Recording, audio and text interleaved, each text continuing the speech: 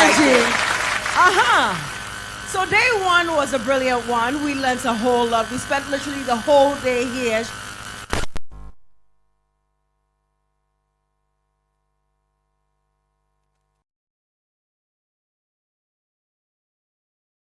And what have you picked up while you've been here? I know I'm putting you on the spot. It's how we do it.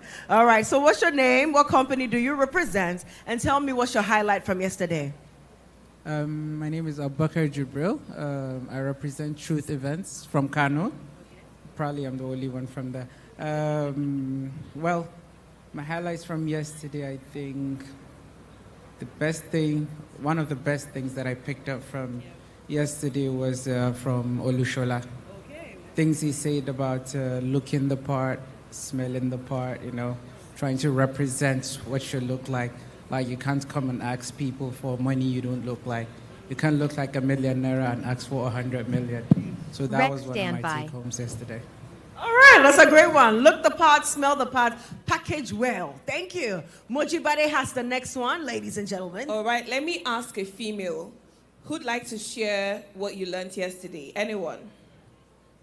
If you're not smiling, I'll ask you. In fact, even if you're smiling, I will ask you.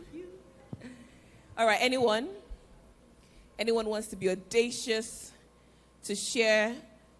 Okay, great. Okay, I have someone. Oh, she's wearing green like me. I love it. The land is green. It's green. Can't you see? Your name, what you do, your brand, and of course, tell us what you learned yesterday. My name is Bosse Laladi Odunsi, Creative Pleasures Events. What really struck me about yesterday's panel session was something one of the speakers said, that until you are able to run your business, even in your absence, that you don't have to be physically present at every event or everything you do. Until then, you're just operating a hobby or a talent. So for me, that was key, having the right structure in place, getting the right team, and ensuring that your business is able to function even in your absence. Thank you. Thank you very much. Do we have anyone else? We can take about two more persons. There's another lady right here. She gets to share with us highlights of her day as well. At least just one thing you picked from yesterday. We're here to learn and unlearn certain things that didn't serve us. So I'm sure you have something as well. Your name, company you represent, and your highlights. My name is Nina Emerald. I represent Torbet. I'm a honeymoon planner.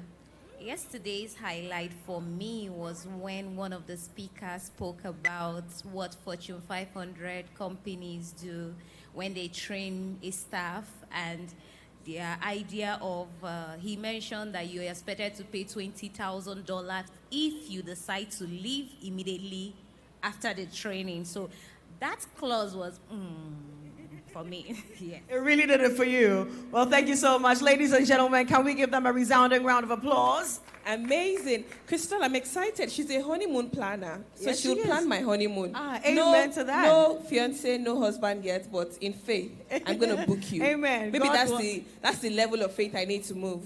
So that God he'll come. honor your faith. Amen. Amen. Amen. We have one more speaker. In fact, she's volunteered to speak, so you can go right ahead. Yes, you volunteered to speak. Yes, indeed. So please share your name, company you represent, and your highlights of yesterday. Okay.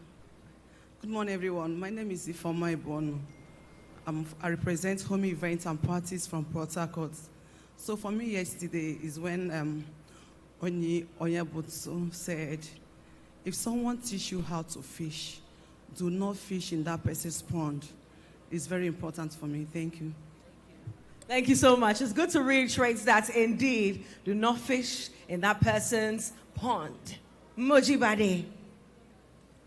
Good morning again, ladies and gentlemen. We are excited to be back. It's day 2 of Texa 2025, and your hosts are on stage. Please give us a round of applause if you think we did a great job yesterday and you are happy to see us again today. Thank you. Some people are like, yeah, I'm not going to clap for them anyway. It's okay. We know that we did a great job. So even if you don't clap for us, You might want to change your mind and give us a round of applause again. They're coming through. Okay? They're coming through. They're coming Thank through. you. Thank you. Thank you so much, ladies and gentlemen. Before we go on today, I'd like to celebrate my co-host and wish her a happy birthday. Oh, wow. Thank you. Wow. Thank you. Now let me be honest. It's not really her birthday. But look at how she's dressed. Tell me, if it's not your birthday, why are you dressed like this? Sweetheart. Are you the convener of this event? Look the parts, smell the parts, feel the parts, walk I the love parts. it. I love talk it. I the love parts. it. I You love know what it. I'm saying? Yeah. At least someone was listening yesterday. Thank you very okay. much. So this is Fugu from Ghana, from the northern part of Ghana. I love it. Yes, indeed. Thank you very much. We're representing Ghana hard. And I see you have a similar fabric on as well. Looking We call good it too. Ashoke in Nigeria. That's right. Just so you know, your luggage will be at least maybe 2-3 kg lighter when you're going back because I'm taking this. Thank you very much. Thank Again, you too. And happy welcome. birthday to you too. I beg. Welcome, ladies and gentlemen. We're looking forward to a truly amazing time today. If you think you had a good time yesterday, wait until you hear what our speakers have for us today. We promise you it will be better, it will be richer, it will be more insightful, and of course more powerful, as we have an amazing lineup of speakers and we can't wait to hear from them. Yes, indeed. We'll definitely be delving into topics of relevance, things that will definitely change our businesses as we know them. We've talked about a whole transformational journey, and today will definitely not fall short of that. So please do take note of your questions, everything that's of relevance to you today. Please take notes. We'll have a very salient session, actually, one that I'm looking forward to, where you get to ask the experts. I happen to have interacted with some of you yesterday. Some of you said you're really looking forward to that part. You wouldn't want that session to happen and you would have forgotten your questions. So again, please note all of them down. At various points in time during the sessions, we'll have Q&A bits as well, so you get to ask. Please don't be shy. Just walk up to the microphones and ask all your questions.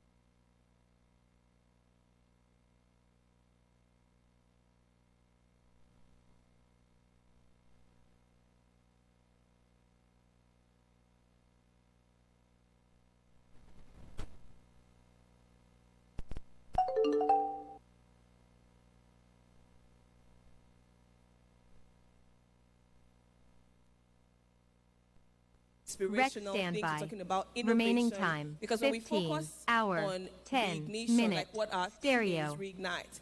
When you're reigniting, you're refiring, you're pushing forward, you're going back to just fire forward. You have to innovate. They say that you either innovate or you die.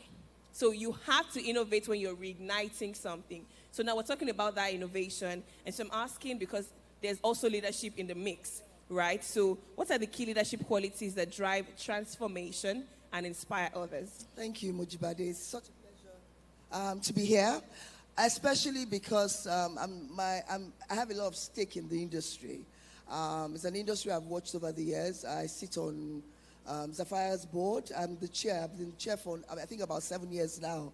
And I've seen the growth of the industry, and I understand the necessity of how we should do things, how we should be impactful, how we should lead. And a lot of times when we are looking at innovation and impact, we always think of, it doesn't really concern us. This industry, what are we impacting? Because impact always comes when people think of non-profits, organizations that are dealing with children, those kind of things. But impact is across board. Impact is essential regardless of what industry you are in. And people that are impactful are always leaders. And you must, and it doesn't mean that you must run the organization. You don't have to be the CEO, because when we think of leadership, we always go first to the person that is the commander. Yes, title must be the CEO, commander-in-chief of the armed forces. But leadership really is about every one of us in our little space doing something, someone that is taking a picture, the person that put on this lights here, because he's impacting the way the place, the look and feel of the place, and how the pictures should look, the DJ that none of us can see, but as soon as you come up, the cue is there, and if he doesn't put the music on, it kind of dampens everyone. So we must begin to change the way we see things, the way we think about things, and we as human beings first, as someone sitting in an organization in Akwa Ibom, in Port Harcourt, in Ghana, in Cote d'Ivoire, in Sierra Leone, and say, how do we impact Africa as a whole? The world is changing so fast. I mean, look at Dirty December, for example, and how the world started looking into Nigeria. And when you think about that, then you now ask yourself, what is important? What is important to you as a person to be impactful? And what are you doing that people are seeing? Because there must be things that we're doing before December came. I've never liked the word Dirty December, but I mean, it's come to stay. So it's giving African mom. Let's call it Clean December. So, people have come, there must be some things that a few of us have done that has become so relevant that people think to themselves, I must be here and be part of the play. And we have to be part of the play. What's the point of you coming to stay here for 2 days? You go back and it's still the same mediocre thing you are doing. The same basic thing. I refuse to be. Everyone in my office, anything I'm involved in, I don't get involved in anything if you want to stay and remain the same. And so that's the way we must think about it. And when we're thinking about impact and building and leadership and all the criteria that you require in terms of your thinking, you have to think in a visionary way. You have to be empathetic. You have to be emotional about how you feel, how you do things, even when you are walking into a room, you first of all scope the room. You have to see. And if you don't see, there's no way you can act. You can't get things done if you don't see. So your eyes must be open first. I like that. Your eyes must be open, and it's deeper than physical eyes. You have to be very sensitive to your environment. I like how you touched on, leadership being just taking responsibilities. One of my mentors and my former chancellor, Bishop Oyedepo, says leadership is taking the lead in meeting other people's needs. I mean, it's not about the title. It's much more about what you do and how you think first of others, and which of course talks to impact and innovation. Thank you very much. So when you're innovating, of course you're leaving your comfort zone, you're looking at other areas, untapped areas pretty much. And then there's the aspect of risk. So how do you balance taking risk when maintaining stability, especially when you're pursuing new ideas? So balancing risk, you're also trying to maintain some level of stability, but of course you want to pursue new ideas because you're charging us to break forth and do things differently. But then there's the aspect where there's a risk level. So how do you balance it? I mean, you can't lead without risk taking. You just cannot. Because what will happen is that I was listening to someone the other day, and the person said, you do one thing once, we clap for you. The second time, we are like, okay, what's going on? So it's still great. There's nothing wrong. I mean, everything, you've had a fantastic 2024. The year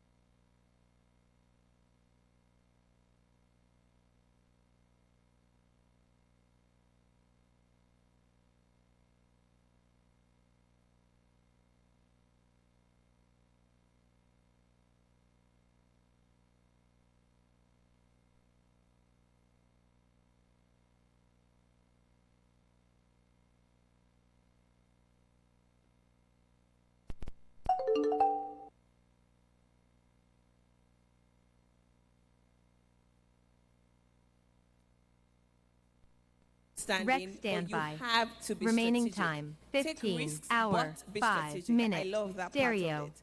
So, yesterday, I'm not sure which of the speakers, but we talked about how you can't be a leader who is leading followers. You must be a leader leading other leaders. So regardless of, I'm certain lots of people here are CEOs running their own organizations. How do we ensure, or what practical steps can everyone here who's listening, or people who would watch this eventually, what practical steps can they take to drive and foster a culture of innovation within their organization? So it's not just a top, just someone from the top always innovating and thinking of ideas. How do you foster an organization and a culture where everyone can think on their feet, everyone can innovate, everyone can think of new ideas and bring it to the table, so that it's not just one person who is dropping ideas every other day? So how do we practically foster such a culture? But we like it now when one person is just dropping ideas. I think a lot of us... We want to change. We're reigniting our passions and dreams. A lot of us are used to, we want that thing to just continue. It's almost like the oil. There's a person that brings the oil, and then you find out that even if there's more oils in the room, you keep them quiet. I'm one of those leaders that people, anytime you work with me, there's no way, even if you're sitting at the back somewhere at the corner, you have to speak up. Because everybody comes with something. You know, I was watching a video, and I'm hoping that they can play it. And I saw this video the first time, and I kind of just said, oh my goodness, this is a great video. And I went away, and I think 2 days after, I was thinking in my head, and something popped, and I was like, this is a video you show leaders in an organization.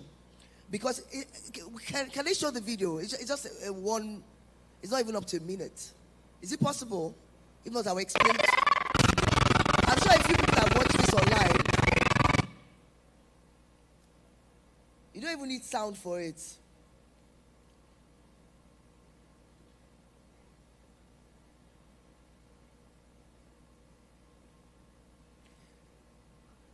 The sound will be good if it can come on, but if not, it's fine. You can see the guy in blue pulling. Can we see him? Then you can see the cheerleaders on the side shouting and screaming. But what's the girl doing? Focused.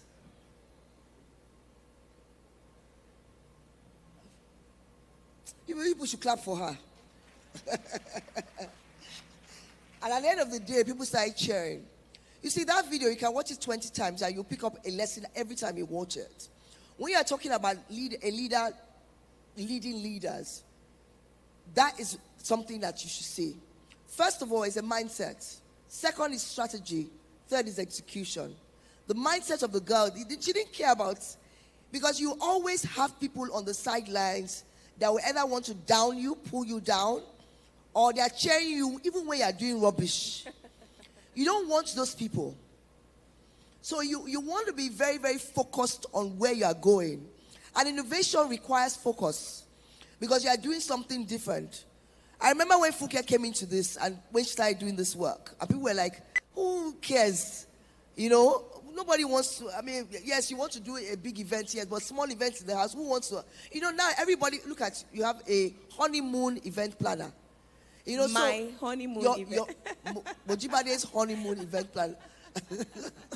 So, it's just a focused mind. When nothing deters you, regardless of what you are seeing, the circumstances of every country today is very bleak. What we see, what we hear, 1st of January, a lot of people were like, Father, thank you, we have gotten into January. And then we're now asking ourselves, what are we going to do next? FX is not coming down, especially in Nigeria. Everything is still destabilized. But I always tell people that the first thing I do is I focus on where I want to go to. I don't even care what else is going on. I don't want to know. So sometimes I do it from last year. Sometimes I'm ready by the last year. But this year, I wasn't even ready. So all my staff knew. I was still blitzed by the struggles and the pain of 2024. Because maybe all of you had a great year, but I had a very painful year. You know, because everything came slapping at us from every side. So I had to say to myself, where do you want to go to? And that's what an innovative leader does with the team. Because once you start sounding bleak, they are going to start sounding bleak as well. Regardless of what is going on outside of inside of what you see, you have to bring yourself above it. And that's what she did. She realized that I don't care if he's going to pull me back. I don't care about all my competitors. I don't care what Zafaya event is doing. What I'm doing is my own. I always tell people, focus on your focus, your own journey, and then stay on that line. And she was just looking at the cups. And those cups signify different things. It can be your staff, your resources, your strategy for the year, your mission. What are you going to achieve? Your board, governance issues. And then make sure that you fill those cups up. And that's mindset first. Then, of course, the strategy is what people will teach you in terms of what strategy are we going to use to get where we are going to. But the execution is one of the most important, because you can write everything down and execute badly. Execution also requires not only you, but the rest of the team. And execution you have to pull your leaders with you. But you can't do it by yourself now. The makeup you did, we see you. The hair, somebody did it. Somebody made the clothes. So we know we cannot survive on our own. So you have to pull everything you have And that thing is a mindset in your mind that we are all going to succeed together. And it must happen by 2025, or you give yourself a timeline. And when I mean succeed, not only the business, but the people as well. Because when your business succeeds and the people don't succeed, it fails. When you succeed and the business succeeds and the people succeed, you will see that all round, win, 360, win. Everybody is happy. Everybody is content. Even if they are dealing with issues, they feel that they've achieved something. And when we are talking about that, you must also, when you are thinking about breaking, innovation, everything, you're talking about the empathy and how you deal with people as well. How do you see your staff? What's going on in their life? Something happened, and you say, oh, you must come to work tomorrow. My father just died. Hey, it doesn't matter. You know, we have a big business. We can't do that. I cannot pay your salary. But you must be empathetic as a leader as well. All those things, emotional intelligence is necessary as well. What's going on? I remember I had a staff once, but as she came into the office, immediately I knew something was wrong in the home. It wasn't about there's no money. It was she and husband. How do you manage that kind of situation? Leaders today are not just leaders of businesses. You are leaders of people. And you become a coach, a mentor, everything. So you yourself, you have to go and train yourself. You have to become more empathetic. You have to become understanding. You have to be stronger. Because you two are dealing with things at home. And nobody's asking you if everything is okay. Nobody cares. And you must have your own tribe. I have a tribe in my own that are my industry people. That we are all on the same group. If something happens this morning, I can send them a message. Before I know it, 2 people have appeared in my office. What's going on? How can we solve the problem? But you see, the only way they will do that for me is because I do it for them. Then I have my own tribe for family. In case anything happens with my children, if I cannot get there, somebody can get in the car now and start running there to go and sort out my son. When my son was abroad, I had people that I knew if I called them. But you see, in order to do that, and all these things you think is not important, but they're all important. You must have a backing. People that stand with you, that will stand with you and support you regardless of what is going on. And when you do that, it makes it easier. In case you fall, they can catch you. In case something is going wrong, you come out strong now. At the back end, we all cry. But who are you crying to? And those are the risks you must take as a human being, as a leader. Trusting people enough to say, let me hold that back for me. I need to go and rest for 2 weeks. When I come back, I know that it's going to be better than how I left it. So those are the things. So it's a mindset, strategy, and an execution. But execution is also as important as the mindset is. Thank you. Please give her a round of applause. Thank you. Now, we're wrapping up very shortly. If you have any questions, I guess we might be able to take 1 or 2. But before we take questions from the audience, I still have about 2 more questions for you. Yesterday, someone led us in, I think, some affirmations, and he said, I would live life on my own terms, I would run at my pace, I would do my thing my way. But we're talking about innovation, and you have to learn from others. So how do you draw the line as a leader to not overwhelm yourself whilst you're trying to live life at your own pace and do your own thing and lead in your own capacity, but you have to learn from other people? So how do you draw the line and not put yourself under undue pressure, but you're still trying to lead and innovate for impact? So you can give us practical examples, maybe stories or... Pressure is everywhere. If you lead pressure, there's nothing you can do about it. You have to find your own hiding place that gives you some form of grace and allows you to build back where you've lost a lot. And you can't give from an empty cup. And that's why you're talking about the outside influences sometimes. But let me go back and say, Mojibade, you must know who you are first. And a lot of us start businesses without even knowing who we are. So what happens is that when the business begins to shake, you yourself is shaking. You don't know. In fact, you joined the business because Mojibade was a great MC.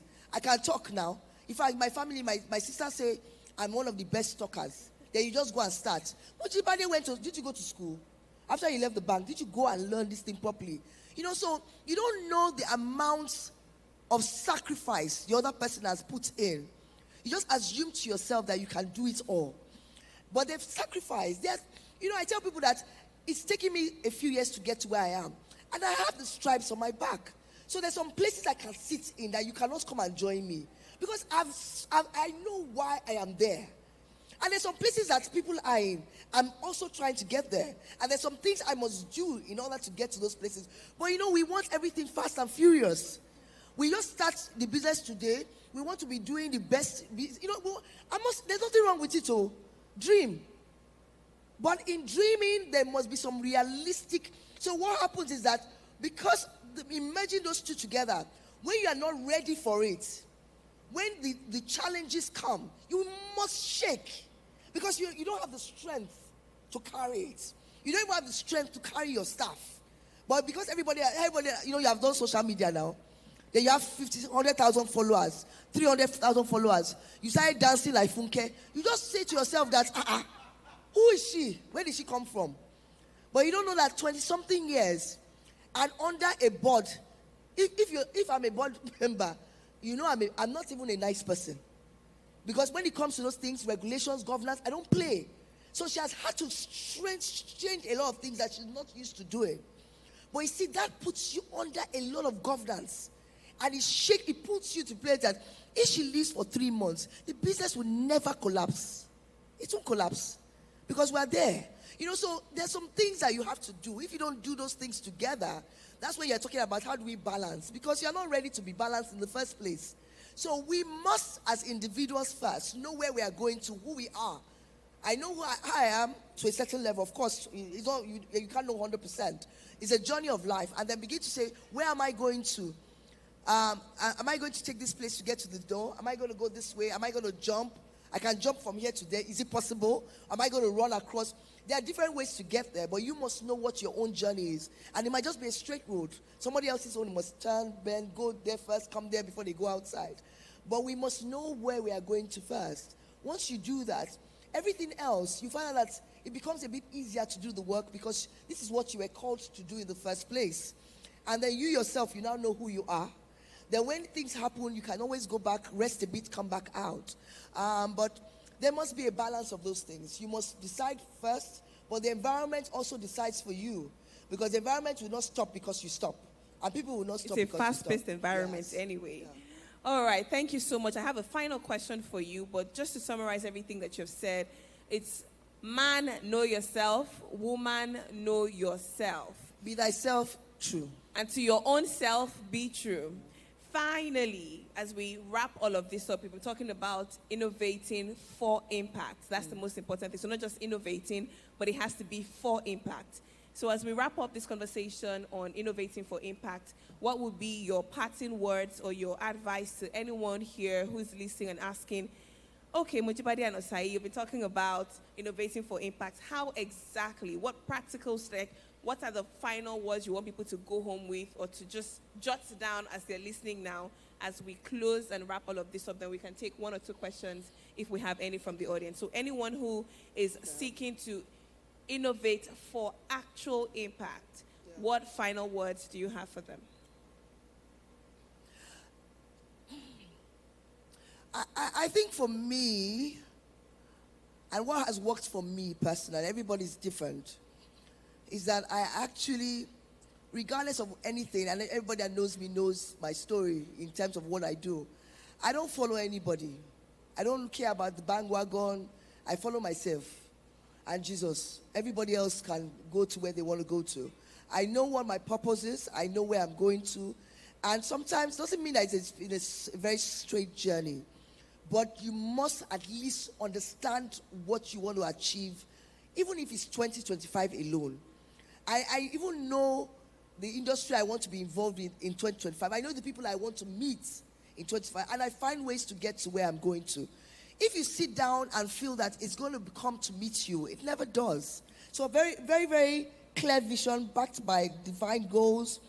Be very focused on what is important to you, not what is important to the person that is sitting next to you. Be very resilient. The country we live in, the way the world has become, you have to be very strong-willed and very strong-minded and just keep on moving regardless. And then you have to collaborate, work with people. No one can do it on their own. And people might be your staff, your family, even your children, your husband, your partner, whoever it is. Find people that you can collaborate, you can partner with, that understand where you're going to and are willing to walk the journey of life with you. no one can do it on their own. No one, not one person. Even in your business, you cannot put the whole hall up, do the, you know, some people say, I now do planning. From planning, I even do chairs. You can't do everything by yourself. Something will fail, something will suffer. So decide what is your main focus, and then everything else, look for partners around you that are strong and are willing to work with you. Thank you. Thank you so much. Please give her a round of applause. Thank you. There's a quote from Tony Robbins, and it says, "The only limit to your impact is your imagination and commitment." The only limit to your impact is your imagination and commitment. On that note, ladies and gentlemen, we'd like to thank you for listening and being a part of this conversation. If there is any question in the audience, thank you for the applause. Let me allow it. Please go ahead with the applause. Thank you. Thank you. DJ, it's okay. There's only one extra balance I'm giving you. This one is also nice. But we can take one question from the audience if there's any. Great. Yes, please. You have to walk to the microphone. Introduce. Oh, two. Yes, please. Bonjour. We'll need a translator to please help with that. Okay, great. She's here. But, s'il vous plaît, we'll take her first. Okay. I'm speaking all the French that I remember from primary school. Hello, can everyone hear me? Yes. Okay, good morning. Thank you so much, Ma Osaye. So good to see you. I follow you on LinkedIn. My name is Nana Wandu, and I'm the founder of Heard in Africa, a speaker directory for Africans, connecting Africans to global stages. And really excited to hear so much from you on governance, compliance, and strategy. And I think my question is focused on governance. At what stage as a business do you start building, or do you get that board going? Because sometimes you start your business and, you know, we just are so busy with other parts of doing other things, social media, creating our client list and so on. But then we forget that part. But when do we start? Do we have a board?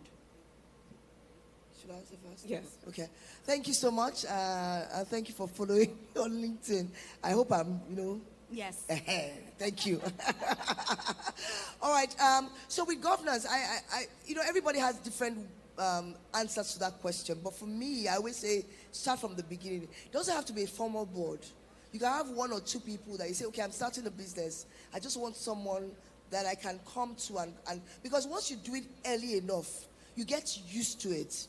When you start running, to come back is very difficult. And to address the mistakes that have been made is very difficult. So you don't have to make a formal thing. I mean, I sit on a new board now, or someone that just started a business this year. We've only we meet once, I think twice a year. But she can always, because she now has made us advisors, she can call us at any time. So she can but it puts you in check. And no matter how big a person is, everyone needs check and balances. You need people to say, this is what I'm doing. Is it right? And you might not answer everything, but at least you pick up a few things. I feel you should start from the beginning, make it informal. Doesn't have to be a full board. It can be an advisory first. And then look for people that are not people that will be saying yes to you. People that also have a passion for what you're doing, but also understand that you need help in this initial stage. And they can tell you, I'll only give you 2 years of my time, and which is fine. And after that, you can get a formal board. Then when you feel that you have come to a place where you're a bit more formal as an organization, then you can have a formal board. It's not compulsory for everyone, but I feel that advisory is so necessary in every season and every area of our life, and it doesn't matter when you start off. Thank you. Thank you very much. Over to you, ma'am. Good morning. Bonjour, je suis Madame Yaya Adidja. Je viens du Cameroun. Je suis event designer, CEO de Event by KM Yaya. Je voudrais parler ici et dire merci d'abord. Merci à Texa, merci à Funke d'avoir pris cette initiative parce que là, ça nous permet de partir de l'Afrique francophone et venir apprendre des choses. Nous sommes venus apprendre et nous sommes en train d'apprendre. Merci beaucoup. Et ma question, c'est par rapport à l'innovation. Vous avez dit, il est très important d'innover. C'est très important d'innover. Mais ce que je vois et je pense et je constate, c'est que la technologie va très vite. Le monde avance très rapidement. Est-ce qu'il faille que à tout moment, on investisse, on continue d'acheter tout le temps, on achète, on achète, on achète. À la fin, je ne sais pas ce qu'on fera de tout ce qu'on a eu à acheter. Parce que hier, ici, on disait, il faut gagner de l'argent, mais il faut pouvoir faire du profit. Mais à ce rythme, si on continue d'innover et qu'on achète tout le temps, est-ce qu'on pourra avoir du profit et pouvoir faire quelque chose pour soi? Je vous remercie.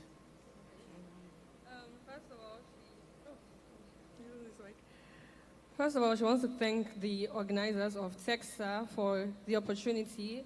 Being an events organizer in Cameroon, it's a great opportunity for her to be here, and she's learned a lot yesterday and from the speech from earlier. Now, what she's asking is that she wants to know, as a business owner, you're always encouraged to innovate, to try new ideas, but she remembers that yesterday, one of the speakers talked about making profits in your business. So she's asking, at what points can you balance it out? Because if you're innovating, it means you're most likely trying out new technology, buying new things, doing things in a different way, which will cost you money while you learn and put in all that effort. So where do you strike the balance between pouring in a lot to innovate, but also being able to make profits so you can actually see what you're working towards while you grow your business? Thank you so much, ma'am. That's a great question. I feel that there are different levels to this. Of course, when you're starting off and you've started a business, it doesn't necessarily mean that, when people talk about innovation, people always think of the huge things, change the whole technology, change everything. No, it can be little things, the way you're doing your policies in the office, the way you're working with the staff, people were at home before, they come back. They can be little things that you start off with. And that can be done without a huge amount of money. So I always say, do a plan of a 3-year plan as you grow. If you grow in terms of revenue, the first year and it's 20%, then you spend maybe 8% on a new thing that you want to do. So you can save the rest. Then the next year, if you're growing by 40%, you spend 15, so you decide what works. But make sure that you don't spend all of your profit on saying you want to do innovation. I don't agree with that, mostly for small SME businesses. So you have to be very calculated about it and then do it in steps, and don't do everything at once. Begin to do it in steady steps, and as you grow, you'll get to that point. The other thing I wanted to say is that we have to be careful that when you see organizations, coming and saying that they are doing innovation, a lot of times, as I mentioned at the beginning, we just think technology and then begin to pull in a lot of technology. Sometimes those things might not even be helping you, but you assume to yourself that it's great for that time. What season of life is your business at? So everybody's business is at different levels. So because Mojibani now decides to bring in technology, Mojibani maybe is on the 10th year. Her business might be 2 years old, but she's on the 10th year of her cycle. I might be 8 years old and I'm on the 20th year of my cycle. So you can't use that to judge what you are doing. But do it so that you can balance that and not spend all your money, and just do it in steady steps. And you can gradually begin to build it up. And then you get to a place where you don't overspend, but you're also still innovating, and you keep on just doing like this and moving up and down. And then always go back and measure it. Another thing a lot of us don't do is we just do it, end of year comes, we all leave again, we go into another year, we start. Did you even measure what happened last year? Did you sit down, did you evaluate what happened, what did we do, how did we do it, did it go well? You have to measure your impact. And if you measure it, then you can now know that you have actually accomplished or you have not. And if you haven't, you can either quickly stop it or you rephrase it. And that's why leaders have to be very flexible in their thinking. I can start something today and I can kill it the next hour. I'm very ready. I don't mind it because I don't mind to fail. Failure is normal. But we take it as something that is so overwhelming. It's normal. We're allowed to fail. Don't just do big failures. I don't allow people to do big ones. Very small failures. We fail, we correct. And that's why you talk about learning, unlearning, and relearning. And once you get to that place where your mind is open to changes, you correct it, you change it, you move on. You correct it, you change it, you move on. And then you get to a better balance of life. Thank you. Thank you so much. Thank you so much. Can we please give a round of applause to the bag of wisdom, the bag of knowledge that is my guest, Ms. Osai Alile. Thank you so much for joining us on this conversation. Innovate for Impact. On that note, we are officially done. We will move on to our next conversation. I'll allow my co-anchor do the official introduction. We'll take pictures first. Thank you. DJ, give us some music now. I believe we've Where is learned Funke a lot. Bokno? Your chair is here, you're not here. It doesn't make any sense at all. It's really bad manners.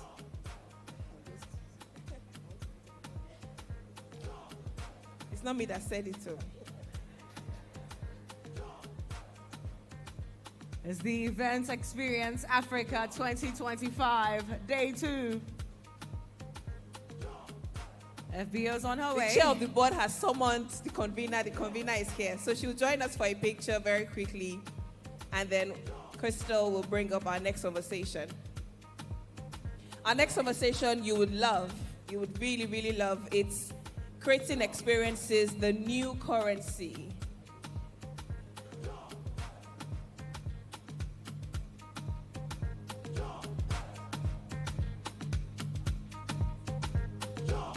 That's it. Get your biggest smiles out.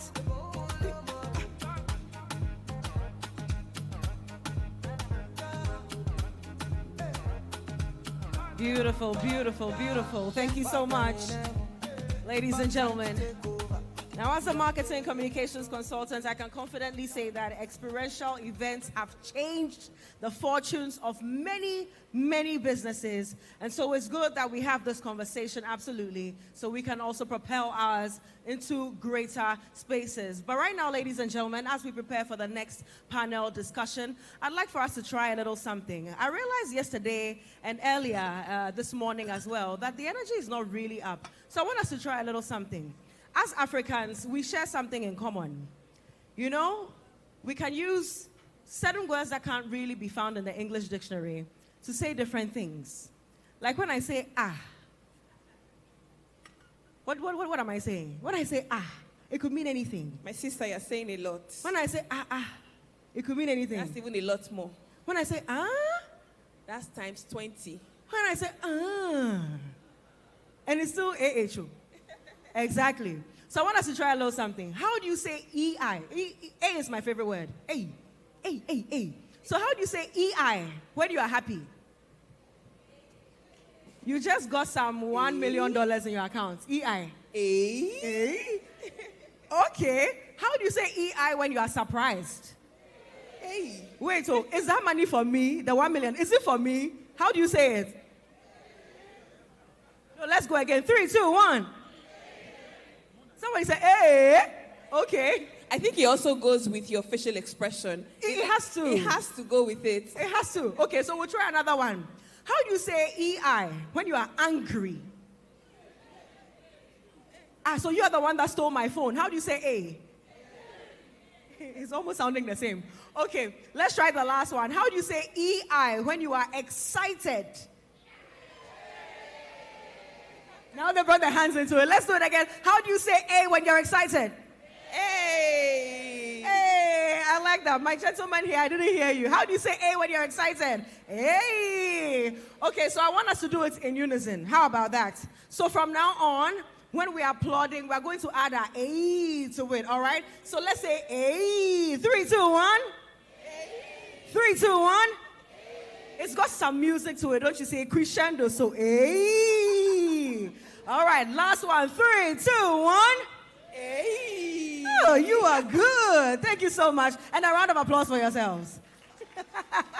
Beautiful. So we're on to the next panel discussion. This one, you've mentioned already, will be really interesting. Curating experiences, the new currency. And ladies and gentlemen, you know, this is one of my favorite quotes, actually. Maya Angelou said, people will not remember what you did or what you said, but they'll always remember how you made them feel. And literally every company that's into products and services has been going in this direction because they know that when your whole being interacts with the product, the service, and anything else in between, you will never forget. If I gave you toothpaste right now and you used it and it was actually great, how will you ever forget it? Never. So that's the way forward. And right now, ladies and gentlemen, seasoned experts from across the continent will come through and have this conversation with us. It will be moderated by Christine Ogbe, who happens to be here with us right now. Let's welcome her with a resounding round of applause. Give her some music as she dances upstage.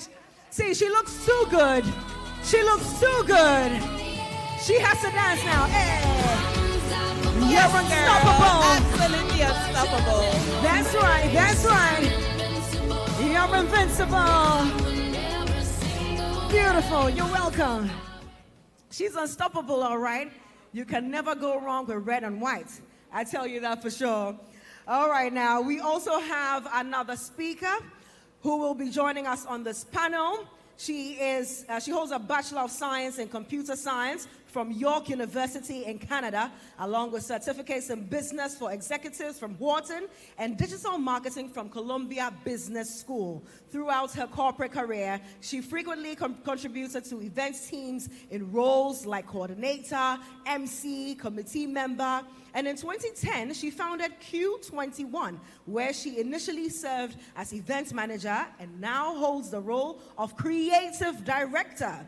As the founder and managing partner of Q21, Eunice has successfully managed high-profile brands such as Paramount, Microsoft, Oracle, and Seplat Energy. She's also been involved in major events like the Africa Magic Viewers' Choice Awards, AMVCA, Jameson Distillery on Tour, and Showmax premieres. Beyond Q21, she engages in mentorship and volunteer activities, including the Music Business Academy for Africa, and recognized as a leading expert in experiential marketing. Ladies and gentlemen, our powerhouse comes upstage. Make some noise for Eunice Adeyemi. Yeah, you have to dance as well. Show off your beauty. That's right. Welcome. All right, let's give it up for her. 3, 2, 1. Did we forget our chorus? 3, 2, 1. That's right. Beautiful. All right, ladies and gentlemen. Our next panelist is one of Africa's top wedding and event planners with over 300 events in his portfolio, including destination weddings, corporate launches, and prestigious state-affiliated gatherings. His work spans South Africa and beyond, and his expertise is built on training at the South Africa School of Weddings and attending prestigious industry events like the Art of Planning Masterclass and the Destination Wedding Planners Congress. He has been an adjudicator for the Wedding Planners Institute of Canada's award, and has spoken at major events in Zambia, the UK, South Africa, Ghana, Nigeria, and the Middle East. He is also a qualified chef and holds certifications in clothing and interior design. His career has seen him featured on DSTV's Wedding Diaries in 2016 and Forever Yena in 2023, as well as involvement in the Rotaract Club of Borrowdale Brook in Harare, Zimbabwe. He's recognized for his influence in the industry and was named in the Forbes 30 Under 30 list in 2021. His brand continues to make a significant impact on the global events scene. It's a pleasure having you here. Ladies and gentlemen, let's welcome Kevin the Planner. Sunrise over the horizon, and I'm grateful. Because of your love, I can face any challenge that comes my way. All right, thank you very much. Our next panelist is Brian Menson, beg your pardon. Brian Fafali Taki Menson is recognized as Ghana's top wedding and events planner. He leads White Chalk Global and the Magic House, both pioneers in the industry. With over 700 weddings planned across West Africa and beyond, Brian has earned multiple accolades, including being named the top 100 most influential wedding organizers by Destination Wedding Planners DWP. A trendsetter in the field, he's known for his unique, exquisite wedding designs and has featured in numerous wedding magazines, blogs, and lookbooks. In 2022, Brian was honored with the Event Planner of the Year award at Ghana's 40 Under 40 Awards and named one of the 50 most influential event personalities in Ghana by ICS Africa.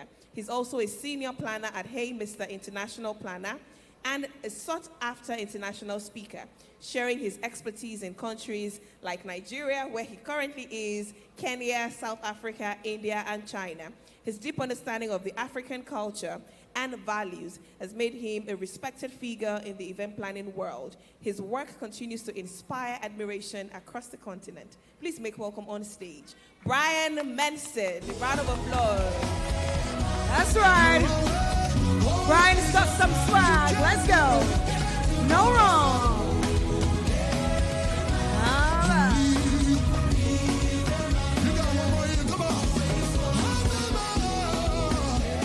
Welcome, welcome, welcome. Thank you so much.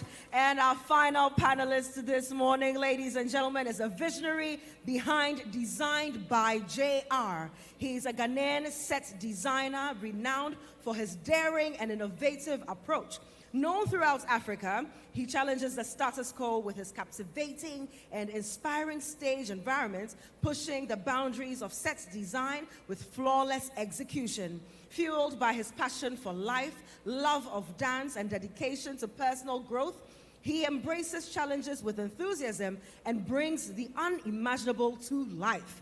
With a growing portfolio and an unwavering drive to redefine the art of set design, he's poised to captivate the world with his creative genius. Ladies and gentlemen, our final panelist, let's welcome Eugene Ajiman Cropper Jr.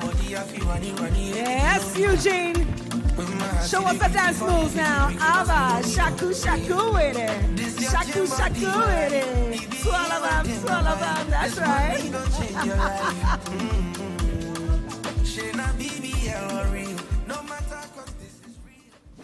All right, over to you, Christine. You handle the conversation from here.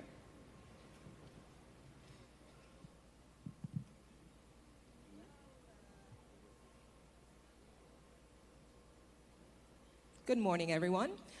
It is such a privilege to be here today at Texa with this great panel, speakers, amazing. You heard from their introductions. We have a great range of people here to share with us on the great topic that we're going to cover today, which is about creating experiences and if it's the new currency in our events world. I'm so happy because most of the people on this panel are actually good friends of mine. So we all have history. Eunice, you know, we go way back from the days of starting Q21. Kevin, you know, we've been on a session like this before. Brian, my brother from Ghana.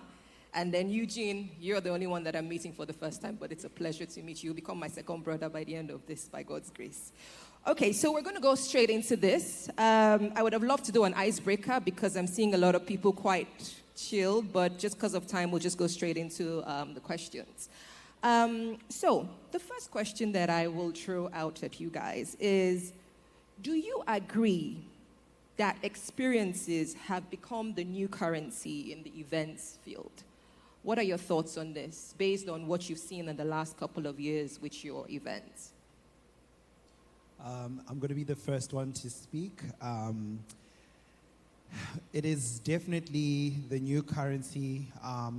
You know, just the event experience has become something that is more sought after now, because at the end of the day, a lot of people have grasped design, and we've seen this. It started off in Nigeria, from where I'm from. We used to get a lot of inspiration from, you know, really good weddings coming out of Nigeria. Then it kind of transcended to Ghana. Ghana's doing really well. Then it's now everywhere. So walking into a wedding and there's a ceiling installation with flowers is not is not a showstopper anymore, you know, because everyone has grasped flowers, centerpieces, and things like that. So now Xperience is giving events the next thing to look forward to. So it's definitely the new thing. I think it's really important that we learn and unlearn that ceiling installations and beautiful flowers and decor and design is not enough to cut it for event experiences anymore. Okay. right, thank you so much. Eunice, I know you dabble a lot in the experiential marketing part of the events world, so I'd like to know a bit from you on what you feel about this question. So for me, it's a bit different because, I don't do weddings and I don't do birthday parties. Absolutely. So we focus just on corporate clients. And we've always known that it's the experience that matters. It isn't the brand that people are necessarily coming for. They're coming for that experience. When I come into the space, how can I engage with your brand? And so for us, we've always had to make sure that when you come into an event space, there's that experience that you're walking away with and you're connecting the experience to the brand. Right? And for us, that's really important. I think over the years, it's become even more strenuous for us in the corporate world because weddings are now doing the experience. So people go to weddings and they experience something at a wedding and they're like, wait a second. By the time they're coming to a corporate event, they need to even get more of a high, as I like to call it. So you have to get more of a high when you're coming to a corporate event. And so we found that it is just becoming more and more, how do we say it? We need to up our game. Yes, absolutely. So why do you feel like the clients are asking for this experience? I know when most of us started, we had basic questions that we would ask our clients when they come for a consultation. Oh, what is your date of your event? How many people? What are your colors? The basic questions. And then now the questions are changing because you're digging a bit deeper to understand who is coming for the event and what experience do we want to create at this event so that as they come and they leave, they're leaving with something lasting and, something that will evoke their emotions and so on. Brian, do you want to touch a bit on this question? Yes, I do. Hello, Nigeria. Oh, hello, Nigeria. Okay, I'm happy to be back here again, and thank you, Funke, once again for making it happen and making it a reality.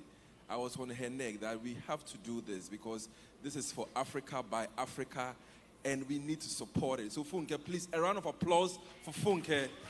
She's done fantastic. She and I travel a lot, and we see what others are doing, and we say, sorry, I'll come back to your question. I need to say this. Please go ahead. And we say that we don't have anything like this. We don't have anything like this. And so I'm happy, I'm blessed to be here, and I've dreamt of this time for a long time, and it's happening again. So Funke, thumbs up. Yeah, thank you so much. And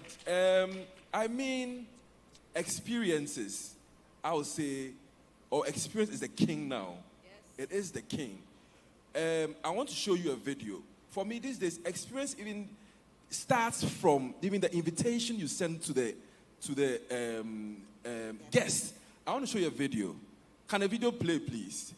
We did an event recently. Yes, this was somebody's invitation. Just watch it.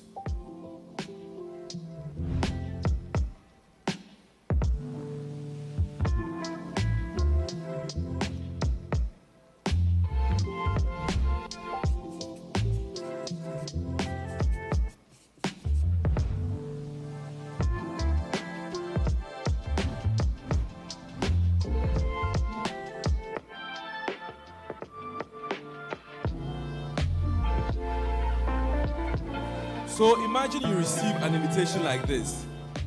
You are already expectant, right? You are already excited. How is it going to look like? So for me, don't even think that, okay, on that day, I'm going to do my best. Even before that day, what am I doing? How am I making the guest feel? How is it going to look like? So, I think that we'll go deeper, but I think that now experiences start from even before the event. To know that even before the event, I've seen invitations where it goes with chocolates, fresh flowers, jewelry, and all that. When that happens, you're like, oh, wow, it's going to be a luxury event. It's going to smell good. You understand? So think about that. Listen, experiences start way before the event. Thank you. Okay, thank you so much, Brian. I love that video that you played. We're as creatives, we have to mix in a bit of gang, can't just be all talk. So if we start dancing at some point, please excuse us, we're just creatives, yeah? Okay, so on to my next question, and I will take you on that one. How has the demand for unique experiences shaped the event industry in recent years? Please, Eugene. It starts from even the video Brian just played, that particular event. When we were designing that event, there were lots of elements that we were looking at. I also designed a bar for that particular event, and it had the client's pictures oars on the bar. So when everybody entered, the first thing they could see was, wow, this bar is really different, this bar is really nice. And I felt like everybody started talking about it after the event, and it made everybody feel special. So basically, it's how you make people feel when they come to these events, the sets we build, and that's the experience I feel like is creating it. Okay, thank you so much. Again, as creatives, I know sometimes we go a bit over the top with our dreaming.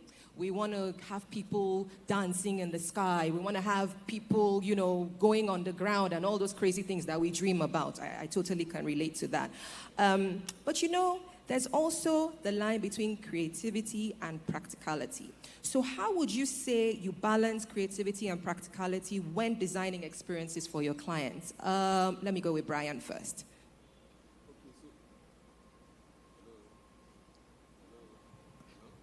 Tricky. Hello. Okay. How do you balance creativity and being practical? Because as you said, we can go over the top. We can go off the roof. Experiences can be very expensive.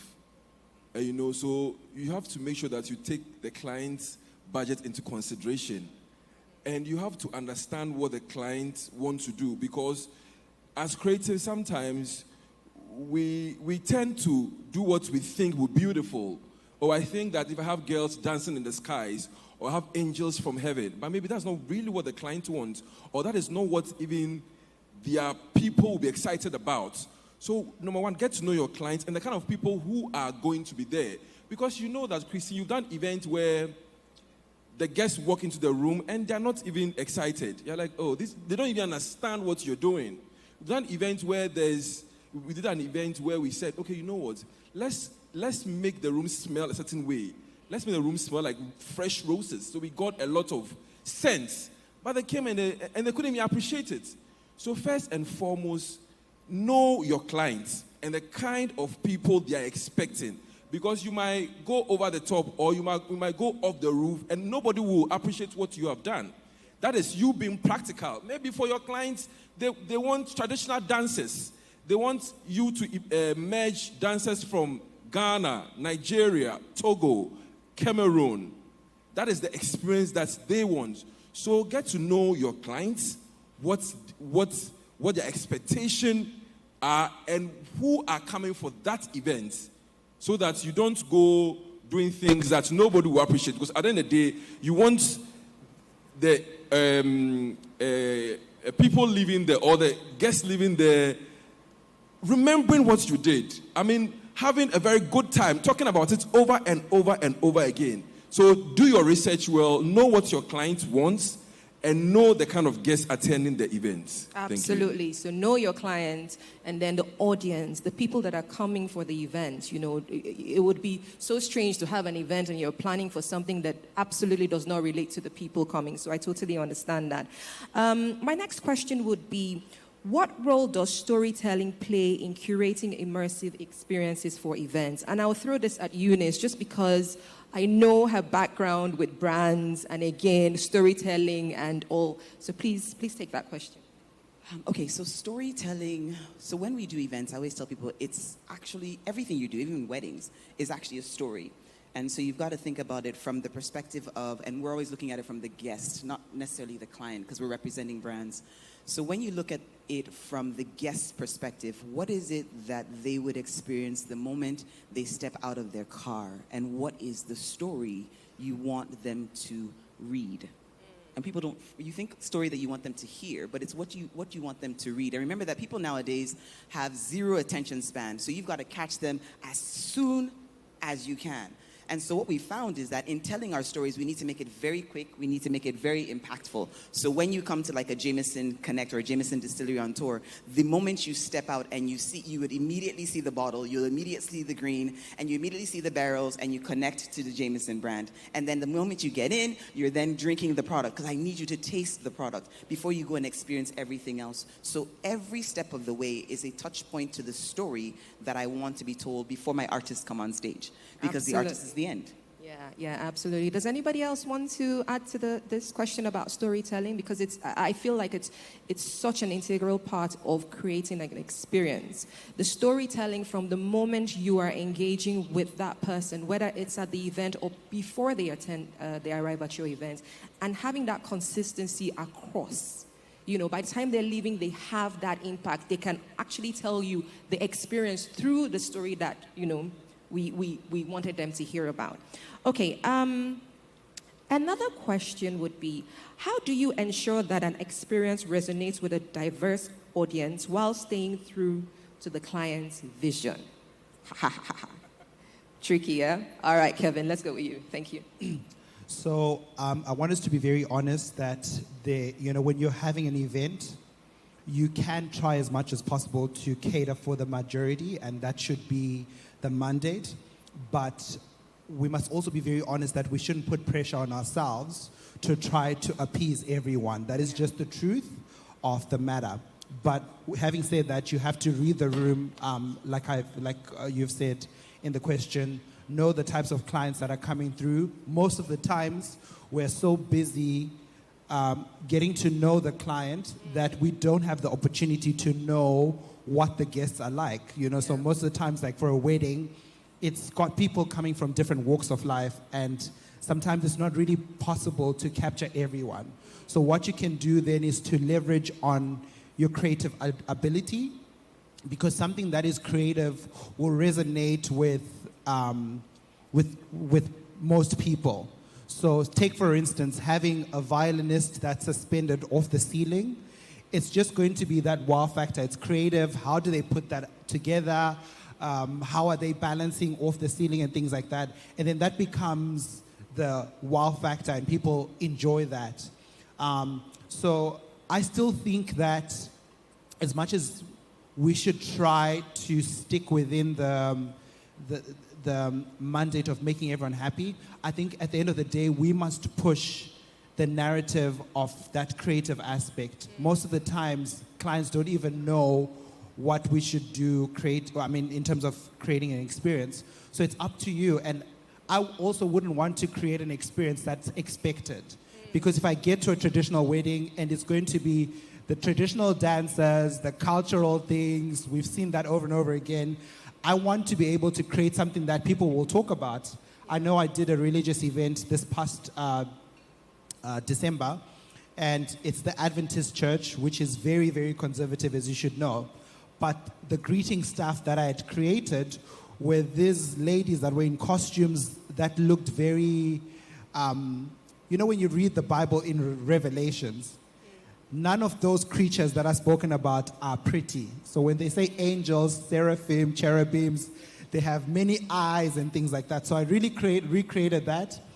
And I just had a voiceover that was speaking into what Revelations is about. And then people were enlightened because they were like, wait, actually, those creatures are not pretty. So that's the reality of creating that experience, because when people were wondering, why do we have all these beast-looking things walking around, serving people drinks, the voiceover then connected people with, wait, this is about Revelations, these are the seraphims, these are the cherubims, and things like that. So at the end of the day, I think we shouldn't keep ourselves in a box. You must be creative, but with that creativity, give information so that people are not lost. Because if you don't give information, then it will look like we're in a cult. Why are we bringing all these people dressed with weird-looking things? So just always match your experience with some information, whether it's a little note that says, all the guests, all the waiters that you're seeing walking around in black costumes, this is coming from an inspiration of ABC. Or if you can have that visual or voiceover of speaking to guests so that they know what it's about, then I think that makes your creativity and the experience complete than just having a prop walking around and people are like, waiting to happen. So yeah. Yeah, so Christine, sorry, can I- Christine. can I- So okay. I wanted to actually just add, and I think it's great. What we need to do as in this space, though, guys, is remember that what you're doing is you're actually informing people. And you need to inform them of something new and interesting. That's what they're looking for. Then you take your creativity to a different level, because there's an information overload.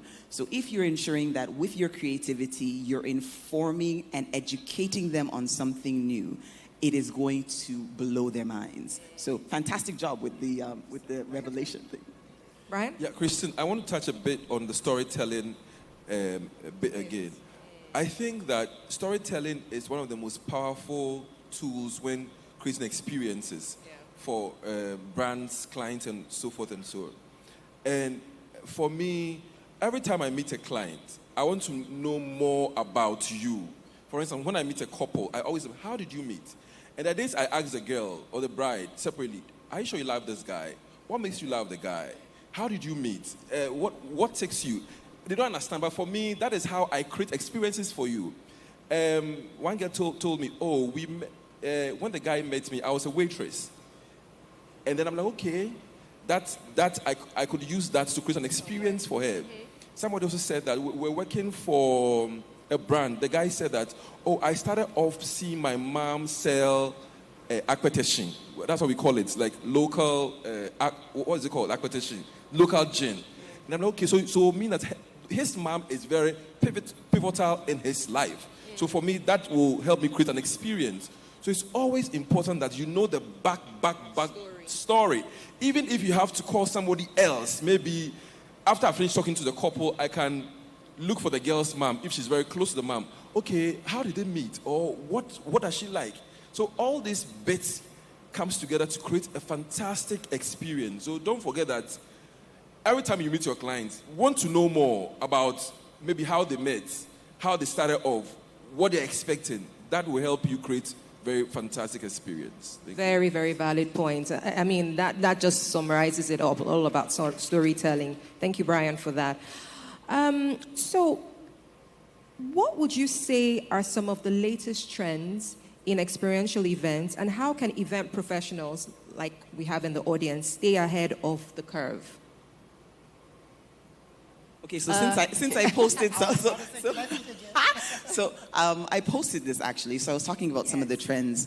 One of them is AI, and I find that people are not, especially in Nigeria, we're not using it as effectively and as efficiently as we can. AI is such an amazing tool. It helps our creativity in one way if you know how to use it properly, but then also engaging your audience. So engaging your audience with AI, I know in the Nigerian market, we're going to see so much more. This evening, we have an event where we're doing AI imaging. So people get to take their pictures, and it generates an AI of themselves with that particular. But there's just so much to be done. So I know that one of the trends for 2025 is definitely AI. And if you have not figured out how to use AI properly and to your advantage, you're already too far behind. I'll let you guys do some of the rest. Eugene, do you want to?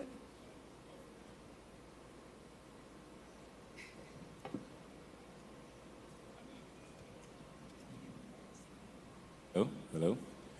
What I've also noticed is that currently new experiences such as project mapping and screens, the use of screens at events also creates these new experiences for people.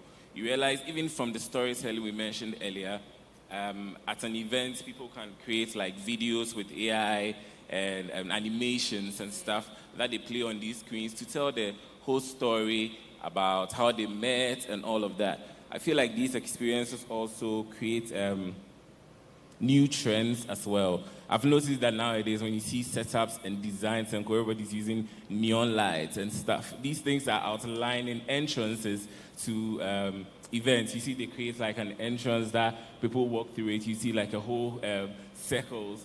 All these things, at first you just see like a 3D mode created. But with the use of neon lights, you notice that it outlines it. It gives it like a clear walkthrough for people to go through as well. Even when you see dance floor creations, even this stage, you can notice that if you're at the back, you see the neon lights has given us like a good outline. So and also, it also provides safety for clients as well. You see the stuff, how do I even put it? The staircase as well. And it also creates all these new experiences as well. Yeah, absolutely. Thank you for that. I think to summarize this question and from what you've said, it is just very important that we try new things. There are a lot of companies here that actually provide AI solutions, and it's just They may not also know how to apply it to the event space, and it rests on us to figure out how to actually take that AI technology and apply it to our own field. So just touching on that. How do you incorporate technology to elevate the event experience? Now talking about AR, VR, all the RARs and goes. Please, Brian, go ahead. So some time ago, Christian called me and said, Brian, I have this new thing I've done. And okay, I was eager to see it. And I had not seen it before, really. I was very interested when I saw that. So you come into her office and you're able to see how your event will look like even before the day. Yeah? So you're able to see how the dance floor will look like, how the florals will look like, how the ceiling installation will look like, how the entire experience in terms of design will look like before the event. And I had never seen that. And I thought it was such a fantastic idea that I think these days we are all moving from even the normal mood board using canvas and all that. So imagine you have that technology or you have that power where the client sees everything they are paying for before. There are some clients who do not want. I always like the surprise factor. I always want to give you the magic. So before now, I won't even tell you what I was doing. You get there and you're excited. And it works for me. It worked for us for years. But now, of course, we've grown. Things have changed and all that. So imagine you have that technology where the client sees everything. Everything before. They are living it. They are walking into the room with a VR, right? They are walking into the room. They can be on the dance floor, see their backdrop, sit at their couple area before the event. Imagine that. So I think that it's very important that technology is also keen in what we do these days. And I always tell people that you don't have to be the one. There are people who are not interested in all this. Hire, as Christine said, there are a lot of companies who are offering this solution. Hire people to do this for you. You don't have to be the one learning all this, jargons, and you don't have to be the one. Hire companies to do this for you. It will save you a lot. Thank you. Thank you so much, Brian. Yes, I can relate to the AR solution because, Wedding Guru developed something like that 2 years ago or last year that we were able to actually show our clients the entire 360 of their event before actually going into the venue. So you'd be able to see the entire space, your flowers, your dance floor, and every single thing. I just wanted to give another example of something that was done recently in December using an AR company that is also based in Nigeria. You can come to me later. I can give you the links to their company. There was a Rema concert sponsored by Hennessy. And we were able to create this hologram box where we put Rema in the box and people could actually dance with Rema. Without him actually physically being there. So they had videos and photos from the concert as though they were actually dancing with Rema. And it was just such an interesting experience, that they had at this concert that made people go home with, they were posting it and so on. So thank you so much for your input on that. My next question would be, how do you balance a client's budget with their desire for a high impact experience? Our dilemma. Always. Okay. I'm also going to come in here as someone who comes from a place where we don't have really, really big budgets. You don't have, or you do have?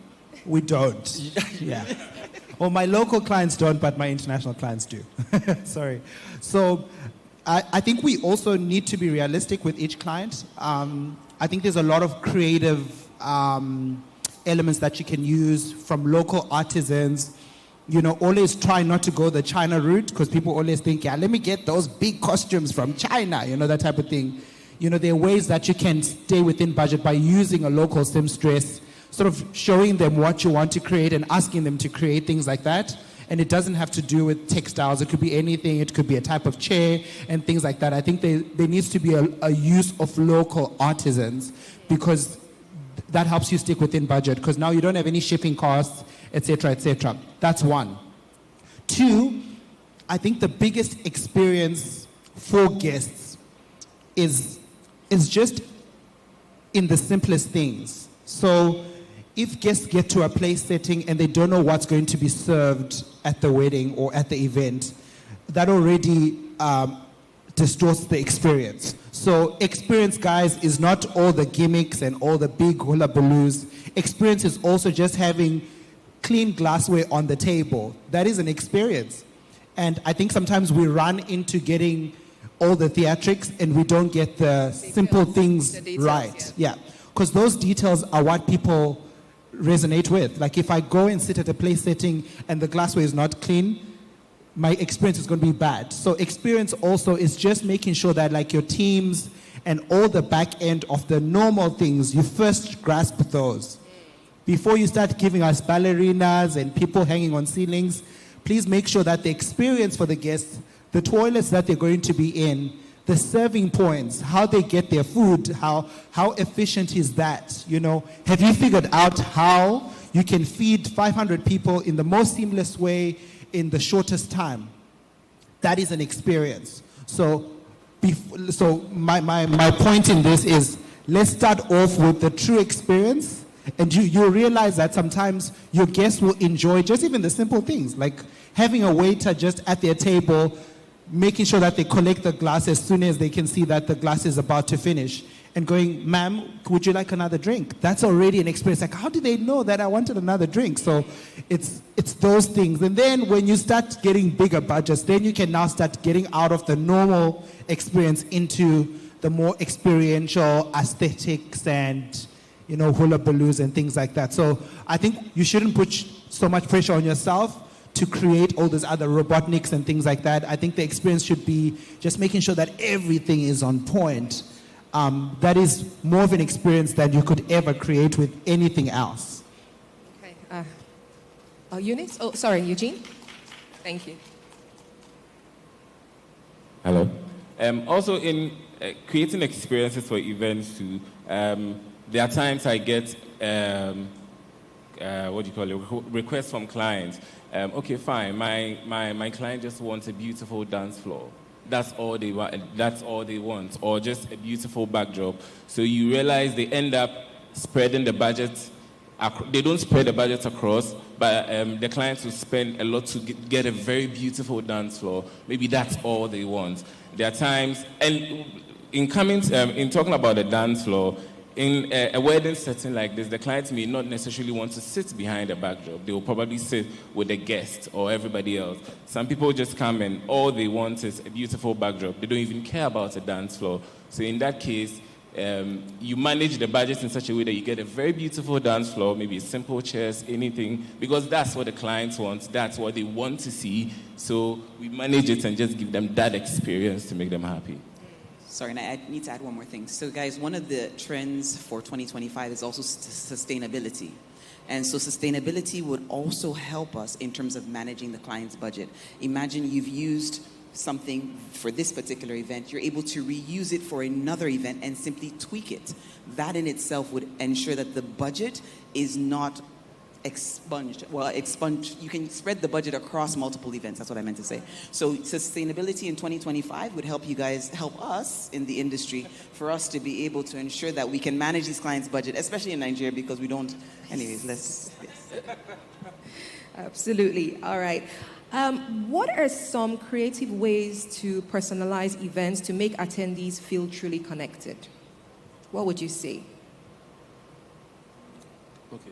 It's always me and Brian. I'm joking. Sorry, Brian. Okay, so for me, I think when we're being budget conscious and just being creative, one of the things that I can think about, because I'm more inclined with the wedding experiences, I think guests always want to feel a personal touch from the couple themselves. So something that is very simple that you can do is to find time for your clients to write a personal note to all the guests. So you know how we do the generic stationery where it has someone's name or it has the drinks menu and the food menu?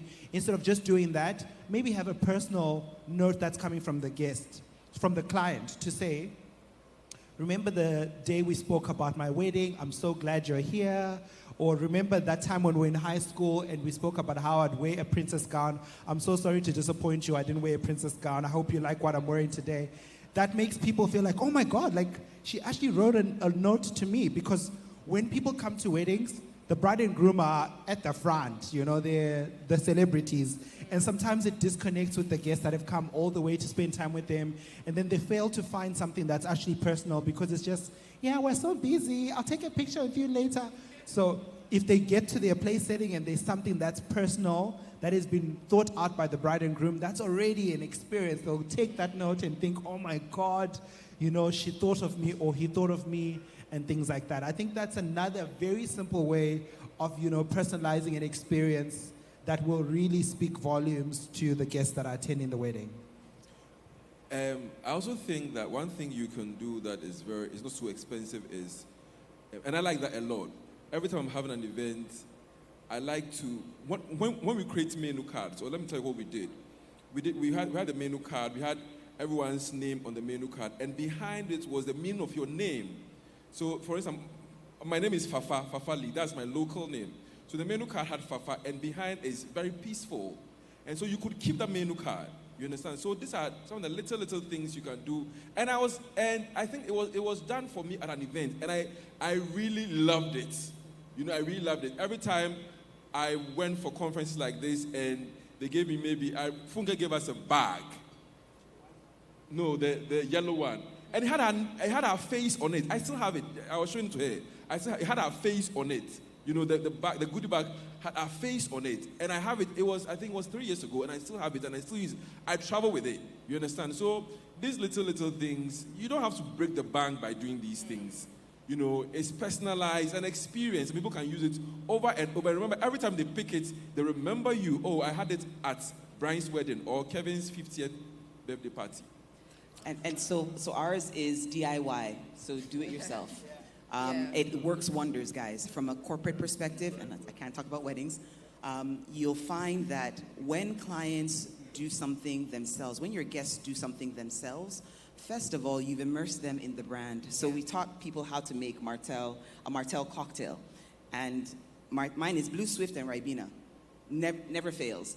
And I know people who come up to me till tomorrow and say, oh, mine is Blue Swift, Sprite, and Ribena. So they're talking about the brand in a personal way. So they own that experience. So DIYs work wonder. Painting, anything DIY works wonders for us in our space. And I've seen these days, there's so many events where there's so many hands-on experiences. And I find that those ones are the ones that stick with me personally when I go for events. I've seen situations where they've asked, oh, let's carve wood, let's mold a clay pot, those sort of things, or do a little floral basket. You remember those things, and most likely they will allow you to take those things home, so you get to keep them, and you remember the event that way. Thank you so much. I'm sure a lot of people in the audience would like me to ask this question, and it's, how can small businesses or freelance professionals compete in this experience-driven market without large budgets? Because a lot of people in the room, I'm sure the newbies in the industry, if there are any in here, would like to know how they can enter this space. Eunice? I mean, if you know me, my word is collaboration. So I am always telling people collaborate. You find one of the, and anybody worth their weight in gold would want to collaborate with you anyways. So find them and tell them this is what you'd like to do and work alongside them. So you would come and you would execute. I mean, I've got one of the guys that came and executed something at one of our events, and what he does was he does a mural. He creates beautiful murals. He came to us and asked, can he come and do that at our event? And I was like, sure, why not? I gave him space and he executed it. After that, trust me, this guy has been he's all over the place. So if you're looking to be involved in the experiential space, without going too far, I would say find people that you can collaborate with and say, you know what, I have this and I'd like for you to be able to, I'd like to come and display it at your event, and see what happens from there. Yes, absolutely, collaboration, and I can't stress so much about this. And Eunice is making the point about collaboration as a newbie, but also there's collaboration between existing professionals, and I'll just give you an example. For example, myself and Eunice are currently on a project which started 2 days ago. We're supposed to be on that site, but we're currently on that project collaborating, and it just says much about how it's so important to collaborate in this industry. Thank you so much. How do you handle last-minute changes or unexpected disruptions while ensuring the experience remains flawless? You know those crazy moments that come up? Yeah. I think, this one is a tough one. I think this is what we put on our CVs and our resumes, that you work well under pressure and things like that. And the truth of the matter is you need to apply yourself. If you are saying you're innovative, then you have to be innovative. Sometimes there just isn't in a lot of time, the luxury of time to figure out things. So you have to consciously utilize your own intelligence, but if you don't find a solution, never be shy to ask someone else.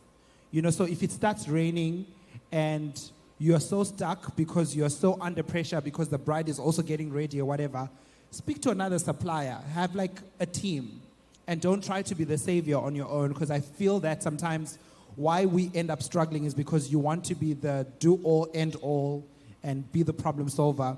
You will still get credit. At the end of the day, if the wedding goes well or the event goes well, as the event planner or whoever you are in the team, you'll still get the credit. So it doesn't harm to say, Brian, I'm on site, it started raining, have you worked at Labadi Beach before? What do I do? Do you know what I can do? Then Brian will say, actually, there's another venue like that's right next door to that marquee.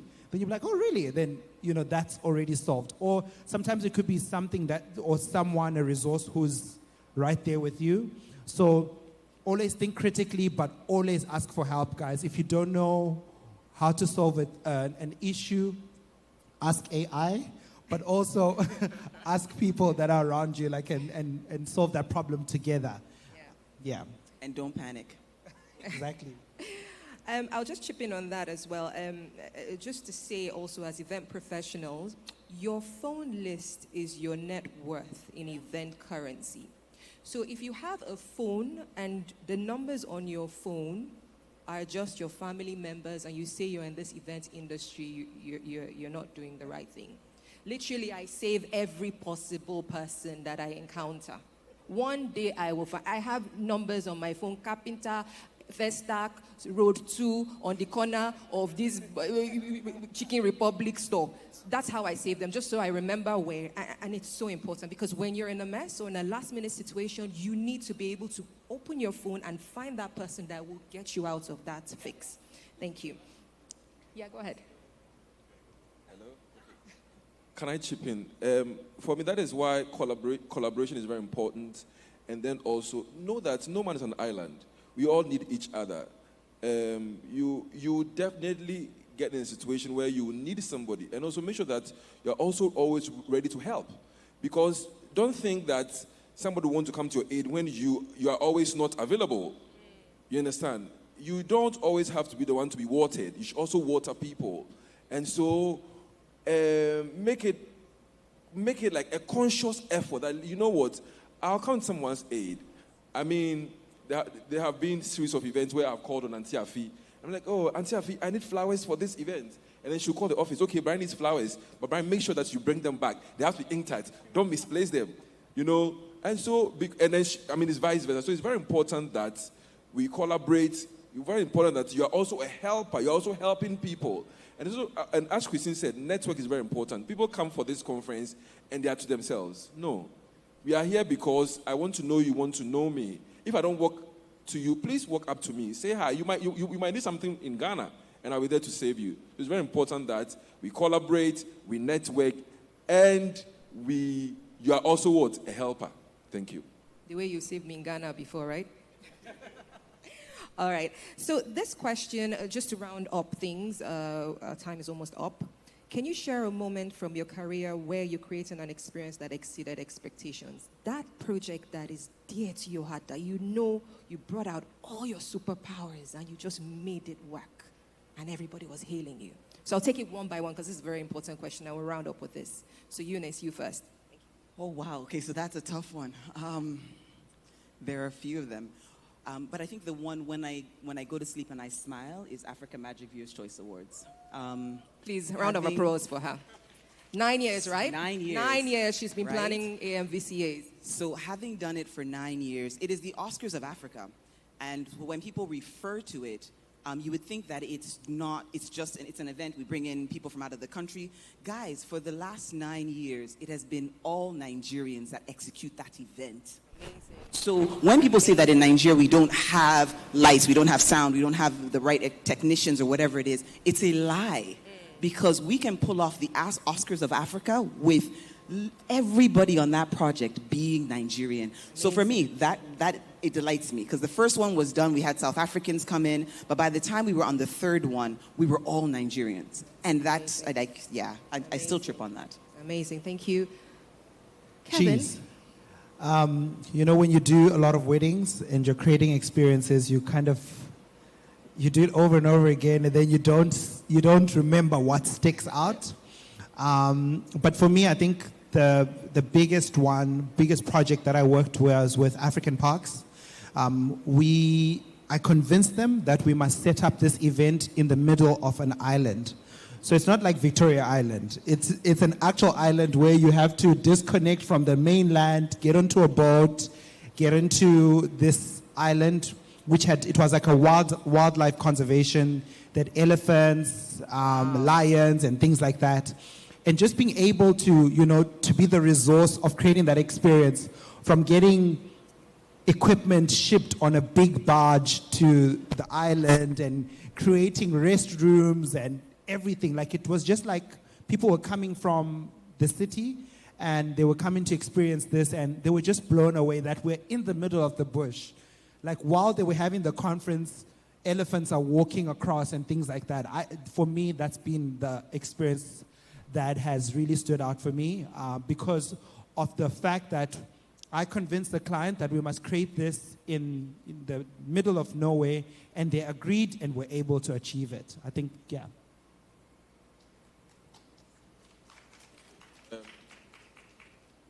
Okay, hello. Well, as Kevin said, you do so much that you can't pick a favorite. But for me, I'll pick an event I did recently for a friend. It was his wedding, and it was something that was very close to my heart, for starters. And when you're working for friends and you start seeing who they really are, it happens also. And so a lot of things came up, but I said, I want to treat this wedding as though it was my wedding. And so there were times I got emotional and all that. And I also wanted to give him something that he will love for the rest of his life, because it's an industry and he's seen it over and over again. And when you're working for an industry person, they've seen it all. What else can you do? How else can you make it work? And after the wedding, the number of calls I got, and he won't stop thanking me with his wife. I got a lot of calls. Charlie, this wedding so far, they think is the best they've had. Because I think that it was a great experience. There's something in Ghana where after the ceremony, we have the couple coming in to the reception ground for their first look and photos. And during that time, we leave the guests outside to, while away time, while you're there. Sometimes we do cocktails and all that. And people are in haste to get in. What are you doing inside? We want to get in. But then we said, you know what? Let's give them an experience where they won't even want to come inside yet. And we were able to achieve that. The guests had fantastic time. They stayed outside for long hours. And after, people didn't even want to come inside again. It was a beautiful moment.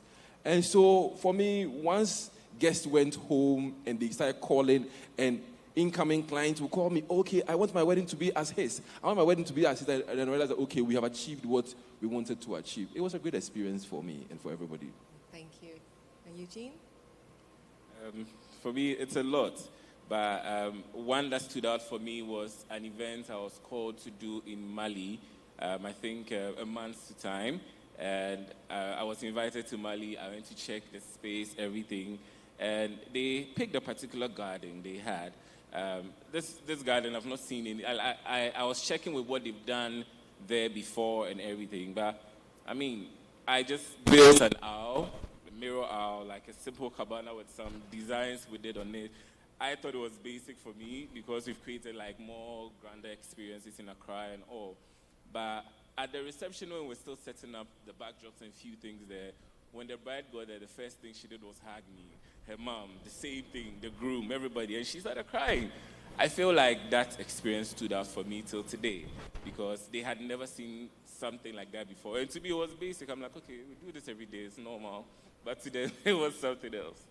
Yeah, and I guess that feeling of fulfillment at the end of a project is just a feeling that nobody else can relate to unless you're in our field, especially when it's a successful project. You can't measure it. Oh, so thank you so much. I think we're done with the questions. We will be taking questions from the audience, please. Thank you.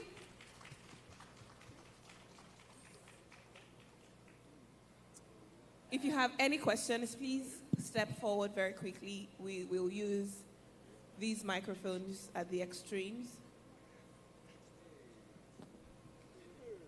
Your sister.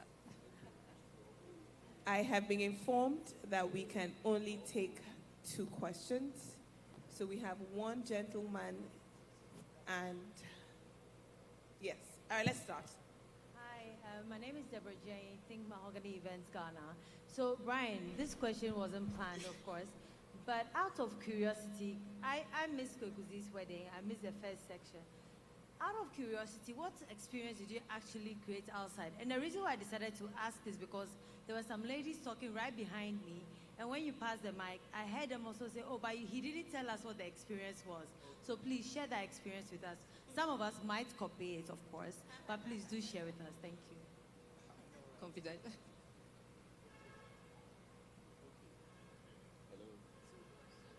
Okay. Deborah, I've heard you answer your question. And so at the beginning of the event, one thing the client wanted was that he wanted the ceremony to be like a runway, where after the event, you have guests, because he's a videographer and he likes taking reels and, normally during events, he likes taking shots of guests, what they're wearing and how they're looking, how they're walking and all that. He said, Brian, I want that runway and I want the MC, who was Kabute, to get onto the runway and then once in a while call guests, okay, all ladies wearing fascinators, get onto the runway and give us a catwalk with song. All men wearing bow ties, get onto the dance floor. Or all women about 50 years and above, get onto the runway and give us a catwalk. Apart from that, there's this very popular Christian music band, and they're now the most popular music band in Ghana, called, what's the name? Team Eternity. And they have this, they are all over the place. And we said, you know what? We also want to incorporate them. So there's going to be a time with Team Eternity where it's going to be like a jam. After the wedding, it's like a jam where they are playing. And those teams, when they are playing, no one sits down. It's dancing throughout. And they were there as well. We had that. And there's a popular song that the guy really likes. It's called Defe Defe. And we said, after all said and done, we'll call the couple to come and do the Defe Defe with Team Eternity. So after they had done their first look, and people were there for like 2 hours.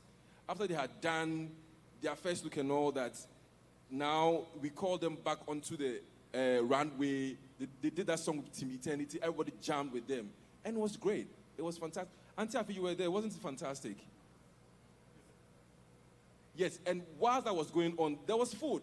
Men's cook were provided, like, yes, they did a cocktail. There was cocktail bar. There were like different experientials in terms of backdrop that you could take pictures and all that. So people didn't feel as though time was going anywhere. Debbie, did I answer that? Okay, thank you. Hi everyone. My name is Ajoke Alamala. I'm a local food vendor in Nigeria, Lagos, and I believe I'm representing food vendors here with this question. Okay, so I'm directing my question to you, Miss Eunice. Hi. So we're talking about experience, right? So with me, I specialize in amala, like Western Nigerian food. So I've been trying to penetrate into the corporate world for years. I've been trying, I've gone to LBS, I've tried to network and everything. And I've been putting some local experience in my presentation. So, but I realized that with the corporate world, for example, if you Google amala with suits, I don't think you see it online. If you Google it, if you check it, if you Google amala, the only thing you see is local women. On Pinterest, I don't even think there's amala. So I've been trying to create that, I don't know the word to use, experience. Let people embrace the local food, right? But with you corporate planners, it's very difficult because we can't bring bicycle to Fidelity Bank's end of the year party. Or I don't know. Or we can't bring, I don't know how to put it. So how do we, because we can't use AI. It's a local food. It's not, and I believe it's not just amala. It's for all kinds of local food. Banga, tuwo, anything. So how do we penetrate? Like, how do we do it? For food vendors, I don't know about event planners. It's just really difficult. That's why I'm asking her, Miss Eunice. So I love the question. Perfect way to do it. And I'll tell you what I tell my staff as well. You've got to think about your brand from the perspective of the client. What is it that I'm going to be looking for? So if you, let's say if you came to me, you've got to tell me, how would I incorporate that into a Jameson event? Simple. Create the smaller cups, right? And then have me use spoons. It's a different way of eating amala, but you're still getting into my corporate environment. Or better yet, create it inside those calabash bowls and then walk around with water for people to wash their hands and try a small portion. So you've got to be creative in what you're trying to do, because it's your area of expertise, making amala, making begiri, making whatever it is, even doing beans. Because remember, we never used to do beans, ewagoin, and bread at an event. I have that served at an event now, right? We never used to do tuwo at an event. Tuwo happens at an event now, right? We never did this. So there's so many things that we never used to do, but now that we've got to expand our own creativity. So I've just given you a couple of ideas. Make it into smaller cups, use spoons. Don't think of the local way of doing it, right? Or better yet, doing what we would normally do. You know, in the household, if you're doing amala, you bring water and you give it to your father to bring the water and create that experience around it where you've got the two, and see if people will do it. Or use the plastic gloves. Sorry, I can go on forever about creating the experience. Yeah, go ahead. Okay, so I think this question is for everybody. Have you ever planned an experience and it flopped? Sorry, how did you handle it? Sorry. What was the question? Have you ever planned something and it didn't come out the way you wanted it to come out? How did you handle it? Have we ever planned something that did not come out the way we wanted to? A lot of times. Okay, please. So. Good morning, panelists. Okay, I'm from this side. Okay. Yeah, so sorry, 1 second. Let her just, because she asked the question. So the question was, have we ever planned something that did not turn out the way it's supposed to turn out? I think that is why I consider us as event planners superheroes, because it happens a lot of times. Most times. It's just how you're able to navigate the situation and fix it so that the people don't actually see that, something went in the other direction. So, Brian, do you want to? Yesterday, we were having this conversation with my Ghana team that, apart from we being superheroes, we don't control everything. We don't control sometimes what happens. And so there's a way you can always go back to the client and talk to them. You can always explain to them. If there are refunds to be done, don't be afraid, don't feel shy. And trust me, we've all been there before. And where things didn't go as planned, you are very apologetic about it. Don't be too defensive. That no, don't do that. Rather go like a lamb who is ready to be slain. Talk to your clients, let them know what went wrong, and I'm sure that there's a way you can come to a middle ground. If they want refunds, do that. That is why also then contracts and all that is also very important. So I think that can also save the day. Okay. So, okay. Would you like to add something? Okay. There's a last question, please. Okay. Good morning, panelists. My name is Jolly Edem, popular as the Incredible MC, and for me, I want to say that experience for me is more fluidity. I would want to say that for me, a good event is about fluidity. And I think that there is an overemphasis on experience away from practicability. I'll cite an example. I was contracted to host a wedding, and the experience the planner intended to send forth was a wedding where everybody comes together, feel free, feel equal, irrespective of social status. And then when I asked for the guest list, I saw that there would be 3 former governors in attendance, a sitting governor in attendance, a former national chairman of the PDP, and a plethora of other VIPs. And I said, this won't fly. You cannot bring these people and not introduce them. This is Nigeria, it just doesn't work. And then the planner said, this is what we have agreed with the client. And I said, no, I think it won't work. And they said, do what we want. I said, okay. So we go into the event. I start the event, the family procession, the bridal party, and then the couple. And then the groom's father runs to me. You mean, in fact, he said, I want to use his words. Where did they get you from? When are you constituting the high table? And I had observed the temperament of the groom, that if I had said, sir, your son does not want anybody to be recognized, the father would charge at him, and that young man I saw could walk out on that reception with his wife, and he would leave. He could have done it. So I took the blame, went to the planner and said, I was going to the planner, and she was running to me and said, please, MC Jolly, recognize everybody. Okay? So now my question is, how do we do this? Because every vendor wants to work with a planner he or she has worked with before. How do we explain reality away from this expectation in a way that we don't offend the planner and retain our work with this planner and other people? Thank you. So do you have the same problems in Ghana and Zimbabwe? The same. Okay, so please go ahead.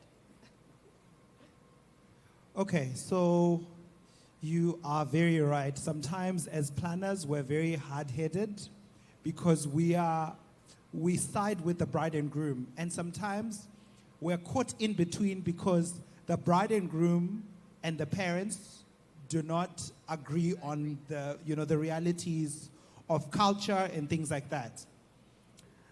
Unfortunately, for me, as a planner, my client is my client, right?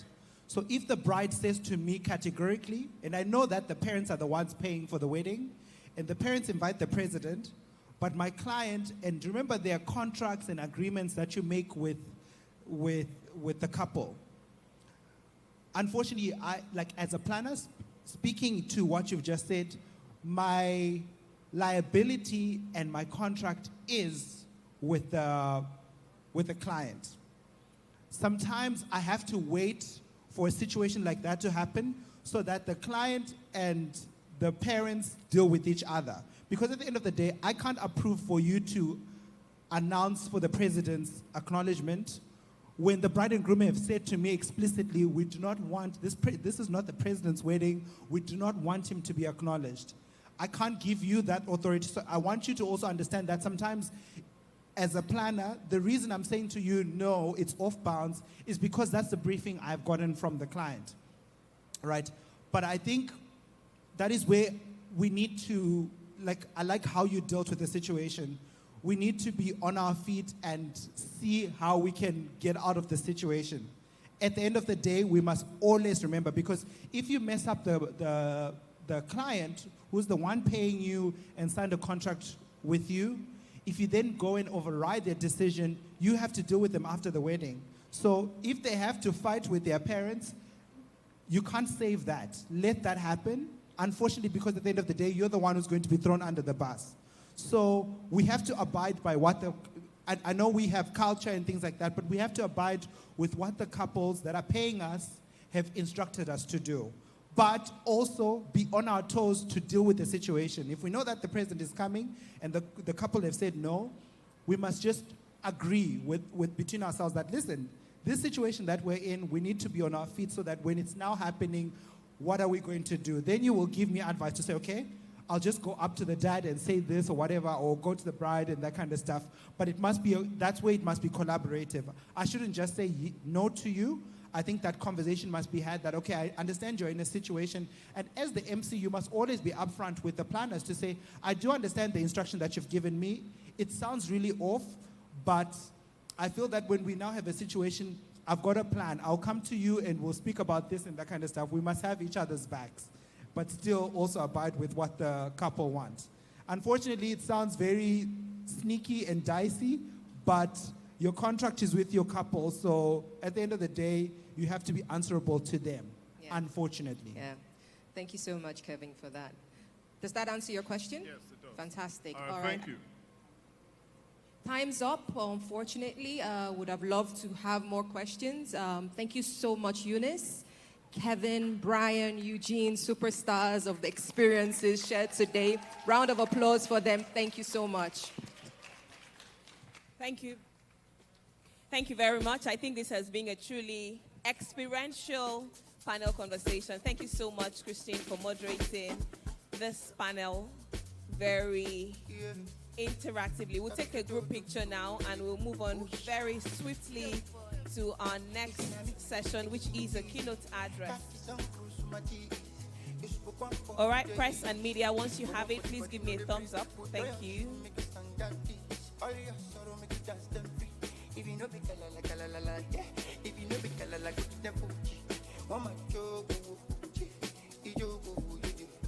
All right, thank you very much. Please give them a round of applause as they exit the stage. Thank you. Please give them a round of applause as they exit the stage. Thank you. I think that was truly phenomenal, right? Did you enjoy it? Did you enjoy it? Our energies are not giving. Texa 2025, are you awake? Are you awake? All right, so our time is fast spent. Our next speaker is here, and I will not read his entire bio because if I did that, we'll probably be here for another 2 hours reading his bio. He has such an impressive bio. He served previously as the group head of corporate communications for Access Bank, and now he is the chief brand and communications officer for Access Holdings, overseeing the positioning of the Access brand across various markets. But that's not the story. He's here, ladies and gentlemen, and he'll be speaking to us on crafting your brand story, personal, business, and beyond. We cannot overemphasize how important it is to build a reputable brand. And who better to do justice to this conversation than the tallest man in the room? You can't argue that. Please make welcome the one, the only, Amechi Okobi. The emperor, the conqueror, the champion, the lion is here. Please celebrate Amechi. Amechi is coming up. Amechi likes dancing. He's the life of every party. Very good to see you, Amechi. I'm great. Now, for those of you who don't know, I used to work at Access Bank, so I know Amechi very well. He's my former boss. Good morning, everyone, and Happy New Year. I'd like to show you something, if I may.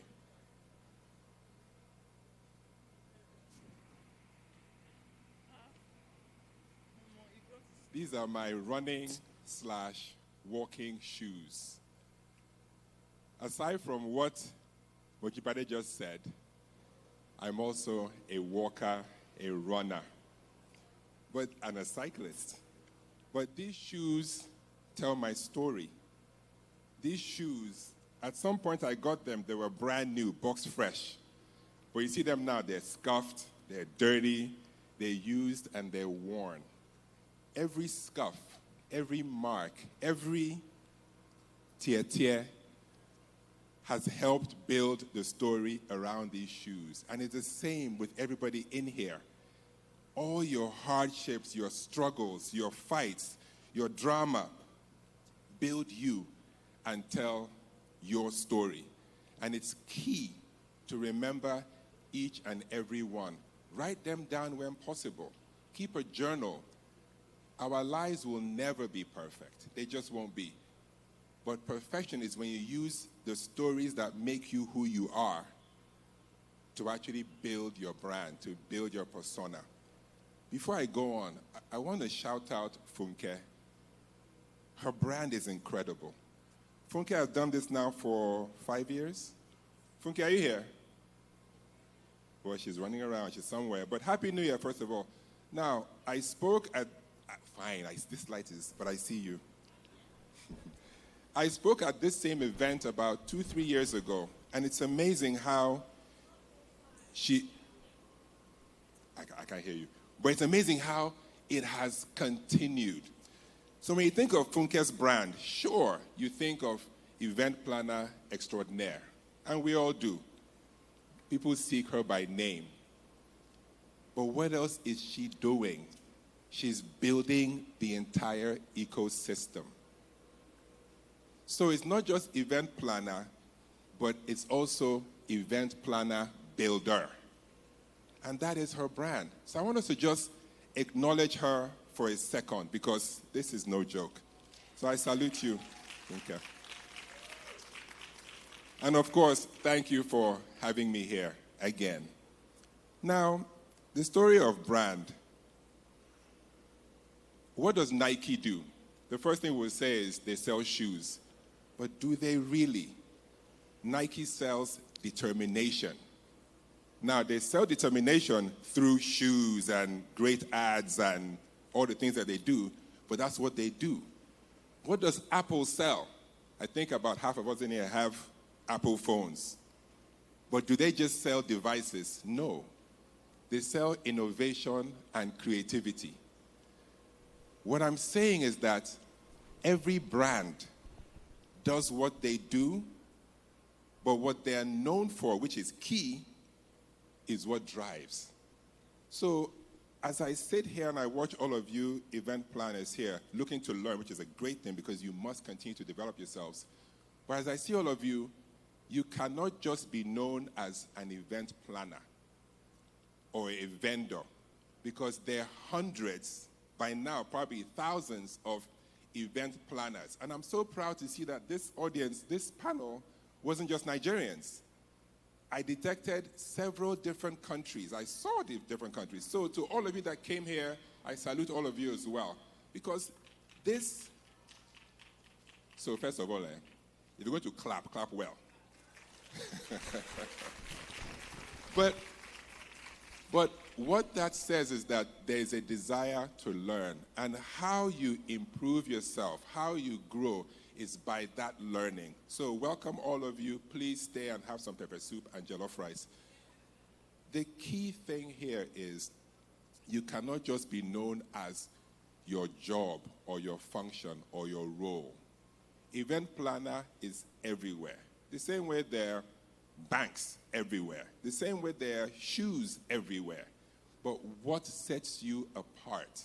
Why do people call Funke? Why do people call you, madam, or you, sir? You must stand for something beyond event planner. You must stand for something that differentiates you from the multitude of event planners and vendors and people that cook chicken and all these things. What is it about your chicken that stands out? So that's, for me, very key. Now, the reason I brought those shoes out here is that imagine if I said to you, those shoes were custom made and they're from recycled tires. Do you continue seeing shoes? No. You start seeing impact. You're thinking about the lives that are saved, the jobs that are created, the fact that pollution is now reduced because the tires that have been causing landfills are being recycled. You think about the good that the shoe company does. They happen to make shoes, but what they're really about is impact. And that's what a brand is. That's what your personal brand should be. What impact are you making? You never want to host a wedding or host an event or host a corporate event to the point where somebody says, oh, I heard that Funke did this event. No, Funke, no, leave it. No. So every event you do, every place you go, every class you take, everyone you talk to should be engaged with a mind to, this is me building or destroying my brand. As you engage with people, always remember. And remember that social media is changing everything now. So whatever experience you give people, all it takes is, excuse me, is this person hosted an event and it was phenomenal. Anyone can supply rice. Anyone can provide a venue. But let the AC in this room fail for just 20 minutes. Are you likely to recommend this place to anyone? You say, yeah, sure, they have walls and a ceiling. Sure, they have chairs. But unless you want a really hot event, don't go there. And by the time enough people say that, whatever brand you had planned to build, story you have planned to tell, you're only as credible as the people that are saying things about you allow you to be. So don't sell one thing, but engage and perform another way. This just destroys everything you're trying to achieve, and that is also key. Now, I work at Access Bank, and the first thing I must ask all of you here, just show of hands, who banks with Access? Okay, see, this is almost like that clapping you were clapping. It's not really strong. In addition to my personal brand, Amechi Okobi, I also work for Access. I've also integrated that brand into my brand. This is why I have my lapel pin on. This is why if you see me outside, I have my best foot forward always. Because whatever I do, whoever I engage, whoever I'm seen talking to, all these things impact my brand. I know you guys see social media where some guy behaves badly or somebody is a racist. It just takes a tweet to the company there at my Access Bank hashtag. Is this the kind of person you are allowed to represent you in corporate comms or legal or compliance? This person is a racist, da da da da da. He was seen fighting in a nightclub. Or heaven help you, you're an abusive spouse. And someone says, Dear Access, this person beats his wife. Is this the kind of person you allow work at Access? Do you think Access would just say, it's his personal problem? Or would they say, you're damaging our brand now? So I say this to say, all of you work in different companies. Your own, Funke's own, and somebody else's own, right? Everything you do impacts that brand. So the days of, it's my personal business, those days are gone. I, Amechi, cannot go to Spain and have a drunken night of bad behavior because I know, even as far away as Spain, it just takes one photograph. It takes one tweet to remind my bosses that this guy is representing you poorly on my own time, on my own vacation, on my own money. But no. So you represent a whole lot more. But we're talking personal brands now, right? You are the CEO of Brand You. So I want to try something. Everybody in here, because even if you work for somebody, you can still say this. Repeat after me. I am CEO of Brand Me. Everything I do, everything I say,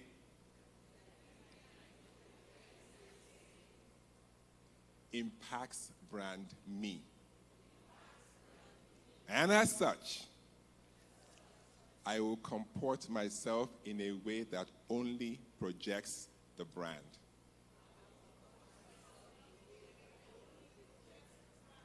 Positively. Because the bad side also, right? You are the owner, chief marketing person, head consultant, CEO of Brand You. If you work with that in mind, and the stories you're telling have that in mind, and the places you're going have that in mind, and the education you're getting has that in mind, your brand will fly. But what really takes you to that next level? Be a person, be a brand of impact. When people hear your name said, what do they think? When I was in school, a professor said we should write our epitaph. That's what you see on the tombstone, right? But in Nigeria, it's, God forbid, God forbid. Well, sadly, we will all die, right? But you want to be able to say, when I die, this is what they will say about me. Person XYZ was a this. She changed life in this and this and this and this way, and he'll be reminded for so and so and so and so. Write that and let that be your guide. Because we could all drop dead. Let me just leave the morbid side. How do you want to be remembered? What will be your legacy? What do people say when they hear your name, John, Jamie, Kiru, Kofo, Nana? What would they say? You control that. The stories you tell, control that. I'd like to speak about social media. Is everyone here on some kind of social media platform? Again, like that clapping. Okay. Your social media platform, LinkedIn, Facebook, Twitter, Instagram, TikTok, Snapchat, this is one of the strongest, freest brand builder that you can have. We can't all afford to put a billboard that says, come and shop Tinuke's Market. We can't. We can't have newspaper ads that say, my jollof rice is the best. We can't. But everything you do, I ask you, please, get on social media and tell those stories. Post the good things you're doing. Post the good side. Also, post the vulnerabilities. We cannot be perfect. Someone said to me a couple of days ago that your life is so beautiful. I read your Instagram and everything is wonderful. I'm like, yeah, because I curate my page. I'm not going to put how one day my boss completely had me rethink my entire career choice. Never. So you highlight the ones that you want to tell the stories with, highlight the ones you want to show people. But is it a brand builder?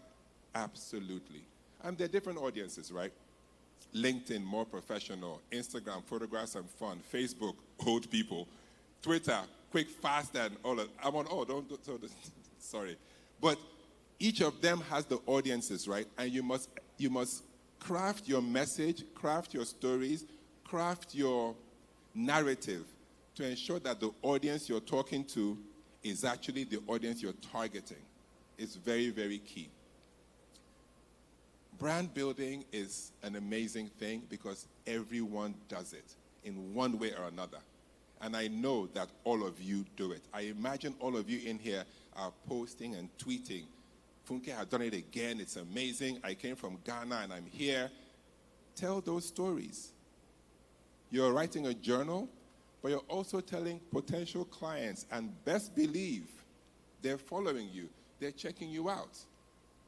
What are you telling them? What are you saying to them? Beyond, my jollof rice is the best. You could do that, but let's be more tactful, classy, and ensure that your jollof rice is indeed the best. So don't go and claim what you're not, because they will catch you. And when they catch you, they will go on that same social media and say, John Smith is a bleep, bleep, bleep liar because this is what they said or he said or she said. Okay? As I watched the last event, Osai said I should not point it out too much. Part of brand, if you say you end by this time, end by this time. Be true to your word. It's very key. So that no matter what anybody says about you, they say that guy or that girl or that woman or that company delivers on their promise. So that I don't take past my time, which is at 3 minutes and 29 seconds. I imagine you have questions. If it's okay with you, can we do a Q&A? Ask me whatever question you want to ask me, and I'll talk to that. But I will stop by 3:19. Does that work? Okay. Questions, please. Any questions about brand and cycling and banking? Yes, please, sir.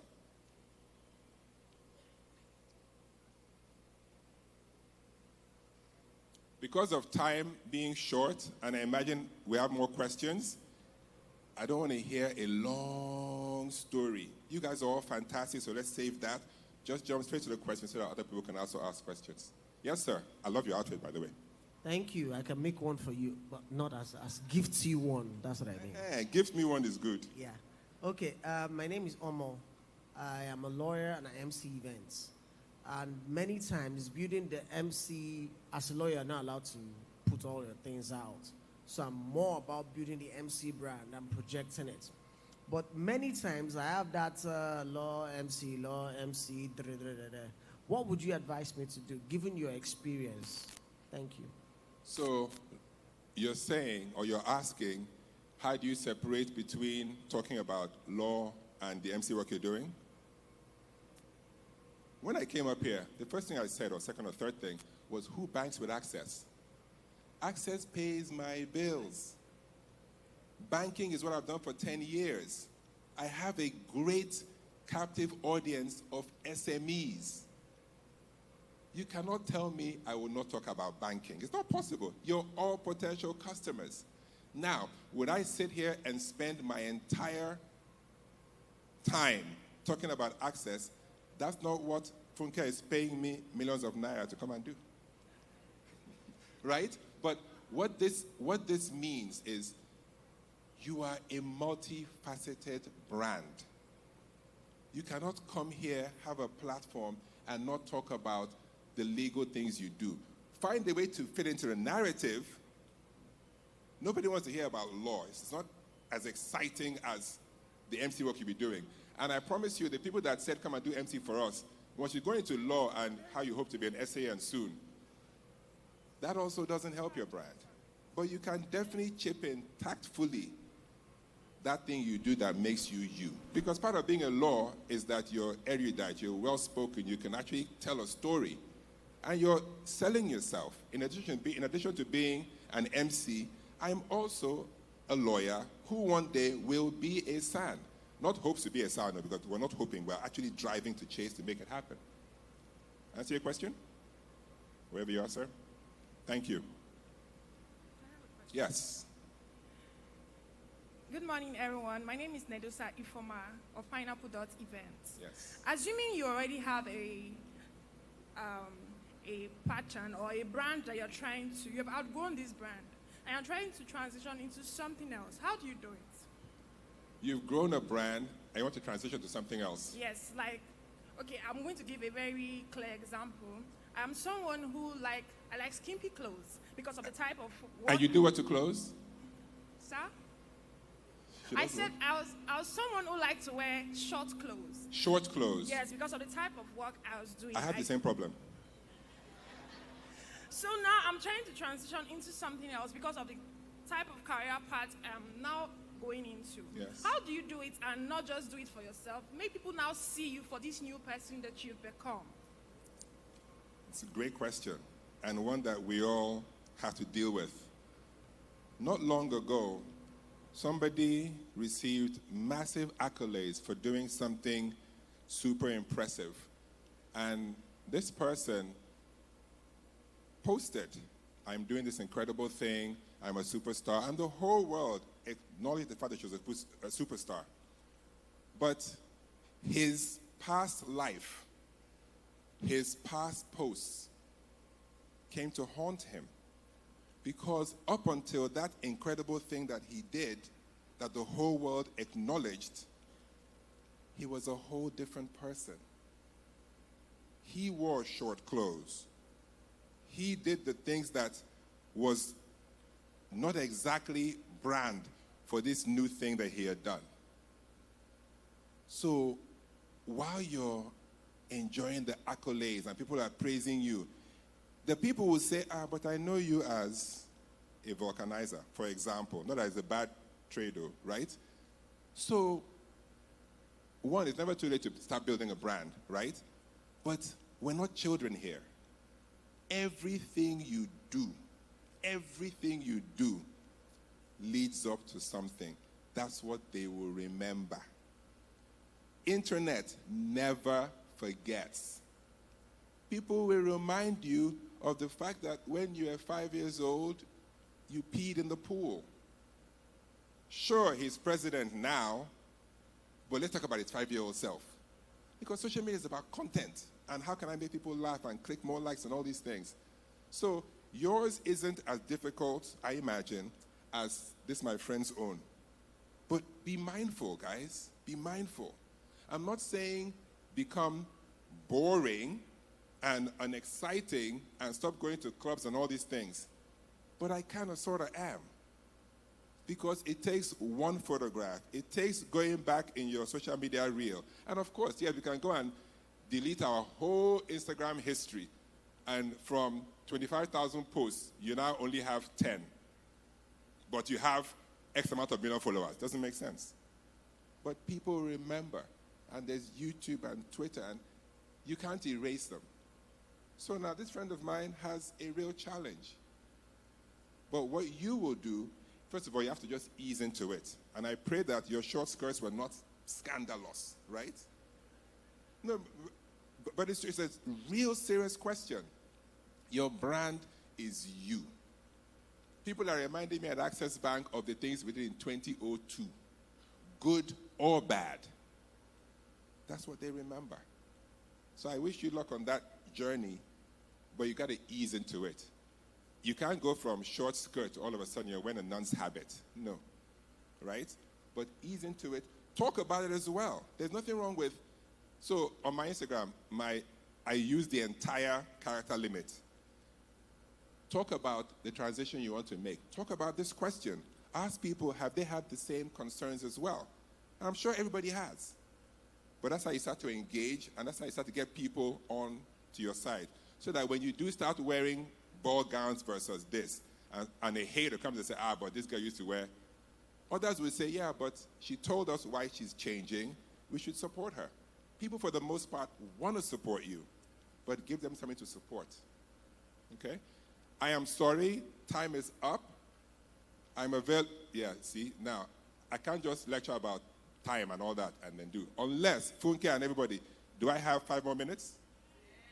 Osai said no, and she's my conscience. Ladies and gentlemen. Thank you all so very much. Thank you. And sir, I'll come and talk to you for a question. Thank you very much, Amechi Okobi. Please, let's give him another resounding applause. Thank you for sharing very passionately.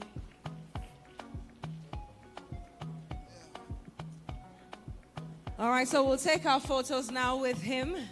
And Amechi always does things differently. So he's bringing the energy, and we're doing a giant selfie because he has not just the longest hands, but the longest legs. He will capture everybody. Everyone but us. We'll feature in another picture. Every day I pray for you. Make you Baba God bless you. I never forget you. I won't forget you. See my shoulder. Make you rest upon me. You know I got you. Let me be your friend indeed. The money don't show now. I don't keep some for you. Move a bit. Come on, ladies and gentlemen. The lights. Okay, can we dim the lights a bit? Please dim the house. Perfect. All right, great. Perfect. How do you do? Nudge someone and sing the song. Come on. Sometime it be like say, nobody said you. That's what I did for you, my friend. That's right. How are you, my friend? How do you do, my friend? I know sometimes it be like say, nobody sent you. That's what alone I did for you, my friend. Oh, Remy Atata, you always stay in my mind. Adini gone, gone, gone. I cherish you in my life. Don't worry yourself, oh. Everything go day alright. And if anybody try you, know it's gonna be on sight. See my shoulder, make you rest up on me. Thank you so much, Thank Amechi, for your you. time. Thank you for being a part of Texa 2025. We know that we will see you again in 2 years when you would come share with us even more on branding. Thank you. Amen to that. And because this is such a crucial conversation, we are having a panel conversation, to dig further into this conversation on crafting your brand story, personal, business, and beyond. Because remember, Amechi has said, you are the CEO of brand you. You are the CEO of brand you. You must own your story, you must own your brand, and you must tell it passionately like your life depends on it, because, I mean, it does depend on it anyway. All right, ladies and gentlemen, can we settle down very quickly as we invite our moderator and the rest of the panelists to come up stage? Thank you. We will have more time to network, take pictures, and of course connect with friends, old and new, during lunch. But let's have this conversation very quickly. Thank you. I'll start by introducing our able moderator who will come up stage very quickly to receive the other members of this conversation. Again, like I said, Amechi Okobi from Access Holdings has just spoken to us about crafting your brand story, personal, business, and beyond. But beyond that conversation, we still will have a panel discussion because it's a very crucial conversation. Now, our moderator is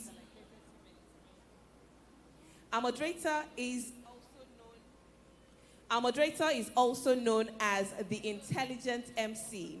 She's a founder and managing director of Yellow Tamarind Productions, a media, PR, and edtech company based in Lagos, Nigeria. She has a very rich profile, but she's also called Alaga Tolo Cambridge. Please make welcome on stage Isabella Adediji. A round of applause as we make. She's dancing up stage. She's gonna dance. You have to give us the Alaga. All the way from the back.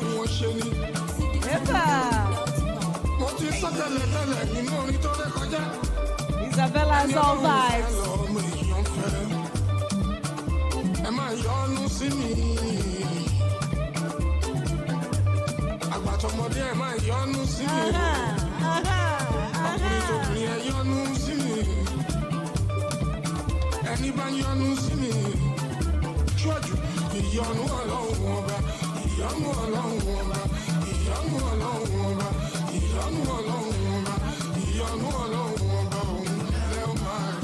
That's right. This is the energy that we expect every other person to bring up board. Because, I mean, if your moderator has set this example, I'm sorry, you can't fall short of this. So thank you very much, Isabella. Alaga Oloyibo, Alaga Tolo Cambridge. Thank you. That's right. Thank you so much. Now let's have our first speaker, who's a professional travel and documentary filmmaker renowned for showcasing the beauty of Nigeria and Africa through his lens. With a special welcome of ladies and gentlemen, shall we have upstage Niyi Fagbemi? 3, 2, 1. Niyi, excuse me. DJ, I like that you play this song. Niyi on show. Come on. Go, below, below, come on.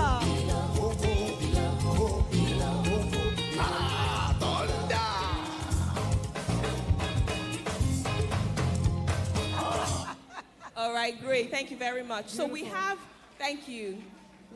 two persons who will join us virtually. They are the creative minds behind Order Creative, which is a branding and creative design agency specializing in distinctive branding and luxury stationery that stands out.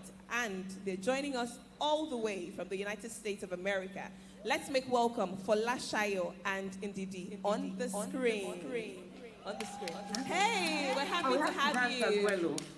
Okay, I say this is the energy. They're even dancing all the way in the US. DJ, give them 30 seconds music. You'll dance. It's okay. This is for you, Folashayo and Ndidi. You were giving us the chair dance. You're not dancing anymore. Correct. That's right. Great. Love it. Thank you so much. And our final speaker joining us here, she's right here. She's an expert on marketing of financial products and is a certified wedding planner all the way from Côte d'Ivoire. Bienvenue, Melanie Wabo.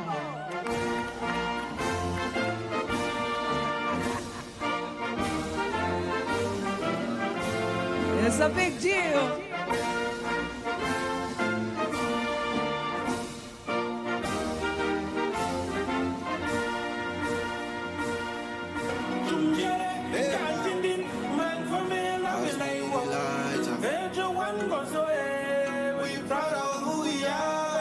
Cote d'Ivoire is in the building. It's a full ensemble. Hamba.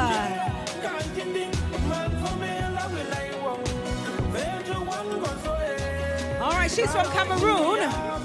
Melanie Wabo, representing Cameroon in grand style with a full regalia from Cameroon. That's right.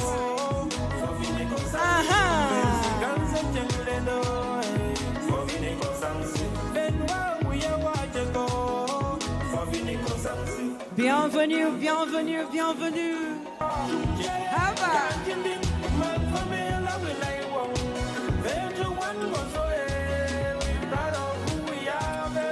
That's right, Cameroon is in the building.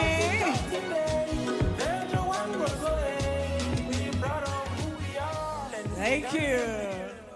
That was beautiful. Thank you so much. Thank you so much. So before we, yes, please. Before we take our seat, so please take our seat. I have a special announcement. Nigerians, say your scene. No, Nigerians, can you see? You saw that, right? Well, my name is Mojibade Shosoya, formerly Nigerian, now Cameroonian. As you can see with my flag. Because see, in Nigeria, our motto for this year, because last year it was no grief for anybody. This year is day for who, day for you. Cameroonians, day for me. I day for you, Jare. Thank you. All right, we'll hand over to our moderator. Thank you. Oh, I'm sorry. I think it's also worthy to mention that Ndidi and Folashayo have joined us from the US, and it's currently 4 a.m. where they are. But look how bright and excited they are to be on this call. Please give them a round of applause. Thank you.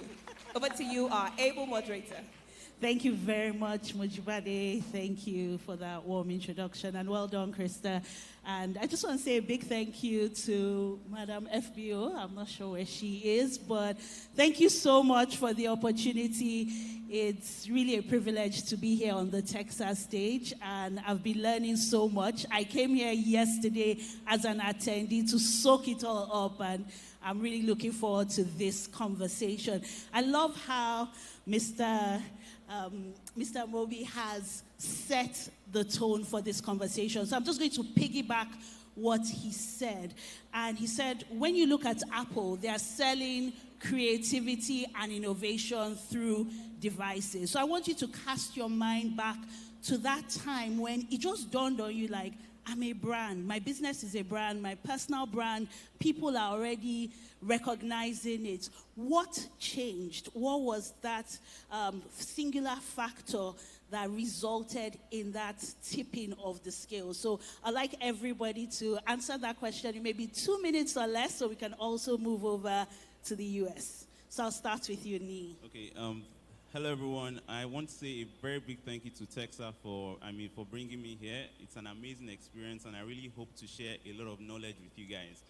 So back to the question, I think when I was able to understand my own branding story, I'm just going to go, I'll give you guys a throwback. I actually started as a mechanical engineer, and I used to work 5 minutes away from here. I had a 9 to 5, and I was working at ExxonMobil. COVID came, oil prices came crashing down, and it was like a catastrophe included in that laying off. And I had an option, right? Either I was going to look for another job, or more or less try and pursue photography or filmmaking, which I really knew how to do, but I did not necessarily know how to make money from it, right? So after I made that decision that I'm not really going to go and look for another job, and if anything happens again, I'll be laid off again, I decided to pursue photography, irrespective of if I was paid or not, right? So I was able to build a brand around traveling, around going around Nigeria, around telling documentaries, telling people's stories, and telling the beautiful cultural stories that we have here in Nigeria. However, I wasn't really able to understand how impactful it was until I received people's feedback. I was able to travel to different places that people haven't been to. Like Borno State, Kano State, name it. I've been to almost everywhere in Nigeria. But it wasn't until I really understood people's feedback and understood what people saw from my lens, that's when I really understood that this is actually something big, and I should more or less turn it into it's into something that I really do, right? So we'll say that it's the engagement when you started hearing from your audience that you knew, like, wait a minute, I'm now a brand. Over to you, ma'am. Hi, thank you. Hi, everyone. I am Melanie Wabo, coming from Cameroon. First time visiting Nigeria, so thanks for the warm welcome. I'm sorry, but I didn't have the occasion to practice my English for a long time.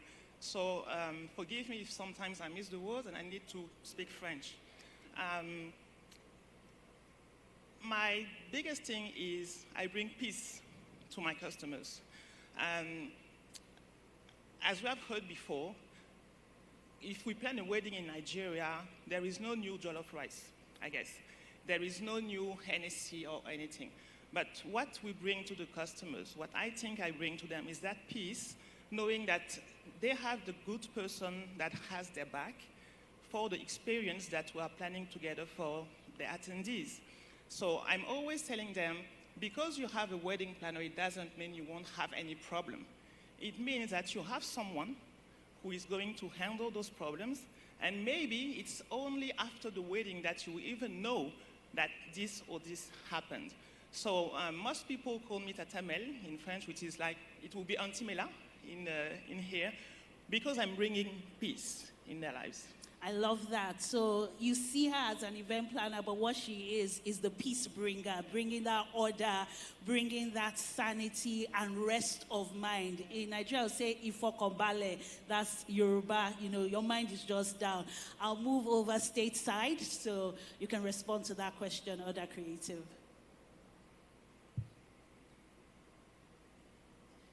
Can we have the volume on the Zoom, please? So either Ndidi or Fola. Absolutely. Can you guys hear us? Yes, we can. Yes, we can. Oh, fantastic. So much like our co-panelists, we also come from a really corporate background. So Folashire was a senior director of IP at his old firm, and I was in oil and gas, right? So when we transitioned and were doing both in tandem to build Oda Creative, we realized very early on the importance of a brand, because we realized, like, when we were working with other businesses to build their brands, we took our corporate America expertise and what it means to really, provide not just a service, but to be an asset in any way that you collaborate with the clients or anything. And so for us, it actually happened very early on, where we took our corporate America background, applied it to our small business, and knew that what we had to provide was more than just a tangible service, but there was a bigger picture to it. And in order for the bigger picture to be successful, the underlying perception of the business, which is how you want the brand to be perceived, had to be in place. So there was that intentionality, being very deliberate, so the audience is not confused at any point. Thank you for sharing. So I want to also look at something Miss Alile said, which was, to thyself be true. Now, there are many people who have been documenting Nigeria. There are many people in Cameroon that have been planning events. There are many people in the creative event space in the US. But when you look at yourself, how do you stay authentic in telling the story that is true to you? So I'll start over stateside and we'll walk our way back to Lagos here. Whether you're a seasoned business or a new business owner, understanding your core values, who you are, is extremely important. Because today, you may be selling markets in Oshodi, right? Whereas tomorrow, you might be working at the White House. And regardless of who you're working with, how high-end your clientele becomes, how successful you become, you want to make sure that you are working with people that you are, aligned with, that understand who you are, and that has to start from the beginning, right? Because if, for example, part of your authentic self is that you believe in, foundational respect as a business owner, right? You're not going to stop insults, whether they're paying you 1 naira or 1 billion naira, right? And so you want to make sure that whatever your values are, whether that is integrity, whether that is doing what you say you're going to do, fulfilling your brand promise to your clients, whatever it is that is important to you, whatever your ethics are, whatever your values are, that has to start from day one. That does not just start when you are working with people that have a lot of money or anything like that. So for me, that's what I would say to that. It's really important to understand what is important to you, what your promise is, what your values are, and make sure that that is seen from day one, whether that's how you onboard your clients, whether that's how you communicate with people, whether that's how you deliver services. If excellence, for example, is your brand promise or part of your DNA, it needs to be seen in every single facet of your business, everything you do. Thank you very much. Over to you, ma'am. She said it all. It's about knowing who we are. It's really about knowing who we are and putting God first. I think that when we put God first in everything that we do, and in in our prayers, we ask for, it is discernement in French. I don't know what's the word in English. Discernment? Yeah, like clairvoyance, yeah. It's something that is really important because let me share a story with you. My mother died in December 3rd, 2021.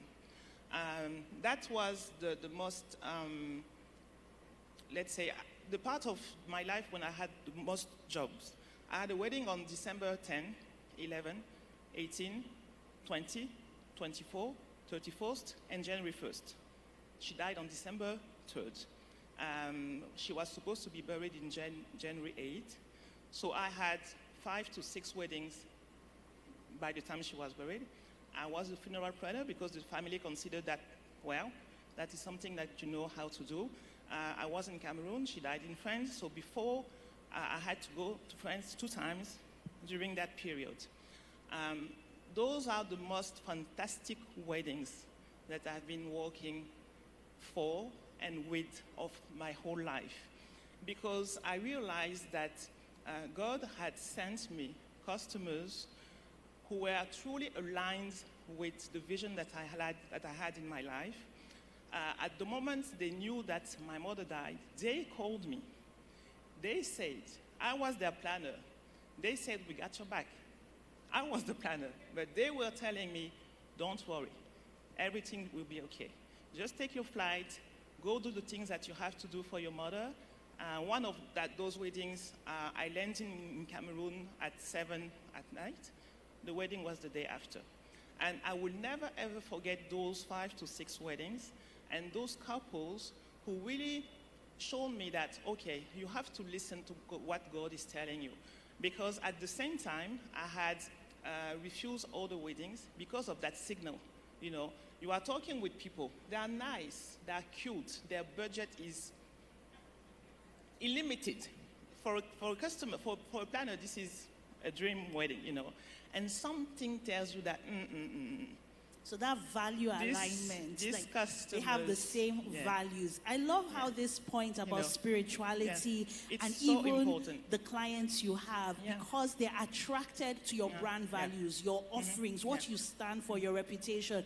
In times of trouble, they stood by you, they understood. Exactly. And I think it's really important, and something has been reiterated all the time, that what you're selling is what you're actually doing, because there's a lot of packaging, but when it comes to the actual work, are you delivering on that promise? Yeah. Over to you. Just let me add one thing, is that the first meetings that we have with the couples, I think that most of us in our processes, we have that first meeting with the couple.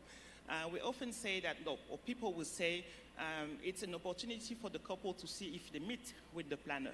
It's also an opportunity for us to see if we meet.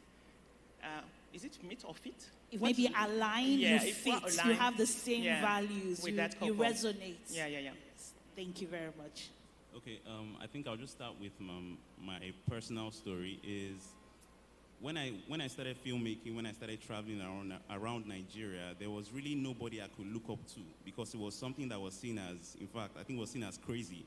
When I told my mom I wanted to start traveling, I think she was really scared, and she was really troubled, right? But I think now it has died down to some extent, right? So I think what I can say is just be yourself, be authentic, and be unique as well. And I was really able to understand this. I knew this quote before I started traveling, but it wasn't until after I started that I was able to understand it, right? It says, do not go where the path may lead, but you should go where there is no path, and you should leave a trail for other people to follow.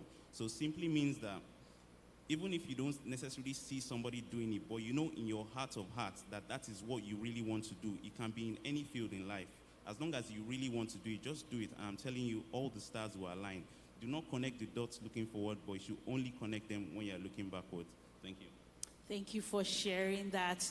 Yes, if you want to applaud, you can do it very well. I think they've given amazing answers here. I'm very mindful of the time, so I might just try to take 2 questions before we open the floor for questions from the audience. So I really appreciate it if we can keep our answers to maybe 2 minutes or less. The next question has to do with brand integration and disintegration. So when I was being introduced, Mojibade said, I'm the intelligent MC because I anchor corporate social events. But she also said, I'm an alaga. That's a traditional wedding compare. So they are the spokespersons of a family during a traditional wedding, and they help to coordinate the affairs. There's a lot of singing, dancing, bargaining involved. Now, there are 2 separate brands. And before I went into the media as a TV radio host, I was also doing a 9-to-5 in corporate communications. So a lot of people here, some of them are event planners, some of them are artists, photographers.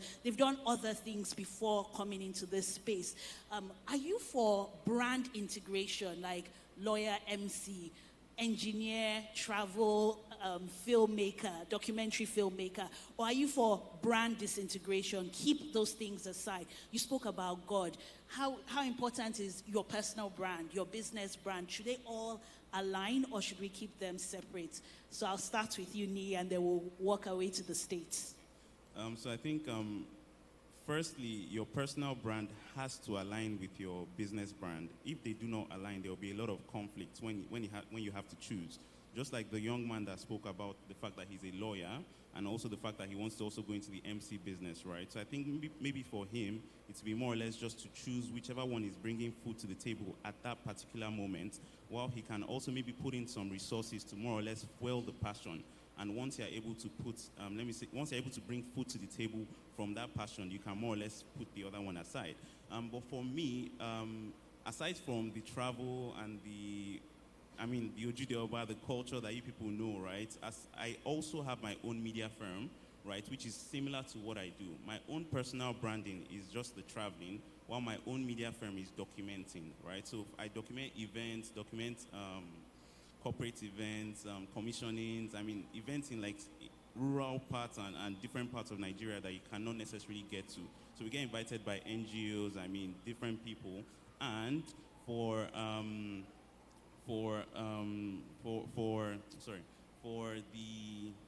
I'm trying to piece that word, right? For the business brand, right? I made sure it aligned with my own personal brand, right? And for the personal branding, I made sure it aligned with my business brand. And there are some people that have started with personal branding and not necessarily business brand, while some have already built their business, and what they just more or less need to do is to grow that personal branding. So there are different people, different circumstances. However, you must ensure your personal brand aligns with your business brand. Thank you. Thank you very much. Over to you. Yeah, it really depends on where you are in your cycle. I think that everyone should, at the beginning, be an expert in something. One thing at the beginning. And then people trust you.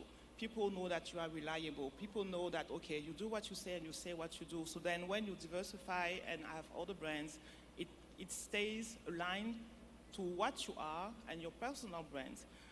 Also, we may have other businesses in which we are just investors. We are just putting money in them. And in those situations, I would suggest, but I think that one of the best ways would be to consider that, okay, as we said yesterday, we are leaders impacting other leaders. So maybe the other persons in the other companies are going to hold the brand while we are going to develop in other ways. Today, the most important thing to me is to be known as a wedding planner, even if I have other activities. But then I teach, I empower my people to build those other brands.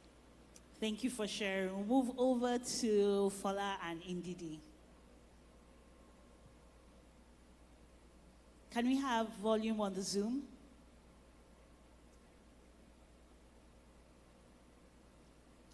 Hello? Can you hear us? We can hear you now. Oh, wonderful. Yeah, so for us, we see them as extensions of each other, right? Your personal brand extends your business brand and vice versa. You know, because none of us are one-dimensional, right? In marketing and in branding, you're going to put emphasis on certain aspects of what you do and how you behave, and how you kind of put yourself out there. And having your personal brand allows you to be a little bit more personal, right? People buy from people at the end of the day, right? And so there's a huge value in being able to be human and be able to just be yourself a little bit, or a version of yourself, the best version of yourself, for your audience, for people to kind of get to know you. Whereas your business can maybe focus more on your results, on your work, on things of that nature. Now, obviously, it depends on what kind of brand you have, but they really amplify each other. And I will actually add to that and say that it's 2025, guys, right? We are all multi-gifted, and if God has blessed you with multiple gifts, whether you are also an alaga, ane this, ane that, ane that, there are people that will resonate with. And so the purpose and the benefit of being a business owner is that you can find your tribe. There's somebody for everybody. So whether you are an engineer and a plantain fryer and a dancer and also, you know, a violin player, there's, you know, it's okay to show different aspects of yourself, of course, strategically, right? We have to be very intentional in how we do that. But it's okay. There's no reason to hide any part of yourself, because there's someone out there for you that appeals to, that you can that's your ideal client. Thank you for sharing. I love the diversity of the responses. And I think one thing that has come through is that it depends on you, your journey, where you are, what you want to curate, what you want to project, what you want to focus on, whether you want to put everything out there or strategically announce one, after some time announce the other aspects of your brand. So my final question before we open it up to the audience has to do with offline brand building. So much has been said about what to post on LinkedIn, on Instagram, to be out there. But when you finish all the packaging, the nice pictures, the videos, the engagement, the cocoa, the real thing is what happens offline, when people meet you, when they encounter your brand. What is that one thing that has worked for you offline in terms of brand building? I'll start with you, Nii. Okay, for me, what has really worked for me is, I think I'll say networking, right? So I've been able to network with a lot of people. I think one of the key people I've networked with this year is Auntie Funke. So I think we had lunch sometime earlier this year. So I think it is, not this year, last year, sorry. Yeah, so it is really important to network, and I think it will really help you to grow your brand. Networking, and Texa Africa is the place to network. I networked yesterday, looking forward to networking, so thank you. I'll move to you. I'm a warm person. My thing is smiling. It's smiling, and I mean, I've been hugging many people here that I've never met before, and I'm sure that some of them were like, why is she hugging me? I'm a hug person, you know, so the smile, just a smile. Yeah, smiling. It's amazing what a warm aura can just open up. Aura for aura. People want to tap into that energy. I'll move over to the US. Please, can we have volume on the Zoom? All right. Okay, good. So for me, I would say is active listening. In networking, people are very ready to start talking about themselves and their business, but I find a lot of importance in actually letting the other person you're talking to actually be able to talk, and you can learn a lot and build a stronger rapport and understand what their brand story is. And for me, I would say word of mouth, right? So networking, we're all in a room and we're all like selling each other and things like that. But for me, the most powerful thing besides the packaging you do online has been what other people say about you, right? Your reputation will always precede you, whether it is the reputation of being a kind person, a difficult to work person, a person that keeps their word, a person that's efficient, whatever it is, reputation will precede you. So for me, it's important that every interaction that you have, should be what you want it to what you want to be carried about you. Yeah, thank you very much. Active listening, really paying attention, and also your reputation, because your reputation precedes you. No matter how well packaged you are, if somebody can't vouch for you, 9 out of 10 times, that's what they're going to go with. So I have about 17 minutes. I still have more questions, but I would really love to take as many questions as we can. And as an MC, I cannot go beyond 1 minute. So I'll start by opening the floor now for questions so that you can ask your questions. Let us know who you're directing the questions to. Please, it's a question, so please keep it very short and straight to the point. Introduce yourself. Let us know what you're doing. There's a microphone stand to my right, one to my left, and this can be about anything, your business brand, your personal brand. It might not even be about events, and that's perfectly okay.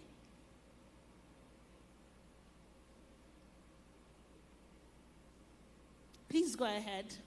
Good morning, everyone. My name is Olaoton Atilade.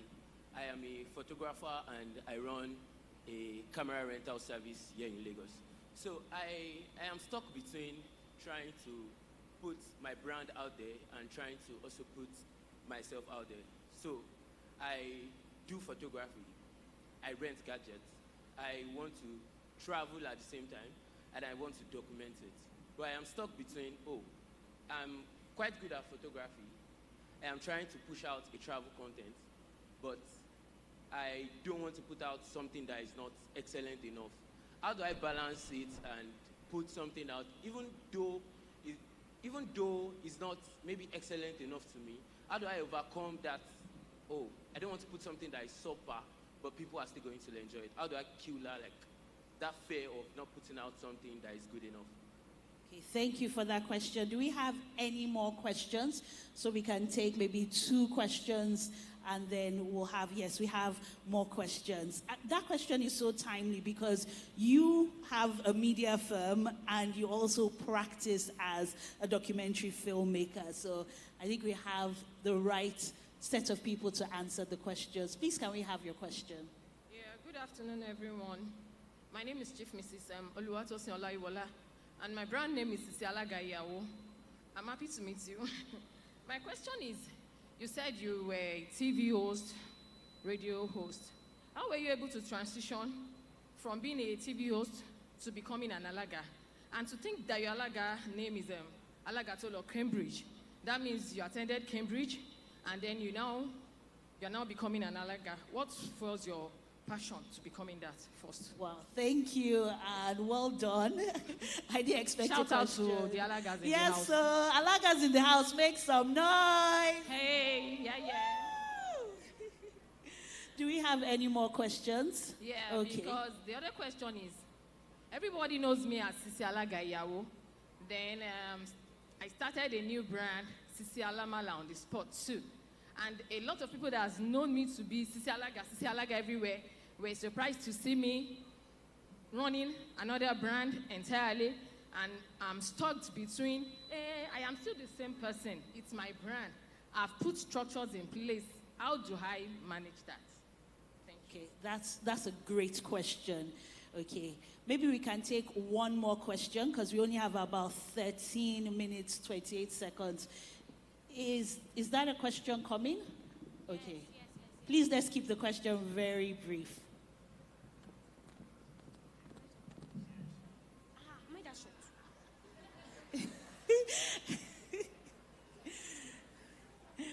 Hi, my name is Halima. I'm a mobile phone videographer. So this question is for me. How do you convince your clients when you are choosing a song for a video and you know that this song, there's a way you edit videos and you know how to marry the songs and you know it's going to get all the feelings, like all your emotions when viewers see the video. So now how do you convince your clients that this is the perfect song for it? Because there was one video that I edited for a client and I used Coco Below.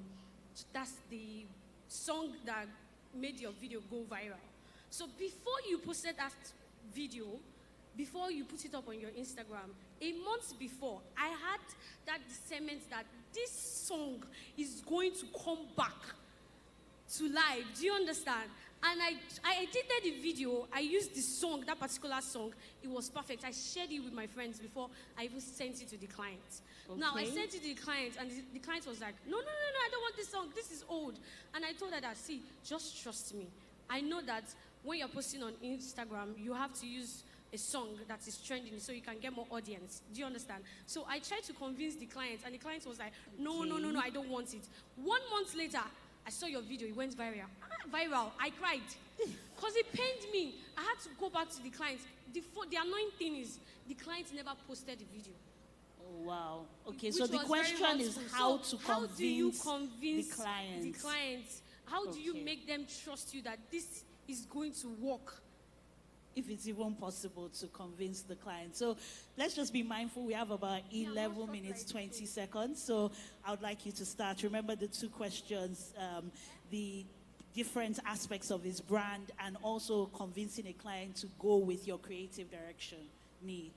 I'll start with the first question. So for you, I think he's somewhere around here. Yes. Okay, so for you, what I'll advise, right, is you should understand that when you're starting at a young stage and when you're starting early on, it is quantity over quality. But as you move up, as you grow and as you become bigger, it is now quality mixed together with quantity, right? So you're not going to reduce the quantity, but you're going to ensure that the quality that you're putting out is going to be very, very good. But when you're starting out, the quantity has to be so much that I'm not saying don't care about quality, but at the same time, you need to prioritize quantity and put your work out there. And secondly, you also need to understand that you need to specialize at a particular point. I know you mentioned that you do studio photography and you also want to be doing travel photography. You can do both of them, but you need to choose one to specialize in so that people will know you for that particular thing, and you can be doing the other one on the side, which is fine. But you need to specialize in one thing, know how to make money from that one thing you want to specialize in, and I'm telling you that will make all the difference. Then the last one, I think... the brand integration. Yes, exactly. So these 3 C's is what I really followed, right? So you need to be consistent, you need to be creative, and you also need to collaborate with other people, right? So if you're consistent, it will make you to put your work out there more, and to also help you to get your name out there more. So if you are creative, people like to see things that are new, not necessarily things that they've already seen before, right? So when I dropped the Ojude Oba video, I already posted other cultures, other things, right? But the reason why it was unique, right, it was just because it was something that they had not necessarily seen before, right? So just more or less be creative. And now the last one is collaboration. So work with other people, and that way you grow your network. Thank you. I hope that answers your question. Yes, and can you convince your client to pick a particular song that you like? Or is it okay if the client says, this is what I want, and you can't do anything as a creative? So we need to understand that the first person that you need to please is not the crowd, right? You must please your clients because they're the ones that actually engaged you for that service. It's much more different if it was a personal project and you are just the one that's going to choose it. I mean, you have freedom to do anything you want, right? And there's also another aspect where some particular songs cannot be used by some particular people, right? Because you're going to attract maybe legal lawsuits and all of that, but you don't have to worry about that for now, right? But the first person you need to please is your client. Then the next people you can please the crowd. But if your client says that they want one song, please go ahead and use that song. However, you can now still use your song and maybe show them like a comparison between the two of them, and then they will be able to see, right? Most of the time, clients want when you obey them and when you do what they ask, so that they can more or less get value, or they can get like the service for their money. Thank you. Thank you for sharing. Do you want to add to the questions? Actually, this is exactly what I wanted to add, is that sometimes you have to do comparisons. Most clients, maybe they have this in mind, but you have technical things that you have to consider as a photographer, videographer. The rhythm, la cadence en French, let's say the rhythm, that sometimes what the song that they are choosing doesn't match actually what you are showing. And having those comparisons is exactly what we have to do. And sometimes when we, the planners, are the one talking with the photographers, it's what we ask. Okay, here is what they have asked. And sometimes when they choose a song, I'm asking them why. why are you choosing this song? It may be because it's the love song of the couple. It may be because of the lyrics. It may be because of the tone of the song, so that I make sure that the other one that I'm going to suggest them also has that little thing that they want. If a couple wants a salsa song and then the other proposition that you have is, let's say, a classic French song, you know, the difference is just too high. Just try to understand exactly what they love in that song and then have something else that fits in their expectations. I love that answer because it builds on that active listening. You're not just superimposing what you want, but you're trying to understand why the client has made that particular creative decision, and then you're offering alternatives, you're showing examples. I'd like us to move on Zoom to the stage so we can get any final contributions, and I'll wrap up and answer the question to do with the Alaga TV presenting. Please, can we have volume on the Zoom? Yeah, so on the first question, what I would suggest there is understanding what your core values are.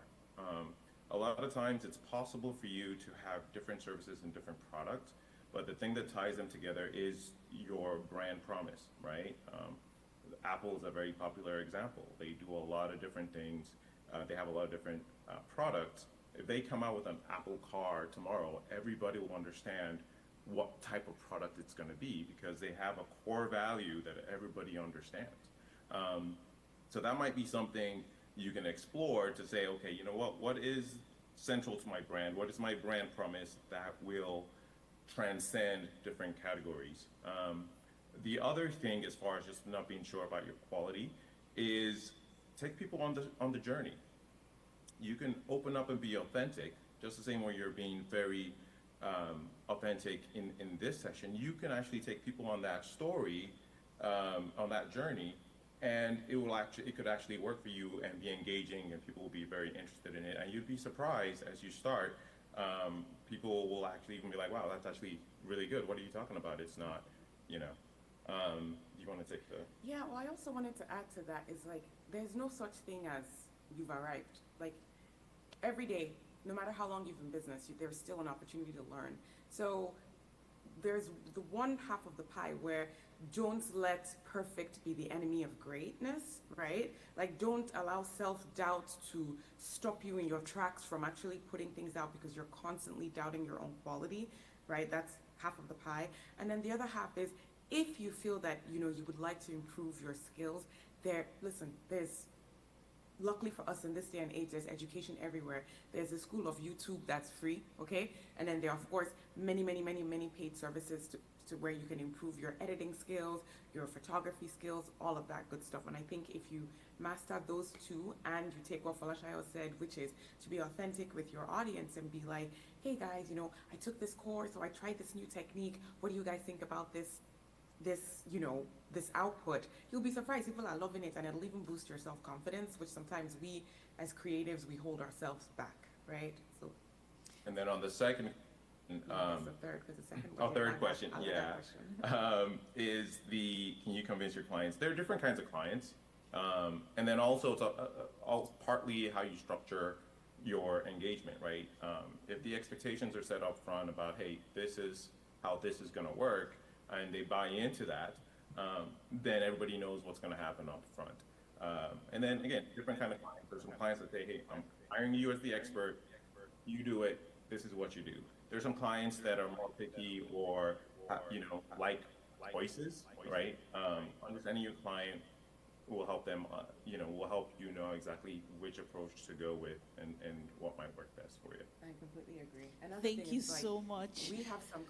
We only have about 3 minutes, so I'll try to answer that question to do with wearing multiple hats. So some years ago, I was anchoring a 90th birthday in Elisha, which was organized by, the planner was Sapphire Events, and it was a mixed audience. And I found myself having to interpret some of the things that were being said in Yoruba. You know how you have people come out to give testimonials?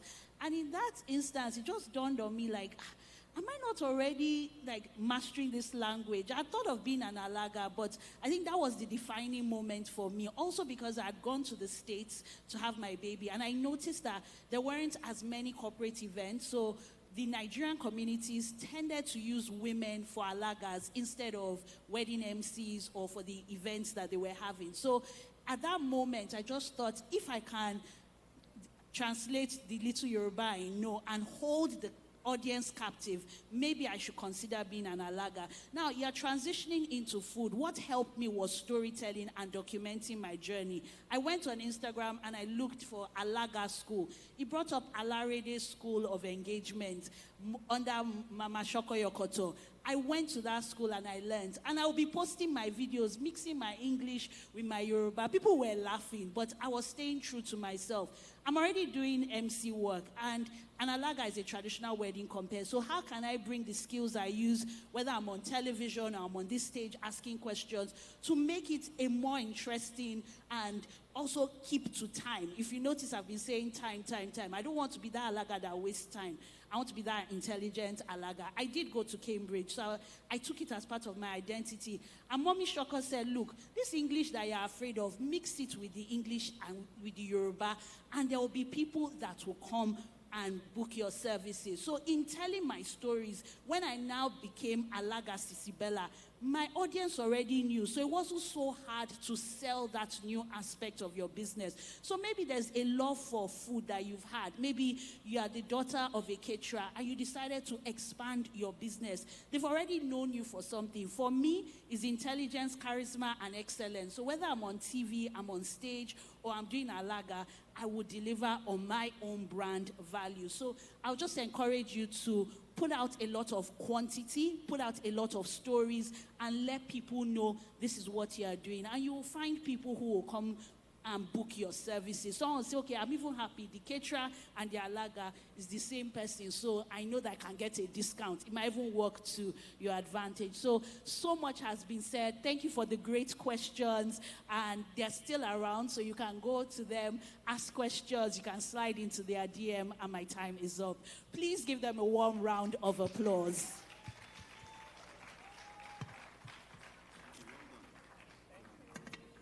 All right, that was beautiful. Thank you so much. Please don't be in a hurry to leave the stage. FBO, kindly join them for a big photograph. Yes, indeed, ladies and gentlemen. Be yourself, be unique, be authentic. We've just heard from them, Isabella Adedeji, Ni Fagbemi, Folashayo, and Ndidi of Other Creatives, and Melanie Wabo. All right, can we have the Other Creatives on video so we can take the pictures? Technical, kindly. So we can have them in the pictures. Yes, indeed. Yes, it's 4 a.m. where they are. And we definitely appreciate your presence, Other Creatives. Thank you. Now a big smile, everyone. When I say Texa 2025, you say reignite. Texa 2025. Texa 2025. Ooh, where's the energy? Texa 2025. Reignite. Thank you. That's beautiful. The agenda. We're going to take another one here. Love it. It's beautiful.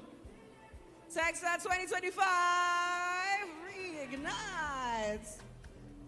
A great combo there. A round of applause for them. Thank you so much. We appreciate you indeed. It's only one side of the room that's clapping, you know. Thank you. Thank you so much. The agenda to arm ourselves with the right information, the right tools to move our businesses and ourselves to success this year is still very much alive. We still have a lot more to cover. There will be speed mentoring. We have a legal session for all professionals. We have the Texa Awards coming up soon. And we also have an MC masterclass. So please look forward to all of those. And the after party at the end of everything to seal off all we've done here the right way. But now, ladies and gentlemen, we are moving into a keynote speech titled Building a Scalable Business Model. Building a Scalable Business Model. And it will be delivered by a renowned entrepreneur, investor, and visionary leader who has revolutionized in the Nigerian event management and sportainment industries. He's the founder of the Balmoral Group, a conglomerate with diverse business ventures, including event centers, real estate, and sportainment. With a strong educational background and numerous awards, he's recognized for his innovative approach, exceptional leadership, and commitments to excellence. Exceptional leadership and commitment to excellence, pardon me.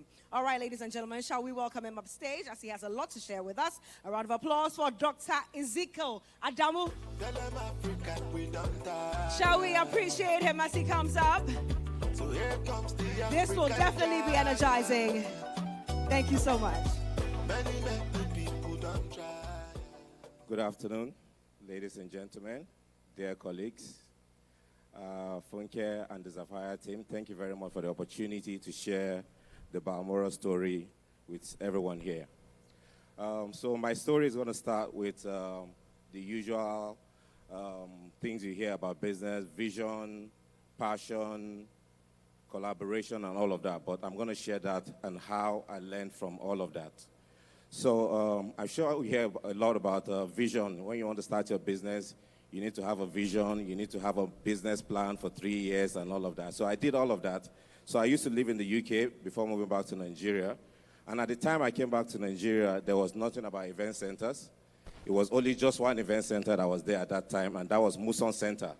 Muson had both Ajib and Shell Hall. And I came back with a big vision thinking, yes, we'll revolutionize the whole event sector, come up with venues and all of that. So we came back, started off with the first venue, which was Balmoral Hall in Oregon.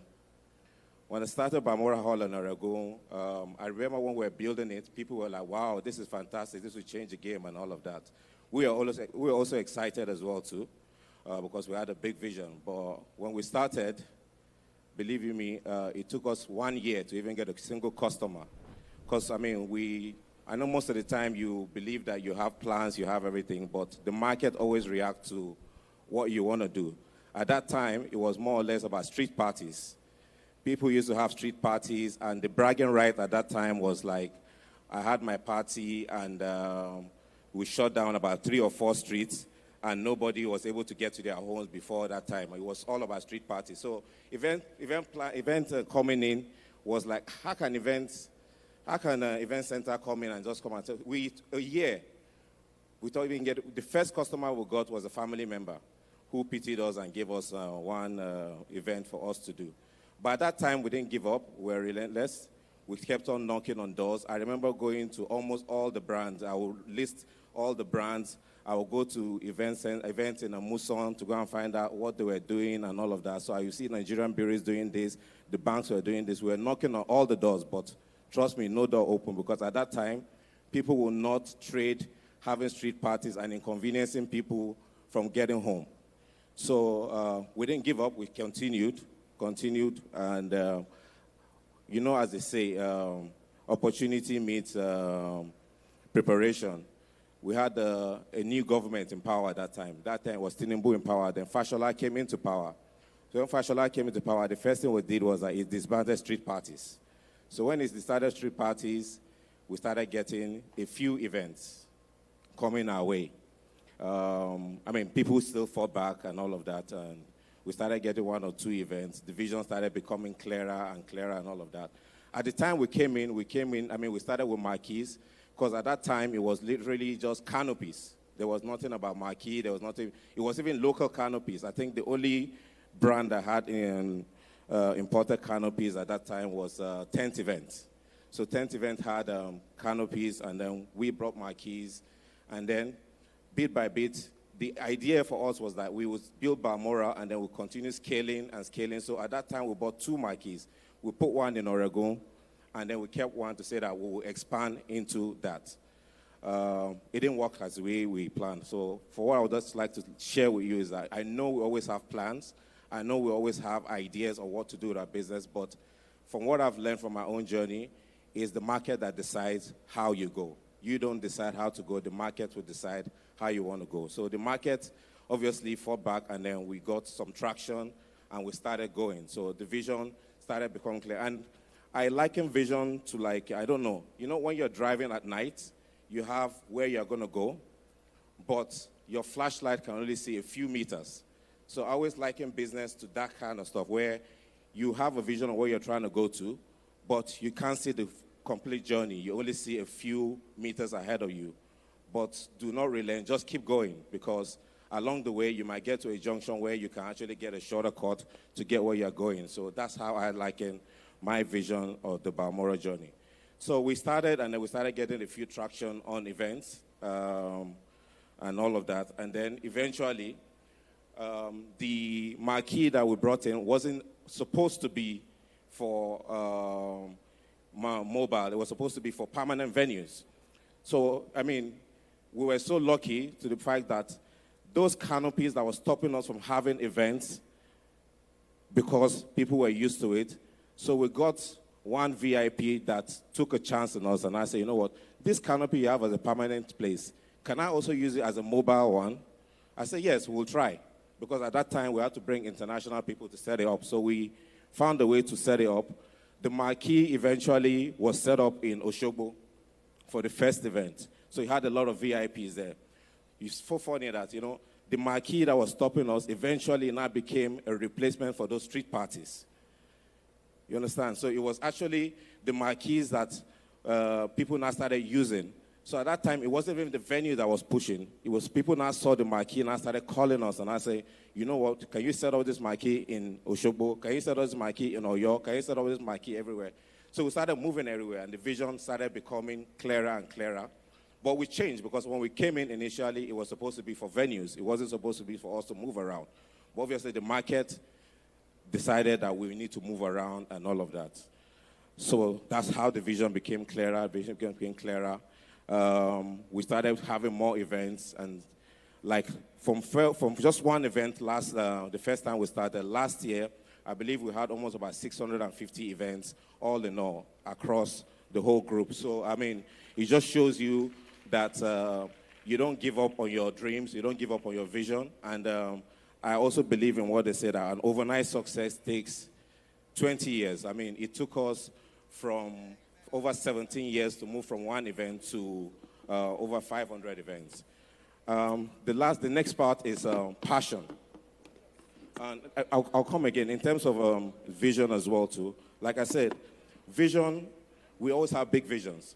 But when you have big visions, I think the secret is not to overthink it. You know why a lot of businesses don't even come to fruition or even start at all? It's because you are trying to think through the whole process. I think the key is just starting.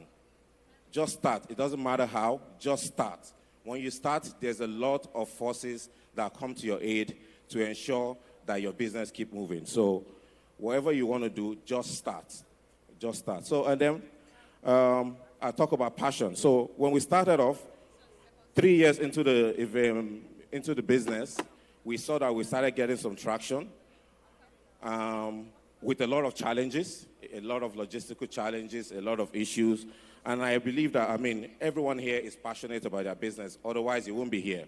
A lot of people are home now, but the fact that you're here shows that you're actually passionate about your business. So I don't need to bore you too much about passion and having passion for your business, but your passion needs to be so strong, because the buzzwords that we get a lot in this part of the world is a lot. So you need to be passionate and keep going. So, I mean, 3 years after we started the business, I am an innovator. I like to innovate a lot. I like to disrupt myself a lot. So we decided that the venue, let's rebrand it completely. And we only had one venue at that time. So we said, let's rebrand it. Let's change the whole thing. We invested a lot, not with bank's money, but with our cash flow, pretty much, our future cash flow. We bought lights, we did this, we did that. And then the first event was going to be a City People Award event. and we're ready, and we were all pumped up. The venue was really looking good and all of that. You won't believe, on the day of that event, there was a fire incident and the whole venue raised down in flames completely. So imagine if someone that has put in everything and all of that. But I believe I learned from the vision to know that, and personal development as well. So I read a lot, so I knew that I wasn't going to give up. And at the time I started as well, event wasn't big, it wasn't major. At that time, people were about oil and gas and all of that. So my friends that were together, it was like, can you believe that this guy came back all the way from London to be doing canopy business? So at that time, I was like, hey, I'm finished. This event center has raised down, so what do we do? But, I was resilient, and I had a support system. So we started off, and I read a book like a week before then about Thomas Edison. And Thomas Edison, I remember, it was the biggest failure. And at one time, he said that one of his studio got burnt. And instead of him crying about it, the first thing he said was, let's get tractors and start rebuilding. So I did the same thing as well. So I told my guys, covered up the whole place. We need to start rebuilding immediately that same night. With no funds, with nothing. But I was resilient. So I also knew that if you push, there are forces that come to your aid that are going to come and help you. So we started, and we did a press conference that we were going to start rebuilding immediately.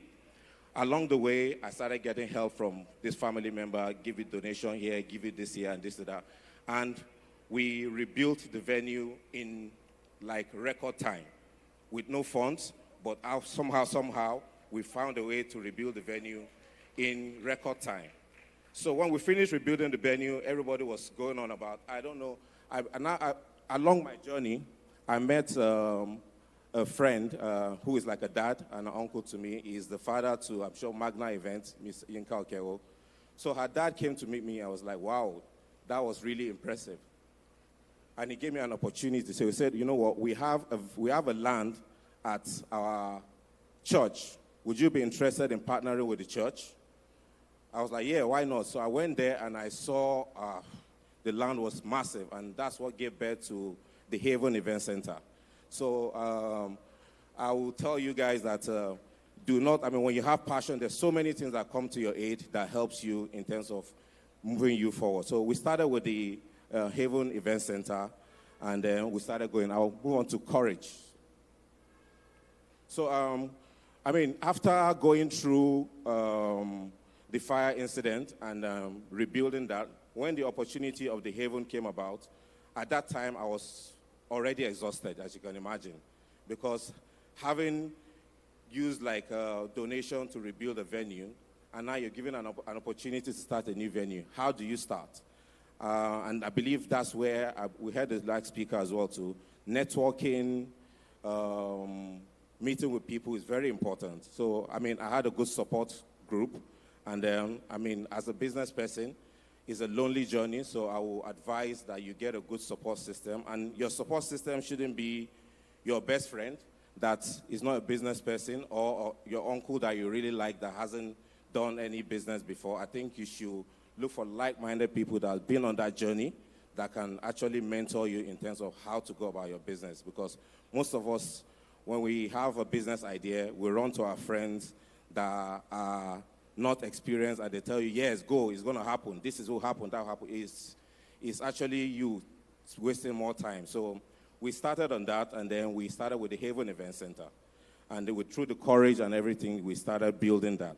And I remember when I started with events as well too, the vision wasn't about just building an event center. I've always modeled our business after an international event called GL Events. And with GL Events, they are actually one of the biggest event companies in the world. They have over about 50 venues across the world, and they have about 300 curated events that belong to them. So at that time, when you have a venue and you have about 300 events that belongs to you, it means that you are not sitting down waiting for customers to come in. You're actually creating your own event and partnering with this. So, that was always the vision for the Balmoral. It wasn't about just opening a venue and waiting for customers to come in. We always thought we were going to build an event venues, and come up with experiences that we'll be using those events for. If those experiences are good enough for us, naturally, they will be good enough for our customers as well, too. So we continued at that, and then when the Haven Event Center thing worked, and worked very well, we started knocking on other doors. The venue you're sitting here, the Federal Palace, I will have you know as well too that we started knocking on partnership on this particular venue, and it took us 5 years to get a yes. I mean, if we had given up after a year, we wouldn't be here today, but 5 years continuous knocking and knocking and knocking, not giving up, brought us eventually to open the door for us.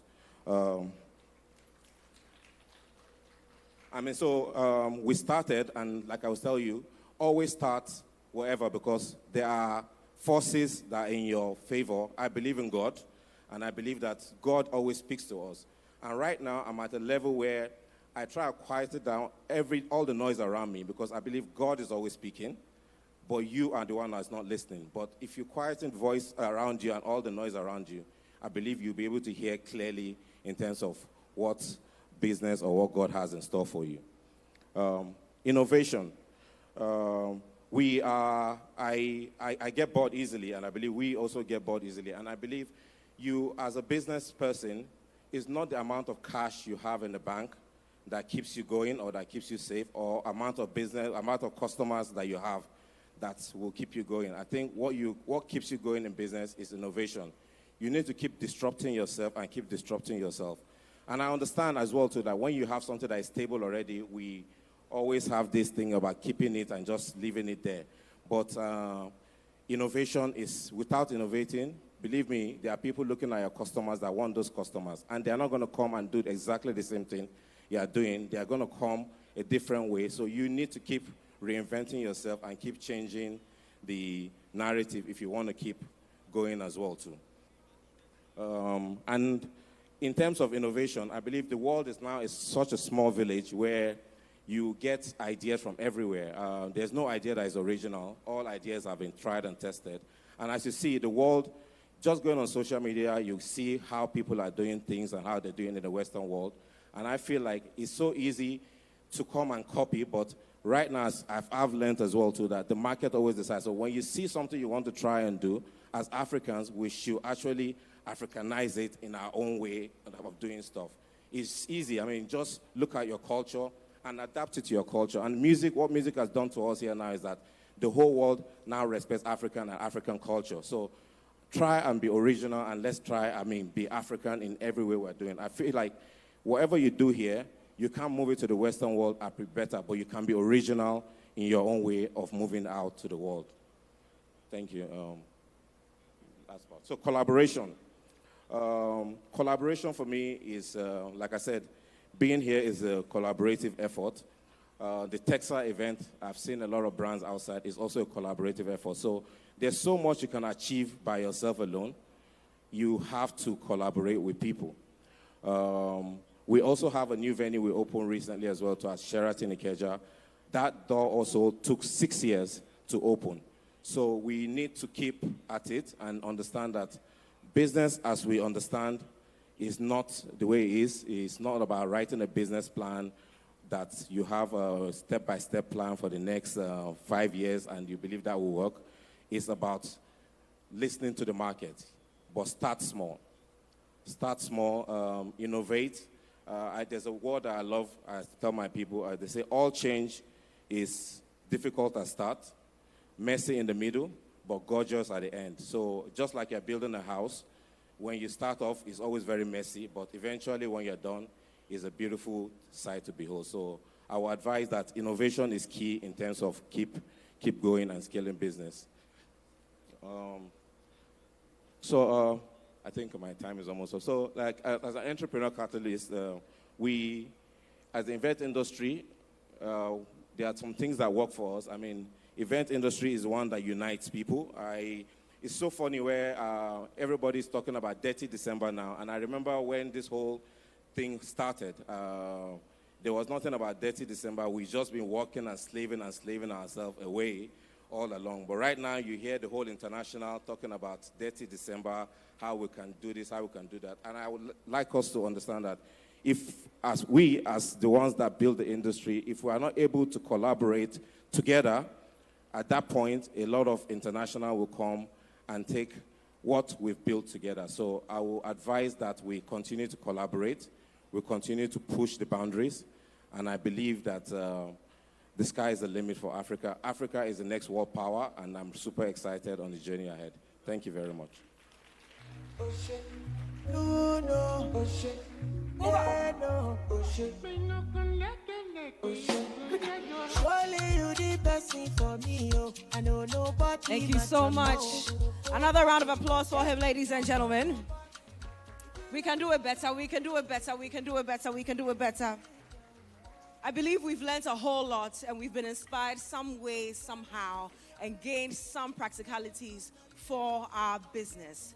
And now it's time for speed mentoring, where we get to ask our experts our questions. FBO, can we get a picture with you and him? Please, let's do that really quickly. DJ, give us some music. DJ.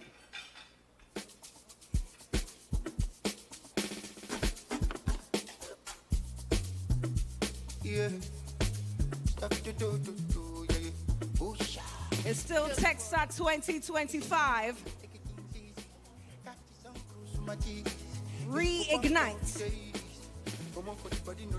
And I believe the fire is building up nicely and easily. We're ready to fire. Thank you so much.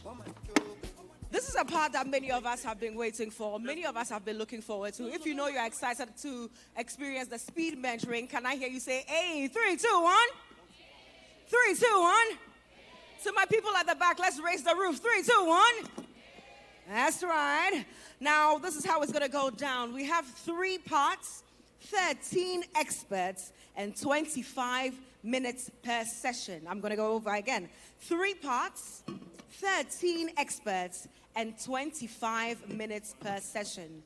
And what's going to happen is we have our microphones on either side of the stage. If you have a question, just come up and ask directly to the person you wish to get your answers from. It's as simple as that. So we begin our first session vehemently, ladies and gentlemen, with 5 speakers. And I get to ask them the first question, thankfully. Now, our first speaker comes up stage. She's one I've known and loved for a very long time. She happens to be here. She's a celebrated entrepreneur and leader in Ghana's tourism and events industry. She's the founder and CEO of Jandel Limited, one of Ghana's leading event management and MICE agencies, established in 1996. She has led high-profile projects such as presidential inaugurations, corporate activations, and international events with notable initiatives like the Light Up Accra project and charity events like the Jandel Love Ball. She, beyond Jandel, holds leadership roles in various organizations, including the Event and Meetings Producers Association of Ghana and the Events Vendors Association of Ghana. With numerous awards to her name and great influence across the industry, she's here to answer all of our questions. Ladies and gentlemen, a round of applause for Afi Amoro. I know Auntie Afi has some dance steps. Yeah. This one is for you. Okay. Let's go.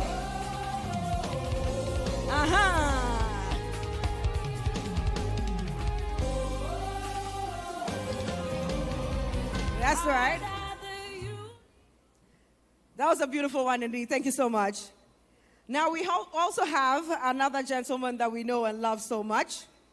He's popularly known as Big H, and he's a portrait, fine art, and wedding photographer based in Abuja, Nigeria.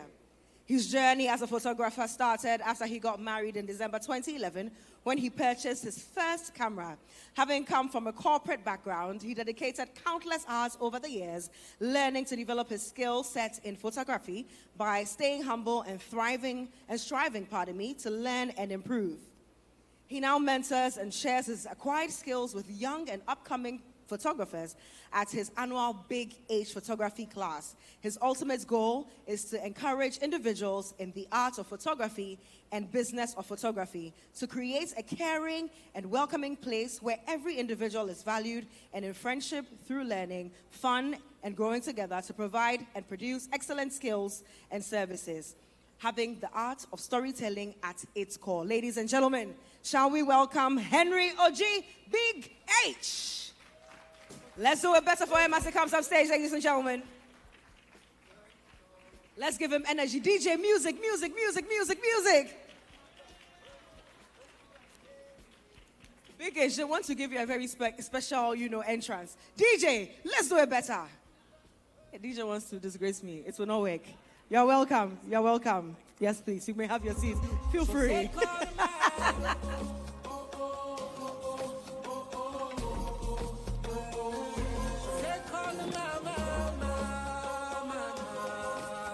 Thank you so much.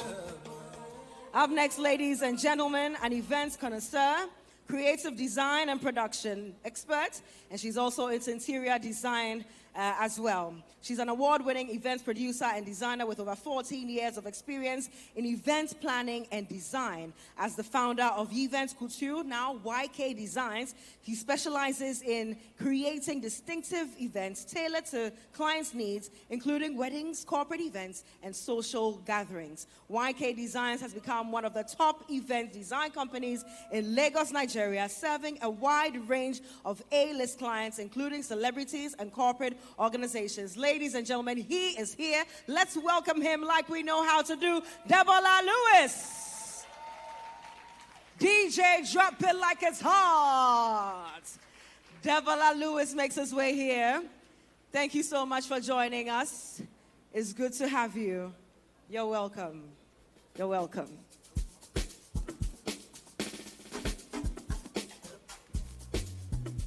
Yeah.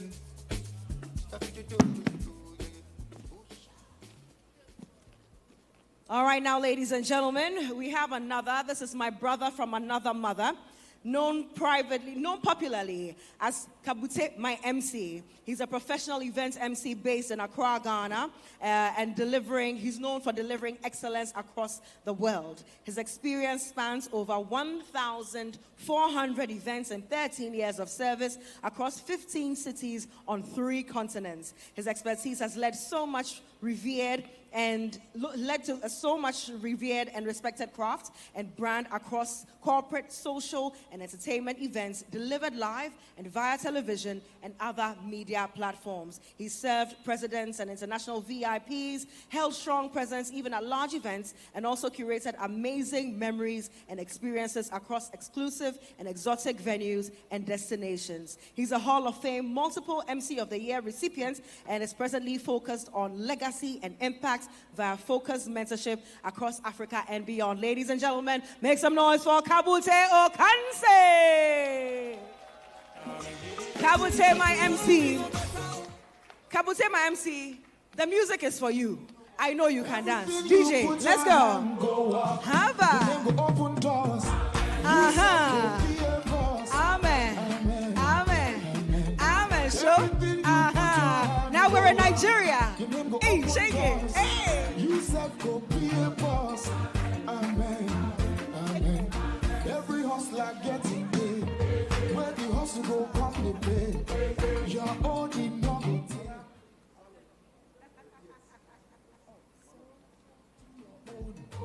God said go do it own.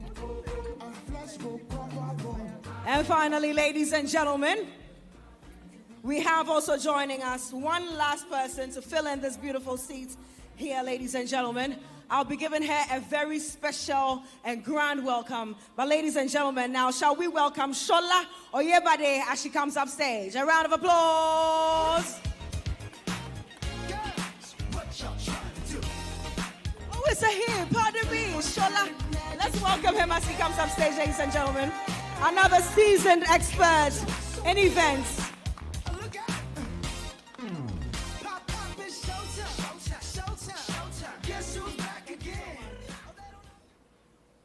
All right, ladies and gentlemen, this is the session for you. I hope you have your questions down.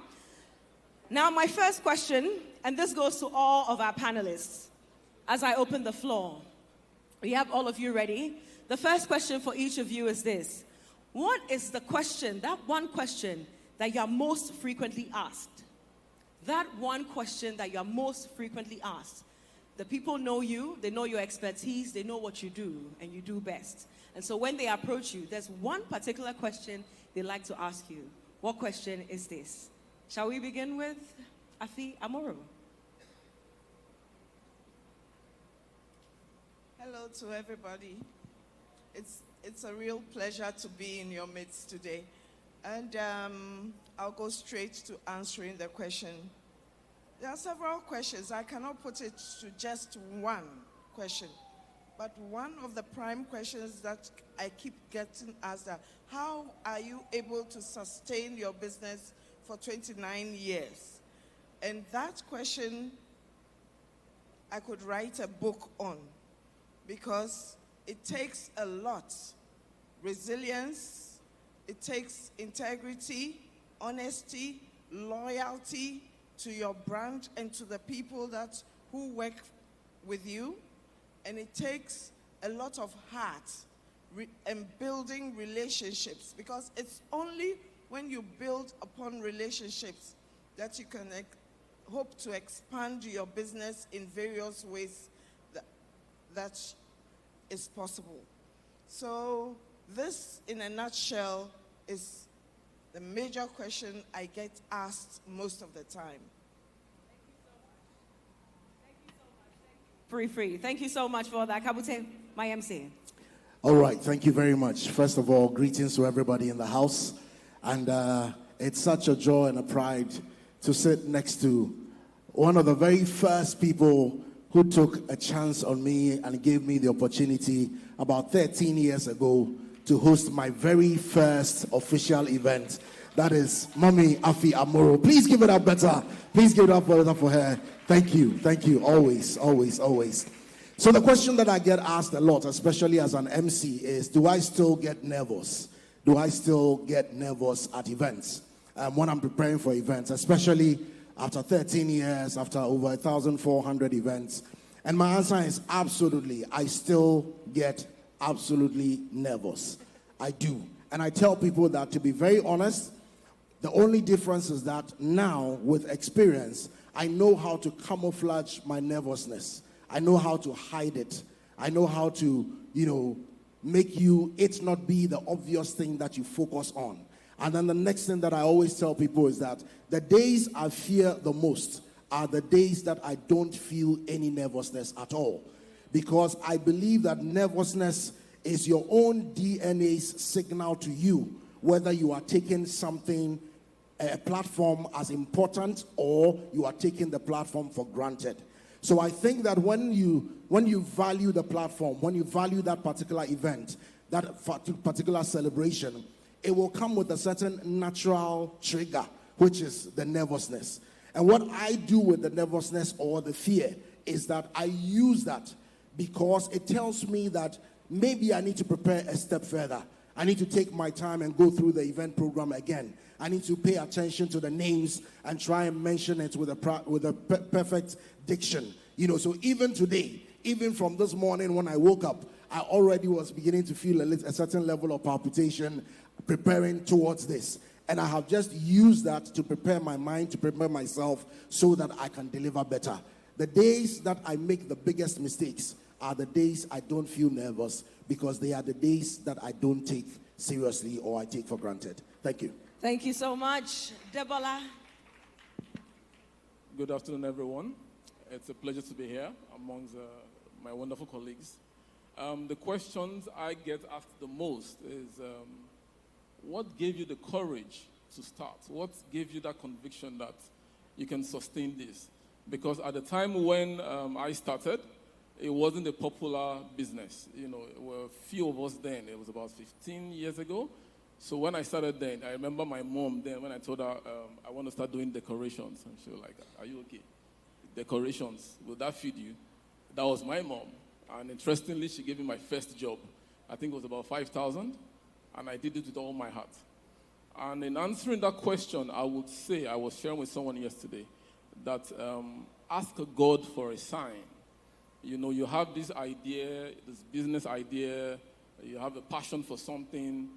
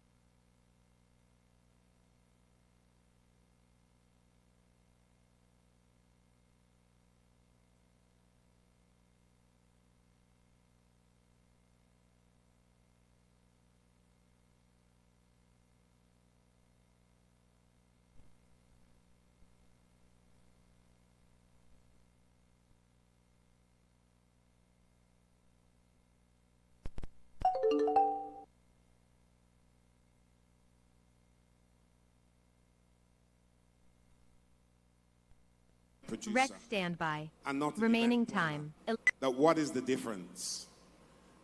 Do people know what the difference is between an event producer and an event planner? I didn't hear many people. A few people do. You know now. When I first came to Nigeria and I said an event producer, they said, oh, you do video. Is that what you do? I said, no. I produce events. I do all the lighting, the sound. I make it look amazing. I get your people on stage at the right time. I do all that sort of stuff. Oh, so an event planner. It's taken nearly 8 years or so to let people understand that there is a difference between being an event producer and event planner. Okay? So that's the question I get asked a lot. And over the years, I think people have learned what the difference is. And just for those that don't know what it is, an event planner, I look at event planners as people that do all the lovely, beautiful stuff front of house. So you do all the decorations, the hostesses, you take care of the food and the drink, and you make sure outside and inside looks absolutely beautiful and amazing and fantastic. Then you turn it over to us to make sure the event runs smoothly, correctly, on time. You know, we add all the effigy with the lights, the confetti, the fireworks. We make sure that when one artist comes on at 1 o'clock, you do not have to wait 30 minutes before the next artist comes on. That as soon as they finish at 1:15, immediately your second artist is coming on. I'm sure you've been to events where sometimes you're watching a fashion show or you're watching a concert and they do the first artist and then you're sitting there for the next 45 minutes, tapping your feet, wondering when is the next person going to come. We make sure that doesn't happen. And over the years, we have produced amazing shows around the world, and I say that literally, around the world. And of course, in Nigeria, we have produced some of the biggest shows ever. Thank you. Thank you so much for that panel. Ladies and gentlemen, the mics are open now. I believe we have our questions, so kindly walk up to the microphones and ask away. DJ, give us some music in between. We have our mics here. Who do you have your question for? Mr. Mahogany, Debola, Big H, Kabute, or Afi Amoro? Please shoot. We have 14 minutes to go. Good afternoon, This everyone. is Ask the Experts. Good afternoon, everyone. My name is Olauton Atilade. I am a photographer based in Lagos, Nigeria. My questions are directed to Big H. So my first question is, as a portrait photographer, what are the steps or ways to get into wedding photography and get noticed? Then number two is, how do you overcome self-doubt?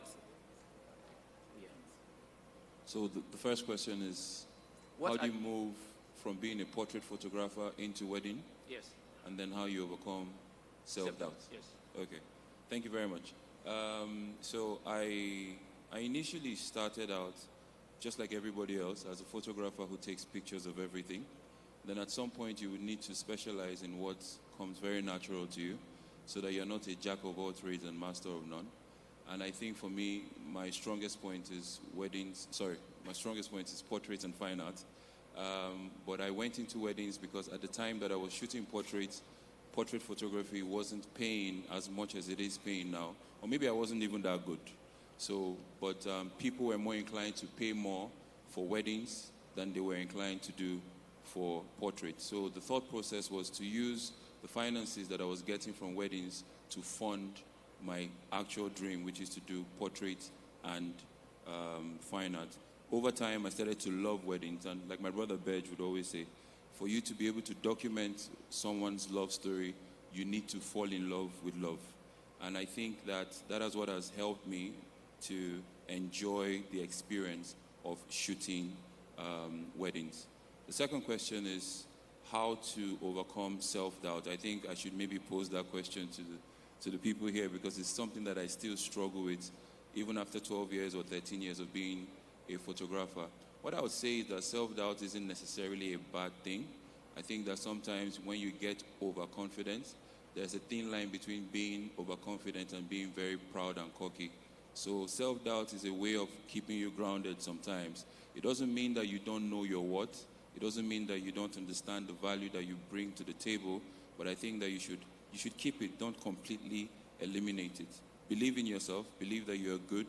Believe that, you are able to sit among the tables of the people that are doing the work, but don't let it get to your head. Thank you.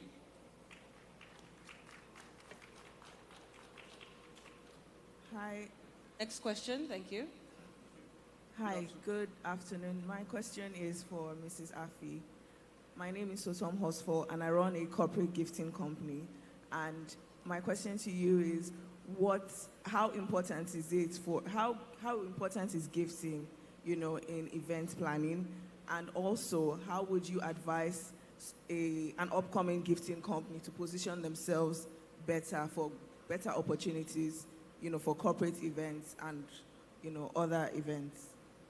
Okay, so I'll tell you a little bit about my business. I started as a florist, and then I went into landscaping, and then went into events. I also then ran a gift shop for almost 15 years. And I found that event planning and gifting, they go hand in hand. First of all, it is very, very critical that you know the kind of gifts that you choose for each particular event. You know what is right for that particular event. For instance, if you have a wedding, there are different types of standard gifting that you can do anytime you do a wedding. For instance, you can give some gifts of diaries or pens or other just memorabilia that will enable the people to remember the event. So gifting first it was just standard, but now it is intentional. You have to really think through the type of gifting that you are going to do. You need to think also outside the box anytime you are going to purchase your gifts, and also to attract the right kind of personnel or the right kind of clientele. Have I answered your question? Yes, so in terms of positioning, what would be your advice? Branding is key. Where you locate your business, and of now, social media, how you market yourself on social media. Targeting, you should have the target groups that you intend to attract, and then go for it. Is that okay? Yes, thank you very much, ma'am. Great, thank you so much. Next question, please. Good afternoon, everyone. My name is Ojoy Simeon, the brand name Glory Bean Decorations. I'm from Ibadan. My question is for Mr. Debola. There are issues around when clients that have used you 3 years ago, 4 years ago, now they are coming back. They have issues with the price. They feel that the price that they paid 3 years ago is just supposed to be like a 20% increase or a 30% increase. So I think, okay, the clients, I did the elder sister's wedding, I did the younger sister's wedding, I did the cousin's wedding. Now their mom is doing a birthday. Now they came back. So when I give them the price, they have a very big issue with the price. So I'm trying to bring them to the place that it was not as we used to do it then. So how do I convince them to know that it is not how it used to be? And on the other hand of the coin, there are some clients that after the event, I discovered that they are scared to reach out to me because they feel like what they see on my Instagram page, what they see me upload is now is much more that they feel they can't afford me. However, the price I heard that they paid the person that they used is similar to what I can take and work with them. Okay, thank you. Your first question, there are two ways to go about it. 1, personal branding. 2, communication. Now, for personal branding, it simply means the way you carry yourself, the way you present yourself. They can tell this guy's level has changed, though. You won't do the speaking a lot. You know, your personal appearance will tell half of the story. You know, I mean, I'm not saying you should break the bank, but look good, look very intentional. Get yourself trained, you know, in speaking and presenting yourself and all those things. It goes a long way. You know, it precedes you. Second one, communication. I realized that you have to be actually transparent with customers. Most times, they negotiate us or price us because they don't understand what goes into the work. They don't see the late nights. They don't see the behind the scenes in your warehouse, the building stuff. They don't know all of those things. All they see is you send me an invoice. They don't even go through the line items. They just scroll down and say this, you want to kill me? What's happening now? You know, so, but you have to now school them and educate them. Oh, we're doing centerpieces. For example, sometimes, recently a client asked me, they wanted a setting for round tables and rectangular banquet tables. You know, like a table that sits 20 people. And the price was different. And they asked that, why is this rectangular table more expensive than a round table? I had to explain. On the round table, you have only one centerpiece and one linen. But on an estate table, you merge tables together, you put a topper on them for extension, you put about 3 linens to cover it up, and you put different centerpieces on the tables. Oh, I see. So you have to communicate transparently. Let them know the cost of doing their business. Sometimes even let them know your profit. It doesn't take anything from you. So they can see that, okay, from this amount, this is what you're making, right? Then the second question, or second question again? You've answered the question. Right, okay. All right. Thank you so much for all that. Last few questions, we're keeping them really brief, so we can also get our brief answers from our experts. All right. Please go ahead. Good afternoon, everyone. Good afternoon, panelists. My name is Dr. George, DTOC doctor, medical doctor, master of ceremonies, multimedia personality. My question is directed to Mr. Kabute. It's a pleasure seeing you again. My question is, as a master of ceremonies, you've been based in Ghana mostly, almost 20 years in the game, and I'm sure you've also touched other continents. How have you been able to deal with language, and more importantly, the culture and way of lives of the people in the countries and continents that you have to host their events? Thank you. Thank you very much. So first of all, I absolutely respect you as a medical doctor who is still pursuing your passion and the craft in MCing. So obviously, language is such a powerful connector. Most people are authentically and organically very much connected to their culture, their environment, who they are, where they are from. And one of the strongest things that connects them to that is language. So if you have the gift of language, if you have the gift of, being multilingual and being able to speak the indigenous language in an environment that you are going to host an event in, it automatically breaks down barriers for you. I'll give you a very funny example very quickly. Back home, I don't speak Ewe. One of the cultural groups we have in Ghana is Ewe, and I don't speak Ewe. And there was a time that I had to host an event that was almost 90% Ewes. And I'm not even talking about urban Ewes. I'm talking about they've literally bussed people from, back in the out country into the city for that particular event. Now, when I started the event, I could tell that there was an absolute disconnect between myself and the audience that I was dealing with, because I was speaking English and they love to speak their own authentic language. But I knew that I don't understand the language, so how do I break through with it? Well, I walked over to the DJ and I requested a particular song. Now, there's a particular song by a Ghanaian artist called Kwabna Kwabna, whose song, it starts in one language and then the second verse is in Ewe. I have never understood the words of that language, but I've listened to the song so many times that I can sing it without, even though I still don't understand what it means. I hope you understand. And so I asked the DJ to play that song. And he played that song, and what I did was I literally began my narration, and once that second verse started, I sang that song without understanding what I was singing. Now, what I noticed was that literally from the second line of singing that song, the auditorium went quiet. And all of a sudden, I realized that there were smiles on their faces. They were looking at me. They were kind of connecting with me. And the moment the song ended, there was a big round of applause. And guess what? They started. And I didn't understand. But from that point of the event to the end of the event, I had their attention because they felt like I was a part of them. So I say that for anybody who is Ghanaian, who is Nigerian, especially if you're in Ghana, northeast and west are bordered by French countries. I believe even the fishes in our ocean even speak French.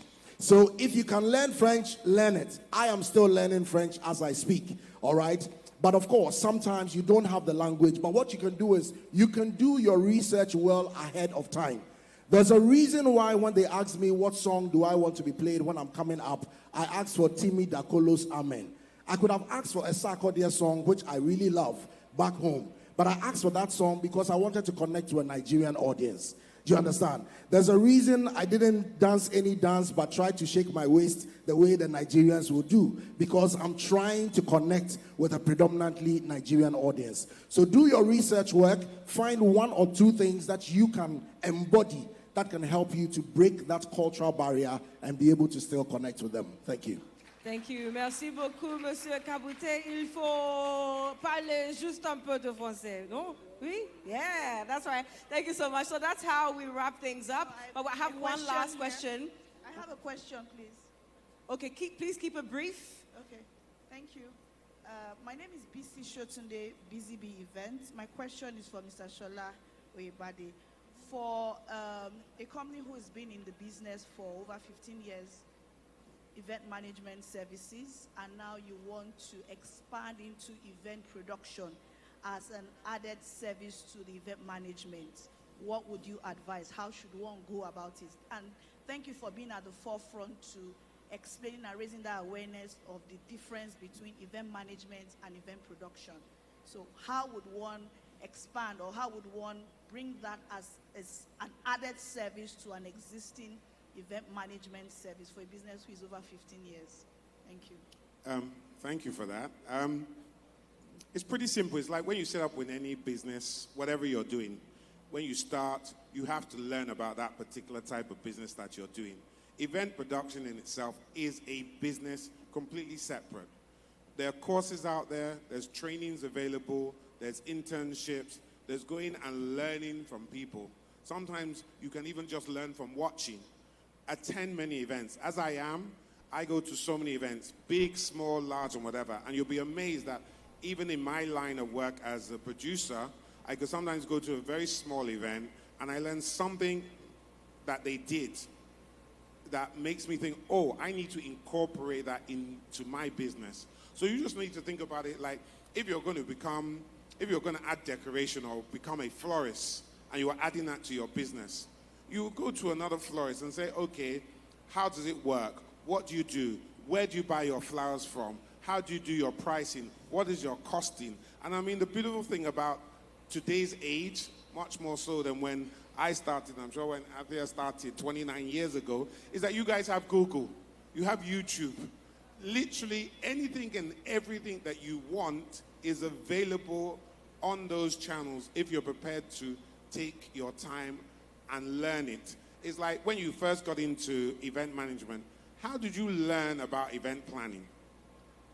You know, you either said, okay, I started off with an event company, I got a job there first, I learned how to do it, or I followed other event people, or I attended Sapphire's event planning course, and then I learned from there. So it's really about how intentional you are about learning your craft, where to go to. I mean, there's other people out there, there's people like Dr. Yemi, even though Kumi, I'm not sure what Kumi is. He says he's a producer, he's an event.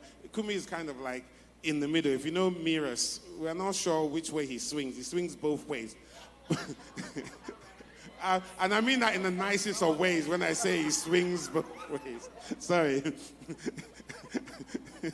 See your minds, please, guys. Okay? So you can learn from different people. Go to them, ask questions. You know, there's nothing wrong in asking questions. Offer help. You know, if you're doing an event like this and you know that we're producing, come and say you want to be part of the team. You don't charge, you don't do anything. My very first event, and Kumi knows it, when I did Love Like a Movie, and I came on, no surprises. It was my first event in Nigeria, and I didn't understand how they did things in Nigeria, even though I'd been working like 20 years abroad. I literally did it for free. And it was literally for free, but it was a big event. Choose the right event to work with. That's another thing. Choose the right event to work with. And from there, that established me. And then I learned a lot of lessons from there, didn't I, Kumi? A lot of lessons. And that's the one thing when you do work with other people, you learn a lot of lessons. So that's what I would suggest. Also, see me after, and I'll talk to you extra. Thank you so much. And we have now one final question that's going to go across. What's your word of advice to everyone that's operating in your industry? Your word of advice to everyone that's operating in this industry, especially those who are now starting out. Just one word. If we can keep it brief, would love that, absolutely. So I'll begin with Shola. Thank you. My word of advice falls into two parts. Number one, learn your craft properly. Get good experience. Learn your craft. Everybody believes that they can come in on day one and they want to get a 100 million naira contract. How does that work? You know nothing about the business, so learn your craft. Number two, very quickly, is I've forgotten what it is, but learn your craft. Thank you for that. Big H. My advice, I say this all the time to photographers and anyone, I think it cuts across different field of work, which is that number one, work extremely hard, work very, very hard. Number two, do not trust your hard work, trust God. And number three would be people matter, build sustainable relationships with people. Let that be the very fabric of what runs your business. Thank you. Thank you. Debola? For me, it will be value relationships, and treat everyone you come across with respect, regardless of the level you meet them at. Treat them with respect. So I think I have an advantage. The best advice I can give to you, if you're an MC or an aspiring MC or an event professional who wants to understand the intricacies of being an MC, the best advice I can give to you is please stay and be a part of the masterclass. A masterclass between Aloy and myself will be running a few moments after this, after the next panel session. So stay, take in all the wisdom and all the experience that can come with that and use that to your advantage. There'll be a video on it after Mommy speaks. Thank you. Thank you so much. Auntie Afi. Okay, so my word of advice would be never give up. Because anytime you start a new venture, there are bound to be hiccups. And whichever hiccups tend to grow you in a certain direction. You may choose to let it demoralize you, or you may choose to think around the problems and to solve them. Never give up. That is, be resilient, and don't take no for an answer in your striving to break the glass ceiling. Always know that there is more to learn about the space in which you are in, and take advantage of courses such as this, conferences such as this, to improve yourself. Thank you. Thank you, thank you, thank you. We can do it better for them now, ladies and gentlemen. It's been a very insightful session asking the experts. We have 2 more parts after lunch. Let's give it better. Come on. And a 3, 2, 1. We have to do 5, 1 for each of them. 3, 2, 1. 3, 2, 1. 3, 2, 1. 3, 2, 1. Last one. 3, 2, 1. Hey. Thank you so much. We'll take our photos now. Let's get FBO on stage as well to take photos with you. This is Kaputema MC, and I introduce to Ladies you and gentlemen, the fix your eyes on the Professional screens. MCing Masterclass. Are you...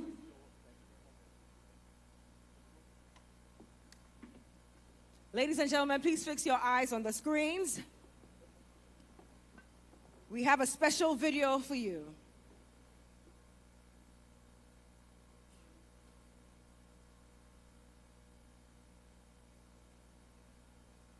This is Kabutema MC, and I introduce to you the Professional MCing Masterclass.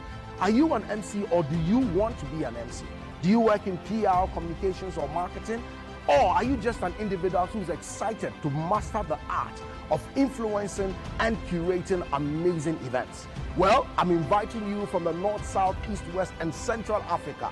We are bringing the Masterclass experience right to your doorstep in Togo, Cote d'Ivoire, Nigeria, Zambia, Tanzania, Botswana, Lesotho, South Africa, from the center of the world, Accra, Ghana, to every corner of the continent and beyond. Simply click on the link on this video, fill out the forms, send an email, or any way you can contact me, and get ready to lift up on a stage and shine bright like never before. It's the Kabutema MC Professional MC Masterclass. Be a part of it and see you there. Well, thank you so much. Thank you so much.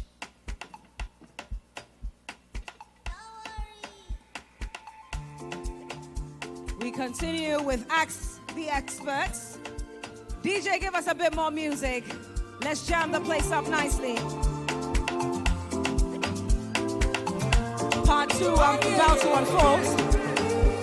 I must tell my mommy for ya. For the little things you they do when they make me go low. Say you lock me for your color. Cause the way you go, you know clear, you don't do me bubble. I won't care. I go run away from love. I won't care. You don't finish me with love. Your body fire go. Oh baby, wine and jo. I did your massage. Your body na chama na loya go. Say why? The fire go. Oh then play wine and jo. Your body like Coco Jo. Yeah, you bust my head and I look jo. Now it's not what you used to. I'ma show you love from the new school. And it's not what you think about. And I'ma show you how that we move around. Oh, they've been trying to get to me. Freedom is my remedy. Oh, they've been trying to get to me, but they never get far. Said she want to be my baby. Said she want to be my lady.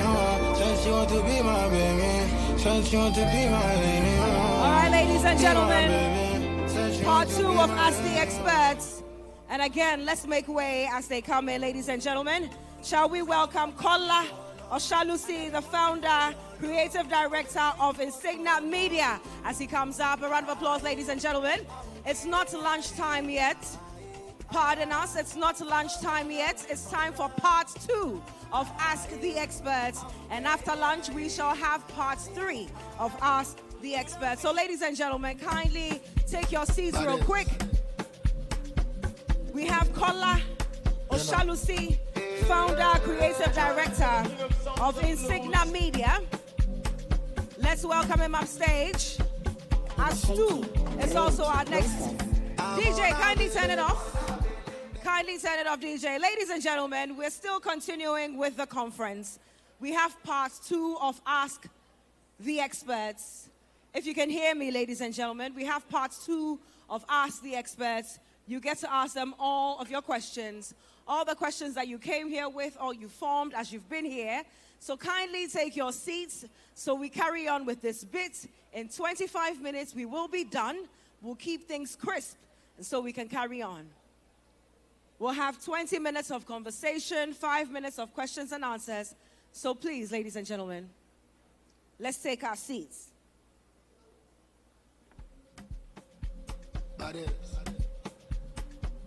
Let's welcome Kola as he comes up stage, ladies and gentlemen.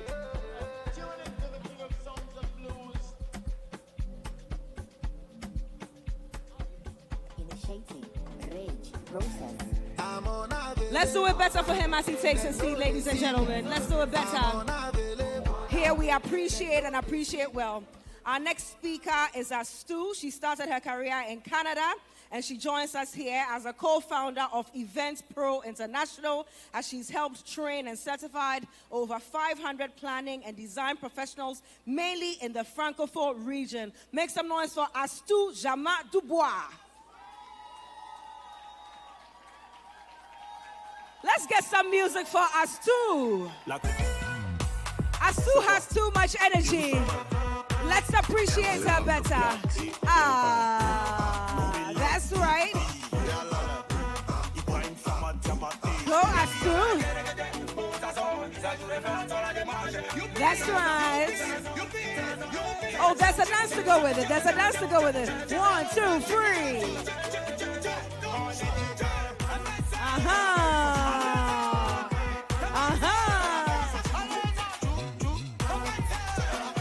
We've got the energy in the house. Thank you so much, DJ. That's beautiful. And then we also have Joko Tade Shonowo, founder, business director, educator, creative entrepreneur. She's a Lagos-based portrait and wedding photographer with over 14 years of experience, and founder, CEO of Posh Click Portraiture. Make some noise, make some noise, make some noise.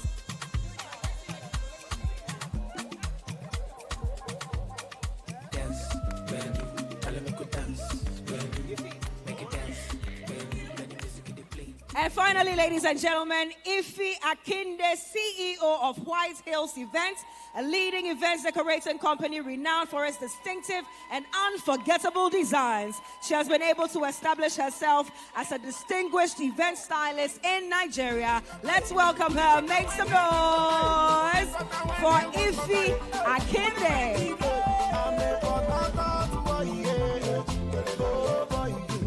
Thank you so much, DJ. All right, with 25 minutes on the clock, ladies and gentlemen, kindly troop to the microphones so we can ask them our burning questions. And first question is the first round of questions for each of you. The first question is, what's your most frequently asked question? When people come up to you, they meet you anywhere, everywhere, most frequently asked question. And we want to keep our questions brief as well so that our panelists can answer crisply. Thank you so much. We'll begin with you. Let's get Ife. Hello, everyone. Wow, I'm a bit nervous. It's my first time. I would like to thank the organizers of this event, FBO and her team. I mean, I can imagine myself 5 years ago sitting somewhere around there at Landmark Event Center. I can't believe that I'm the one sitting down here today. Thank you so much. I really appreciate the opportunity. Yes, so to the question that I get asked the most, it will be, how do I get my clients? Because I do corporate events and social events. So most times people will ask me, how do you get your clients? I would say I stumbled on events. I didn't plan to go into events or to become an event decorator. So I stumbled on events. And from my first event, I got another client there at that event. And it has been like that for over the years, referrals. You know, every event I've done, I've never advertised my business. I've never advertised, right? Apart from my Instagram page or my Facebook page, I've never done, like, paid for any advertisement. It has been one referral or the other. Thank you. Thank you so much. Please pass the mic on to the next. We're playing jumping games here. So yes, my fellow is giving me the turn. Well, I'm an event trainer, so I do get asked a lot of questions, imagine, all of my students. The one that I think I can pinpoint on is, how do you build such confidence? And I've never been like that, believe it or not. When I tell them I used to be very shy, they're like, oh no, you're lying. Yes, I was. But then I really learned a lot from my US experience and Canadian experience. And one thing I always remember is fake it till you make it. Not like you don't have to be authentic, but even if you don't know how to introduce yourself or present yourself or speak in front of a big crowd, just pretend. Just take it as a game. And then with habits and just doing it, it becomes natural. That's definitely what worked for me. I just started doing it and doing it more and doing it more, and then things became natural to me. And that's how you build self-confidence. But you do have to believe that you are able to also do the things that you want to. And that you don't let people tell you you can't and accept it. That's not a possibility. For the translators, I lied a bit. I said that I would translate in French for you, but please do it. Thank you. Thank you. Thank you so much. All right. On to the next. Hello. Good afternoon, everyone. Thank you so much, Auntie Funke and the Texa team for putting this together. It's phenomenal. A round of applause for them, please. So I have quite a number of questions that people ask me, but I think I'll go slightly in another direction. I'm a photographer, a portrait and wedding photographer. And one of the questions that my clients get to ask a lot is, how do you keep the same energy from start to finish? I mean, if you've gone through a portrait session before, you would, while it's enjoyable, the photographer is literally multitasking. So from thinking about how comfortable the client is, they're thinking about the technicalities. Okay, what light setup am I going to use? Especially when we have our lovely clients who wear about over 5 outfits, right? And they'll say, oh, but I think it should take like 3 hours, right? No, it's a process, So they say, how do you keep up that energy? So the first thing is, I love what I do, right? And the fact that I love what I do, it shines through. So I'm not even thinking about it as work. I'm thinking about it as a means of expression, because what I say my vision is that I'm here to help people unravel the beauty that God has placed inside of them, capture it, showcase it to them, and allow them share that with the world. That's what I do. So I keep going, until I find, that beautiful side. I mean, people who have experienced us will say, they'll go like, you say this all the time. It's like clockwork. I'm like, oh yeah, so turn here, move slightly, until I find that beautiful side to you, that you didn't even know existed, till I'm like, yes, we got it. Then in addition to all of that, capturing all of that, there's also connecting with the clients. Sometimes I'm meeting the person for the first time. So we're thinking about all of that. The lighting, your settings, at some point that becomes like, a rule of thumb. You know what to do and all of that. Making sure that they're comfortable. Also liaising with all the other vendors that are on site. So I think that's one of the questions that people ask me the most. And then it now piggybacks off what she mentioned, about how what I've explained now leads to referrals. So it's less leads that are now looking to become clients. It's leads to clients, directly. So thank you very much. That's a great one. Thank you. And finally, Kola. So yes, yeah. So I had to let the ladies speak first. So yeah, I'll just say thank you to the organizers of this. This is literally the most important event for the event space annually. So I want to say thank you to the team. And thank you to the organizers for keeping this on over and over in the last few years. So for me, I think the question I get asked most is literally, there's quite a lot of it. But I'll pivot to what she's asked. And a lot of times I think with young creatives and all that is, how do you get clients? The answer for me has changed over time. There was a time when they asked me, how do you get clients? I'm like, I just walk up to people. And I'm like, I'm a photographer. Why are you not shooting with me? And they're like, huh? I'm like, yes, that's what I do. So I'm like, okay, you know what? Maybe, and then that led to a couple of referrals and more referrals. The bulk of my clients are more of referrals now. But I still don't stop walking up to people. I mean, I meet people and they say they do this, and I'm like, okay, I'm an event photographer. You're aware? Like, so why are we not shooting for you? Say, but I say, why are we not shooting for you? Say, we're still in talks on the project. I'm willing to come in and be part of the talks on the project. Let's see. I mean, let's bounce ideas. There's some ideas you need off me. And, it's funny, but it's how I get a couple of clients. In fact, most of my clients now, that's how I get most of them. So I go to events, I'm talking to people. They're saying, what do you do? I tell them what I do. I mean, most of my clients are corporate clients now. So I'm introducing myself first as a photographer, and I'm telling you, I don't know why we've not been shooting for you. I don't know why you've not been taking advantage of all what we have to offer as a photography company. So yes, it's what I do.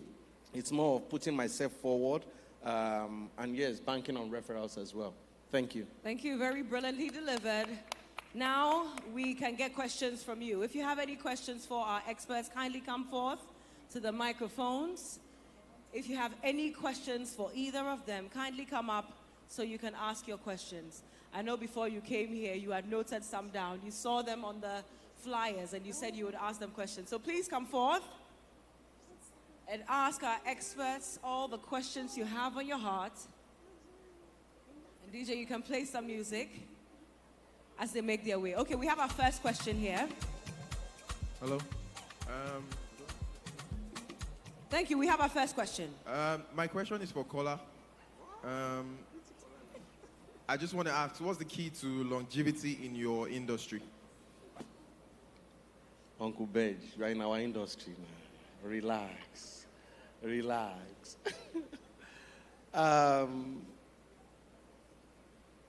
What's the key? I don't think I can pin one word to it. But I think over time, it's not about the images anymore. It's about the relationship you build. It's about the experience you curate. It's about how people feel about you. It's about how you make people feel. So for me I won't take away the God factor, because sometimes I think, not the imposter syndrome, it's just I'm like, this is ordinary, and the client is like, wow, I love this. So I think there's a God factor in that that's kept me going. Just being nice is also important. It's not that hard just to be nice to people. Stay true to yourself and stay humble. I'm still the same guy that I was 19, 20 years ago when I started out. I'm still the same guy. I'm still the same guy that would put my back to it when I'm working. Every project for me is as important as the first project I ever did. I want to put in my best, because I want to go back and look at that project and say, this is what I've done, and appreciate it. So it's about that. It's about also continually evolving. I think that's something I've kept at the forefront, even for us as a business. Our mission and vision statement embodies that we have to continue to stay consistent and evolve with the latest technology, that's readily available. So I'll say constantly evolving, staying true to myself, understanding why we're doing this, staying humble, being nice, and yes, trying to check on my clients as much as I can. If you live in Lagos and you live in this economy sometimes, you don't want to check on anybody.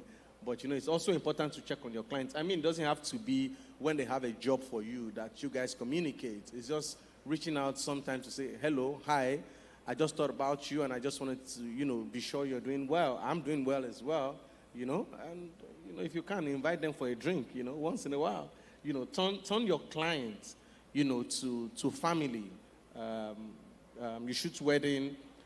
Don't stop at wedding. I mean, I think it was Big H that was saying it. Was it yesterday or one conversation we're having? And it was like, don't just shoot the wedding. Try and do pictures of them when they have their first baby. And if possible, do family portraits with them. Yeah, follow that journey with them and before you know it, you become family with them. They want to put their neck out for you and refer you, and that constantly, ensures that you stay relevant. All right. Thank you. Thank you so much. All right, so let's keep our questions brief and our answers brief. Next question. Hi, good afternoon, everyone. My name is Loretta Inaife. I'm here from Port Harcourt and Accurate Prints. I'm into corporate branding and general printing. I print for a lot of decorators and companies. So my question here is to Mr. Kola and Mrs. Akande Ifoma. When you are into printing, like Mr. Kola rightly said, he does his marketing by telling people, this is what I do, going into places and introducing yourself. So, and Mrs. Ife, as a decorator, and most decorators don't want people to know who their printers are. We are like the guys who walk behind the scene, and they don't want knowing, oh, I print from this person or I print from that person. When you find yourself in a situation like that, what do you do? Because a lot of people will come, I like this, I like that, and they don't even want you telling people you work for them. And you do such an amazing job. What do you do? Thank you, Loretta. I would say every decorator has, her own unique or their own unique pattern of doing their prints, right? So if you want to start advertising, let's say my print, for instance, I won't like it. So I will encourage you to try and maybe like if you are showing you, say something that I've done before, for instance, and you're saying, do this, you can show them other ways to do it. Even without saying you print for White Hills. I don't know if you understand. You can give them other concepts, not exactly what you do for client A. I think that will help you. Okay.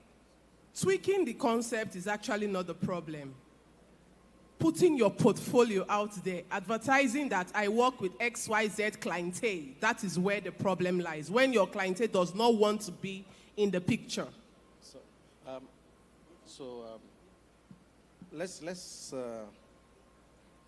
Let me put it this way. So you need to be confident enough to clarify certain things in your working relationships. You're printing for somebody, in as much as you're printing their products, it is also your work. So you need to be able to clarify with them that in certain ways, I will use this as part of my portfolio. So I think it's easy for you to have that conversation ahead. So it might be their choice not to, for their own reasons. But I think if you reach out to them and have that conversation with them, a lot of them will want to listen and want to reason from your own perspective. I think that's number one. Number two is, I don't think it should be limited. I think communication and advertising has been democratized. There's social media. There are ways you can fine-tune how you talk about what you do, not necessarily mentioning a particular brand that you've worked with. You could use reels. You could use whatever. Make the images look great. Collaborate with a videographer. Collaborate with a photographer. When you're done with this branding and this print, do pictures of it, put it up or something. Maybe blotting out the name, but then showing that. And then when you go out to your event, I don't know what kind of prints you do. Do you print brochures? Do you print all of those things? I mean, go around with some of them. Create something that's a volume of work that shows what projects you've done. It could be independent projects. If you have collaborate with a photographer, let them shoot materials for you. You print them, put them together, design properly, and go around with them. This is something I did. This is what my work looks like. I think it's democratized enough for you to take advantage of it. You don't have to be fixated in the fact that the client says you shouldn't. I think there are easy ways you can have that conversation. And then, in fact, you can actually offer them something. That for every time I use your work, as part of my portfolio, I do 10 extra copies of whatever materials I'm printing for you. I mean, trust me, they'll listen. So I think it's you trying so many ways to communicate and take advantage of, what you already have. Thank you. Thank you so much. We'll take no further questions after those that are here with us. So, please, over to you. Good afternoon, everyone. My name is Olauton Atilade. I am a photographer based in Lagos, Nigeria, and I run a camera store for rentals. So my questions goes to Posh Click and Kola Olausi. As a photographer who struggles with getting gigs, how can one overcome that struggle? Then number two is, how do you balance portrait and wedding photography? That's for Posh Click. How also have you built a team over the years? Because I know Kola Olausi shoots like major event and he has people that handle it. How have you built that team and they deliver excellence? And also, how are you able to trust them to deliver even when you are not around? And also, how do you handle clients that want you to appear at their events? They're booking you to shoot, but you tell them, oh, I'm not available for this event, but I have my team that will cover it. How are you able to handle that? Thank you so much for that. Please, let's keep the answers brief. We only have a few minutes to go. And if we can keep our questions brief as well, that would really help. All right. Okay, so the first question is, how do you get leads that turn into clients, right? So one word to answer that would be value. Always deliver value. And what is value to a photographer, or how do you put your value out there? It's first by creating a body of work that people want you to create for them, that they're yearning for it, right? So you have to do your assignment to find what that means to you. If you have to do a research to find out, okay, what's the trend, to zero into who your ideal target audience is, where they are, what they need, when they need it, so that you can prefer that solution. But easily, I'll give you a tip. For photography industry is women, right? And wherever there are women, it's a marketplace. So look for the needs of women, craft it so well, create your portfolio, build it in a particular direction. I would even dare say, niche to a particular cause that people can relate to, such that when they see it, it speaks to them. It's almost like you crafted it for them. So you can use storytelling to your advantage, such that once they see it, they're like, no, you are the only one who can interpret this for me. And before you know it, you start to build something, likened to like a cult brand, literally, that would want you for that specific thing that you do. And then you can then translate it into other parts of the photography that you do. Thank you. Thank you very much. Next question. Hi, good afternoon. I'm The Empire Events, a boutique event planning company. And for one, which has been in this industry for like 5 years now, and love to create mind-blowing experiences and definitely exclusive and is directly to a niche. And now, the goal was to 5 years. The goal was to, okay, let's see what goes on in 5 years. If it's fine, fine. If it's not, you can divert. But then it's been really great. It's been a very beautiful journey. It's even more than I envisioned. I've achieved my 5 years goal and more. So now that I want to do more, I want to do better, I still want to be in the industry for the love I have for it.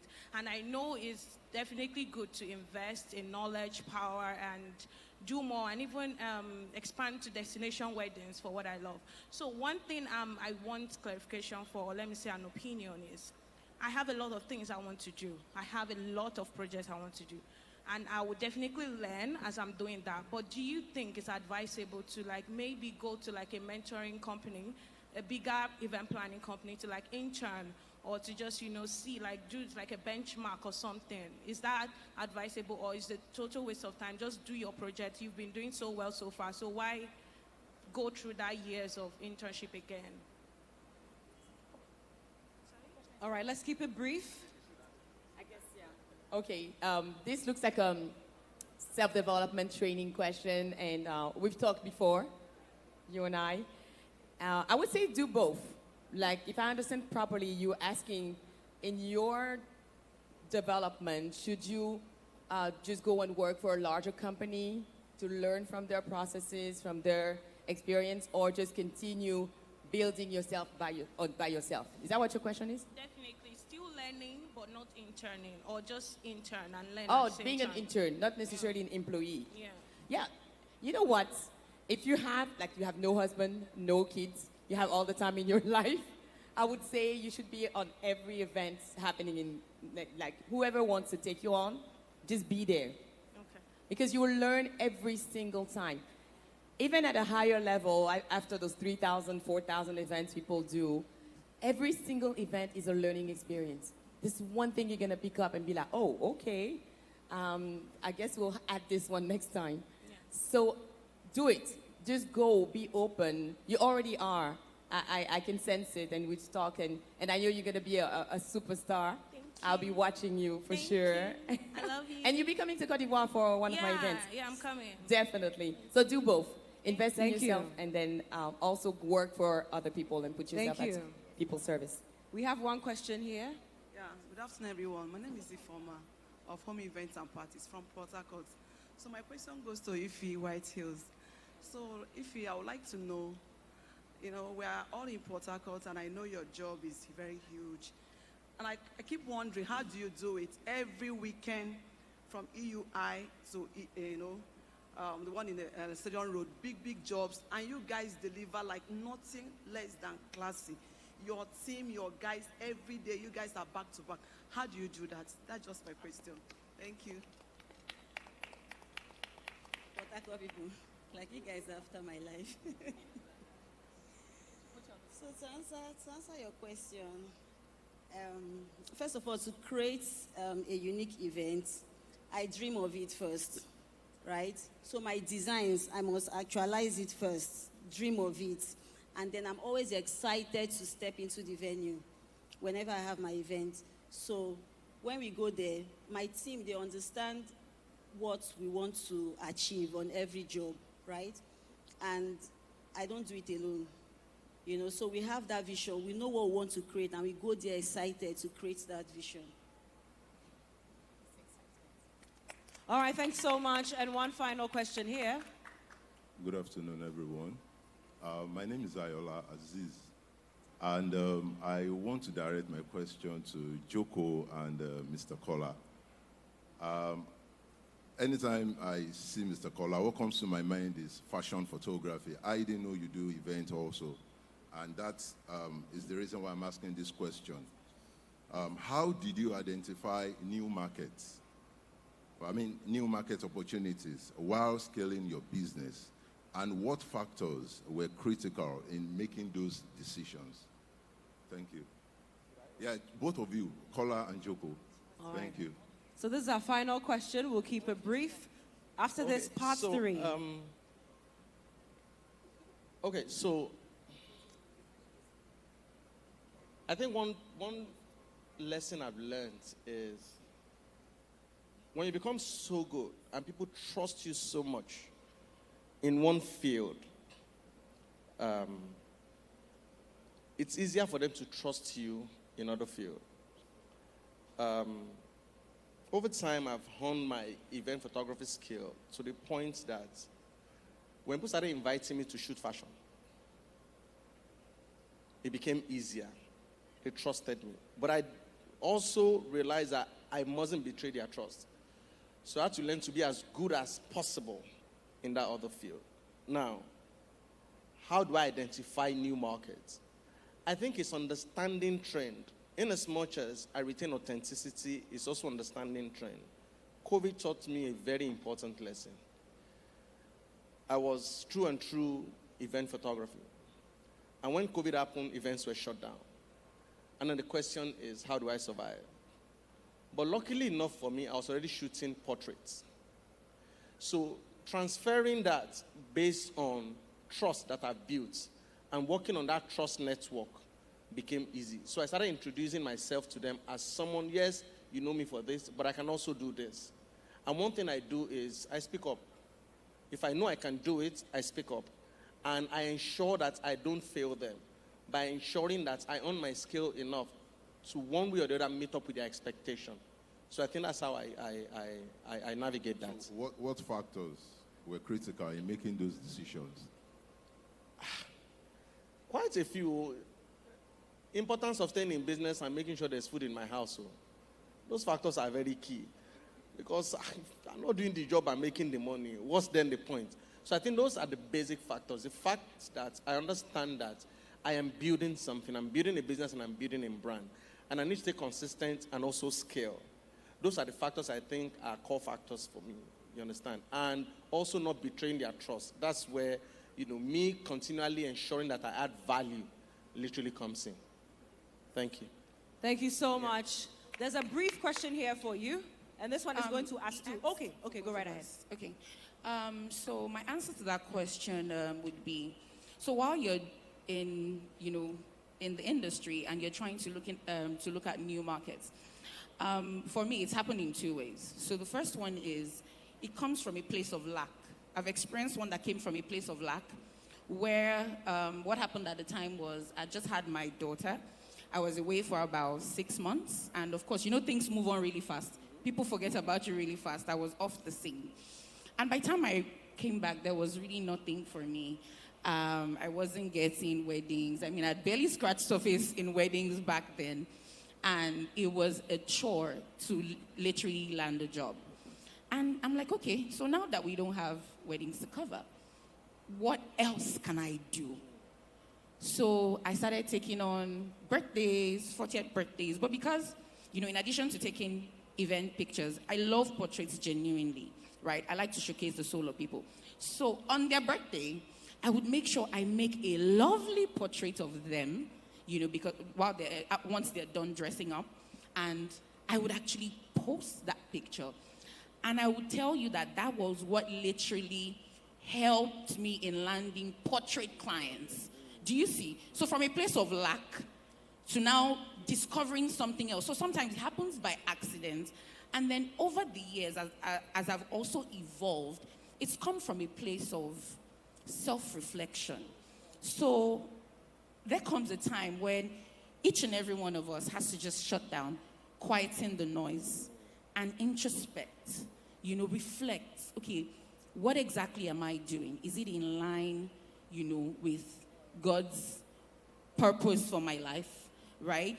Or have I even, finished those goals that I set?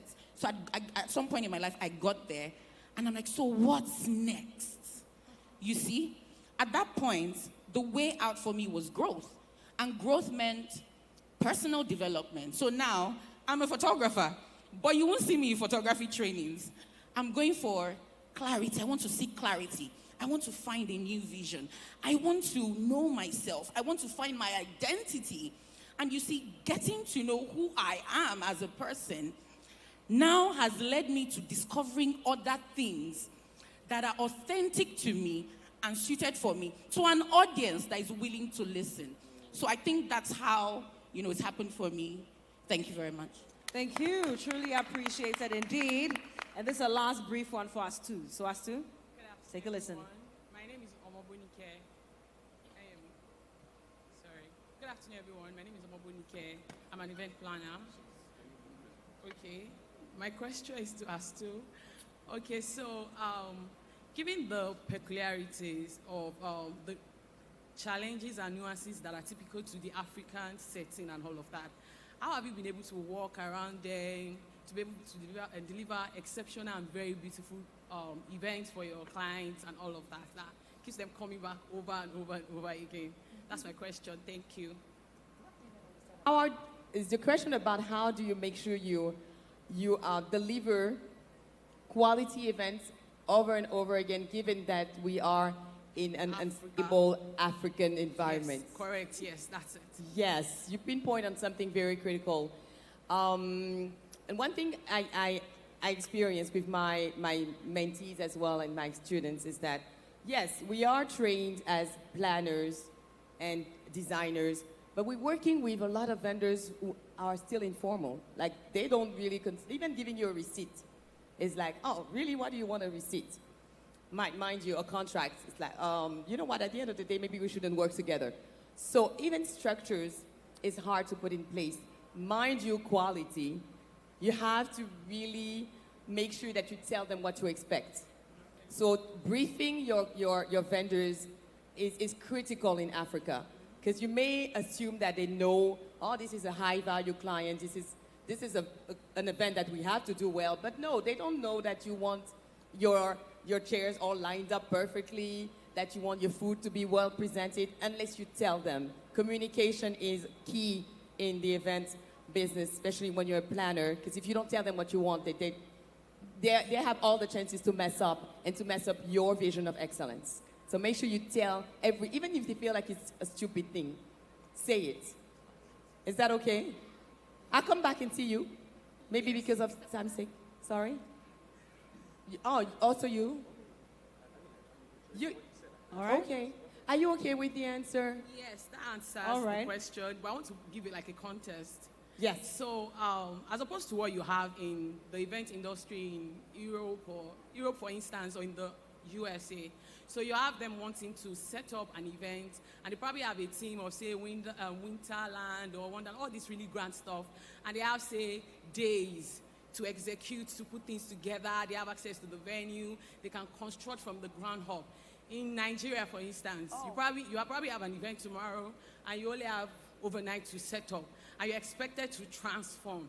The explanation of the fact that it's going to take me 10 days to execute, you cannot exactly tell your clients. They're not going to take They that. expect to come into the venue and expect the venue to be transformed. So peculiarities like that, it could even come from the angle of, say, policymakers sometimes. So very peculiar nuances they are Africans. So that's more like... I would say the same thing. You have to tell your client what to expect. It's all about managing your client's expectations. If they feel like they've given them this really nice Pinterest picture that has been done maybe in the US or anywhere else, and you know your challenges locally because you know you're getting the venue 12 hours before, there's no way you can execute that design. And you have to tell them, sir, ma'am, this is what you want, takes 3 or 4 days. Are you willing to book the venue for that long? Yes or no? End of the story. All right. Thank you so much for that. Thank you so much. I'll come see you still. If you have any more questions for them, you may approach them on the other side. Is there one more question for you? I think we're good. There's a question about team. I mean, I think I can literally. All right. I can literally, because of our time, I can literally attend to him once we get off this. I'm sure it's a lengthy conversation. He will have inbred questions within that question to ask. So I'll be willing to answer that once I get off here. Thank you. All right, thank you. We've sorted out nicely. Thank you so much. It was a pleasure having you. Let's appreciate them with a round of applause now, ladies and gentlemen. I know it's heated. It seems like a long day, but trust, lots of great things to unfold. We broke this up into 3 parts. Ask the experts. We've seen 2 parts so far, and we have 25 more minutes for the 3rd part. They'll come on. Kindly keep your questions brief. Our moderators, pardon me, our panelists will also keep their answers brief. 1 person, 1 question. Make it simple, make it short, so others can also ask their questions. And we'll take 5 questions now for the next session. Thank you so much. When she returns. All right now, ladies and gentlemen, our 3rd Ask the Expert panel is coming on. I crave your indulgence, ladies and gentlemen, for this bit. Another 25 minutes. About 5 questions to go through, after which, if there's any more time, we'll take a few more questions. Now, it's my pleasure to welcome upstage an award-winning creative entrepreneur, educator, and founder of Think Mahogany Events, a leading events production company in Ghana. With a focus on high-quality, impactful event design, she has successfully organized over 1,000 events. Ladies and gentlemen, shall we welcome the seasoned expert, Deborah Jane Nelson. DJ, you have to drop the music, drop the music, drop the music. She knows how to dance now, DJ. Let's go. 2-step, 2-step.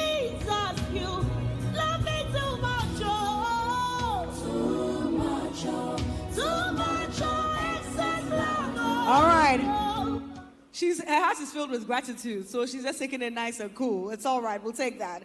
Up next, ladies and gentlemen, to sit up here as well and answer all your questions is the founder and CEO of Myros Events, a leading event management company operating out of Nigeria, a global event management consultant, speaker, facilitator, and content creator around all things events. With a track record of over 10 years, his company, Myros Events, has gone on to execute and manage an average of 200 events. Ladies and gentlemen, shall we welcome Kumi Ario?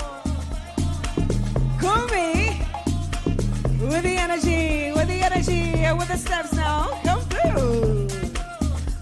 Kumi got the vibe.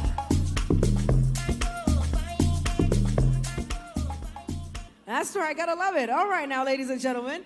An award-winning creative director and founder of Frontline AV Production with over a decade of experience, he's renowned for his expertise in cinematic wedding films and live events production. Shall we welcome Lanre Esho? Show some love, show some love, show some love. Lanre is in the house. Coming through from the back. Show some love for Lanre. Lanre, you know you can dance, right? 1, 2, 1, 2, 1, 2. Abba, that's right. Lanre is there, all right. And finally, ladies and gentlemen, an award-winning photographer with lots of years, of experience. Shall we welcome Bedge? Bedge is in the house. You can do it better. Besh, this song is for you. This song is for you. Let's go, let's go, let's go, let's go. Shaku, and Shaku, and Shaku. Yeah, you're welcome, you're welcome, you're welcome. Ladies and gentlemen, the floor is open. Kindly make your way to the microphones as I ask my first question, and that is, what is your most frequently asked question? The one question you are most frequently asked. Deborah Jane, you begin. Hello, everyone. Sorry we're taking up your lunch, but it's going to be worth a while. Now, I feel bullied because I'm like the only chick on this panel. So I need the ladies to be on my side. Make a loud sound for me.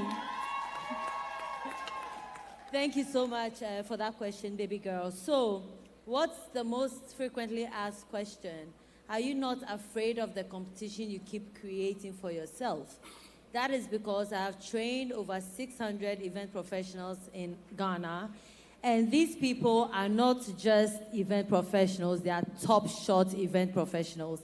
So if you follow people in the Ghanaian event industry, we have people like Eventels, we have Pepper Oyster, we have Lamo Bella, and these are all people that came through my hands. And people always ask me, are you not afraid of what you're doing to yourself? And honestly, I'm never afraid to impact lives of people within my realm of influence. And that is something that I want to live with everybody here. God has blessed us uniquely. Nobody can take from me what belongs to me, and nobody can take from you what belongs to you. So, and nobody's supposed to leave this earth empty. So whatever you have inside of you, do not be afraid to pass it on to others. You owe it to God, and you owe it to other generations.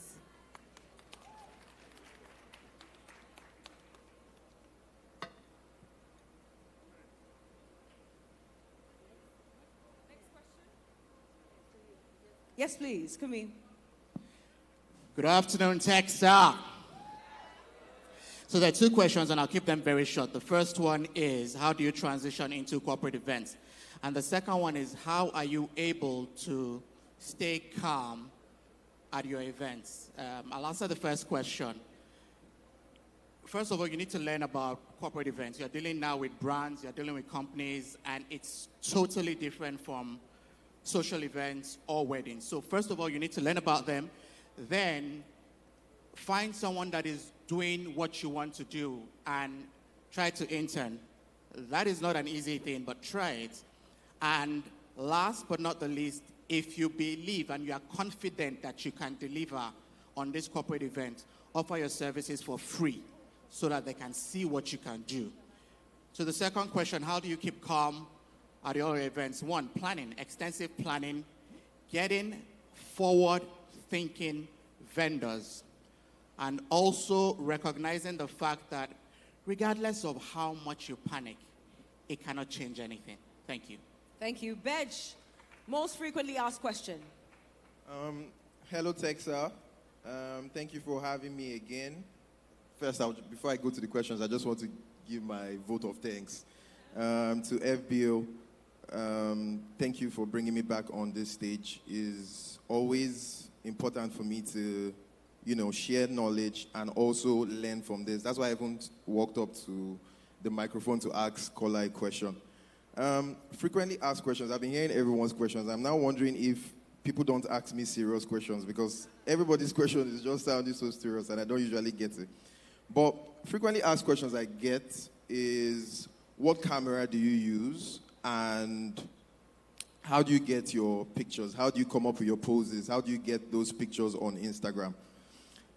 The thing about those questions is I don't just see the surface of the question, like the one of what camera do you use? Because where that question is coming from is, if I buy this same camera, am I going to get that same quality? And the truth is, what you're seeing is pure skill. This is my 10th year in the industry, right? And everything on there is skill. It's not about the camera. It's about the person behind the camera. And I'm not really going to throw technology to the ground and say it's not about the camera, but I think photography first, from the origin of photography, was about the people in front of the camera, not the device being used. So in case anybody ever comes up with that question, I will send you this video of my answer. And when people say, oh, how do you get those pictures on Instagram? Same thing. I think maybe they feel it's something that can be taught. Yes, but this is now the God factor and the talent factor, and this is the one I can't answer because even me, I don't know how. If you go on our Instagram page, for the first 2 pictures or 3 pictures that we posted, when I tried to understand how did my head get to make this couple do this exact same pose, I don't know. Meaning it's a real-time light bulb that comes on my head. It's an idea that comes on my head to say, oh, can I have you tilt this way to seem like you're falling down? And I capture that image. And I go on Instagram and I tag and I caption it, falling in love. You, the viewer, scrolling, your mind is blown. I'm sure you're like, oh, how did he come up with this? Did he write this the night before? Absolutely not. Most things you see on there is a light bulb moment that comes on. The things that can be taught are the technicalities and maybe how to get your image to have the same color grade or something. But the light bulb, I don't think that can be taught. That one is pure talent. So, I mean, if anyone asks that again, I'll send you the same video. Thank you so much for that. Finally, Larry, can we get yours as well? Most frequently asked question. Okay. Good afternoon, everyone. Following in the footsteps of Bedge, I would like to say thank you for inviting me again to Texa. A big round of applause, please. I don't take things like this for granted, so thank you so much. We kind of share the same, I'm a videographer, he's a photographer, so we kind of share very similar questions. What's your thought process? How do you shoot? What camera do you shoot and whatnot? And I'm going to slightly skew away from his answer in this way. First and foremost, I would agree to the fact that, yes, it's not the gadget or the camera, it's the person behind it. Earlier today, I was having a conversation with the photographers at the back, and I asked them one question. I said, if we were to take photography back to 20 years, and all you had was 24 frames or 36 frames, how many of us remember those old cameras, right? How would you shoot photography? And one of the answers they told me is, oh, they will be thoughtful before they press the shutter button, right? Because these days, because we rely so much on the camera, I see a lot of photographers go, on their shutter speed just because they are hoping that one picture will be nice out of like 50. But back then, you have to be ready to go for that shot before you click that shutter button. And I apply the same to what I do. and whoever cares to listen that, see, before you press that record button, be thoughtful. And that is how to massage your creative process. Because if you're thoughtful, every time you want to press that record or the snap button, you will probably create magic. It might not come to you all the time, but those moments that you now put out there will now look like you have done something crazy out of this world. No, it's just that you're putting a lot of thought. And how do you get to that point? When I started, I watched, until today, I still watch films from, I watch Greek weddings, I watch Lebanese weddings, I watch Italian weddings, I watch Saudi Arabia, Dubai weddings. And because I choose to watch all of this content, it kind of helped me forge something different. Now, there's no new knowledge. Nobody is doing anything different. It's just that we get these ideas from a lot of places. So in a nutshell, the most common question I get is, what's your thought process? How do you create this beautiful image? And it's simple. You need to be conscious of what you're doing. Before you press that button, you must have a story in your head, basically. Thank you. Thank you so much. Thank you very much. Can we have questions from the audience? Thank you. Thank you to all of our mentors on stage. If you have any questions, please come forward very quickly so we can take your questions and move on. Is anyone coming forward? Okay, great. All right, we have two over there and one here. So introduce yourself and ask your question. Hello, everyone. My name is Abokuma Ellis. I am the events director at Purple 12 Events. We're based in Accra, Ghana, and we are planners in Ghana. Sorry, Brian is distracting me. And we plan events in Ghana and around the world. I have a question for Debbie, actually. Debbie is one of my competitors in Ghana. I would like to know, when you're planning events or when you're producing events, the team behind the events, they are the core of the planning. I'd like to know how you manage them in terms of, like, what pep talk, how do you prep them for the event day, before the event day? How do you make them ready to be able to produce or manage the event properly on the day of the event? Thanks for that, Abokuma. Okay, so before I answer your question, when my colleagues come on stage, they give a shout out to Funke and her team. And actually, I think I deserve the title of International Class Prefect. I've been to Texa, the first one, the second one, the third one, the fourth one, and by God's grace, I would come again. Not necessarily as a speaker, but to just be here. And also, I just want you guys to give yourselves a round of applause for making it to this room today. So, Abakuma, that question, first of all, I don't give pep talks. Everybody know you must come ready. So I don't feel I need to baby you to deliver on excellence. So that's one thing. My team knows that when it's work, we're not joking, you need to deliver. But what I do is I study my team and I study their strengths, their weaknesses, what they enjoy, all of that. So I know everybody, I know what would weaken them on the spot, I know where they would flourish. So what I try and do is, and also I rotate their roles a lot. And everybody in the team actually knows what everybody else is supposed to be doing. Because, workers, they don't really care. On the day of the event, they can just send you a message if you're lucky to say, oh, I might not even show up. Somebody else needs to be able to stand in that position at that very moment. So I make sure they all know what is actually going on, but I place you where you are the strongest. However, I also rotate you a lot. And one thing I do is, where you're weak, I'll keep placing you there until your core is strengthened in that position before I move you on to the next. So I'm very militant with them because I don't want them to be dependent on me to be able to deliver excellence to our clients. Hi, good evening. Good afternoon. My name is Adebisi Bajimo of Workbox Oriental Express. My question is for Mr. Ario.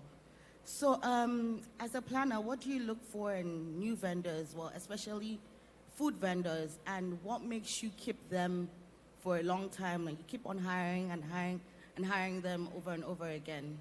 Thank you. Thank you for that question.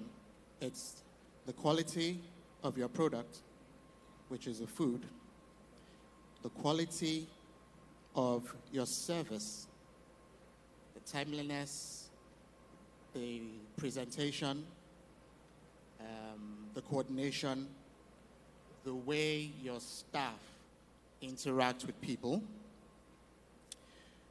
your willingness to be flexible, and your ability to take feedback and improve on it. That's about it. Okay, hi. Hello, can you hear me? Okay, good afternoon. I have two questions, one for Berge, Landry, and another one for Debbie. Now, Mr. Photographer and Videographer, are you guys ever afraid that these young ones with their phones doing fantastic job will take your job very soon? Because, trust me, there are the guys these days are doing wonders with their phones. I mean, taking, so this is, I even prefer that too. I mean, you guys. I mean, when I do my job and they come with their phones, they do the edit, and I have it the next day. Are you guys afraid it's going to get to a time where clients are going to say, you know what, we rather want to go with these guys, not you? That's a question for Larry and then Debbie. You've done so much in Ghana and around, and you said that you are not afraid of competition. When did you come to that realization that, you know what, I'm teaching these young ones, even if they take my client, even if they take the best client I have, I'll not be afraid. I'll still keep on training them. When did you come to that realization? Thank you. Okay. White chalk. That's content creators is the new, how will I put it? Is the battle we are facing now. So let me take you back to Texa, the last Texa, which was the first I attended and I spoke at. Like I said, I always like to ask questions to get insights, and just pretty much is it to seek validation on the answer I already have. So my questions basically are not just because I don't know why I'm asking them. It's just to get someone else's opinion. So there was a panel on here, and they were talking about, it was a business panel and how to scale your business.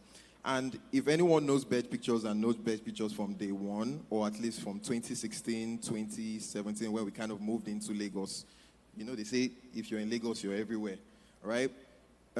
We have this thing where people were not even coming to our page for photography again. They were coming because of our wedding stories. Our wedding stories was kind of a big deal, right? I was always, making stories at weddings. That's when, after 2020, actually, where Reels came on from TikTok, when Instagram initiated Reels and stories. So I was using that, and I'm seeing my wedding stories getting about 24,000 views. There's a popular story where a Bolt driver won a car at a wedding in Abuja. Most people know about that story. That was from my story. So I came up stage to ask the question, and I was like, what do you think about, content creators was not a thing, no. I was like, what do you think about, monetizing the Instagram stories, not just photography, and, making money from something else under your business that you're doing that you just discovered? And on that panel, someone answered, like, no, well, they didn't sound like this. I'm just very dramatic. They said, no, that you don't need to always attach money to everything. Once you just do your photography and dip. But someone else took the microphone to answer, bill them, like charge for it. 2 years later, after that question I asked, content creators became a thing. So I won't be the person you see to think I see content creators as competition, because I was already the content creator before it became a monetized thing. So we cannot be threatened by phones, right? I don't know about Larry, I don't know video, but I don't think there's that panic of you might lose your job, or someone will say, I want to pay a lot of money for you to bring your phone to come and make content at my wedding. Photography will always be and has been timeless. So it's going to stay that way for sure. The thing is, the synergy is not working. There was a time when the only competition we had was the videographers, right? But obviously, we got along and it's one and it's two. But now, content creation is a thing, and I don't think they understand. They are on that phase of, oh, this is new, get out of my way, I am the content creator. And I'm like, well, we have to just find a way to walk alongside. So when we know we have photography, we have videography, then we have content creators. So we welcome them. We do not see them as competition. And they are not stealing our market, no worry. Any photographer, no worry at all. Thank you. We gallant. Thank you. Let's keep our answers brief and our questions brief as well. Thank you so much. Just to quickly add to what Beg said, I remember a colleague of mine who had a different style of videography. I'm sure if I describe what he does, a lot of you will know him. He will get a popular song and make the bridesmaid and the bride do a cover of that song on the wedding morning.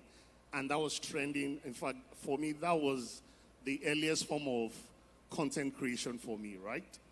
And a bride that I was supposed to, shoot her wedding said, I want this. And I told her, I said, what I do is different.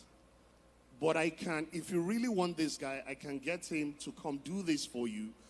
But what I do is different. And when she asked me, she said, what do you do? I said, I make timeless videos.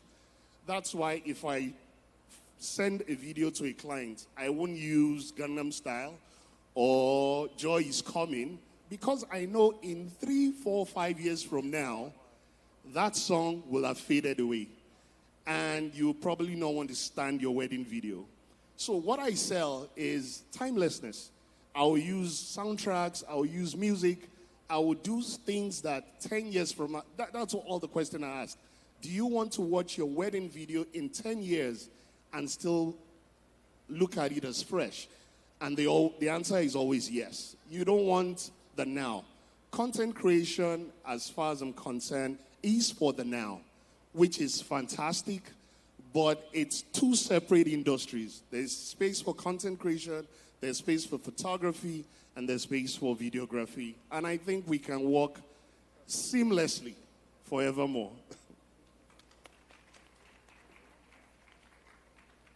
Okay, so to keep this brief, on to my question. Yeah, to keep it brief.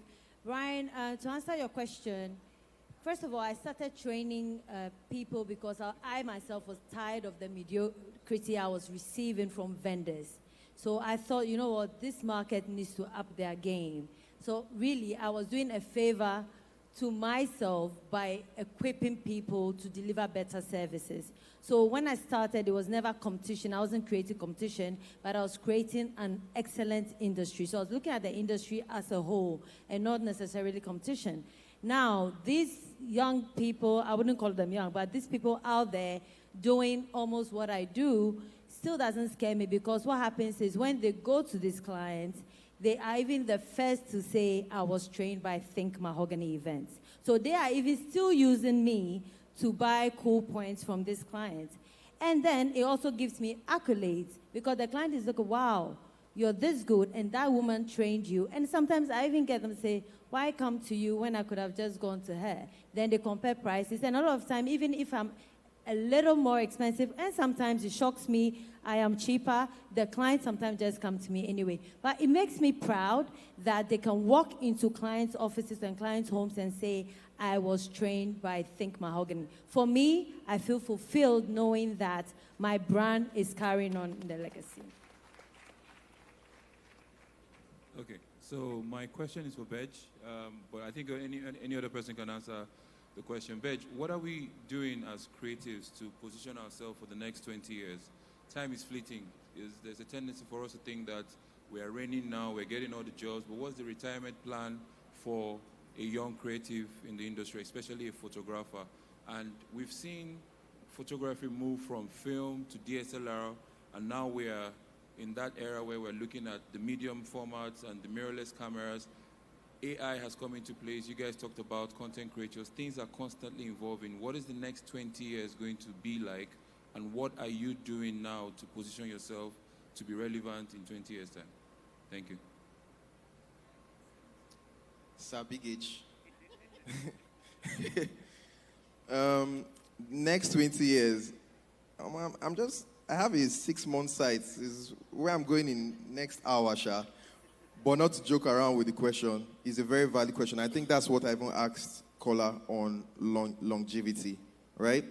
The next 20 years for photographers, I don't think anybody can tell, because we couldn't tell the last 5 years, just like how there's a new industry, content creation, that came in and we're battling with them. So we don't know what we are expecting in the next 5. But I think when you speak on the new innovations like AI and the rest, I think we just have to keep seeing them as tools that we use to tell our story. Don't think AI is about to come and take your job, right? I think you should see it as a tool you use to tell better stories. Because the last time I was in Texa, there was no ChatGPT. I would have used ChatGPT to answer all my questions that he gave me. But you see how people are using ChatGPT now to make their lives better, right? Getting assistants that are not people anymore. And this is something we give credit to technology. So to answer shortly on where we see ourselves in the next 20 years, I think whatever we have now, we have to use as a tool to build the future. And everyone who's in the industry as a leader, because when you're talking about each industry, they are leaders of each industry. I think that's where the burden rests on their shoulders to, innovate, get new innovations, bring new ideas, bring new things out for other people to maybe capitalize on for their own benefits. Just like content creation, when I said, I was even doing it before. I didn't say, it's a new business and I added it to my package. It's still not there. I still don't do it because I was never seeing it as a money grab. I was seeing it as something I was doing that was making the clients happy. So I never attached money to it. So as a leader, I wouldn't say, just go and start doing content creation now for the money. So leaders in their industries have the burden to create new innovations and inventions in the industry for other people. So 20 years, let me know I'm there, Sha. I will be there in the next 20 years and it will be relevant. Thank you. Okay, amazing. I think that... All right, ladies and gentlemen, let's give them a resounding round of applause. That was a great session asking the experts, Deborah J. Nelson, Kumi Ario, Lanre, Esho, and Bedge. Thank you so much. Let's appreciate them now. Please, please, please, please, please. That's right. Thank you so much. Can FBO join them upstage? Let's take a beautiful photograph. DJ, give us some music. Let's do this really nicely. Thank you all for asking your questions. After lunch, during lunch, when we're having our networking sessions, you can go to them one-on-one and throw your questions to them as well. I was about to say, how come FBO didn't dance up stage? But, she got up and she got it. With your big smile. 3, 2, 1, and 8. 3, 2, 1, and 8. Beautiful indeed. Thank you so much. Thank you so much. Thank you for inspiring us and enlightening us. We really do appreciate you.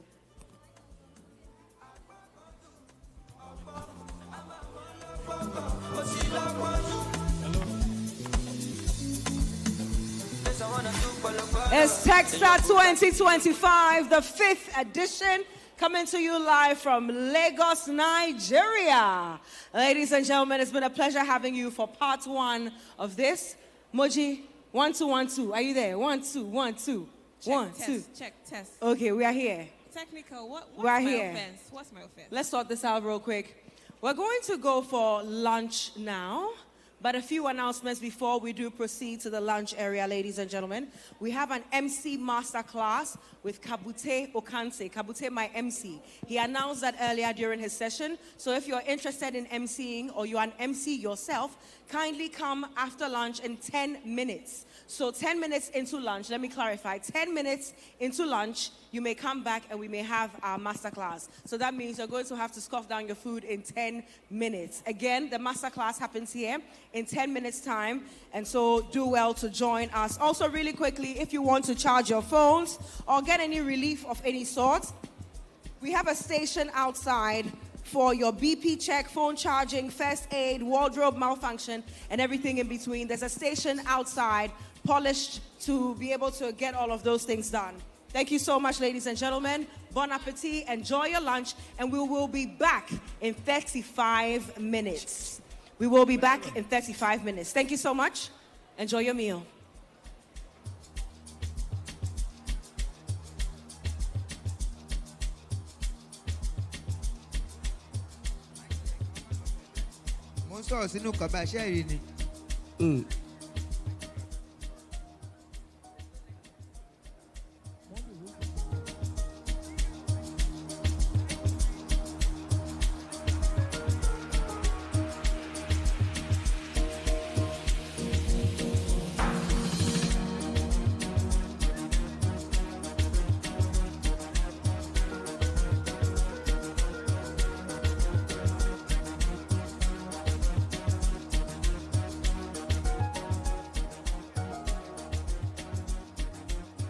Distinguished delegates, kindly remember to take your bags with you, all of your belongings, all of your valuables. Kindly take them with you everywhere you go. If you're going for lunch, please take along your phones. Make sure your bags are with you, and everything that is valuable to you, kindly take them along.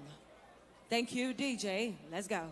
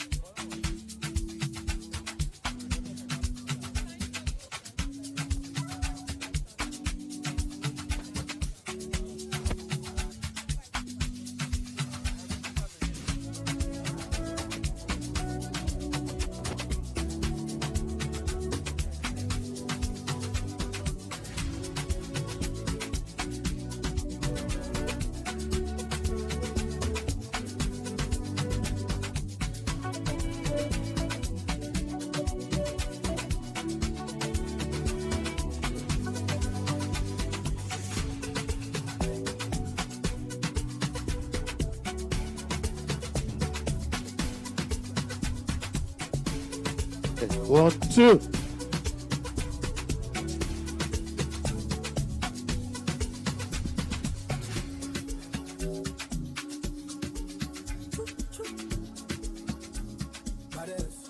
Yeah.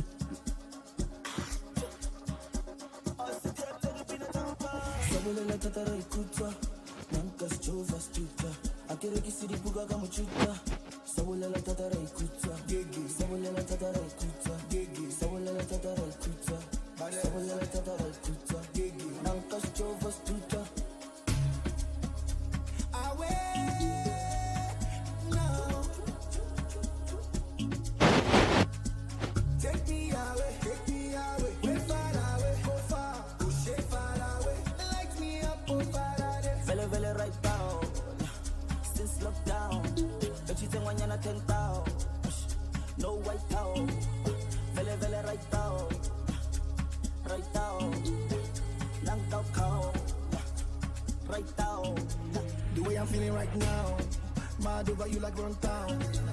Telling me to calm down. 10 years I never gone down. When they see me, them I frown. But when them girls see me, them I go down.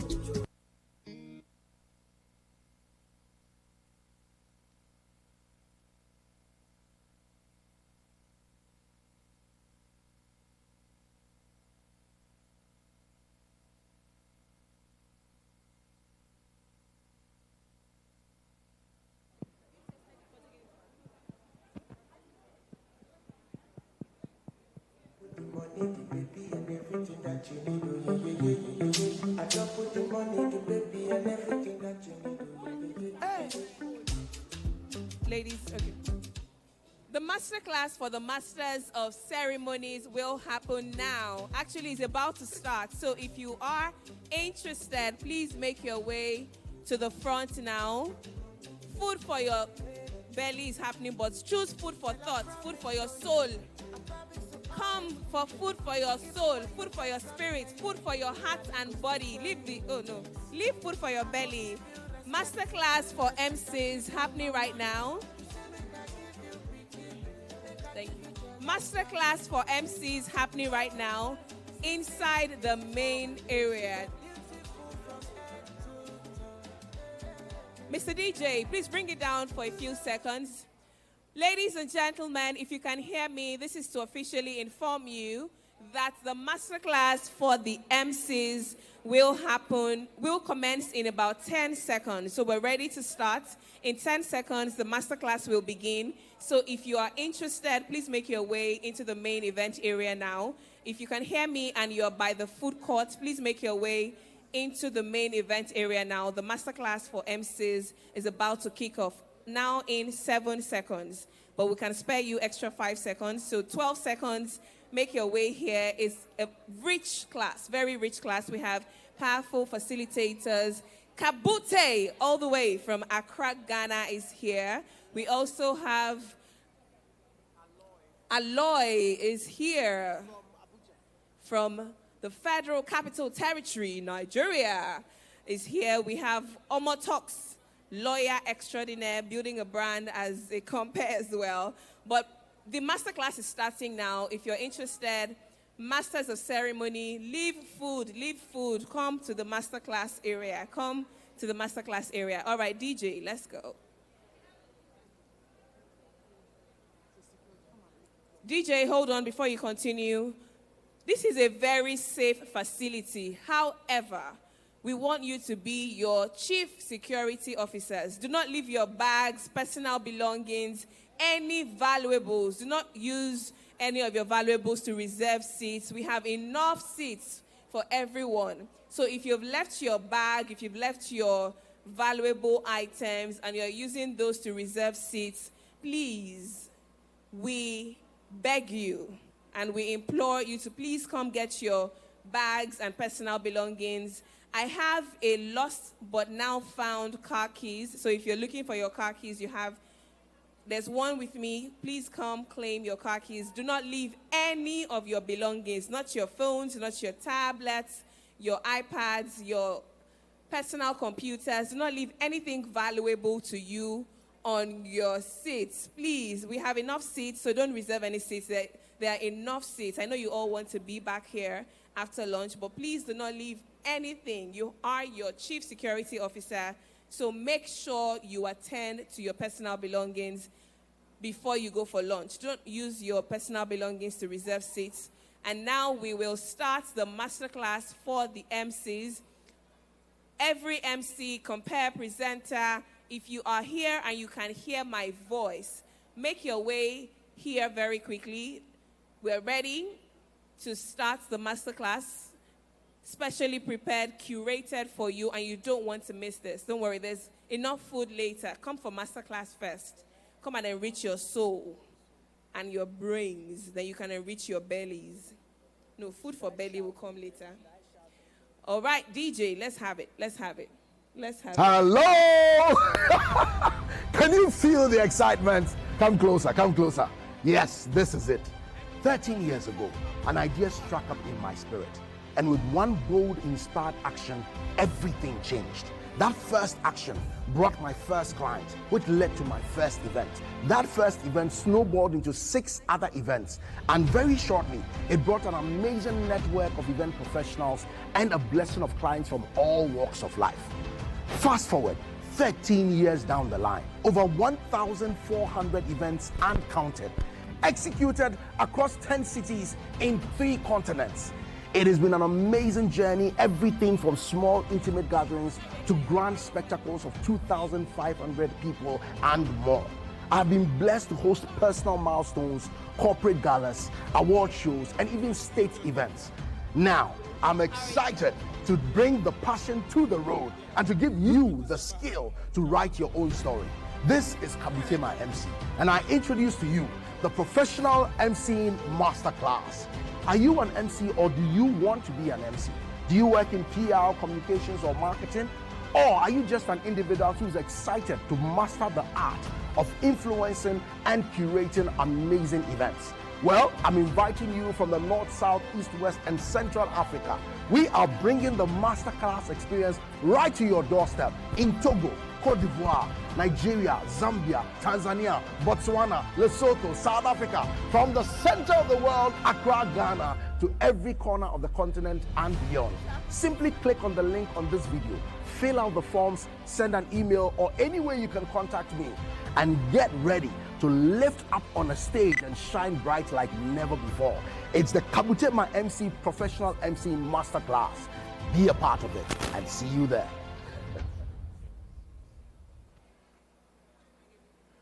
All right. So good afternoon to all of us. Greetings from Accra, Ghana. My name is Kabute Okansi. You can call me Kabute My MC. This is just to confirm to all of us that we're starting our MC Masterclass right away. And so if you came with an interest to be a part of this one, please join us on this side. I promise you there will still be some food afterwards. I know this is positioned as a professional MCing masterclass, but I promise you that if you are an event vendor in any other industry, you will find it relevant as well, especially if you're interested in connecting and curating with audiences and understanding how it is that professional MCing work. So we are switching from the main microphone in the house onto the private one. Every one of us has got the headphones so that you can hear me directly, privately as well. So for those on the other side, you might not be hearing my voice, but this is to tell you that we are starting the masterclass right away. Thank you very much.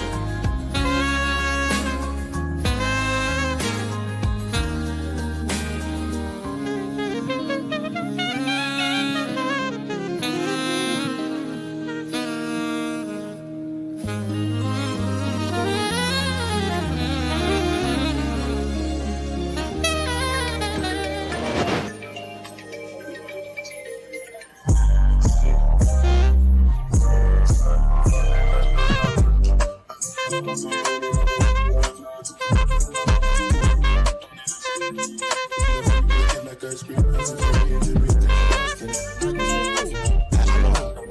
Kabute my MC, and he's just referring to my brand name. But what he has actually done is he has taken ownership of me, and that's what I do. That's how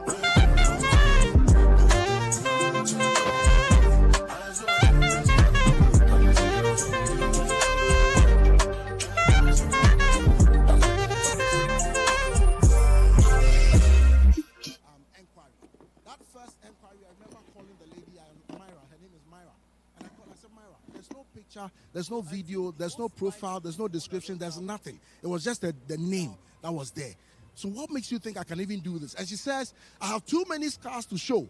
For events I went to, that somebody's cousin, uncle, somebody came and messed it up. And I promised myself I would look for somebody who does this seriously to host my wedding. She had been looking for somebody for 3 months and she could not find. So that day, as fate will have it, out of frustration, she also went to Facebook and she typed MCs in Ghana. And guess what happened? My page popped up. And that's how come she became my very first client on the 30th of April, 2011. Fate would have it, went to host that event. And people started going to Myra and her husband, Fred, and asking them, who is this guy? Where did you find him from? And they would say, oh, we found him on Facebook. Oh, really? Then they'll come to me, can we get a card? I'm like, card for where? I've never even thought about it. So back in those days, you know, today we use table napkins and we use very cute things on the table. Back then, we were using tissue paper for that. So I remember I looked at one of the tables that didn't have anybody there, and I pulled the tissue paper, wrote my number on it, and I gave it out. And as fate will have it, that first day, I was booked for 6 other events. Now, to be honest, for me, all of this is a miracle, to be very, very honest with you. I take my time to explain this so that in that story, you will find different lessons and values for yourself, all right? And then it will help us along the way. So please, let's go. So here we are 13 years later. I don't know if somebody's listening to, okay, yes. Please go again. Next slide again. Next slide. Okay. So all of this, look, this is just based on my experience. I tell people that MCing is a creative expression and there's no one way of doing it. This is just how I did it. So I'm just going to explain as much as possible the reasoning behind the things that I did and why they work for me. Hopefully, when you understand that, you can know how to apply it for yourself in a different way to make it viable for you as well. So that's the very first way to I talked about. So I'm going to try to be as practical as possible. Can we please go to the next slide? Okay, no, don't worry. Next one again. Okay, so the first thing I want to talk about is a name that I've given to the philosophy that I work with, which is what I call the philosophy of emceeing by immersion. Now, immersion is what? Putting yourself fully into something. If you dive into a pool, you have immersed into the pool. If you dive into acid, you have immersed yourself into the acid as well, all right? So there are 2 tenets, 2 pillars as far as emceeing by immersion is concerned. Now, you see, in this world, there are many things available, but the thing that you give a name to, that is the one that belongs to you. So I have just given this a name, just so that I can take ownership of it, that's all. Again, that's something that you should recognize as you go along. The first pillar is, I cannot lead, I cannot be part of, I cannot compare an event that I don't feel a part of. So I don't want to come to the event feeling like, oh, you know, I'm just coming to do what I have to do and I'm going. I want to put myself in the shoes of the couple, in the shoes of the parents of the couple, in the shoes of the friends of the parents of the couple, in the shoes of their friends who have traveled from far and near, to feel and carry myself along so that the joy, the excitement, the enthusiasm I feel, it is not acting, it is not fake, it is actually how I feel. And when I feel good in that authentic self, I think I translate the right energy and then it helps everybody else to build up. So that's the very first tenet. Let's go, please. The very second one is that I do not show up to work on your event. I show up to be a part of your event. And I think that that simple sentence changes something very significantly in your mind. I don't show up to be part of your event. I show up to work on your event. So when I have that mentality, when the father of the bride drives to the church, it will affect what I will do and how I will engage him and how I will connect with him. So that by the end of the day, after having delivered a good job, he actually feels like I'm part of the family. He actually feels like you are our MC, truly, truly, and truly. And guess what? When he feels that way, if his company is having an end-of-year party, what will happen? He will call you to come and do that. All right? If his wife is celebrating her milestone, they'll call you to come and do that as well, and that's how it's built up. So these are the two major tenets as far as emceeing by immersion is concerned. It is just a measure of how authentically connected you are to the event. So it can be for a wedding, but if it's a corporate event, somebody will ask, so what would that be? Well, it is the same thing. When I show up for a corporate event, I try to understand the values and the personality, all right, even though it's inanimate, of the institution and the organization. And then I try to embody those values so that I can represent the company as if I'm part of the company. And so the best compliment you can get, and I'm sure Moji has experienced this so many times, is when you finish an amazing event and they come and ask you, are you part of the company? You know, do you work for the Lagos State government or something like that? That is like the best, compliment you can get. My first question, ground zero, why do you want to be an MC, or why are you an MC? Please keep going till all of it is open. The very first, somebody will say, oh, I love events, all right? Somebody will say, oh, I want to make a contribution to events. I want to be a part of events and contribute to events. Some people love the money. They want to take it as a job. And it's not cheap money. It's good money. It is good money. Who believes MCing is good money? It is very, very good money, all right? Even though it takes time. All right. Oh, sorry. Please go back. I didn't finish on that one. I'm sorry. Please go back.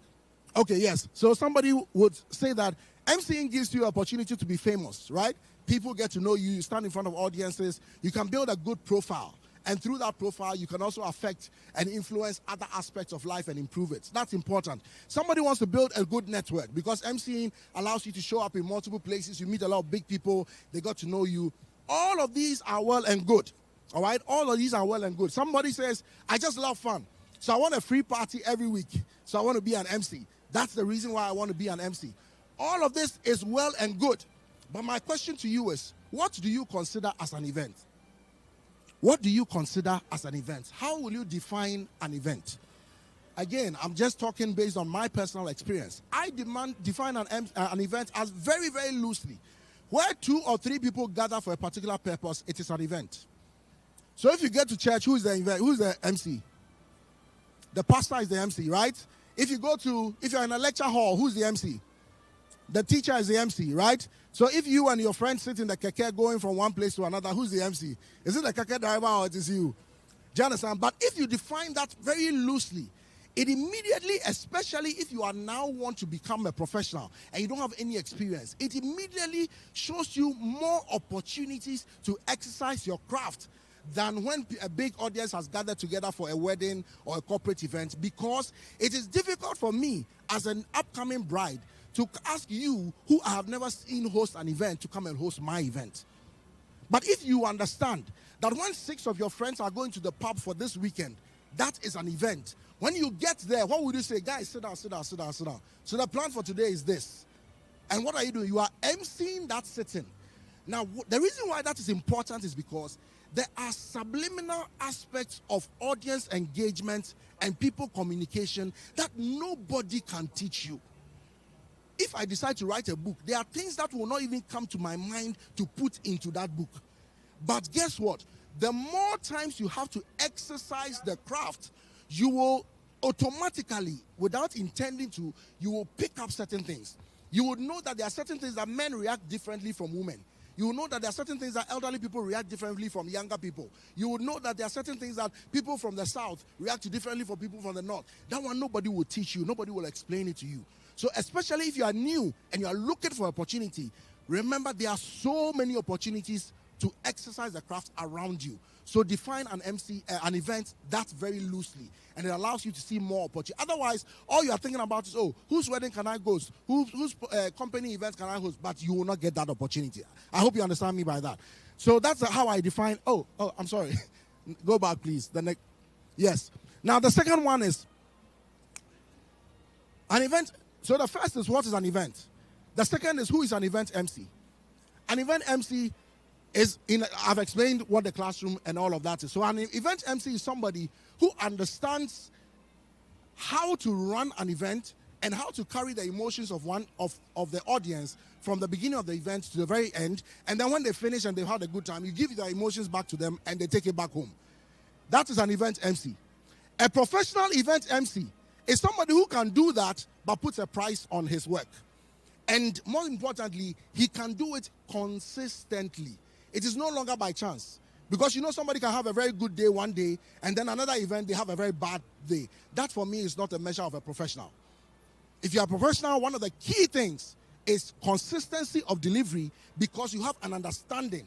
So when you stand, irrespective of how well or not you have prepared, you have a certain collective body of knowledge that still helps you to be able to adapt and to lead the event effectively.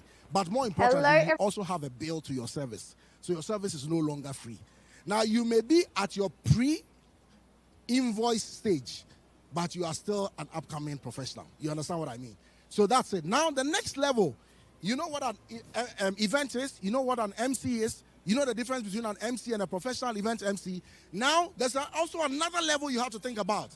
There's another level where we call it a commercially successful professional event MC.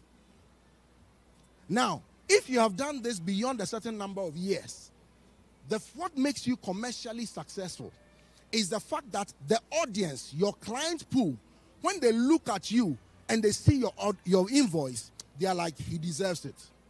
Let's pay that to him. If you keep giving out invoices and everybody keeps saying, oh, Oga, how far now? Can't you slash it into 2? Understand, it is not a disrespect to you. It is just that you have not built your profile and your body of work enough for them to see that value in you. So don't take it as an insult here. Just take it that there's more work for you to do for them to appreciate you. Then you get to the level where every time you drop invoice is there. And then ultimately one day you'll get to a point where somebody calls you for an event and they tell you that, you know what, this event, the money is not too much. Let's assume that your regular invoice is about 3 million, all right? And then they say, oh, you know, this event, the money is not too much, but Oga, we beg you. We really need you at this event, so we beg you. All we can manage is from 7 million. Can you take it like that? Then you know that you have truly arrived. You understand what I mean? All right, please, let's go. Now, the second thing is, what are the roles of an event? There are many. This one, I'll just run through them. An MC is an announcer. An MC preserves the flow and the order of the event. An MC is also a security contact. All right? So as you stand on the stage, you keep your eyes wide so that if you see a risk, you may not be able to leave the stage, but you should be able to signal the security person on the line that please check this out one way or another. All right? An MC is also an entertainer. By the way, entertainer is not only singing and dancing. There's more than just entertaining. Even a vibrant, oratory is also entertaining. Poetry is entertaining, all right? Dialogue is entertaining. Movement, personality, all of that is part of it. An MC is also a coordinator. I know people's full branding is coordinator planner. But guess what? If you, the MC, don't have the orientation of being a coordinator as well, you will be waiting, you'll be standing here when it's time to cut the cake before you realize, the cake is not there. Oh. Has that happened to anybody before? It's time to cut the cake. Then you turn around and you realize, the cake is not there. In fact, let me sidetrack small. Or the knife is not there. In fact, that one is very... So if you understand that the MC is also a coordinator, you are 2-3 steps ahead of the program every single time. And that's why one of our biggest challenges with planners is that when you assign duties to your planning team, you have to assign one of them to the MC. Because the MC cannot always leave the stage. But there should be somebody by the side that I can signal to them and say that, tell the father of the bride that after this song, we are going to invite him to have a dance with his daughter. Then it allows the seamlessness of the event to flow. But let me tell you a funny story. I went to host an event, and as I was doing my, running around making sure everything's right, I realized the cake was not there. So, and this is real, this is no joke, the cake was not there. Meanwhile, guests had started coming, the event was about to start in about 30 minutes. So I called the planner coordinator, I'm like, what? It's like, oh, I thought they have brought it to, I'm like, no, the cake is not there. So have you spoken to, so they called the person, 1, 2, he's not picking up. I said, give me the number. They gave me the number, I call it. I said, madam, please, the cake is not here, I'm the MC of the event, what is happening? They said, where are you? Then I said, oh, I'm at, let's say, Balmoral Convention Center. He's like, I said, oh, yes, this is the wedding for Amaka and Chidi or whatever. And she says, not today. This is no joke. That wedding, we had to literally walk into a shopping mall to go and buy one of those commercial cakes to come and use. And that's just a joke for the day. All right, so that's it. You are also the face of the host. Now, in this case, remember, I'll talk about stakeholders. There are 3 main stakeholders. The host is the one who owns the event. If it's a wedding, the host can be the couple, but the host can also be the parents. So that's what I mean by host. If it's a company, the host is the CEO or the marketing director or the communication, whoever the lead organizer is.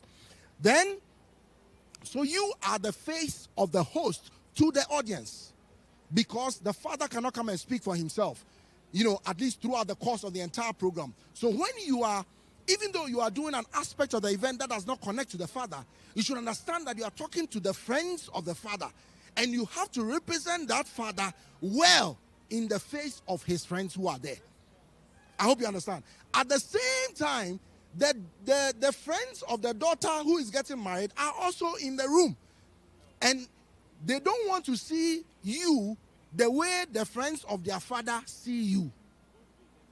Do you understand me? Because their father is very prim, proper, organized, and all of that. He has a reputation to keep. Their children, too, their reputation is that they are funky and they are energetic and they are vibe. So how do you play both parts? You need to understand that you are the face of the host to be able to deliver. And finally, I say that the MC is the finishing baton holder to the event, because I describe events as a rally race. You know how 4x100, 4x400, etc. So when the event starts, let's say the baton is in the hands of the planner, right? The planner calls all the various vendors. Then he hands over the baton to the venue operator. They open the place, they clean, then they hand over to whoever is bringing the chairs and the tables. And then when they finish, they hand over to whoever is doing the decor and the detailing. After that, they'll keep going, then they hand over to the DJ, who gives the ambience of the room, etc. They hand over to the photographer, the videographer. They start giving context and all of that. When the event is starting, finally, they now put the baton in the hands of the MC. So you should also understand that in as much as I am a professional as an individual, I'm playing all these roles, I'm also representing the host. At the same time, I am the face of all the other vendors in the room. I am the voice of all the other vendors in the room. And so, for me, to be honest, apart from introducing myself at the beginning of the event, I don't worry to mention my name for the rest of the event. Because guess what? You are seeing me. You are hearing my voice. It's automatic. So people I will mention, very importantly for me, is my MC, my DJ. Because half of the applause I will get is because of the DJ, if he does a good job. And half of the curses I'll get is also because of the DJ, if he does a terrible job. I hope you understand me. All right. Thank you, guys. Please, next slide. Okay. So what are the tools of the trade? Charlie Ross, you love me, man. You love me. Thank you. The tools of the trade. Now, these things sound so basic, but I put them here because a little awareness about some of these basic things changes a lot in your mind, because your effective delivery really starts from your appreciation of what you are doing. It may sound so basic, it's easy to forget about, it's like rudimentary, but it really changes something in your mind. So the tools of your trade, everybody knows about your voice. Everybody knows the microphone because it helps to amplify your voice. But guess what? Your language, your diction is different from your voice. So you have to exercise your language and your diction. You know, there are people who speak and after every 2 or 3 words, they go like, you see, I say, you know what's in it. Where are the in it people? You know, you have to work on your diction because, and there's also something about pauses. You have to, look, pauses make such a big difference. You see, when I come and I'm talking, I'm like, look, and we're here, we're doing this is very important. It's been amazing 13 years. It's been 1,400 events. I've hosted in 15 countries, 15 cities across 3 continents. All of that are well and true. But the effect to you is different from when I come and I say, this is an absolutely critical masterclass. It is to share my story of 13 years with you. And across those 13 years, guess what? I've had the pleasure of hosting 1,400 events. I've been able to be invited to 15 cities across 3 continents. And it's the entire body of experience across these fields is what I want to share with you. The feeling is different. So when you are introducing somebody, sometimes nobody claps for the person, not because the person is not important, but because you didn't pace your introduction to automatically force people, even if they don't want to clap, they will clap because of how you pace it. So that is an important tool that you use. You use your whole body, and it doesn't matter your body shape, your height, your it doesn't matter. If you understand how to use your body to what I call display what I call presence, you would understand how effective and how important it is. Your mood, your countenance. Because guess what, they are paying you to come and do the job. Oh. You cannot carry your hala from the house and say that I've had a very terrible bad day. In fact, when you are biologically imbalanced in your stomach and in your abdomen, even that one you have to learn to control. So how much more your mood and etc. All right? Your clothes, your talents, your fluids, the water, the juices, etc., your sense of innovation and adoption. Please, let's go. All of these are important tools you need to have.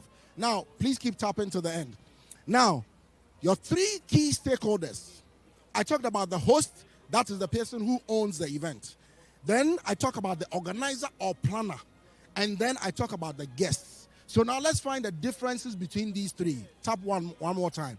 The first one is the host. The host is the person who knows what they want to feel. They don't know what they want to do. They know what they want to feel when at the event that they are going to celebrate. It's their birthday, it's their daughter's wedding, it's their company anniversary, it's the 10th anniversary funeral rites for their mother who passed. They know what they want to feel. So they carry the dream of the event and they share that with you. Your duty is to capture what they want to feel and find a way together with the planner to make it happen for them. Some people, you may be lucky, who may be a bit more clear about what they think can be done to achieve it. But otherwise, it is your responsibility. That's the very first one. So your duty as an MC is to engage deeply with the host to get clarity and understand what they want to feel. Then you can work with the planner to bring it to life. So now the next is the planner. Now the planner takes the vision of the host and takes the dream of the host and translates it into a vision. That is a workable plan. That shows you, okay, we are doing this, we are doing that, because at this point, the client wants to feel this, wants to understand this, wants to see this, wants to do that. So the client only knows the moments. The planner knows, okay, so because we want to do all here, the light has to go at this point, this has to be added, etc., etc. So you also have to engage with the planner to be able to capture the vision that they have devised out of the dream that they got from the host. And then ultimately, you have the guests, all right? You have the guests. Now, the guests are there for an authentic, holistic experience. Now, I don't know, I'm sure it's the same here, but back in the days in Ghana, events were not places where people come and there's an expectation of, oh, I'm come to have a good time. It's like wedding, I just come, because you're my family member, I have to come. So I come to tick the boxes. But today, people don't go to the clubs like they used to do before. Because what? The wedding is their club. Do you understand? People will go to church for their celebration and all of that, but when they come for a wedding, they want a certain spiritual connection as well to it. People may not go to the funeral back in the village anymore, but when they are coming for a wedding, they know that the whole family is being blessed and brought together, so they want that family connection as well. So at the end of the day, what are you selling to each of them? To the host, you are selling your ability to capture their vision, their dream, and help the planner to bring it to forth. To the planner, you are helping them connect with the plan, the workable plan, to deliver it. And to the audience, you are selling your ability to be able to give them an unforgettable experience. But if you put all of that together, please tap 3 times. If you put all of that together, the most powerful thing you are selling is peace of mind. So if somebody ever tells me, Oga, I want you to host for me, but your price is quite expensive, I tell them, how much would you pay for the peace of mind that my collective years of experience will bring for you on your event? Because it's not a problem. If you want somebody half my price, I have great guys who will deliver to you at half the price. But you know, if I do it for you, you know you can go and sleep. Because when you come, everything will be back-to-back, autopilot, and all you'll be doing is you'll be receiving the Gbog Bass bass. You know what we call Gbog Bass bass? All the fans, and you just be in the mood and enjoying the vibe. So that's how I sell it, all right? So peace of mind for me is the most valuable thing you are selling. Please, let's go to the next slide. So the next thing I want to talk about is there are 2 important aspects of MCing. I will not have time to break it all down completely, but there is a science of MCing and there is the art of MCing.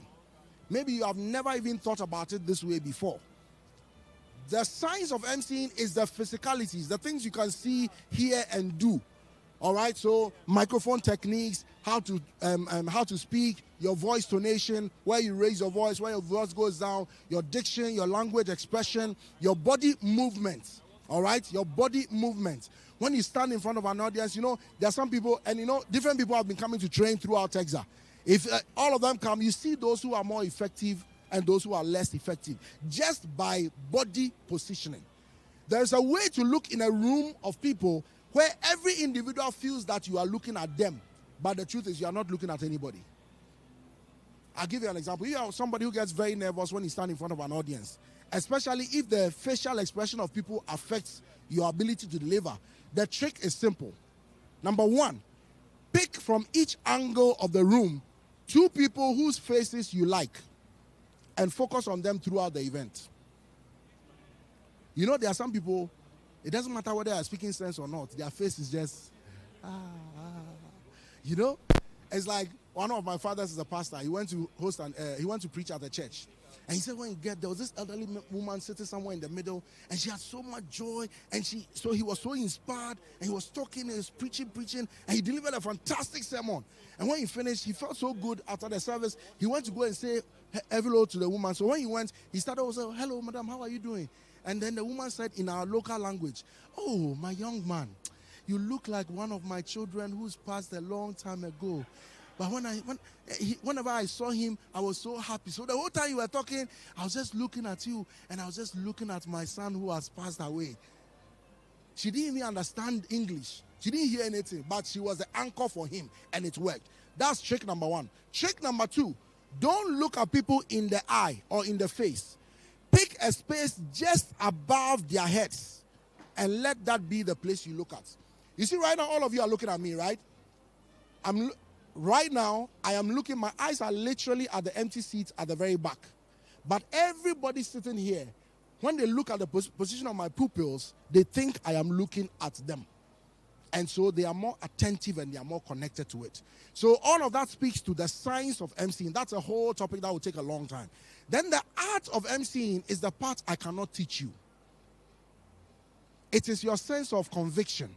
It is your sense of humor. It is your historical knowledge bank that you tap into to know that this particular Oga who is coming and his family, if I say something about his shoes, his head will be exploding. Whilst at the same time, this particular one, no, you allow him to come and sit down and you read his official biography, then he's okay. So that one I cannot teach you, but you need to understand. 5, wallahi talai. All right. Okay, now if you're going professional, what can I say to you to help you to go professional? Please tap to the very end. Number 1, the most important thing is I say, know your personality type and know the advantage or disadvantage that your personality type affords you and how it affects hosting an event. There's a reason some people are better hosting corporate events than social events. There's a reason why some people host church events better than they will host a funeral event. It is because there is a very thing that the line between your individual personality and your delivery as an MC is so thin and so almost invisible. So much so that for a lot of people, it's difficult to separate your person from your craft. So if you don't know your personality and your character and how it gives you an advantage or a disadvantage to a particular kind of event, then you already be starting on a wrong foot. I hope you understand me. So that is a homework you have to do for yourself. To know that, look, I am a talkative. And so because of that, if I'm going to host a corporate event, I have to learn the science of brevity, how to speak in compact, simple, and still be effective.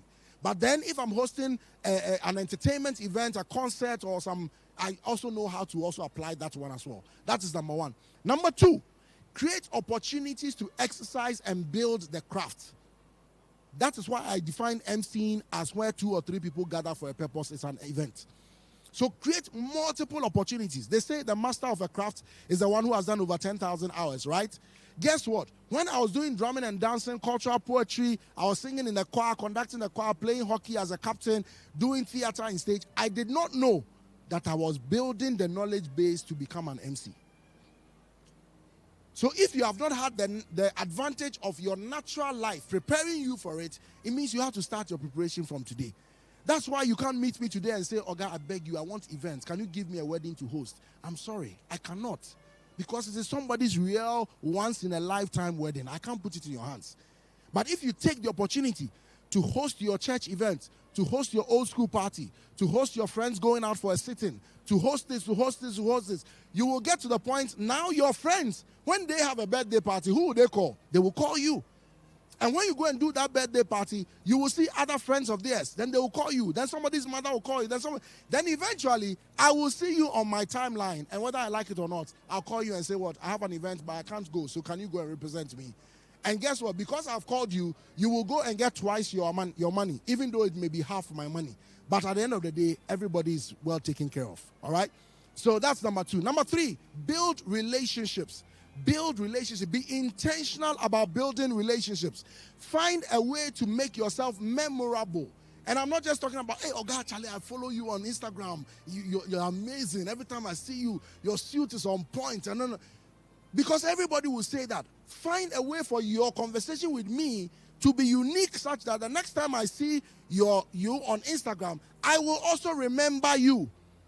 Everybody says this world is about whom you know. Do you know what is more powerful than whom you know? Is who knows you. Because as you sit here today, you know Buhari, right? Hey, is it Buhari? Hey, you know Tinubu, right? As you sit here today, you know Tinubu. How has that changed your life? But the day Tinubu knows you, that is the real deal. So build relationships from the point of view that I want to be memorable to this big guy. That the next time he sees me anywhere, or somebody even refers to me, he will remember who I am. That is what, and that one I can't teach you. You have to figure it out for yourself.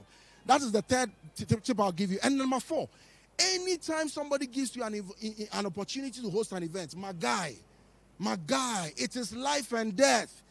It is no joke matter. When I was coming to do this masterclass, my brother, I told myself, it doesn't matter if there are 2 people in the room, 3 people, it doesn't matter. I spent weeks upon weeks trying to go into my mind and putting these things together. And so when I see one slide, I know what I'm going to say before it even moves to the next slide. Because this may be the only chance I get to have this conversation with you. But guess what? If tomorrow your university alumni team says that, oh, we're looking for somebody to come and help us with public speaking, event emceeing, somebody like, I may come to your mind. And that's how it is.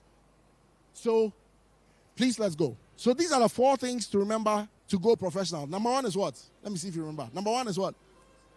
Number 1 is know your personality. Number 2 is what? Now, opportunity to practice. Number 3 is what? All right. And number 4 is what? Kill it every time. Kill it every time. Now, please tap to the end. Listen, today is not just good enough to be a good MC. You have to be an MC with a recognizable profile. Because today, the client is no longer just looking for somebody who come and deliver a good job. They want somebody that when I tell my Oga that this guy is coming to host for me, your Oga will go like, Charlie, yeah, then this party is going to be amazing. You know how sometimes people come for an event, and the moment they see you as the MC, they're like, oh, then today is going to be a jam. Aloy did there, oh no, say, Charlie, everybody is going to be jamming in the place. So guess what? You have done half the job for yourself already. And for those people, it doesn't matter what you actually do. They have decided in their heads already that you are amazing, and that's it. So I can't tell you what to do to build your brand, but you have to be intentional. The 2 most important words when it comes to building your brand and your profile is intentional and consistent. Intentional and consistent. Intentional and consistent. It affects everything. Your look, your profile, your character, your personality. Work on your social media handles. Guys, I beg you, work on your social media. For many other businesses, they may have the advantage of a business page and a personal page. But me and you as MCs, we may not have that advantage. Because like I said, your personality is very linked to your craft and your ability to deliver. But that doesn't also mean that if you wear swimming costume to go and swim in the pool, you should also take that and put that on your MCing page. I hope you understand me. So be intentional about it. There's a difference between settings and packaging. There's a difference between settings and packaging. All right? Settings is faking. I hear you. Yes. Settings is faking it till you make it. Packaging is showing them what I am working towards. All right? Figure out the two for yourself. Please, next slide. We're almost done. Please tap to the end. All right. All these things are important things that you should recognize. Quality engagement. What I will say about quality engagement is this. Everybody thinks engagement must always be activity. Engagement does not always have to be activity. That's why some people put pressure on themselves when they are not singers, they are not dancers, but by force they want to sing and dance at an event. It is not your gift. Me, I'm not a comedic person. I'm not a funny person. But whilst I've been talking today, you have been smiling at one point or another, right? Do you know what I call that? I call that situational humor. Because all of us are here. So if I drop something, you can relate to it, you can recognize it, so you smile. All right? That's important.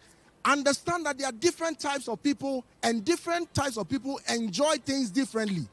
There are people who come for an event and they will dance the whole time. That is how they enjoy the event. There's also another group of people who come for events and they don't even stand up one. That is how they also enjoy the event. Your job is not to get everybody on the dance floor. Your job is not to get everybody seated. Your job is to create the environment that people will enjoy the event according to how they enjoy the event.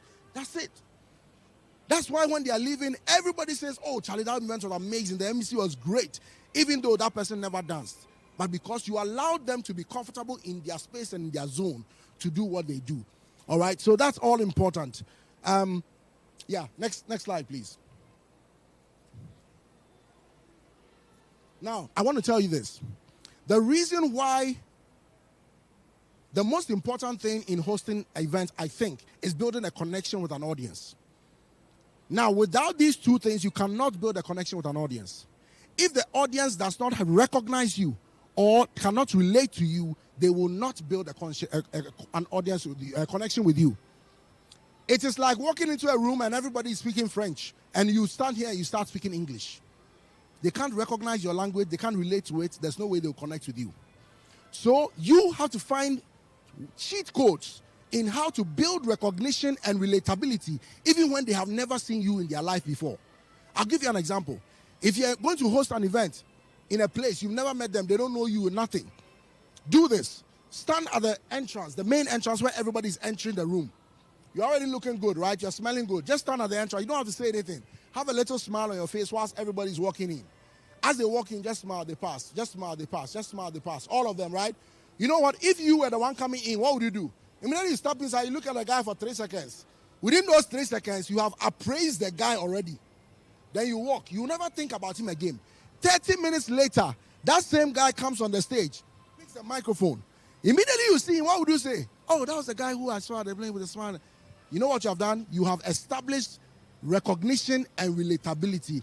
That person will respond to you better than when you come and you think you're a VIP. So you go to the holding room and you sit there and you take some juice and then eventually you come and pick a camera, a microphone, and you start talking. You have lost that connection.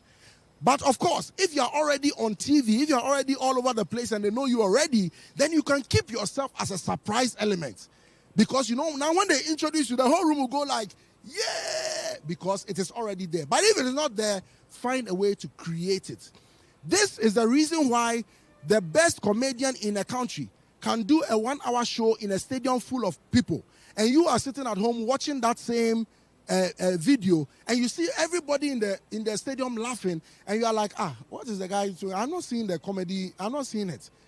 It is because you cannot relate and you don't recognize the context within which the person is speaking. Please, let's go. I'm still talking about valuable skills, right? Cultivate what I call presence. Presence is, if you walked up on the stage with a microphone in your hand, how long would it take before everybody keeps quiet, waiting for what you will say? That's what I call presence. I can't measure it. I can't really explain it beyond that.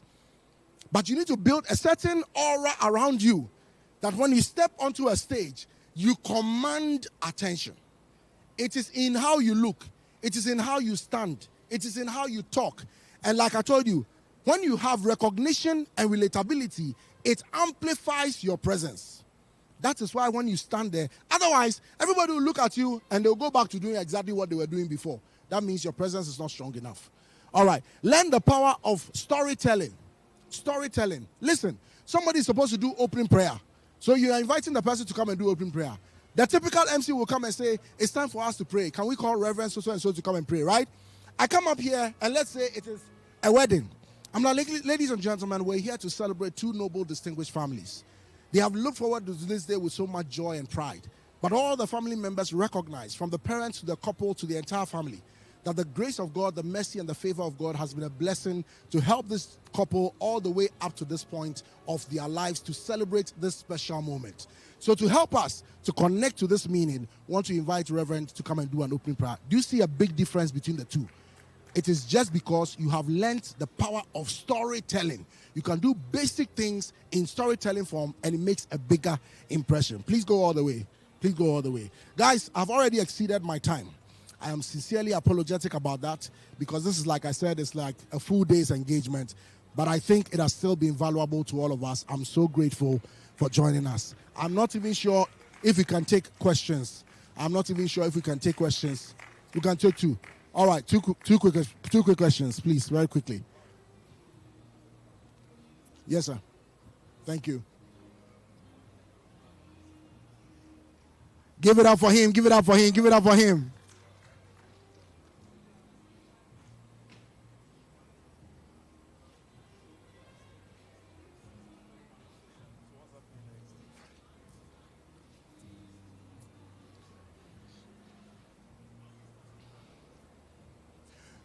Do your work and let the planner also do their work. If you do their work and your planner also do their work, it will be like double work which will overlap and complement each other, and both of you will be successful. That's the shortest answer I can give. Any others? Yeah.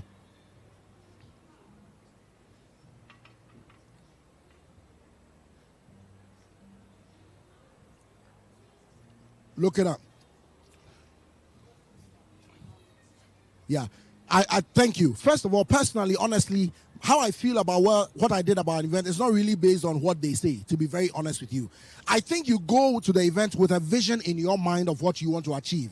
And that vision is not about tangibles. It is about feeling and emotions. Even if it is a corporate event, it is about feelings and emotions. And the truth is, when an event is going amazing, bro, you can tell. You can tell that the cruise is on, the vibe is on, you understand? You are lifting emotions, you are dropping emotions. There are places everybody is silent, there are places everybody is making noise. You know and you feel it. So even if you finish and somebody comes and says, oh, but you didn't polish your shoe very well. I'm like, all right, thank you very much. I really appreciate it. But guess what? Because I know I've delivered. Yes. Yeah.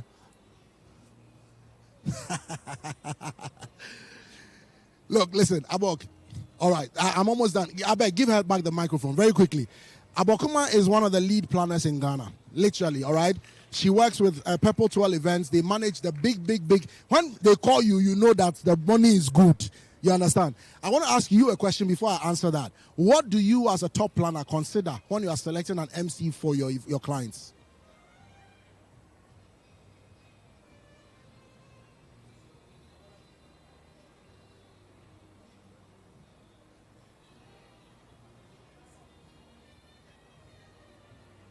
The clients.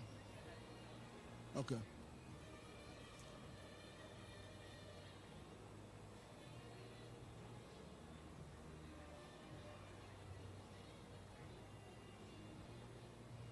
Absolutely. So this is a question you should ask every planner you want to work with. Every planner you want to give you business, ask them this question. All right? Guys, I'm sorry. Oh, Feso. Okay. Ask Feso. I can't share the slides because that is intellectual property. But I believe as I was going along, some of you took notes, some of you took screenshots, etc. I think that will be fair. I'm trying to package this to sell it. But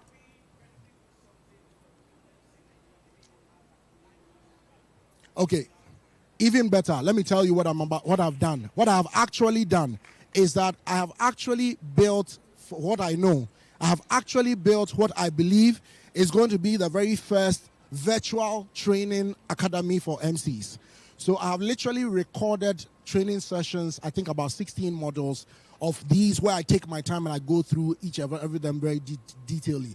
And very shortly, within the next few weeks, I will announce the platform.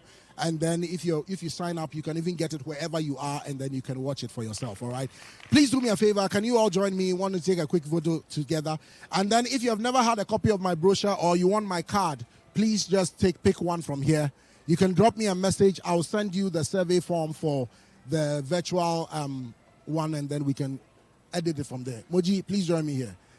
I beg you now. You are too... This is VIP MCs in the house. Aloy, come now. I beg you, no disrespect, but let my people... Aloy, come inside now. Mm-hmm. See this man, oh. All right. Is everybody in it? Everybody in it? Everybody in it? Everybody in it? Okay, so we're taking two pictures. The first one is prim proper, British aristocratic primness. And then we do some vibe after that.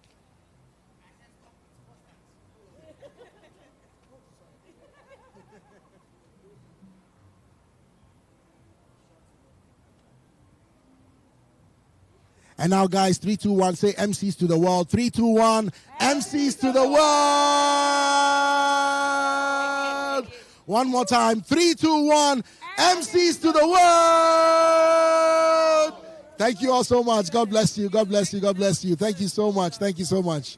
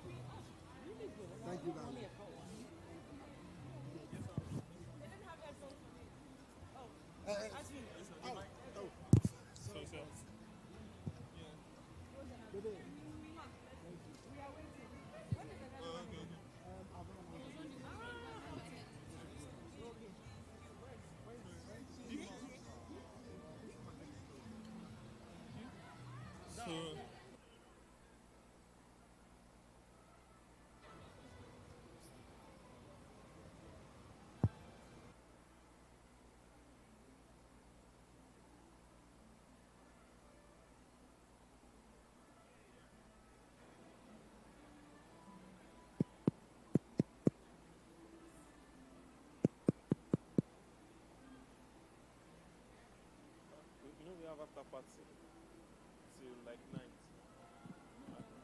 It's starting immediately. It's after this session that they're moving to after party. In the next 1 hour, we should be done by the grace of God. This place. Yes. So they will move to other side. Yes. Madam, please, are you at the front of us?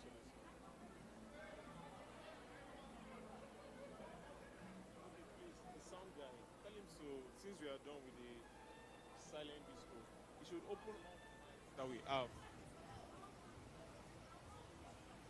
Because I'm trying to speak, it's not yet out. It's not yet out. It's not yet out.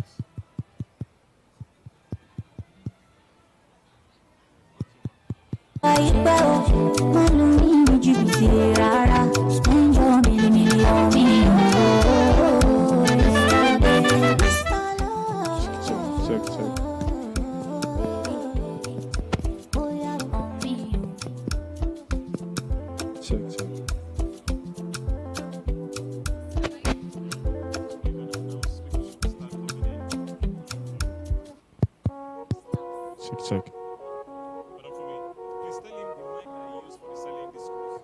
Easy.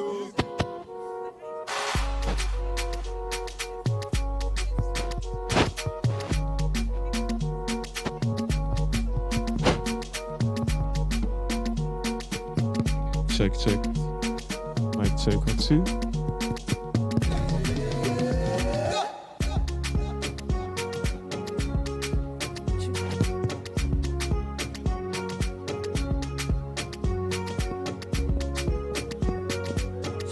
Check.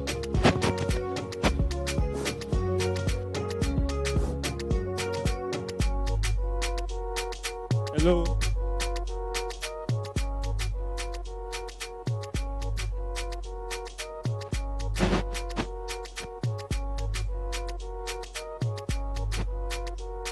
Hello.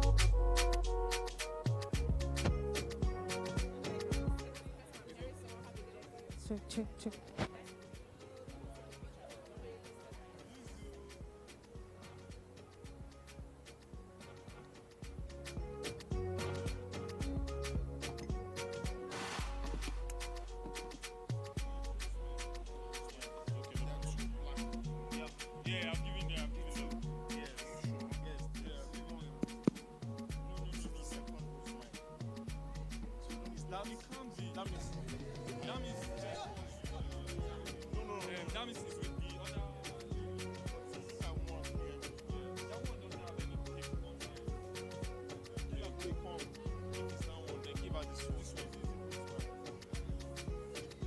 Check. Debo.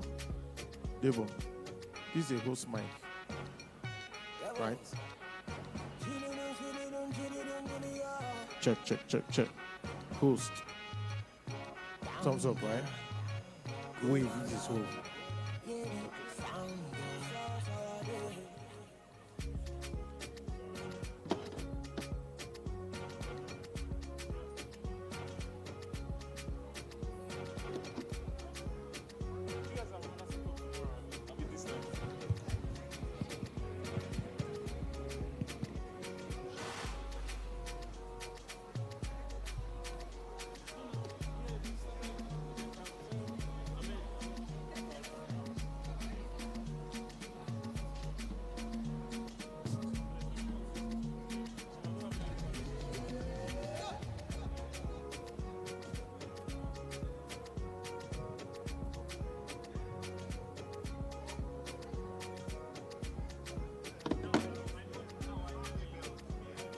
All right, distinguished delegates, kindly make your way back into the main auditorium.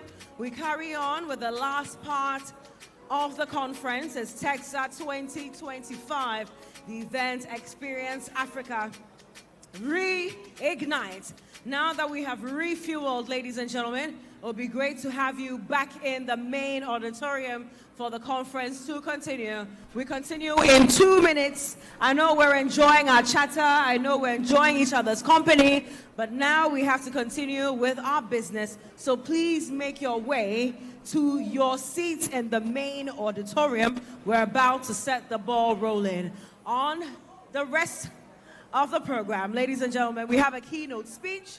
We have the awards as well, Texa Awards.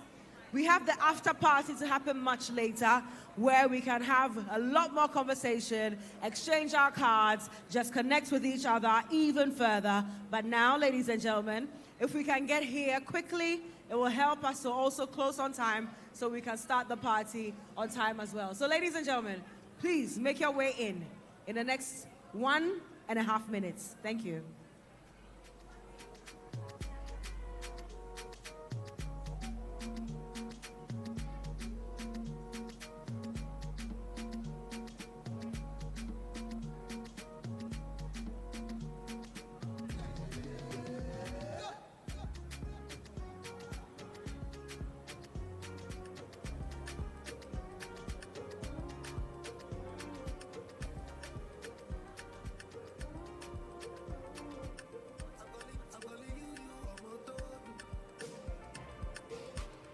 Everything I want, I'm more. I do your door and I no go come out. My medicine, my paracetamol. Baby, on God, no go jadi sitamol. Kilo one so, see my antenna, get it done scatter. More I wanna know your paro. See my wella, get it done red. Jig. Only if you do me da. Ladies and gentlemen, the time allotted to lunch is over, so this is a call for everyone to please make their way back into the room. Our speakers are ready. We're getting ready for an exciting rest of the day, and guess what? We have an after party, and it's going to rock. So make sure that if you're stepping out of this hall to your car, it's to go get your dancing shoes. That's the only reason you should step out of this place. Otherwise, make sure you stay back and enjoy the after party that we're bringing, because you know, like, ain't no party like a Lagos party. And imagine that the past couple of hours and the last 2 days have been fun, and now we're about to crown it with even maximum fun at the after party. So get ready for a great, great time at the after party. But before the after party, we have a few more sessions that are mandatory, because as we start to tie all of these conversations together, some other conversations are important and must happen. They're very crucial to this reignition that we're speaking about. How do we charge ourselves forward going from here? So the next couple of conversations we have before we wrap it up are the Texa Awards and then the after party. So, ladies and gentlemen, get ready for a really good time. Our next conversation will begin in a few minutes. If you are still at the food court area, please make your way into the main hall. We are waiting for you because we want to begin the second part of today. Thank you very much, ladies and gentlemen. Thank you again for being a part of Texa 2025.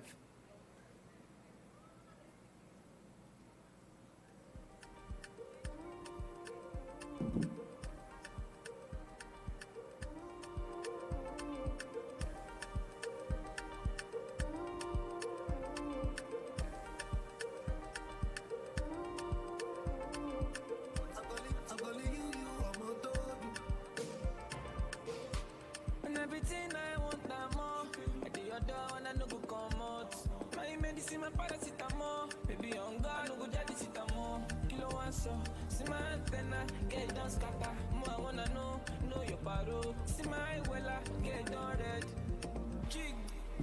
Only if you do me da da da da da da da da da da da.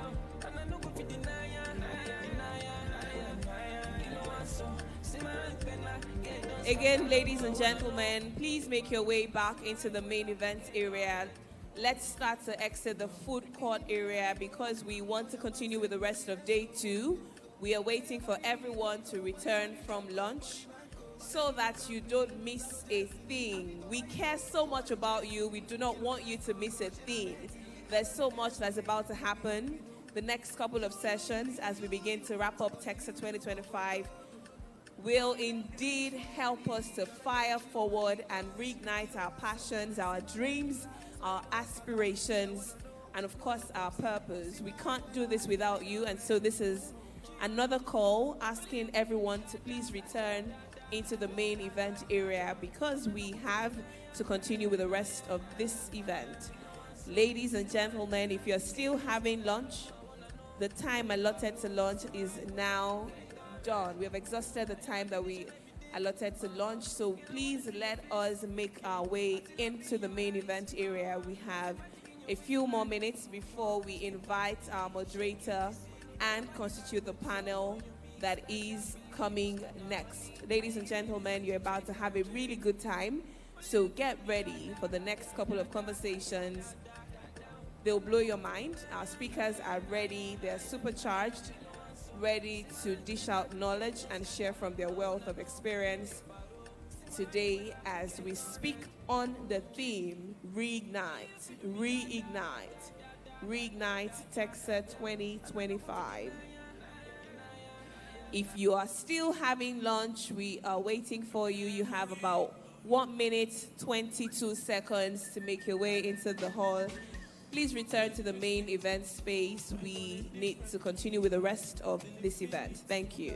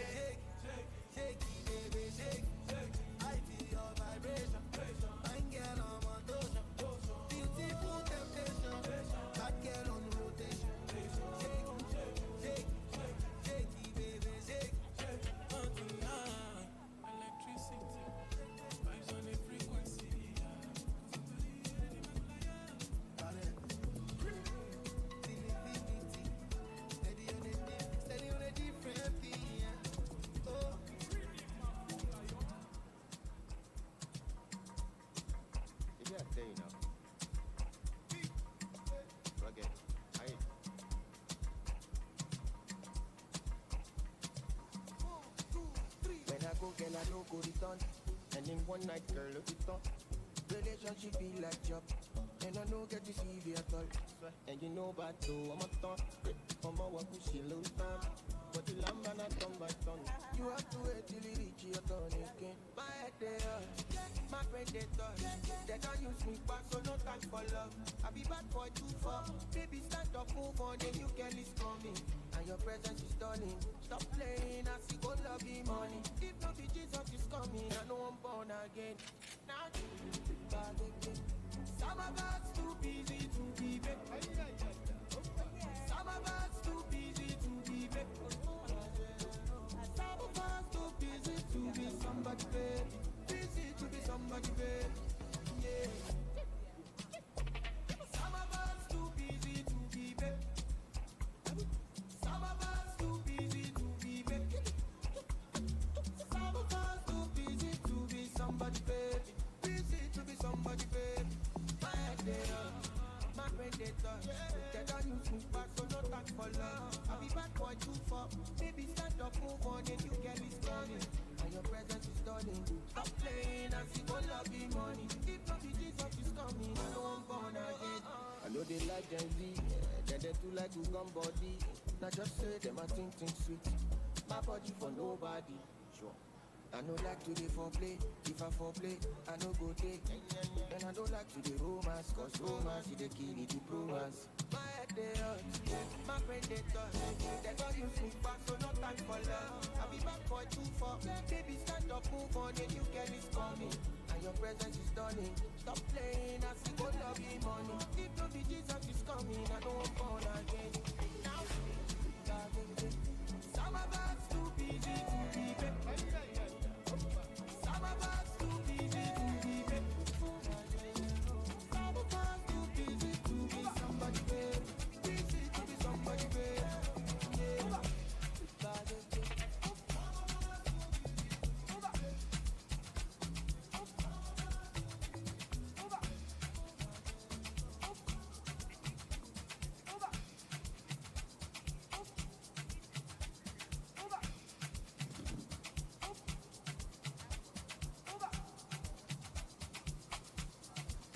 I'll be on the phone, calling you tonight. I wanna make you show me, make me know the fight. I don't want to sleep alone, wanna hold you tight. But I fool my eyes, but I'll be alright. Forever, on my laptop, on my keto, on my sheet on. Say them go feel it, them go run it down, them go hold it. Them go, say them go feel it, them go run it down, them go hold it, them go.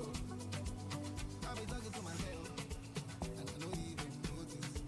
She got me feeling like a zombie, and she dey shoot like Chuck Norris. The way she put that body down, you got me falling truly. I just touched down, and I see you now. So I've been on the phone, calling you tonight. I wanna make you show me, make me know the fight. I don't want to sleep alone, wanna hold you tight. I fool my eyes, but I'll be alright. Forever, on my laptop, on my keto, on my sheet on. Say them go feel it, them go run it down, them go hold it, them go. Say them go feel it, them go run it down, them go hold it, them go.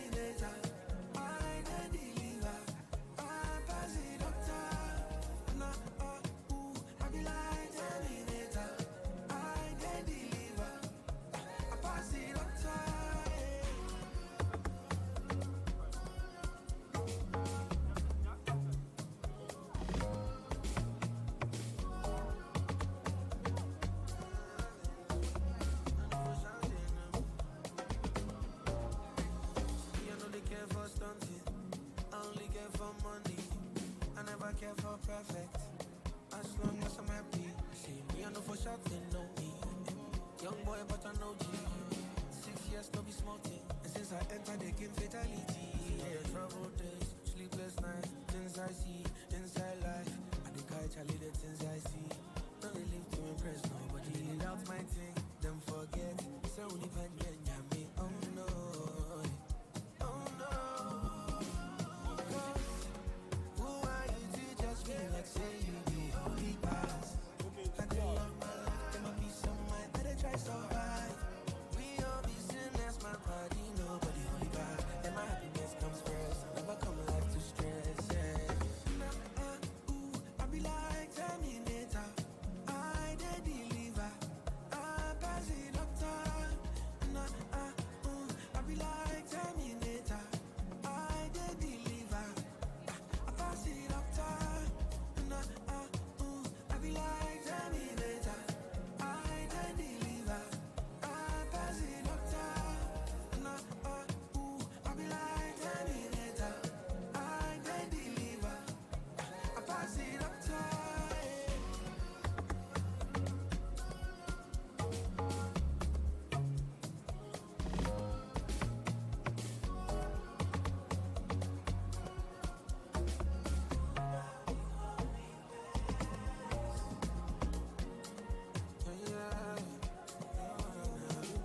I know for sure they know. Girl, I don't really care about your body type. What really matter about your vibe? I be the one. All right, let's get everyone in now. Kindly take your seats, ladies and gentlemen.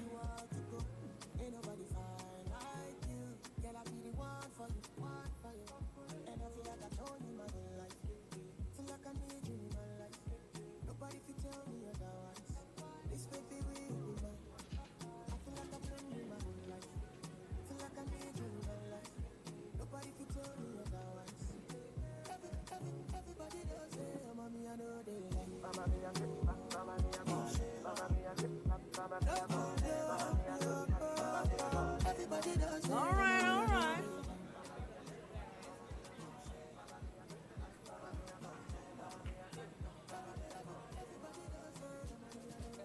There was something first.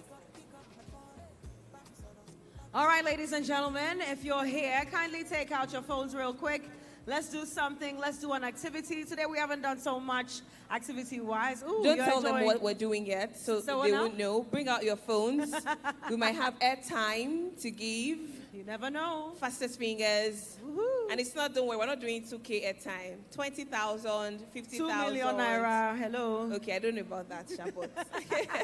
When you are talking the money, talk the big one. You understand? What's here the big money? Okay. She said that we should say 1 million naira airtime. Likely.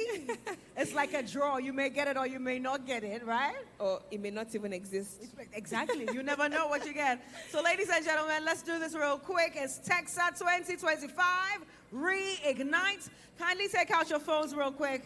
We're getting into the last bit for the day. Can we see your phones in the air? Yes, indeed. Let's open the camera application real quick. Don't worry, you're not taking our pictures. We promise. And even if you take our pictures, it's okay. But we have two things to do. So, and both with your camera, actually. So the first thing is, this is the 5th edition of Texa. And we want to hear your feedback because we're big on feedback. We want to serve you better at the 6th edition. So please do us the honors of scanning this QR code and giving us your feedback in the next couple of minutes. We'll wait, then we'll do the next activity with your phones still. So please bring out your phones. I'm not seeing people scanning this QR code to the left and right sides of the screen. Please scan. Yes, and then indeed. let's hear from you. Tell us where we did well. Thank you. And tell us where you think we can do better. We are big on feedback because we want to make it even better for 2027. So please, if you don't give us feedback, there's no way. 2026. 2026. Actually. Next year. 2026. That's See right. me, I'm traveling into the future. I'm too reignited. I'm just firing forward. Yes, indeed. Where All you right, get so to for see each other. 2026, please. Yes, indeed. Scan. We want to serve you better. I'm not seeing people scanning. Have you scanned Just already? take out your All right, great. phones, open the camera application, and then fix it on the QR Oh, you're done. code. Great. A link should come up. That's an A student. That's right. She's really quick. A link should come up when you use your camera. Click on the link. Oh, maybe you're not connected to the internet. What service provider? So make sure I you're don't want to connected. call the name, but I think I know the one you're using. No names, no names. My next client might be here. That's right. But So you can please connect. make sure you're We have connected to the internet. Hotspots. You can share hotspots. I mean, it's parts of connection. You can ask your neighbor to please turn on their hotspot for you. We really, really want to hear from you. We want your feedback just so that we can serve you better. That's the only reason. And we also want to know where we did well. So tell us where we did well. Tell us what things you've enjoyed. Just scan the QR code and it will take you to where you can drop your feedback. We really want to hear from you. Are you connected to the internet? Okay, so let's get that sorted out for you. If you have completed the feedback form, say I. The eyes don't have it too. It's not enough. No. We want not more, enough. please. Please. We are craving your indulgence. Please just help us. We're just asking you to please give us feedback. We really want feedback so we can do better for next year. So let's know what you feel about what we've done so far. So the QR code is still on the screen. We'll give you about maybe 30 more seconds. You can scan the QR code to the left and right sides of the screen, of the stage, and give us your feedback. Thank you as you comply. Thank you. If you have completed, say I. The eyes are picking up. Not enough. Please Still help not us. enough. Thank you. Let's increase the numbers. Kindly help do you us have do any this challenges? as well. What's the challenge? That's the first feedback.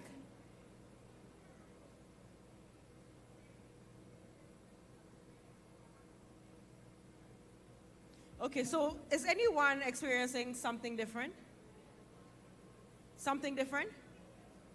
It's taking you where?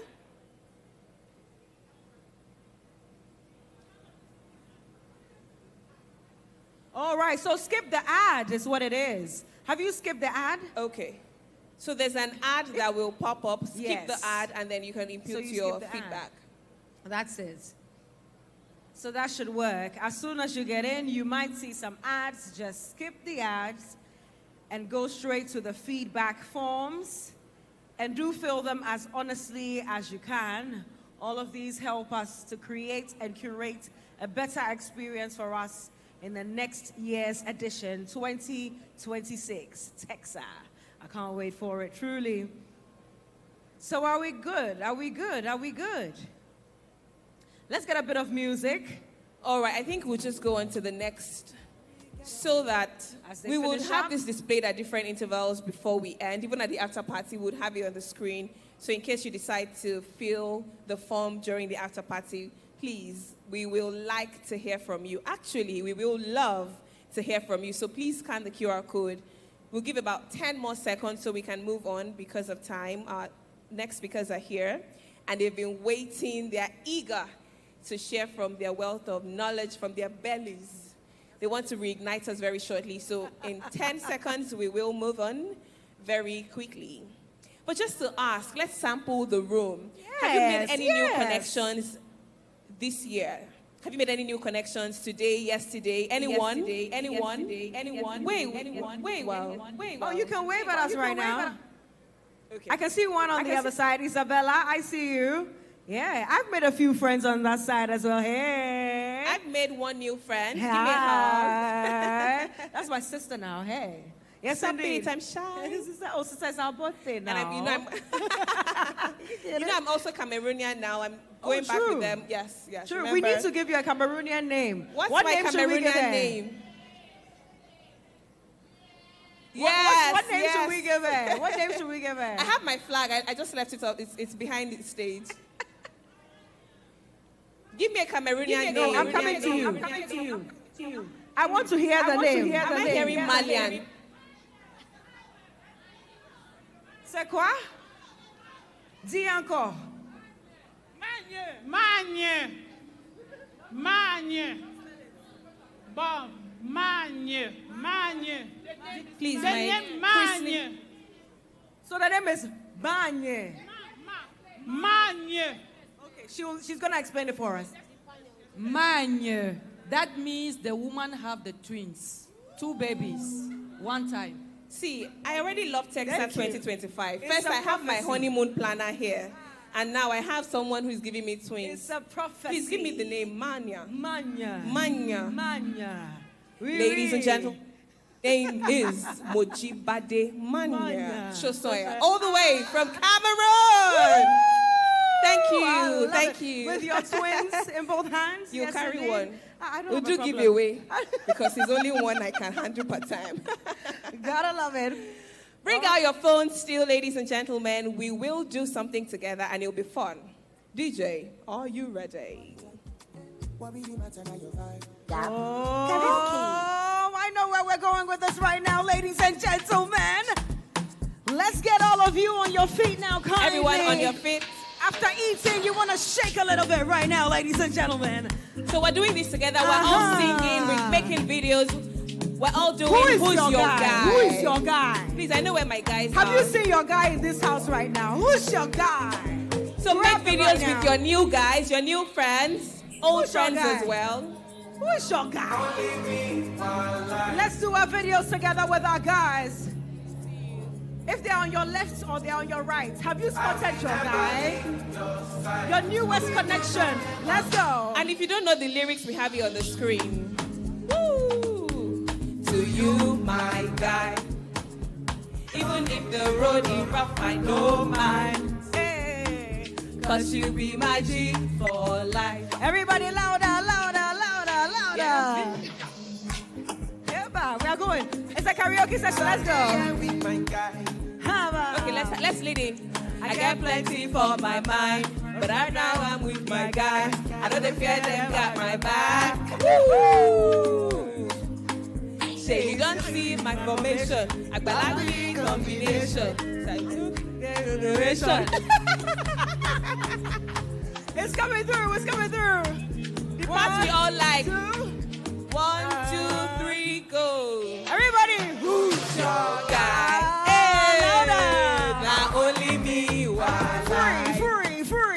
See us we day like this and right. Hey, come on. I will never leave your side. I will never ever. I dedicate my life. Let's go. To you, my guy. Even if the road is rough, I know mine. Let's go again. Cause you be my G for life. Now you want to put some dance steps to it.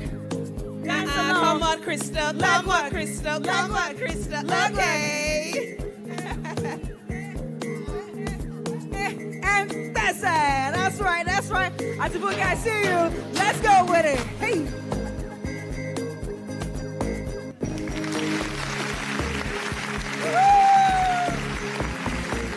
Amazing. Texa 2025, thank you. You are such a fantastic audience. Thank you. Thank you all so much. That was a good one, eh? That was a good one.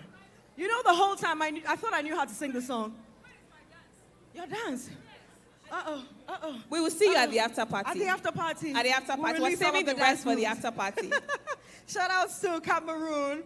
Yes, indeed, for doing a great job. Thank you all so much. That was a good session indeed. But now, ladies and gentlemen, We're on to moving the next. on to something very crucial. Like, we've learned so much. Wait, first of all, let me not assume.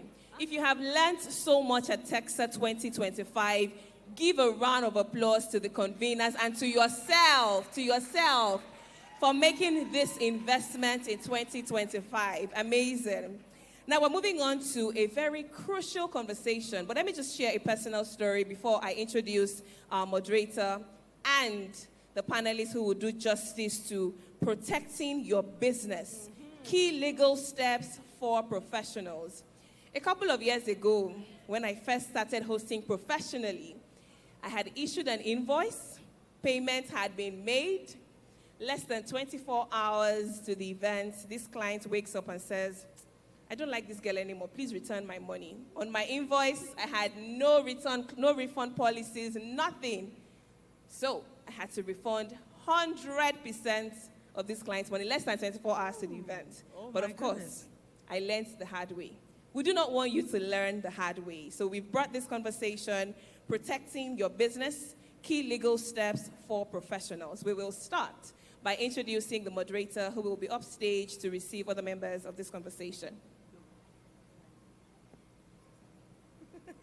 Yes, indeed, ladies and gentlemen, we will be talking about protecting your business, key legal steps for professionals. I believe there will be a bit of Q&A at the end of it as well. This is a pain point for many of us, I know and I understand. And throughout this process, we've also been talking about turning your passions into profitability. So this is the perfect moment for all of us. Please do take notes so you can benefit fully from this experience. Let's go. All right, our moderator is an internationally certified event planner, an educator, a lawyer, and an all-round entrepreneur. She's the founder, STM Magical Creations. She's got some fans in here. Ladies and gentlemen, no further introduction needed. Let's make welcome Dr. Ifoma Stella Okoye. A round of applause for her. Beautiful. You're dancing upstage, ma'am. You're dancing upstage. We have to see the dance. Where's her song? One, two, three, come on. Keep on. Show them. That's right. You're welcome. Thank you so much.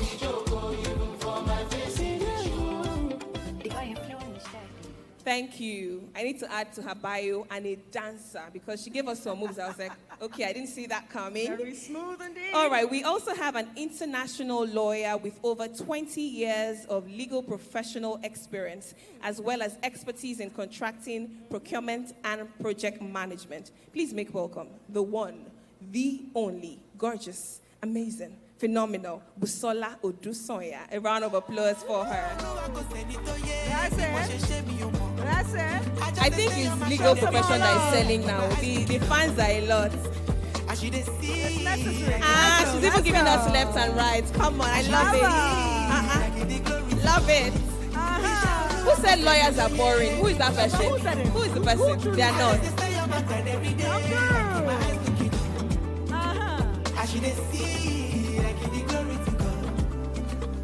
All the glory to God. Indeed. Thank you so much. Now, we also have someone joining us virtually. She's a seasoned business lawyer with over 14 years of experience supporting startups, small businesses, and creatives. She's the creator of Legally Set, a platform offering attorney-drafted contract templates, and the founder of Perfete, an award-winning digital media platform for weddings and events. Please make welcome Kumbi Esquire. She's joining us virtually. So let's appreciate her now with a round of applause. All the way in the United States. Thank you so much for making time to be a part of this. And no, it's not an all-female panel. We do have a gentleman who is waiting, saying, Mujibadi, I'm waiting for my introduction. Yes, you will get it right now. He'll be joining us very soon. But just to reiterate, we have Q&A after. Yes, indeed, we do have Q&A after this, so I do want to say it again. Please note your questions and keep them as brief as possible, as crisp as possible, so when you do come up, you just go straight to the point, and our able panel would be able to answer.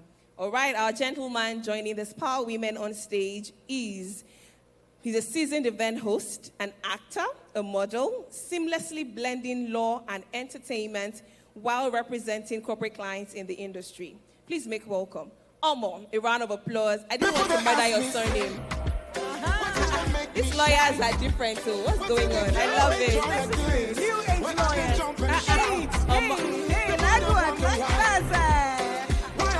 Omo, wait. How long have you been practicing that bese? Don't lie. How long? Because I know you're not a dancer. 5 years. You said 5 years, ladies and gentlemen. Wow. All right, we'll hand over to Dr. Okoye, who will steer this conversation from here. Over to you, ma'am.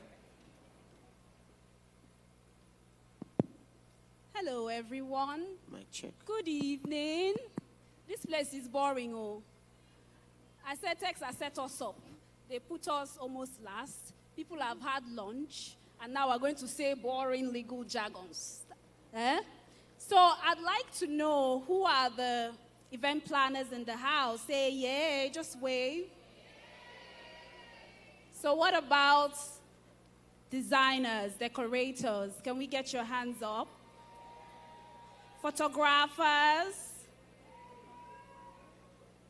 videographers, all the audiovisual sector. My brother Bed, you're not raising your hands. Oh. MCs, DJs, okay. Glam and wardrobe, anyone here? Okay, all right, light, sound. Anyway, so the point is this topic is crucial. It's for everyone, event professionals, but generally business owners. So today, the key to our panel and topic is how do you protect yourself as a business owner? Why do you even have to protect yourself? You see, generally, as human beings, as long as you exist in this world, offense must exist, whether you like it or not. If you don't find the trouble will find you in your house, probably. So these issues are unavoidable. It's not enough as a business owner to say, just like in accounting, I don't like numbers. Let me get someone. You also need to be aware and exposed as to ways you can protect yourself, the legal aspects of things, so that you know when you're getting into trouble or when you're trying to prevent trouble. So that basically you can focus on the value you are giving and be more professional and not so much focusing on other issues and trouble all the time. So today we have an amazing, rich, I'm very, very, okay. No problem. Let me not say I'm intimidated. Okay, I'm going to start with you, Madam Busola. Just a brief one. Why do you need to protect your business as a business owner? Okay, thank you so much. I mean, I must first of all say that I'm totally delighted to be here. I did a little bit of research about this industry before today, and I want to say that my mind was completely blown. You know, I'm not going to mention the numbers that I saw, but they were staggering. And so I really just want to start by telling you, I doff my hat. You guys all deserve your flowers. You are amazing. I mean, I really, truly believe that the event industry is like the next oil and gas, honestly. You know, you're holding Nigeria, you're holding the economy, and even Africa, I dare say. So thank you to the convener and to all the people who put this together. So why do you need to protect your business? You know, what are you in business for? What are you in business for? You want to make money, right? You want to be profitable. You want to build an institution. You want to build a brand, something that resonates in a very positive way. So you are in business to make profits. You are in business because it is something that you're passionate about. And so for all of these reasons, you absolutely need to protect your business. You need to protect your name. You need to protect your brand. You need to protect your goodwill, because that is how you will continue to grow. And at the end of the day, that is how you will achieve success. Thank you very much. I will head over to Kumbi. Kumbi, can you hear us? The audio. I can hear you. Can you hear me? Thank you, Kumbi. Thank you for joining us. I know the time zone and your patience. Thank you so much. So quickly, just very briefly, why do you need to protect your business? Well, I said it as succinctly as possible. But honestly, as someone who has supported this industry and industry professionals for such a long time, one thing I'm always trying to impress on everyone is your business is of value, period. If somebody is transacting with you, paying you money for a service, or they find value in your service, doesn't matter what or how beautiful or how seemingly frivolous it might seem to another person. I don't care if you are the person that is just laying the table or if you are the florist, it's of value and you must protect it. An industry like this one where it's so emotion heavy, a lot of times people get carried away and forget that it's something that's being done as a business. And I think it's really, really important that you protect it from your clients, for your clients, but also from other vendors as well. There's so much value here. You're doing something of substance. You're doing something that's transforming somebody's life in one way or the other. Whether it's a birthday, to whether it's a wedding, or whether it's a funeral, you are making impact and a milestone in somebody's life. you deserve the money you are getting paid. You deserve the money you are calling. So you should protect it, because it's after the event has happened that people start having stories that touch and start having conversations about, oh, all of a sudden they forget that they have to pay. Protect that business from the start. It's very, very important to you, but also important to the clients. Thank you very much, Kumbi. Very, very briefly, Omar, your thoughts. Very briefly. Okay. First, for those that do not know, I believe everybody knows, FBO is actually a lawyer as well. So please give it up for FBO for having this panel come up. Okay. And unlike Busola, I will mention numbers. In my research, the event industry globally is worth over $750 billion. Right? And there is a compound annual growth rate that says that in the next 10 years or within the next 10 years, that figure would have gone to about 3.5 or 3.9 trillion dollars. So you tell me, there is money to be made. So certainly you need to protect yourself so that as you are getting your own, somebody is getting a piece of the cake, you as well are getting your own piece of the cake. And then more importantly, we can all collectively have, oh, by the way, I should give you the stats for Nigeria. Nigeria is what, guess how much? $20 billion. But barely, it's not even up to 10%. And so we need protections, and with protections, many of us, of course, will prosper much more, as she has said, and then the value we deliver will be greatly acknowledged. Thank you very much. Now let's get right into it. How do you even protect your business?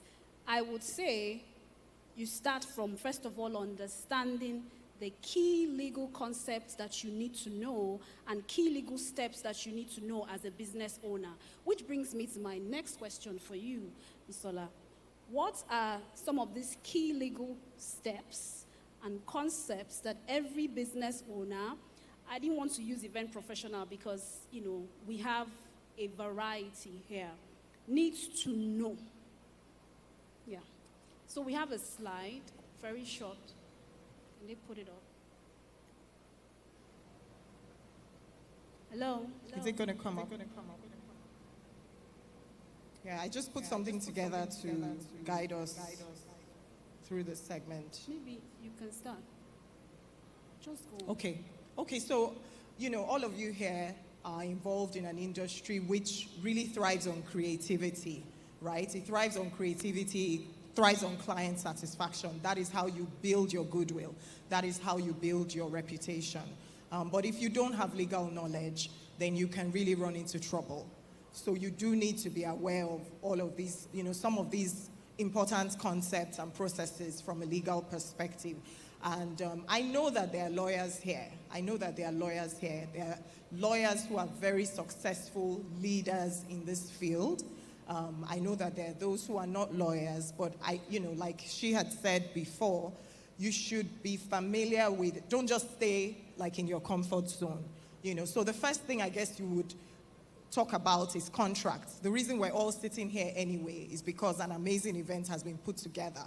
And so at the back end, there were contracts, right? So we all have, we know about contracts. And really what I want to emphasize is that your contracts should be clear and crisp.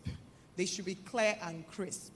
It really isn't about how wordy or how long it is. In fact, these days, we would say that the ability to put together a contract that is concise, but actually addresses the objectives of the parties is something that people aspire to. So it's not about having this very long document. So you need to have contracts that are clear, contracts that are not ambiguous, and that reduce the intention of the parties to writing. So whether it's a contract for the venue, whether it's contracts with your various vendors, it could be, performers, whoever it is that you're dealing with. So that is very important. And I cannot overemphasize the importance of that contract because, like they say, when trouble comes, then, you can say, okay, this is what the contract says. These are my rights. These are the things I'm entitled to. These are your obligations. So what sort of things are you going to have in your contract? Of course, it should define very clearly what the scope of work is. You need to have, the payment terms. You need to allocate risk. I'll talk a little bit more about risk allocation and risk management. You need to also provide for things that are sort of unforeseen, because things are not always going to go great. When COVID happened, were we expecting it? So, you need to have things like termination clauses and have all of these set out. But I guess the key takeaway in terms of contracts is get sound legal advice. So you understand your business, you can talk to your lawyer or your legal consultant and make sure that everything is properly documented. And please, also encourage the other party to read the contract. Please don't leave your contract for just your lawyer to explain to you. Become familiar with it, because that could determine whether you are protecting your business, whether you're adding value to your business, or whether you're going to be paying for an issue that arises. Can we go to the next one, please? So this is big. I mean, this is very important for you, because every single event that you do is like a showcase of creativity. I mean, look around you. There are logos. And when you look at a logo, for example, it triggers something, right? It evokes a certain feeling. If you have built a brand, a strong brand, you have a reputation, you have a lot of goodwill, people know you. I mean, when you hear Sapphire Events, what are you thinking? Excellence, professionalism, they can do all things, right? So whether it's from your brand logo to photography, because you may have photographers, whether it is the musicians that will perform, or some other person performing in an event, you have all these things which are creative, and there is a body of laws that exist to protect those things, because somebody somewhere sat down, used their brain, came up with something that is worth looking at, that is worth appreciating. So there are laws that exist to protect those things. So for instance, if you have a symbol or a sign, you can protect it by having it trademarked. Or, you have, I'm sure you all know about copyright, right? You don't have copyright in an idea. You have copyright in something that is tangible. It has been reduced to a form of expression. It is something that can be admired. It can be displayed. It can be published. You can read it. You can understand it. So these things are protected by law, so that someone should not be messing around with those things, using those things without recourse to the owner, right? And if you have spent the time to create something, then you should be able to attract value, like my colleagues have said. You should be able to get kudi money. You should be paid for it, because that is your work and that is your sweat. So it's very important that you get sound legal advice, so that you don't find yourself in hot soup, like maybe you're accused of misusing someone's intellectual property. That is not something that you want to happen to you as an event professional, because again, like I said, your particular industry really thrives on your goodwill. It thrives on people's perception about you. So the key takeaway again for intellectual property, whether it's a trademark, it's something that has to do with a patent or copyright, is that you should have sound understanding of the rules and make sure that you're not flouting them, and also take steps to protect your brand. Next, I believe we will, yes, so I said I was going to talk about risk management. So liability is something, if you say someone is liable or someone has liability, it simply means that they are responsible, right? And there are so many things that, there are many things that could happen. There could be, let's say in an event, some alcohol or other drink is spilled and somebody takes a fall or takes a hit to the head because they fall. The question definitely arises, who is going to be responsible for that? And so it's important that as a business owner, you understand the risks. So liability is really about risk. What are the risks? Risk is inherent in life. There are always risks. So as an event practitioner, it's important for you to identify the risks that are associated with your business. What are the things that could happen in the course of planning an event or executing an event? You need to identify the risks, you need to properly analyze them, and of course, you need to mitigate the risk. So any successful business person must have solid risk management strategies. And so how do you deal with these? How do you deal with managing risk? You could do so by using the contracts. You know, there are clauses you can have in the contract. They may shift responsibility or liability to other people. So you need to have risk management strategies, have a proper risk management plan. You could be relying on things like indemnities, so it's very important. Data privacy is a big one for me. Maybe just by show of hands, how many of us are familiar with data privacy or personal data protection as part of your business? Okay, fantastic. So let me just give you some expo. We've talked about the staggering numbers. I think somewhere I saw, he said 20 billion. I've seen 2 billion.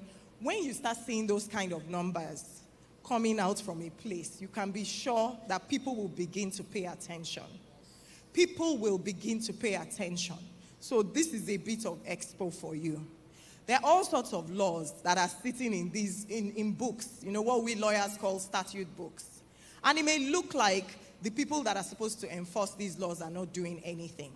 But trust me, any responsible government has to generate revenue, right? So that they can meet the needs of the people. So if a particular industry is looking very juicy and is thriving, you can be sure that it will be important to start enforcing the applicable laws in that space. There's no point going after people that don't have any pockets, that don't have anything, right? Now, data privacy is something that I would say the right to privacy has always existed. The Nigerian Constitution guarantees every Nigerian citizen their privacy. It is the same, or you will find similar rights guaranteed in other countries, in other jurisdictions. But we now have a law, a specific act called the Nigerian Data Protection Act. President Tinubu signed it into law in 2023. And what it says is that every one of us here, I'm an individual. I have data that is my personal data. Anything that you can look at, and by looking at it, you can say, this is Busola Odusonya. That is personal data. My phone number is personal data. My name, my email address, my passport, my data page. And so why is that relevant for you as event professionals? You do handle a lot of personal data. You may not necessarily handle extremely sensitive data like maybe medical history. But I would even argue that some of you may come into contact with that kind of information. But please, if before today you did not know that you have a responsibility to protect personal data, to treat it in a manner that is in compliance with the law, please, I am telling you today, because it is expo for you, you have a duty to protect it. And at the end of the day, if there is a data breach, a company can be exposed to hefty fines. You can be exposed to penalties that will affect your bottom line. Or I dare say, even more importantly, your reputation. I believe there was an incident a few years ago where after an event company posted something on Twitter. At the time it was Twitter, just celebrating this event, but inadvertently, the details of the couple were included in a post. I think it had their address or something because it was an invitation, some kind of invitation card. And multiple users reshared it, and there was a lot of outrage. Now, they took it down, they apologized. But honestly, you don't want to build a brand and exactly, he said the internet never forgets. So your reputation matters. So you need to stay on top of data privacy. You can't collect people's data. You shouldn't collect data that you don't need. You can't keep data forever. At every point, you need to know the reason. You need to have what we call a lawful basis why you have that data. So if I walk into your office and I find papers strewn all over the floor, and it has like people's, maybe you're charged with distributing invitations, and I see all these addresses, that is careless. So I won't go further into this, but data privacy is important. It's an area that governments are looking at. Nigeria has a commission that supervises this, and they're looking at it very closely. So please make sure you get sound legal advice on data privacy. Now, this one is really about, it's something that people in this industry, you may have someone who's been working for you, and so they leave. And you want to be able to say, okay, don't solicit the clients that you met through me, because that's part of my strategic information, right? So you want to be able to have some sort of agreements or clauses that restrict the ability of people to do things that could impact your brand or your goodwill. Exactly. But I must say that while it may be possible, so I'll just say generally, it is possible to impose some of these obligations, but you have to also be aware that it raises the specter of, inhibiting competition, and governments and countries and laws and policies will always protect competition. Competition is good for the consumer. Okay, so you need to get sound legal advice. If you're talking about exclusive arrangements, I think I saw one that said they could not deal with local caterers for 5 years, the event company in question. And I think it was in Kenya, and it was struck down as being unreasonable. Or you can't say, oh, someone should not work with anybody within West Africa. Or you can't used to work for me, you cannot do event planning for the next 10 years. That would be considered unreasonable.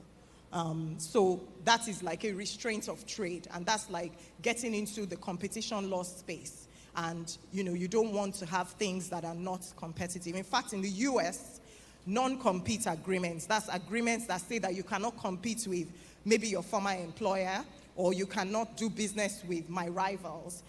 They've pretty much been struck down with very limited exceptions. The idea is that people should be able to be mobile. They should be free to go where someone is willing to pay for their services.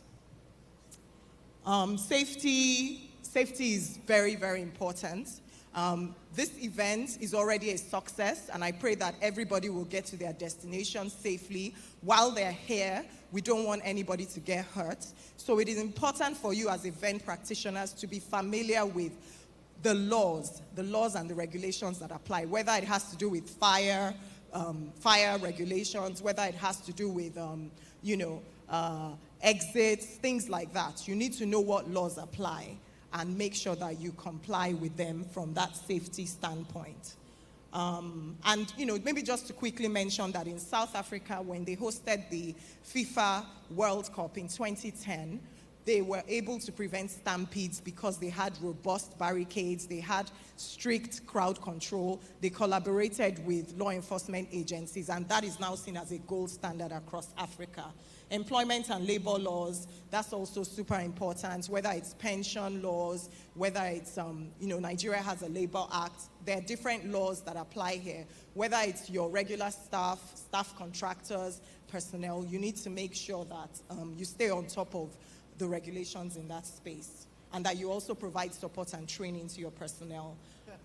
This one, I must commend you today for the noise level. I noticed that it was different from some other events I've been to. We have a huge problem in Nigeria with this. There are laws that say, these are the acceptable limits of noise. So it is something that we need to find out about. I saw a post today. Someone sent me a post on Instagram about a wedding that was not allowed to have any sound. The couple got there for their reception, and Lagos State officials were there, and they said no microphone, no music, nothing, because I think people in the area had complained repeatedly. So please, as event practitioners, especially when you're dealing with an event that is in a mixed-use area, you need to be sure what the requirements are to ensure compliance. Also, I would throw a little charge to us. we are moving towards sustainability, protecting the environment. I think your industry is one that can decide to start incorporating more and more sustainability practices. Let's make sure that we're avoiding waste, whenever necessary. All those bags, all the favors and all of those things. Regulatory compliance, I think we've already talked about. There's so many laws. There's so many requirements, taxes, etc. Be familiar with what applies to your business and make sure that you comply. Is there anything else? Yeah, I think it's good. Okay. Yeah, just end it. Thank you very much, Busola. So the point was for her to just rush down every single area of law, every single concept that we ought to be aware of as business owners. Because even if you're going to put down these contracts, you need to know what are the acceptable things. What are the terms? It's not just about putting all these things down. It's not about knowing these things. It's about knowing what is right to do and what is not right to do. Which brings us to a little bit, we have to speed this up now to sort of the meat, more of the meat of this matter, which you have mentioned a bit. Let's talk about contracts now. So the thing is, a lot of people hate to hear the word contract. Who likes to hear that word, contract? You like it? I'd rather call it agreement. It's softer. Because for some reason, once you say contract, clients shy away, people, it just makes it too serious. So you can improvise with agreement. So let me come to you, Kumbi, quickly. What are, just briefly, what are the key one or two things business owners should know before drafting contracts?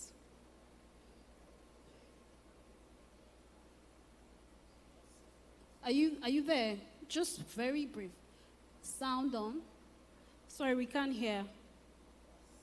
Yeah. Okay, maybe I'll pass it to Omo. Omo, can you quickly, because we can't hear her, time is up. Okay, the first thing is you need to be sure who you are contracting with, so you should have a clear party. And in this case, I think I should mention quickly that many business event professionals in Nigeria or Africa generally, and it affects why our data is not fully captured. We are working informally. You started the events because it was an hobby for you, and so you have never bothered to register your business, right? So you want to go into a contract with, let's say, Access Bank, yeah, and then you put your name there, or you put your business name. By the way, a business name doesn't have a separate legal personality, so you cannot contract with your business name. If you are running a business name, or what we typically call enterprise, you will still need to use your name. So if your name is Kex Event Services, you would have to use your name, Kizito Eyu, to do the business, right? To do the contract. That's stated. Then understand the key scope of the contract. What are the obligations of the party, the clients, and what are your obligations? And after you've understood and stated as detailed as possible these obligations, you can now come and say, breach. This and this and this and this will amount to a breach of contract. If you don't do this, or if you do this, you will have breached this contract and you'll be liable for XXX or whatever. And I should also say at this point that breach can be remedied for all of us here. Going into a contract with another person or a corporate organization, if you breach or the person breaches the contract, there is no crime. None of you have committed a crime against the land. So police should never, police should never be the way to resolve disputes. The way to go for dispute resolution, which is supposed to be a part of the clauses as well, is to ensure that you are saying, for the first 3 days, we'll try to settle amicably. I just use 3 days as an example. It can be any 2 weeks, whatever. If we can't settle this amicably, we can get a mediator, somebody that we both respect to come and settle. If that doesn't work, you have alternatives. You have the opportunity to go to the Lagos Multi-Door Courthouse, where you can do several. There is mediation, there is arbitration, there is reconciliation. There are several ways before you now say, let's go to court, right? Thank you. And the court certainly will adjudicate on the matter, and then you get the redress that you so desire. Thank you very much. It's also important to add that before you get into any agreement or contract, you need to be aware of what makes the contract void or what makes it voidable. It can't be under duress. There are certain laws it can't go against. You need to be aware of all these things. Now, you also need to know that there are different types. Now, let's talk about terms of engagement and service contracts very briefly. Terms of engagement are now the ones that protect you. They are these things you put down as a business owner that sets your boundaries, states your terms, and your services, your fees, and all that. Whereas service contracts are those ones that you now put down that are curated for the service you are offering. When the client now comes and says, this is what you're doing, you guys now put down the services and the contract basis as which that services will be controlled or guided. Now, that brings me to the very next question, very quickly, Busola. What terms, I don't know if she's still up, but we don't have time, so let's wrap it up. What terms, just give me one or two terms that we need to be aware of that should be inserted in terms of engagement.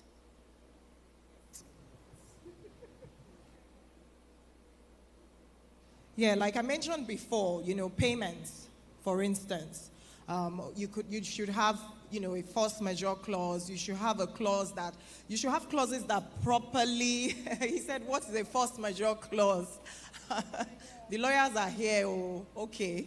So a force majeure clause addresses things like, natural disasters, acts of God, unforeseen circumstances that are way beyond, so it's not just the regular situation. So those are standard clauses, and they should be in your contracts, and you should understand them. It's helpful for you to have a discussion with the person who is drafting, so that you can make sure that what you intended. There's so many times things happen and people are like, oops, because when you point out what is there, it's like, oops, so something went wrong somewhere. You should have termination clauses. And, I keep talking about allocation of risk. Generally speaking, risk should be allocated in a way that risk should be placed with the person that is best placed to manage the risk. Someone may have insurance. They may have insurance cover for something. If they have insurance cover for something, why should you allocate the risk in a way that the other party is responsible for it? Then it makes the contract more expensive. It makes the insurance useless, something that they're able to call on if the situation arises.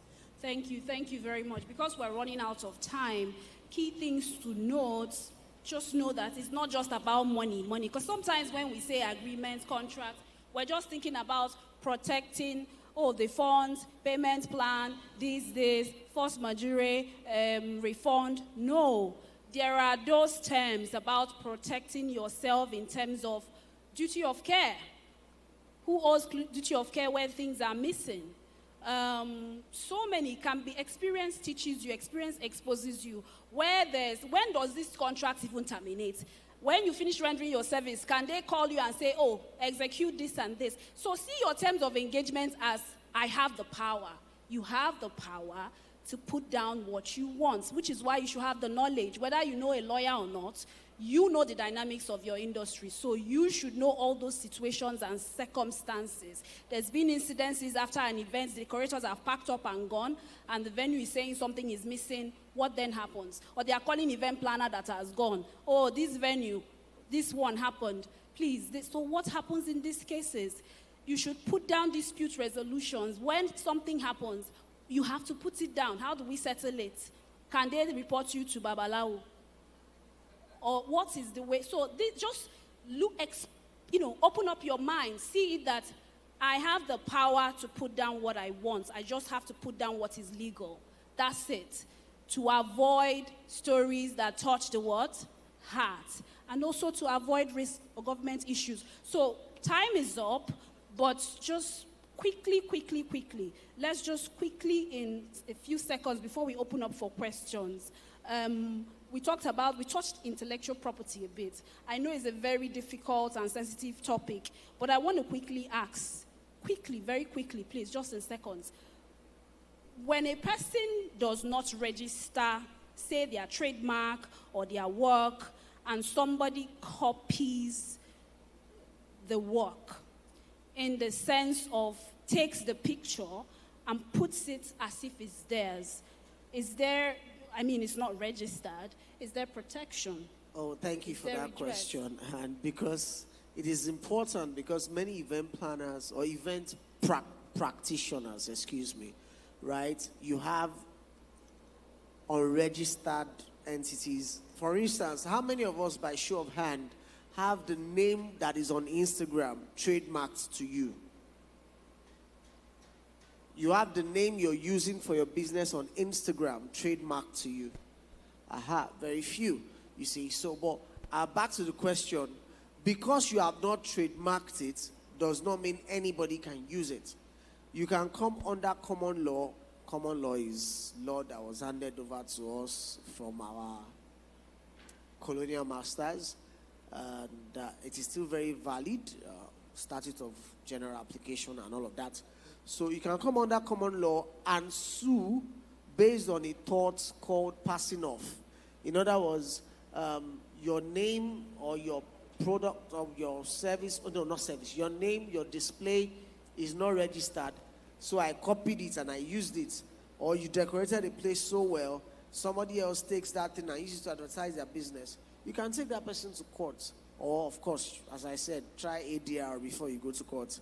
Thank you very much, Omon. I think we have to open up for questions. We don't have time, but I guess very briefly, questions? Yes, we will be able to take about 2 questions only. We have the first question here. Your name and your question, straight to the point. And then the second one coming. All right. Good evening, everyone. Thank you so much. This is for you, ma'am. You said something about an event. Can the volume be, can the volume, all right. Okay, so this is for you, ma'am. You said something about an event that was, the music was not allowed. So actually, I was the planner. Yes. Oh, of the soundless. So, the music. After it happened, I don't want to go into details of how it happened, but I can say one thing for sure. It wasn't my fault. It wasn't the fault. It was like we were scapegoats for something that had happened, and a general reported the stuff, and we couldn't resolve it anyways. We tried our best to resolve it. They said we had to get to the commissioner. Like, you know, it wasn't our fault at all. So now, after the event, because we tried as much as possible, like you see, to just... Sorry, ma'am, to cut you. The event was still amazing, by the way. Thank you. The MC did a great job. You saved the day. Thank you do you so have much. a question other Yes. than telling us about your event? After the event, All the right. venue, so I want to know the laws that I was supposed to have had, maybe to like, I don't know, to save the day more, to make sure that the music was actually paid, because that's what my client wanted. If there was a law I could have had before then, and then after the event, the venue manager was like, we were asking for a refund. My client was like, oh, I need a refund, full refund. Like, everybody was like that. But he was like, you had an event, so what are you saying? But we did not have the event we had caused. We would have left and go for another venue at that point. I was ready to do that. But the venue was already sealed, and we are not allowed to open the gate. Then after 5 hours that we were locked in, because our trucks could not come out, the food, anything cannot come out to go to another venue. So I think one of the guests opened the gates by force. And now they said I have to come to the Alausa, whatever, the government stuff, to come and explain ourselves and sort it. So we can't take him to court. And I tried talking to him, but it didn't work. So we're still on it anyways. Thank you. Thank you. So if I may, thank you for your question, honestly. And I did notice, I mean, the post was celebrating the fact that ultimately the day was saved. Obviously, your plan for your clients is to deliver. is to fulfill a promise. And the bride and groom were all smiles. But there are a lot of lessons. And I believe that after every event, you should have a lessons learned session. And, play over what went wrong. What could we have done better? Ignorance of the law is not an excuse. You need to know, like I said earlier, the fact that you may not see laws being enforced. You may be the first person that they decide to come to say, okay. So you need to be familiar with the noise limits, the noise level limits. If you're armed with that information, then people cannot trample on your right to use the place as long as you're doing it in compliance.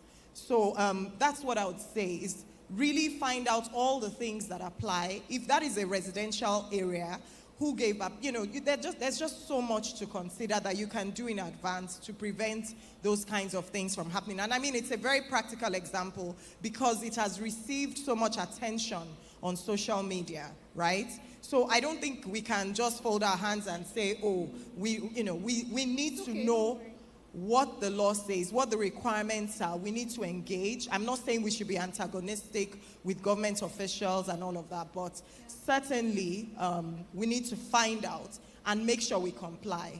The fact that maybe other people are ignoring laws and getting away with it does not mean that it will be the same case for us. They can decide who to go after, and you cannot say in your defense that, oh, other people have used this space. And I'm not saying I know that anyone was in breach, but clearly there was an order saying that that venue could not release any loud music or loud sound for that period. But I'm really glad that, at the end of the day, the couple still had what appeared to be a beautiful day. Thank you. Was your question answered? No.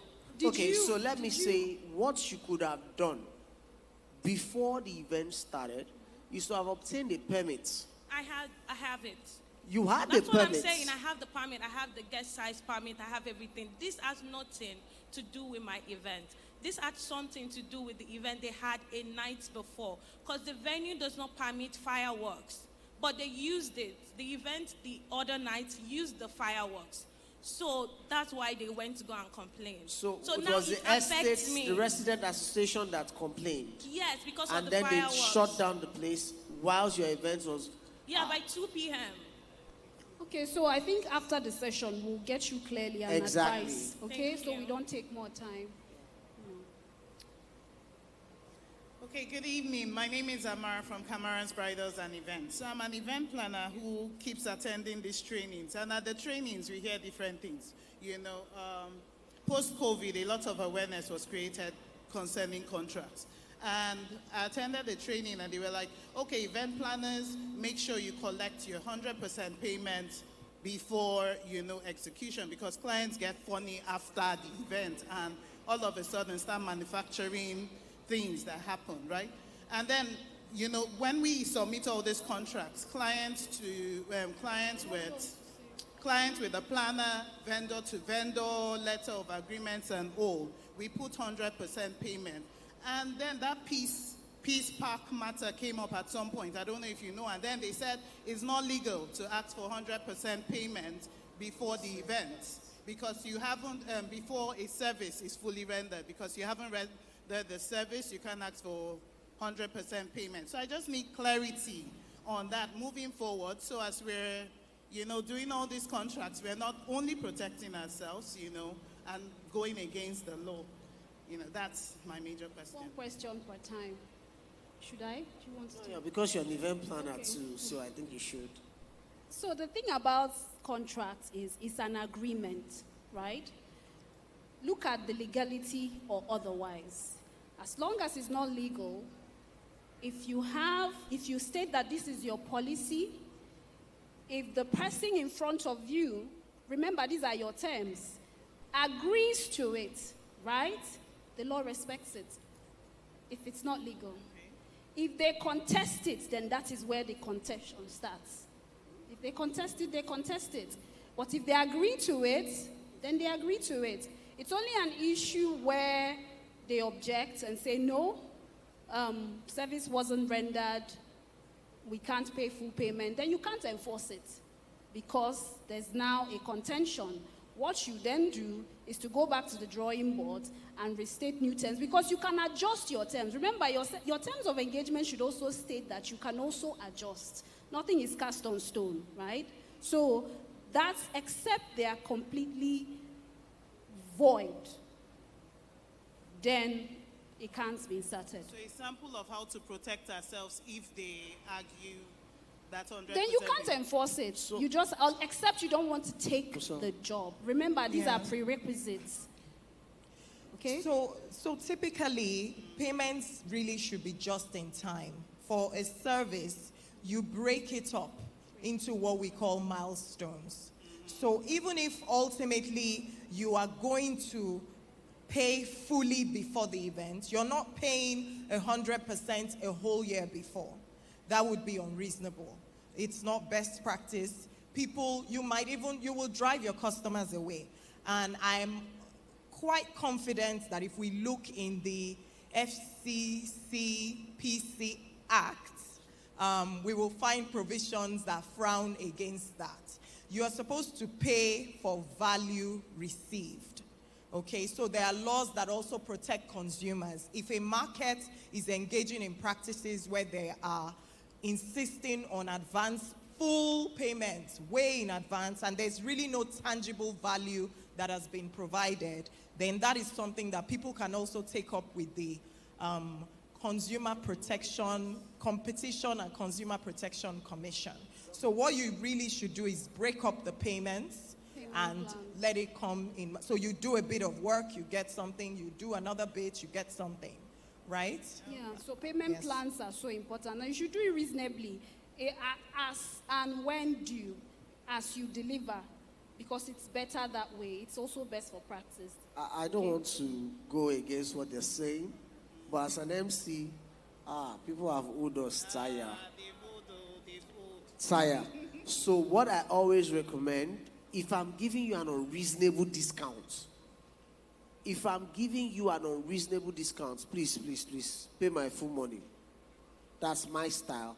But then it has to be agreed on in principle and in paper. That's just it. All right, because of time, we'll take two final questions, but straight, your name, what your question is. Straight to Would you answer that? Hello, my name is Zainab Teminka Olodo from Kano State, this world event. My question goes to, you said your business name or enterprise is not enough to sign a contract.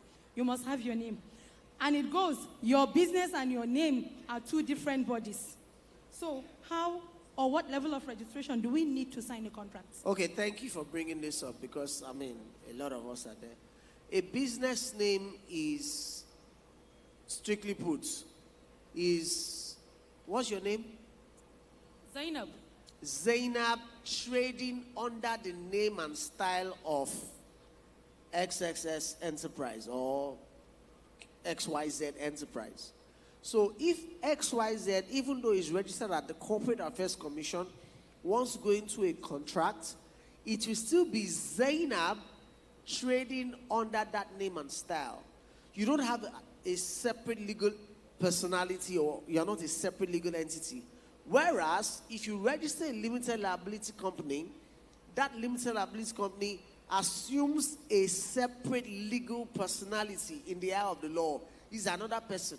That person can go into a contract, that person can be sued, that person can sue and enforce contracts, right? But a business name, it is still you that will do it. The biggest risk of using business name is that, assuming that you're sued for breach, right? It means that it's not the company that will be liable, it is you, and they will come after your personal assets. But if you do so, do business as a limited liability company, right, you will not be personally liable. Now, that said, there's a difference between a business name and a brand name. A brand name, for instance, what's the most popular brand? Coca-Cola. Coca-Cola is a brand name. And for a very long time, Coca-Cola was not registered in Nigeria as a company. It was being bottled and traded by the Nigerian bottling company. right? So if you, well, of course now there's now Coca-Cola Nigeria Limited. But before then, it's just Coca-Cola. If you want to sue at that time, when they were not registered, Coca-Cola, and I'm not saying anybody should sue Coca-Cola, or they are our partners here, or they are the ones giving us what's out. You would have to sue the Nigerian bottling company, and you can't sue Coca-Cola. That's a trade name, So to get your trade name, it means that you should have it trademarked at the trademark registry. If you understand what I'm trying to say. Does that answer your question? She's taking notes. I'm sure she's fine. Thank you very much. And our final question, name straight to the point, your question. Okay, thank you very much. My name is Foluke Ayedoko of Fruity World. And Foluke Ayedoko of Fruity World. And my question is, oftentimes we have pictures and videos and stuff, you know, of our works online, and it's marked with our logo, and our business logo is trademarked. And then sometimes you just see these pictures being used by another vendor. And then they just remove your logo, and then they claim ownership. Yes, you know, they remove the logo, and then they post it on the page and act as though it's their work. What can we do in cases like this? Please. Okay, let me help you. So, it's clear passing off if the person uses your logo. It's clear, straight. There's no case. If the person removes your logo and inserts their logo, now you then, the onus is on you because it's now common law. You have to then prove that that work has been passed off so badly that people actually think that is their work. It's now, you have to then prove it because you didn't, of course, you didn't register your logo as a trademark. But if the logo was used, you'll be passing off. But he now put his logo, it's just under the common law. Registered logo, trademarked. They didn't use your logo, they used their logo on your work. That's your question, right? They used their own logo. On your work. My work, removed my own logo. That's what I mean. Okay, yeah. If they used your logo, then it's clear. But they didn't use your logo, it's their logo. The onus now is on you to prove that your work has been so used identically that people now think they are the ones that it is passing off. It's protectable. There's a law of passing off. Even though it's not trademark, it's passing off. And the easiest way to show that or to prove that in court or before any adjudicating authority is to prove that you have had that picture since XXX dates, right? Which will be prior to their own date of use, if you understand what I'm trying to say. Yeah. And maybe if I just add, you know, from a practical perspective, you should contact them, have your documentation, you should contact them and request that, you know, you lay it out, because it's like, it's stealing, and they should take it down. And if they do not, then you will take steps to protect your rights. Thank you very much. Thank you very much for having us. I hope we were all now informed. And as my co-learned colleagues in the building, I hope we have all at least tried to make us more learned in the area of how we can protect our businesses. We're all available to speak to us because this is a non-exhaustible topic. It's so broad and it's a fundamental for every business person. So quickly before we leave, of course our time has been up. Last words. I don't know if Kumbi is still there, but let's just go. Last words. Three words, to be honest, Kumbi. Let's go with you. Okay, so everything we've said here does, as they are general things. Your own situation is different, and because of that, get a lawyer. Thank you. Okumbi is there. Okay. Can we have her audio? That was the problem initially. Documents and principles, try to look at them as like the scaffolding on which you can build a fantastic event that leaves, you know, your clients with memories that they will cherish forever. Thank you very much. And I would say, lastly, do not compromise the protection of your value. seek legal knowledge today. Thank you very much, Texa, for having us. Thank you so much for that wonderful panel, protecting your business. Everyone should protect their business. Thank you for sharing with us. Thank you for the insights. Thank you for the lessons we've taken. Even I, as the co-host, I've taken a lot of lessons. Thank you so much. Another round of applause for them, please. And to Madam Kumbi, who joined us virtually, thank you so much for being a part of this. We will Photoshop you into the main picture, but we thank you for joining us. Before we introduce the next session, they will take a group photograph, press and media quickly. With FBO is coming to join them. Yes, please. Free. She's bringing her purple, well, onion pink to the black on stage. They're giving us legal black. Indeed, they dress the part. Indeed, they dress the part.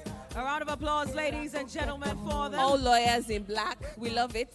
Educated us today, hitting on the right points and ensuring that we have the right strategies to win in business. Don't walk, you don't try. You supposed to be try.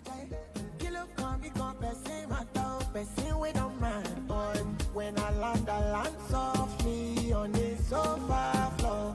So far, so good. Let me see you. These lawyers are different by the only thing I see is they are black, but their dance steps.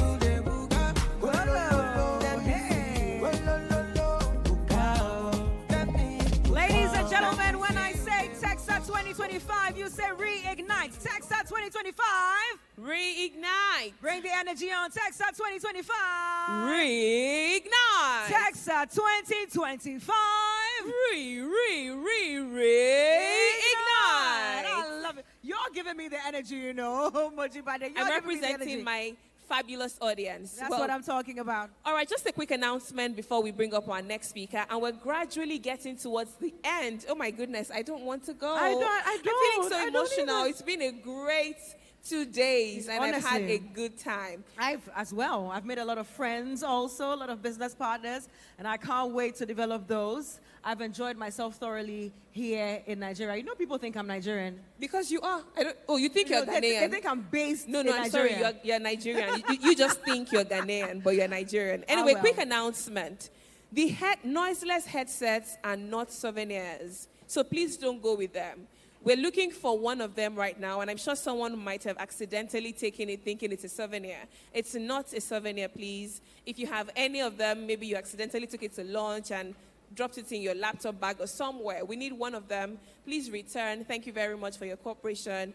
Again, it's not a souvenir. Please don't go home with any of the noiseless headsets. So if you have any that you have kept accidentally, please check and return to the team. Thank you very much. Indeed. Thank you so much, ladies and gentlemen. Up next, I want to challenge you really quickly. How do you challenge yourself to continue to think innovatively for your business and quit running your business on business as usual? We heard Brian, the White Chalk, talk about one of the events that he had, and during the cocktail session of the wedding, his guests were talking all about the experience and how great it was. They were out for hours and they never felt bored. In fact, I believe that if they had the opportunity to stay there the whole night, they would have. That is thinking outside the box. That is keeping things fresh and keeping things innovative. And you know, as humans, we have the tendency to get comfortable. As long as we've got great events back to back to back, we stop really thinking outside the box. But at this point in time, we are going to be challenged to keep things fresh. And we have here with us an award-winning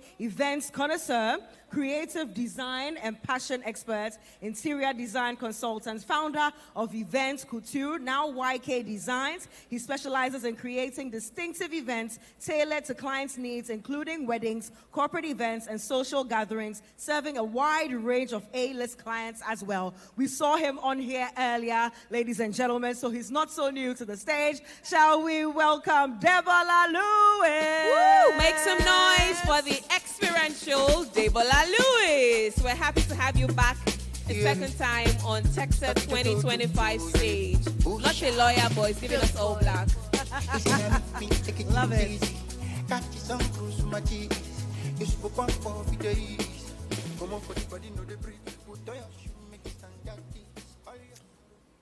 Good evening once again.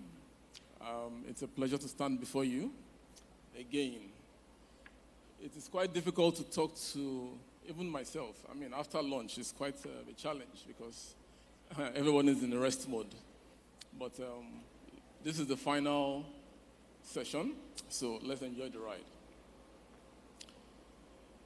Distinguished speakers, my great industry colleagues, I would like to specially and specifically appreciate FBO, as she's fondly called by all, and Boki by those of us who are privileged to know her a little bit beyond acquaintance level. It takes the mind to start something. It takes the combination of the mind and effort to repeat that thing. It then takes the assertion of the spirit to keep that thing going into a movement. I make bold to tell you, ladies and gentlemen, that Texa has become a movement that cannot be stopped. Let us give it up to FBO. Well done. Congratulations. Also, well done to every member of the organizing team and everyone that has had a hand in this success, either by way of support, by encouragement. I think this is a collective success. It's not just for FBA alone, it's for all of us as an industry. It is an honor to stand before you today, united by our shared passion for the events industry, a field that thrives on creativity, passion, connection, and constant innovation. As we are gathered here in Nigeria, in Africa, a continent brimming and bursting with culture, rhythm, and resilience, we know the power of creativity firsthand. You all know that Africa is in the spotlight when it comes to the creative arts. We are well represented in every sector. Take a look at the movies, the likes of Funke Akindele, Juliet Ibrahim, Kunle Afolayan. I personally look forward to Kunle Afolayan's movies. I think they are very different. In Yoruba, we say Oyato. If you look at the music industry, my cousin, Burna Boy, you didn't know, now you know. My second cousin, Shatta Wale, is Ghanaian, yes. And my third cousin is here with us today, Daria Salade. You cannot mistake, you cannot ignore the spice they bring to the game. These are wonderful creatives. The fashion industry is not left out. So I have the likes of Maya Tafo, Onye Lewis. That list is endless. Those guys are killing it. And I won't forget our own industry. You know, the events industry, from the movie premieres to the weddings to the conferences. We are killing it. We run this town. We own the game. Big ups to everyone here, all of you. Today, I would like to talk about keeping it fresh. What does this mean to you? We wear many hats as event professionals, but two are most visible. The hat of a creative on the right hand, and the hat of an entrepreneur on the left hand. I hope you know this is science. We are not normal people. We are like Wakandans, advanced, unique, special. And by default, I believe we are the ones that look like God the most amongst all his children, because God is a super creative. I'm sure you agree with me. Here is the truth. Staying creatively fresh is not a luxury. It is a necessity. It is as necessary as water. Now, we all know that water is a source of life, but not all water. We have seawater, and I'm sure you know, seawater is stagnant, right? It doesn't move, it's just there. It sustains life, but yet it's salty. You can't drink it, you can't wash with it, you can't really do anything with it. If you've gone fishing, I have once, that was the first time I understood what it means to have seasickness. When you're on the high sea, the water is just there, bubbling, just going like that. Eventually, you get dizzy. That's what happens. But the other kind of water is the flowing water, the river water. The river water is a source of renewing energy. It renews itself It flows. It has no bacteria. It holds no mosquito. It is refreshing. You can wash with it. You can drink it. It is source of life. That is a picture I would like to paint in your minds today, ladies and gentlemen, about your creative flow. A river of flowing fresh water. Being a creative entrepreneur is not just about putting up lights, staging performances, or serving food, small chops. It is not business as usual. It is a ministry. I believe we are called to create moments that matter, experiences that resonate, and memories that last. We are culture shapers. We are influencers. And to do that effectively, we must guard and nurture our creativity like the treasure that it is. To maintain relevance, we must keep it fresh. It is a must. I will share with you today 7 pointers on keeping it fresh. Just journey with me as I ride through this. The first one, who are you? Let me start with the foundation of creativity, your core identity. Our core identity makes us who we are. The most powerful events don't begin with trends. Instagram, no. It begins with who you are. In this industry, who you are matters as much as what you do. We always talk about finding your niche in business strategy. But really, I think it's just big grammar, because for me, finding your niche is just critically understanding and identifying that area in which you function effortlessly the most, almost subconsciously. But to give you a balance, remember, what is effortless to you might be a challenge to someone else. I'll give, for sake of illustration, and I mean with all due respect to every event professional here, event planners, I think all of you do amazing work. Whenever I go online to see designs, I'm amazed, and I'm like, people, they vex so. So big ups to everyone. But for reason of illustration, I would like to use an example. If someone called me up, I'm sure I even called you up, and says, hi, Debola, how's it going? I have an event. It's a very huge government event. It's a top dignitary's daughter's wedding. We have about 6,000 guests. We want to have about 3 marquees. Each of the marquees, have been hosting 2,000 guests each. Now, this is the key thing. We want to make sure that each of those marquees, each of the guests in those marquees have the same experience across board. No highs, no low, nobody feels left out. We want seamless coordination. We want, someone that understands government protocol and all the works. Who would you recommend? Who would come to your mind? Can I hear you? You. Well, for me, first stop of call, I would say Zafire. Because they are equipped to handle crowd. They understand government protocol. So, for me, it is a strength. It is their identity. I give another illustration. A friend of mine called me up one day and said, hey, Debola, I have this event. It's a fashion event. And I have this interesting contraption I want to build. Okay. Send me the photo. Let me see what it looks like. And she sends the photo. And I was excited. I jumped at it, because of who I am, understanding of what I am. Now, we all know these AI photos, how they look very nice and pretty, but it doesn't show you how to achieve it.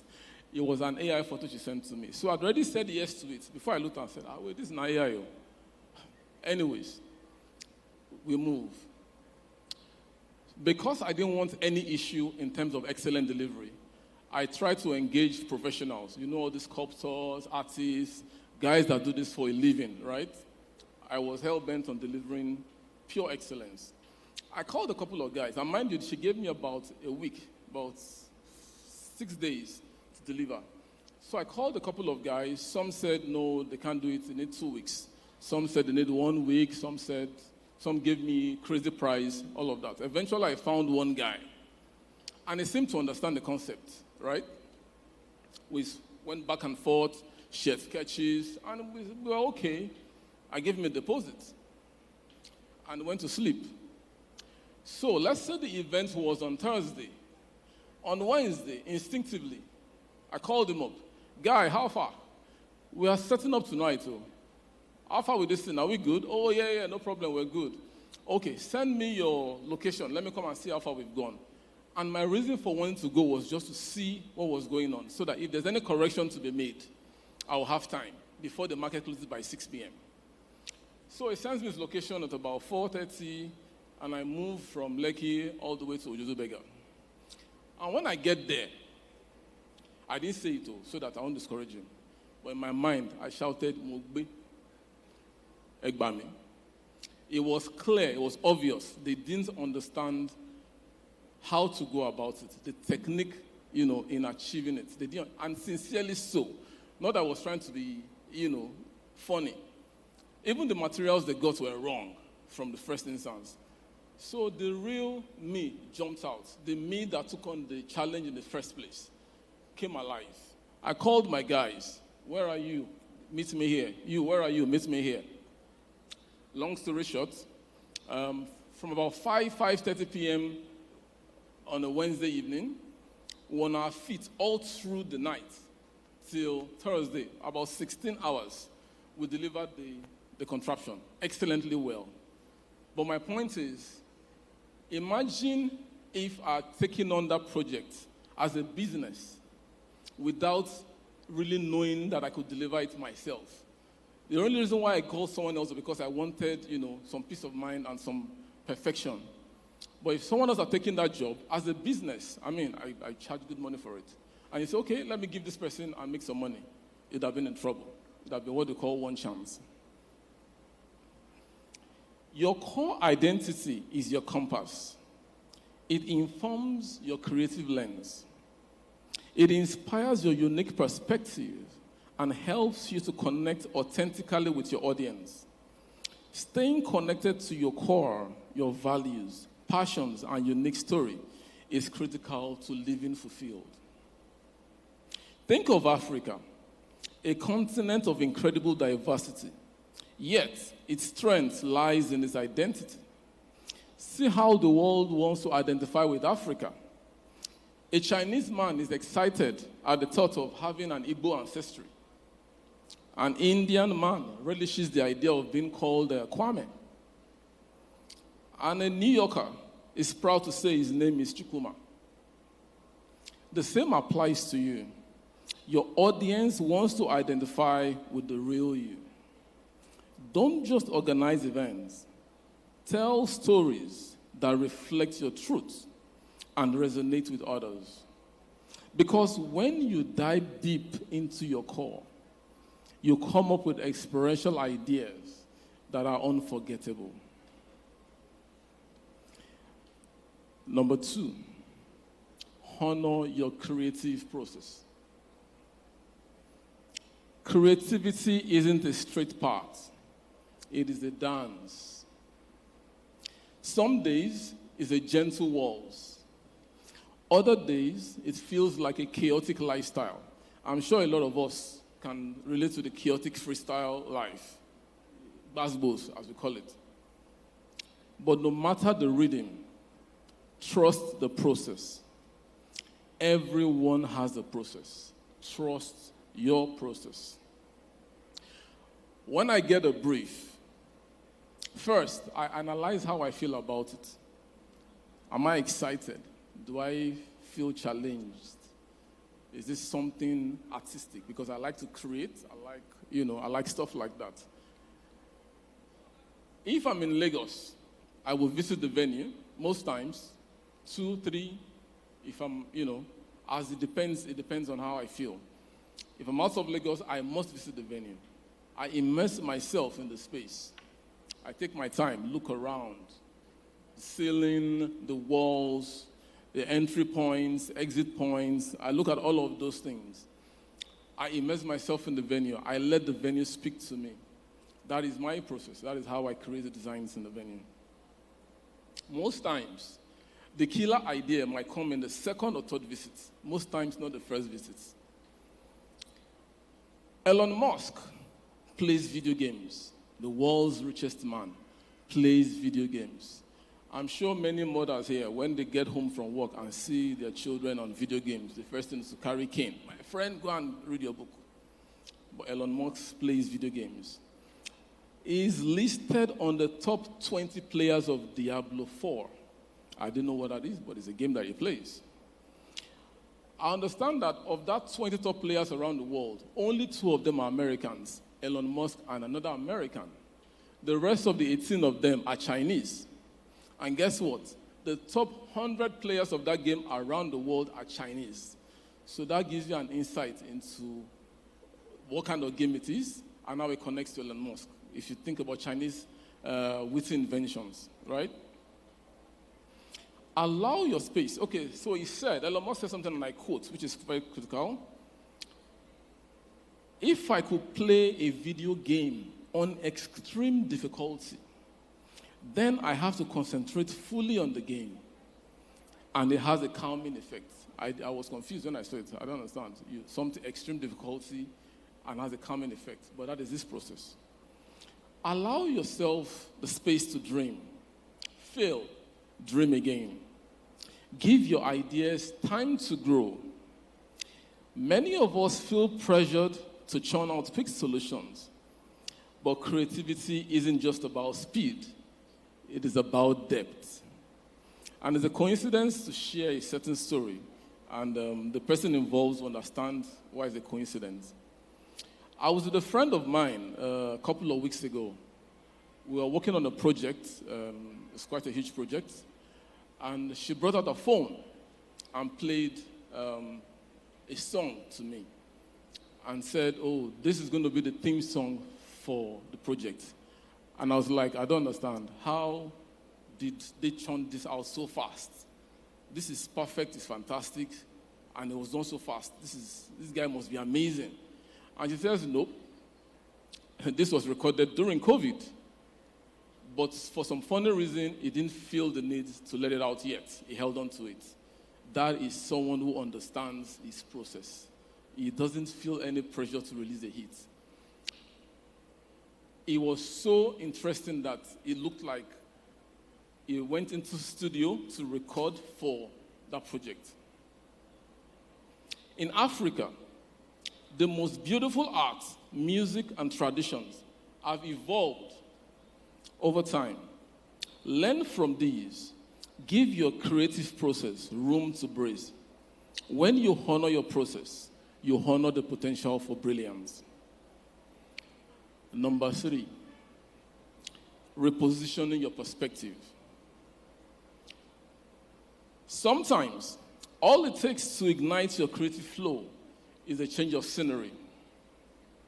The environment around you has a profound impact on your mind and the quality of your thoughts. Travel across the continent, travel across the world, play on the beaches of Accra, feel the energy of Lagos, dirty December, or lose yourself in the serenity of Cape Town. Each location brings a new perspective, a new flavor, and a new inspiration. When you travel, you see things differently. You appreciate differently.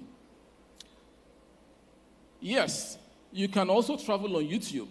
I'm an advocate of the University of YouTube and the College of Education of Pinterest and all the rest. You can see ideas, you can pretty much, but there's nothing like experiencing something real time.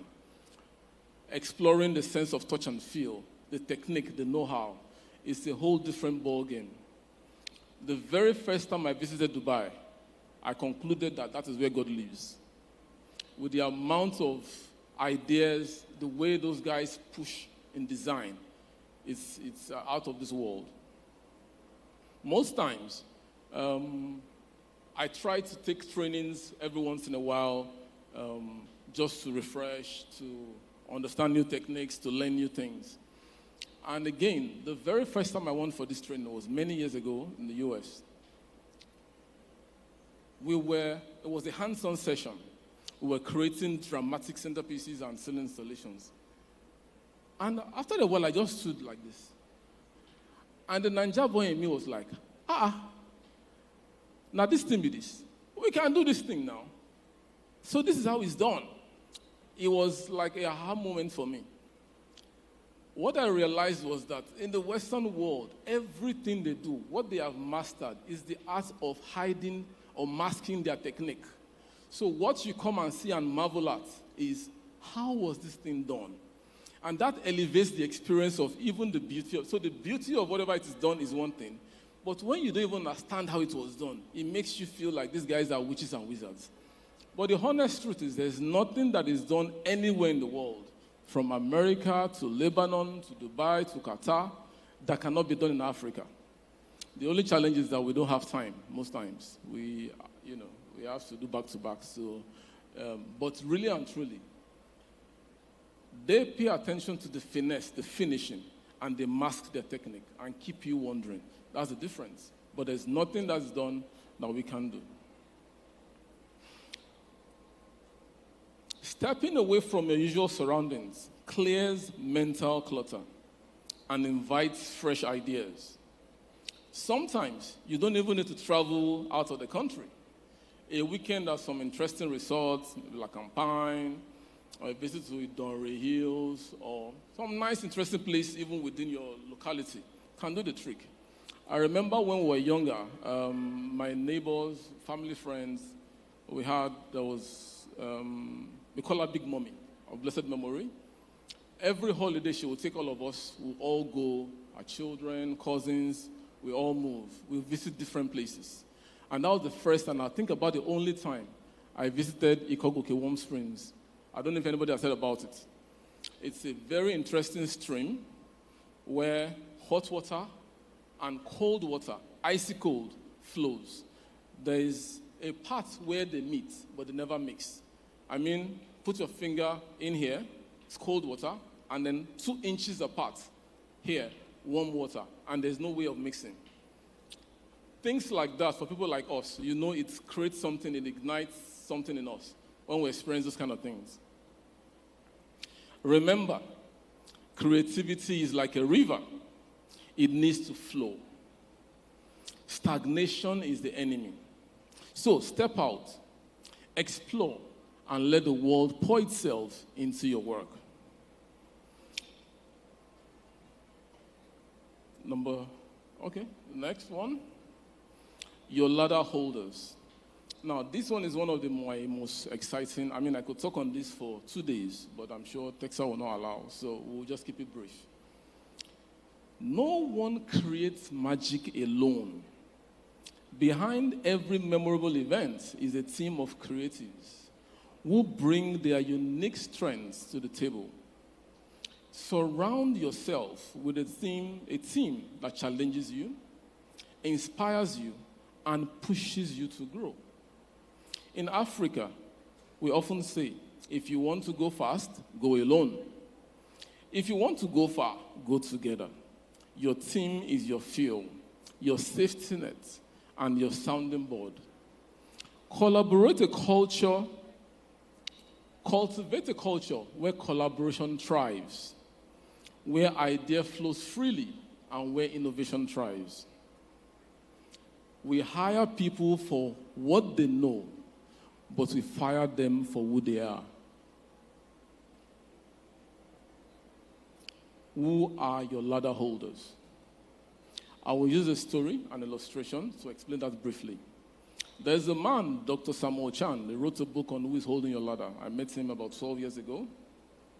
And he tried to illustrate with a story. He went to visit a friend in his office. It was a multi-story building.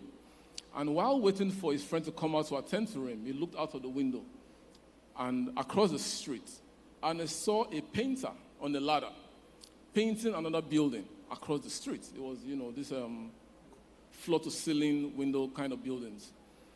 And as he watched and observed the painter painting gracefully with finesse and all of that, he made some observations. Let me share them with you. 1, The painter is the leader, but he cannot paint a multi-story building if someone is not holding his ladder. 2, the strength or the capacity of a leader, of a ladder holder, determines how high the building the painter can paint. 3, the only reason why he can paint gracefully, extending far to the left and far to the right, with abandon, as the case may be, is because he is confident that his ladder is firmly on the ground. And 4, this one, you need to expand your mind to get the gist. The ones holding the ladder are in the street. This is a two-way call. It's a call for the painter of visions and dreams as the leader to see his ladder holders. And when I mean to see, your ladder holders are for the leaders in the house. I mean the bosses, the CEOs. Your ladder holders are your team. I'm sure you already know that. To see them means to understand them, to appreciate them, and to strategically position them to achieve your vision. They also achieving their visions. That's the first call. The second call is for, I like to use the word team members, but for clarity, let's say employees and staff members, especially in the creative industry. You are not hired to work. Let's get it clear. Let's change that misconception once and for all. You are not hired to work. You are hired because you are perceived to be a helper of destiny. Everybody prays, everybody in this room at some point in time, I'm sure you've prayed, oh Lord, connect me with my helper of destiny. Those are the guys that work with you day in, day out. Please understand, your role is not just a staff. Without you, the leader can't attain his vision. It's a perfectly balanced role. The leader has the vision. You are the only people that can help the leader attain his vision.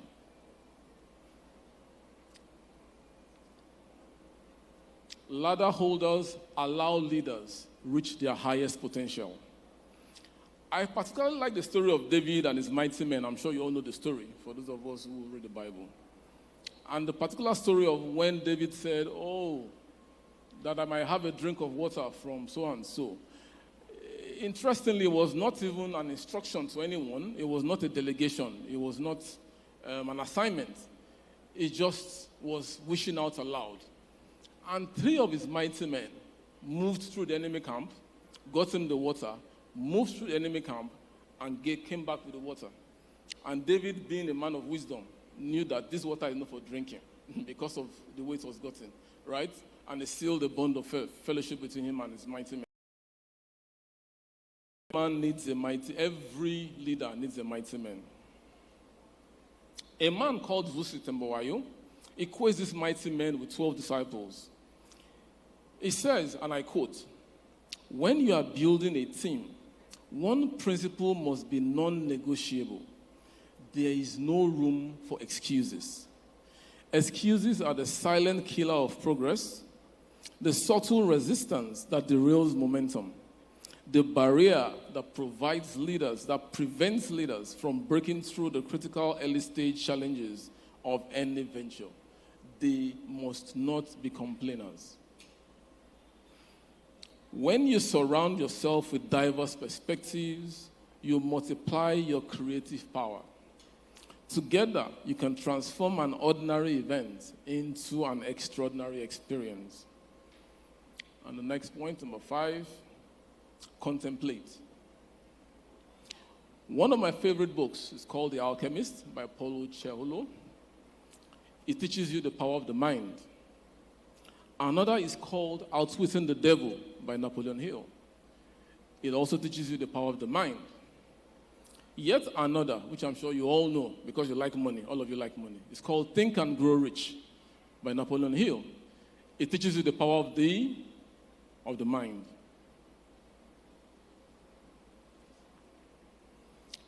In summary, it means that the most important part of human development is the discipline of developing your mind.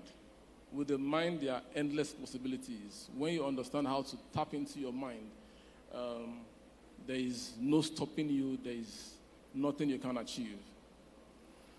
As for me, I read my Bible, I pray, and I try to stay quiet so that I can hear him speak to me. That is what works for me. You need to find what works for you to develop your mind. You must spend time with the one who holds the blueprints of creation. A quiet moment away from the noise where you can have fresh ideas downloaded into you. We can't always be on stage constantly performing. I mean, it's tiring. Sometimes we need to retreat to grow deep roots so that when we rise again, we can sprout new trees and bear new fruit. Sometimes just pause, breathe, tune out the noise, step indoors, close your ears to distraction, and listen. Your Creator wants to talk to you. Number 6, feedback. Every now and then, I have one more point to go.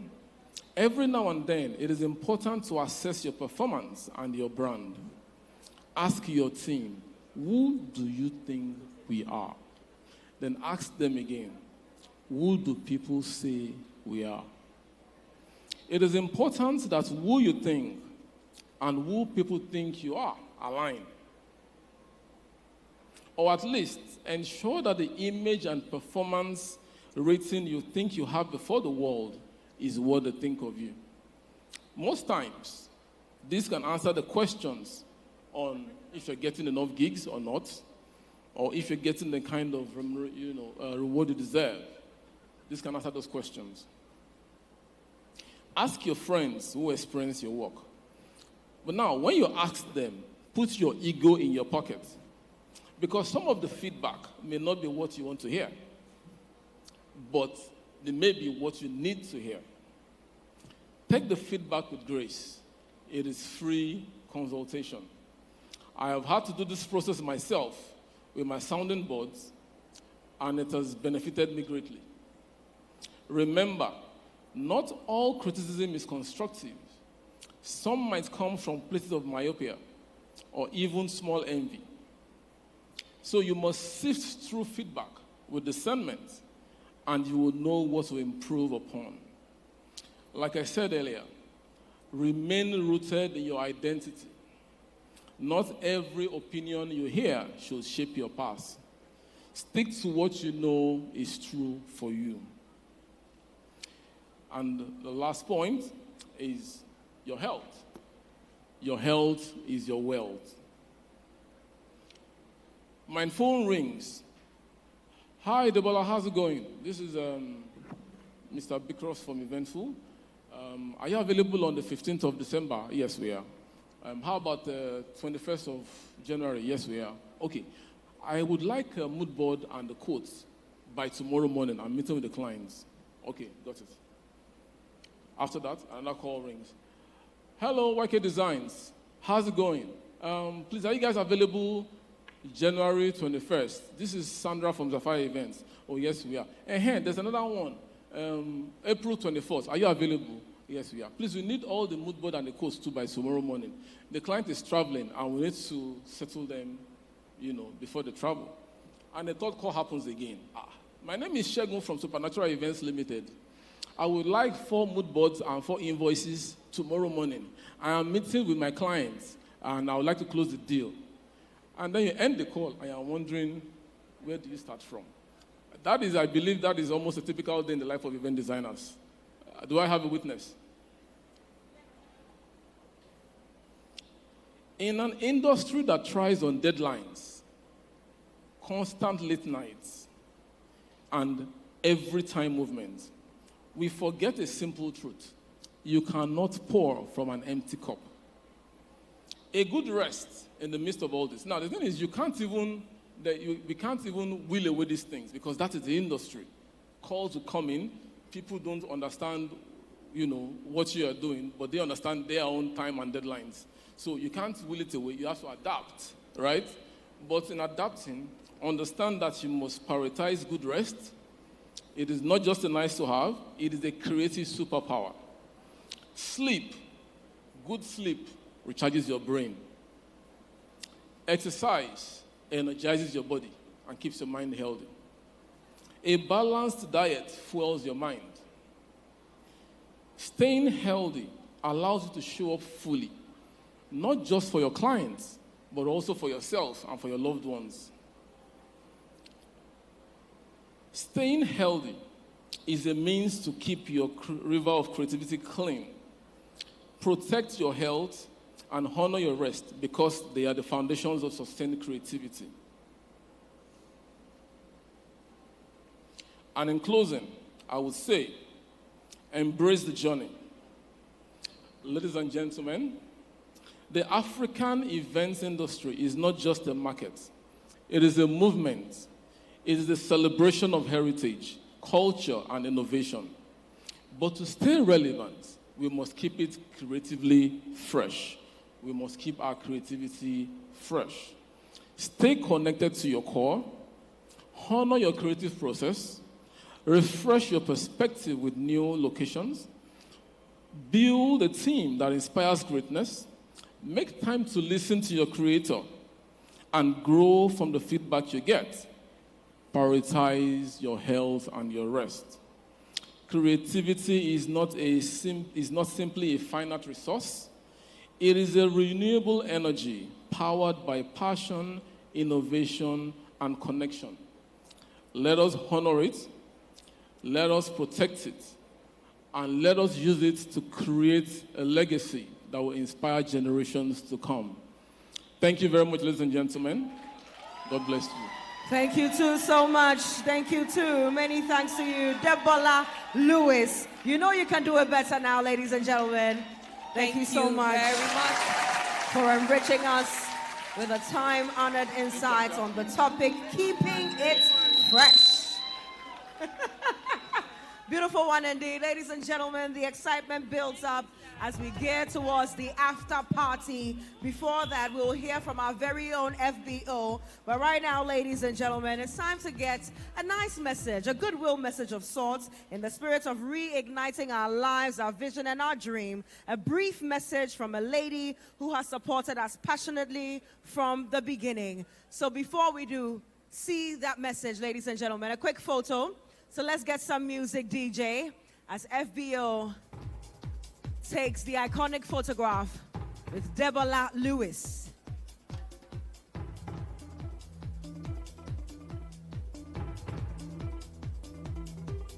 In a few minutes, we'll be hearing from the convener of the event, Xperience Africa. But just before then, we have a goodwill message from a friend of the house who's pre-recorded it, and we'll have it on the screen very shortly. Yes, indeed, ladies and gentlemen. She is a visionary entrepreneur, philanthropist, and educator, reshaping the global wedding and lifestyle industry. As co-founder of This Is Wonder Group, as well as creative director of Wedded Wonderland and other leading brands, she has pioneered digital innovation and international expansion. She joins us all the way from Australia. Distinguished delegates, kindly fix your eyes on the screens and give a thunderous round of applause as I present to you Wendy Wilkery. Woo, woo, woo, woo, woo.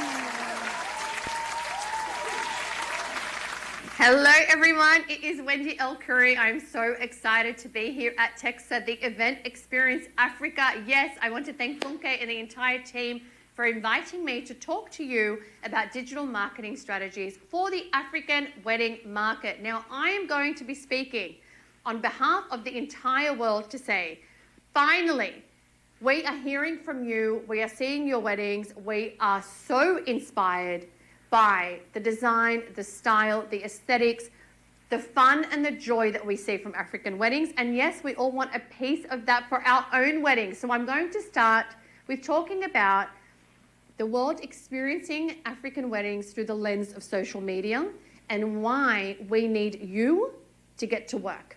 Let's get started. When we think about African weddings, we think about local weddings, local customs, local cultures, local traditions. When it comes to destination weddings and the diaspora wanting to come back to Africa to plan a wedding, there are so many other factors to consider. Perhaps these people don't know the local culture and customs. Maybe they want some of that infused in their wedding. Maybe they don't. So think about the diaspora. Think about a bride that you want to be attracting that perhaps lives in the UK, or a couple that's living in the US and considering a wedding in Nigeria, in South Africa, all the way through to Ghana, shout out, hey Brian, and all through Africa. What are they actually looking for? We need you, the wedding service providers, to be the subject matter experts of your own regions and your own country. We need to see it through the lens of what does it mean if I was actually going to bring my guests and my family to experience my wedding here? What do the venues look like? Many people have, and we all know this, there are misconceptions and there are stereotypes around the type of wedding people would consider in Africa. But I know for a fact, because I know so many of you, that your weddings can be so many things. Indoor weddings, outdoor weddings, seasonality. I know that the busiest time of the year for you is actually in December.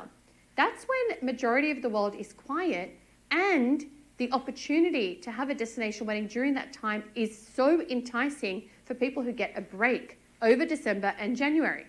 So think about that. Think about when you can attract this market to come to you. What do you look like? What experiences can people expect? What is the cuisine? We see so many fusion menus and so many incredible chefs now working in different regions. And we want to understand what that actually can look and taste like. So in producing content around venues, around food, around entertainment, and around experiences, people will start to get a taste of what it means to get married in your region. I want you to think about where you actually work and if this information is available on your website and on your social media. When people are searching having a wedding in Lagos, for example, they are going to jump on Google or on Instagram or on TikTok and search. Now, if you don't have information in your bio, or if you don't have a highlight that actually showcases that you service that market, you're not going to be found. If you're not featured on websites that actually talk about that or have information in relation to the regions you service on your own website, that information is not available. You may be known in your local market. People know who you are, they know what you're about, they understand your personality, they understand your business. But I'm talking to the bride that's sitting in the UK trying to find you. And the opportunity and the appetite for destination weddings in Africa in all of the different regions is there. So many people from the diaspora want to come back, and so many other couples of Western or other Eastern origin want to be able to consider Africa. Why? Because when it comes to weddings, people are looking for experiences. And there is nothing like an experience in Africa. So we need to consider what that actually means.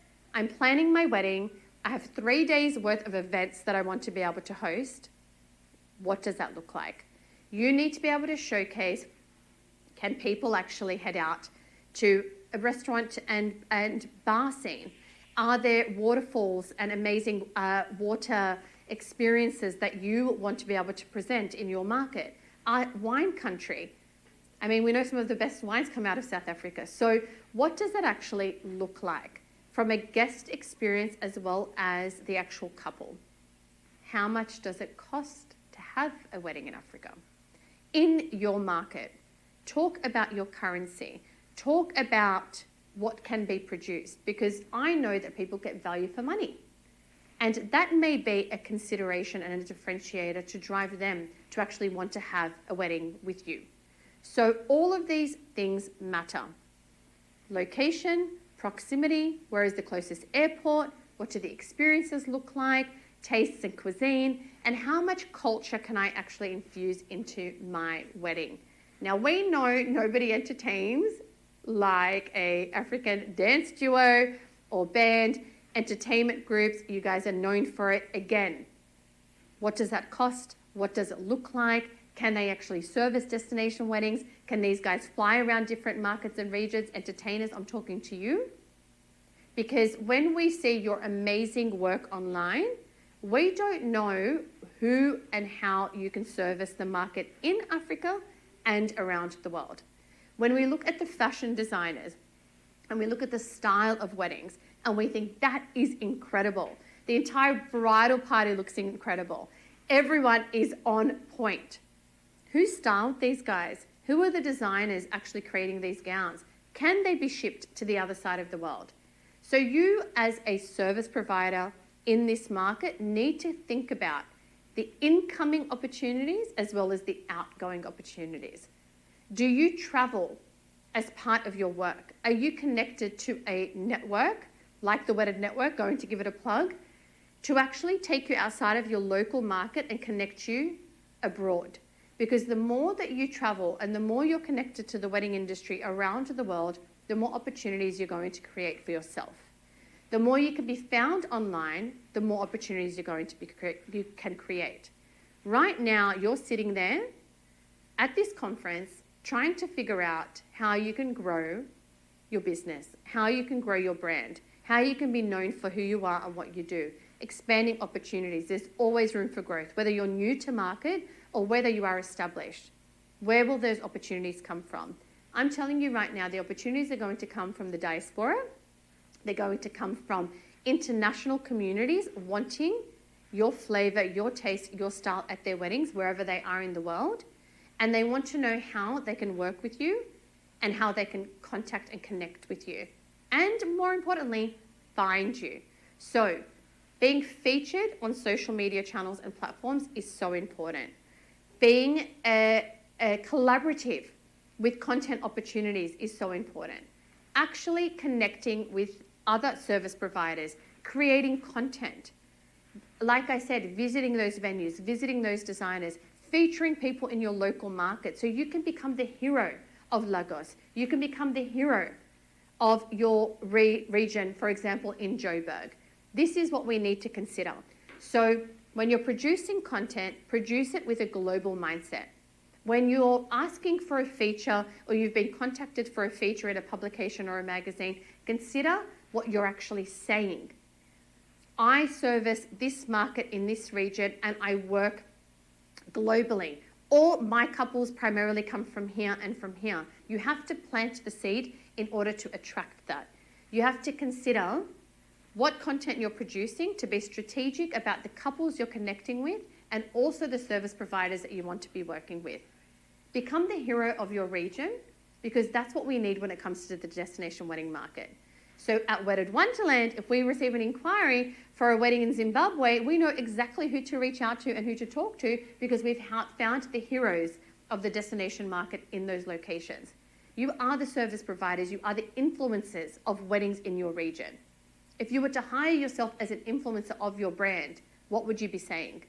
You are the business owner. You have to be considering talking, getting in front of the camera, dancing, presenting that personality. Again, Funke, shout out to you. People want to be able to connect with you as a brand in 2025. They want to hear from you. They want to feel like they're part of a community of people that are following you and connecting with you. So consider all of this when you're producing content, when you're collaborating, when you're attending events, and when you are working within a global context. I am so excited to see what Africa brings to the table in 2025 and beyond. You are an emerging destination and you are a place where so many people are interested and fascinated to host weddings, proposals, and of course honeymoons, and we need to think about that extension as well. And so are you ready to service the global market? Is your business positioned to be found? And when you're found, are you saying the right things and producing content that is connecting with the global community so you can drive weddings to your region and to ensure when those weddings play out, you are creating content that connects with other couples and other service providers to continue driving this incredible market. I want to say thank you so much for having me. feel free to connect with me at Wedded Wonderland and, of course, Wedded Network. And we welcome you anytime to share your amazing wedding journey with us. And once again, Texa, hopefully I'll be there next year. I'm so excited to be speaking to you from here, Sydney, Australia, and to my African family. I want to say thank you. Amazing. I love how we didn't even have to ask you to applaud her. So we'll just package the applause in the video and send it back to her to say thank you for being a part of Texa 2025. Thank you all so much.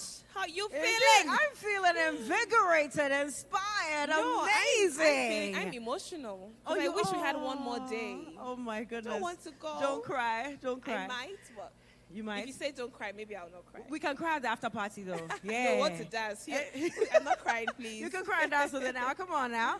All right, so this has been it, ladies and gentlemen. I'm sure you've had a really great time. If you've had a great time at Texa 2025, say hey. And it looks like it's only those on this side that had a great time. And people on this side, if you had a great time, say hey. Hey. And to my people at the back, if you had a great time, say hey. Hey.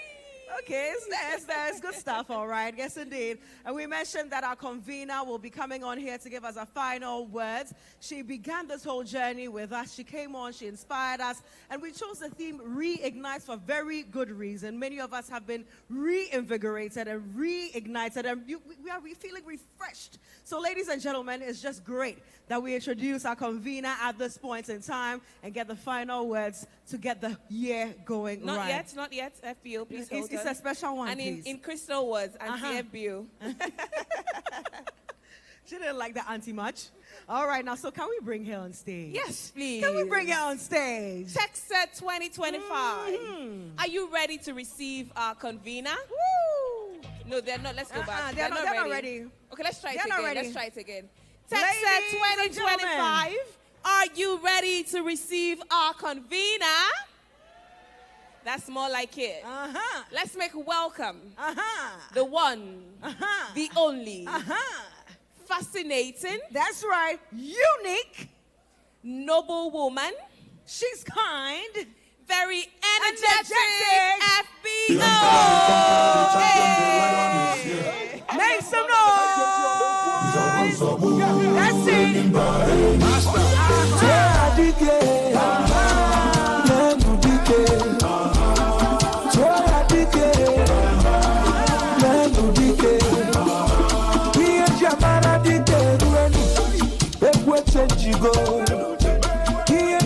I think, thank you, DJ. I think before FBO speaks, right?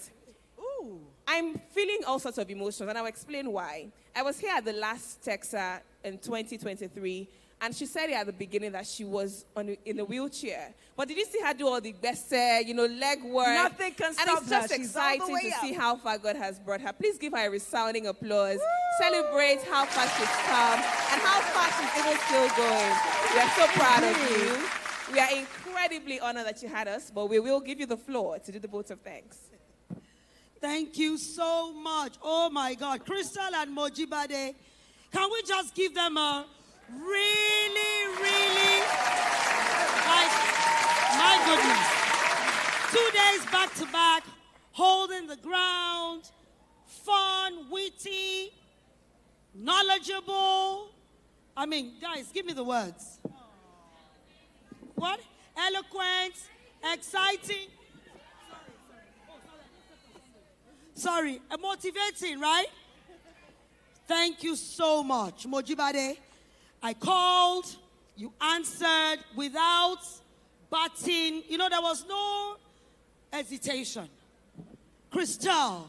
I met Crystal in Ghana. How many years ago? 3 years. Yeah, like 4, 5. Yeah, 4, 5. I met her and I said, Crystal, you're going to come to Nigeria. You're going to come to Nigeria. She was amazing. So, honestly, thank you. Thank you so much. I'm so honored and I'm grateful. Grateful. Texa is grateful for you. Thank you so much.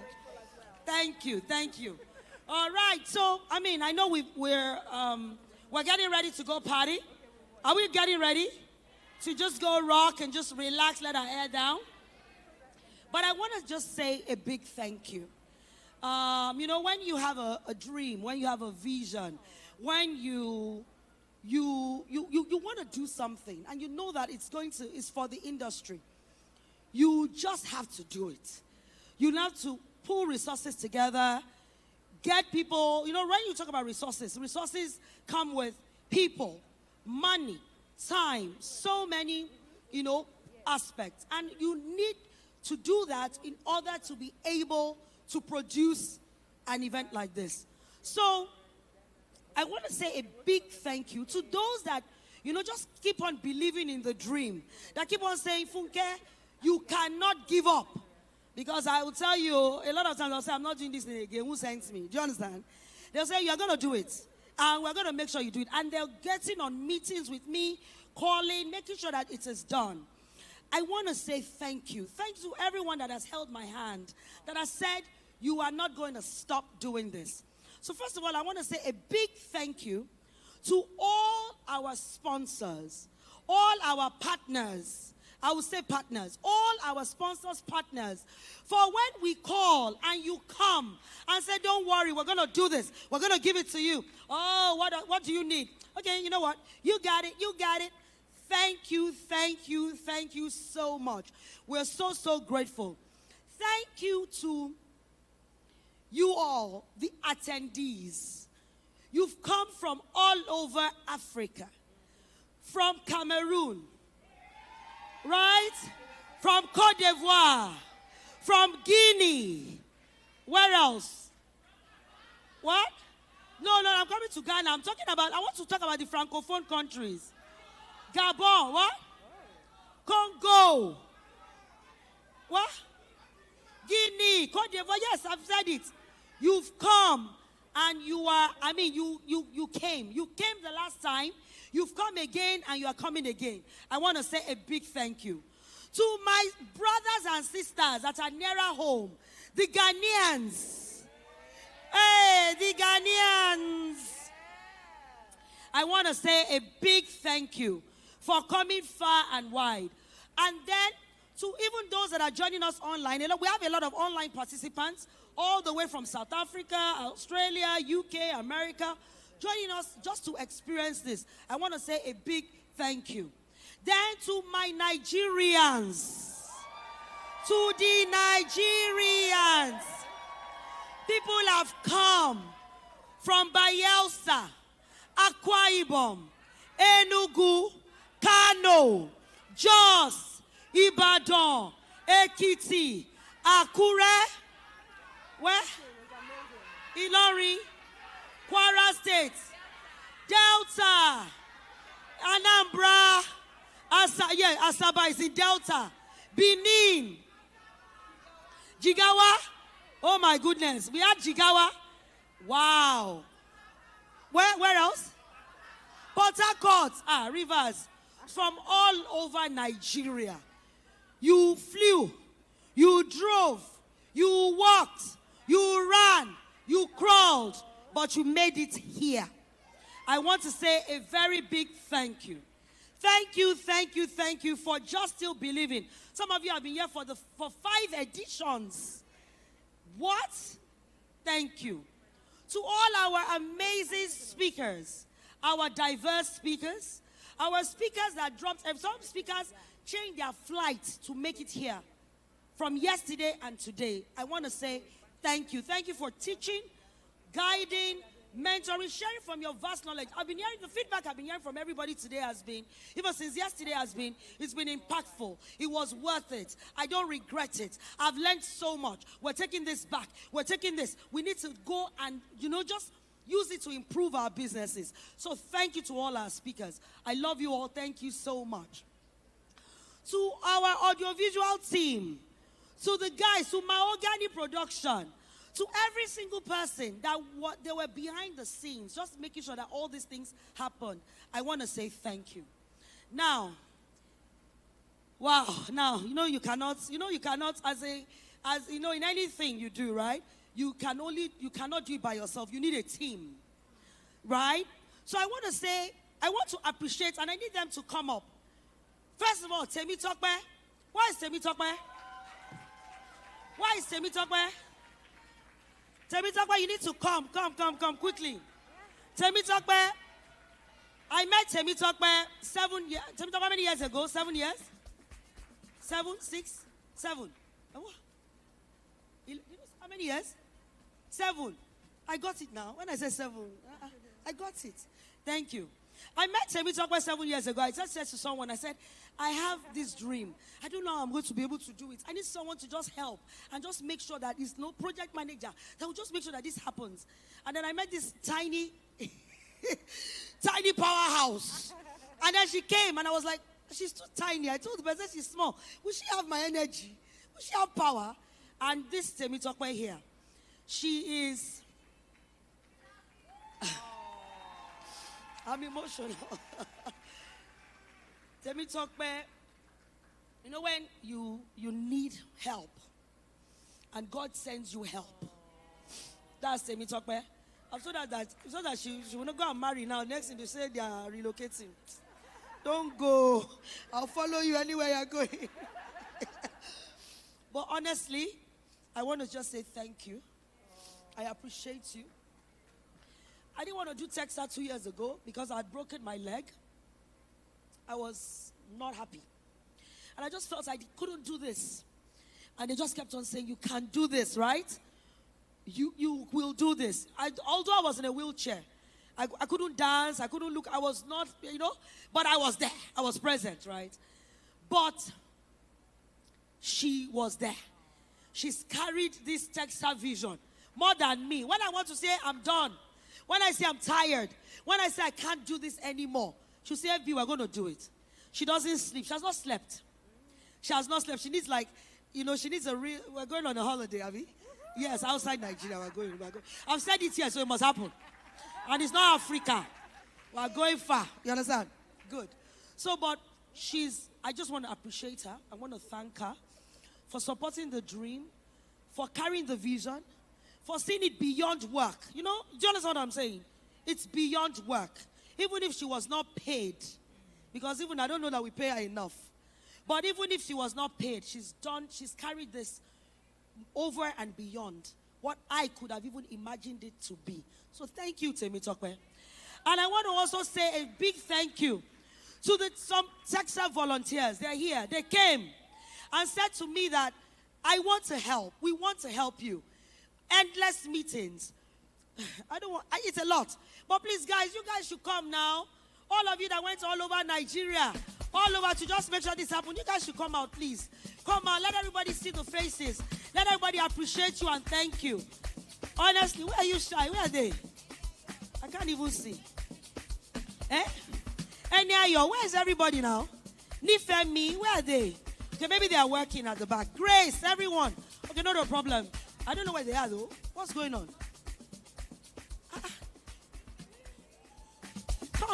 Come. Yes, come. Hey, come.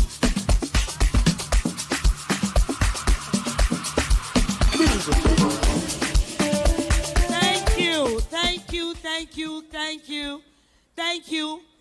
Texa team, all of them, day and night, no sleep. No sleep. They've been working. God bless you. Thank you all so much. To the Zafire team, where are they? Come now. Why are you doing like this? Come. Let's just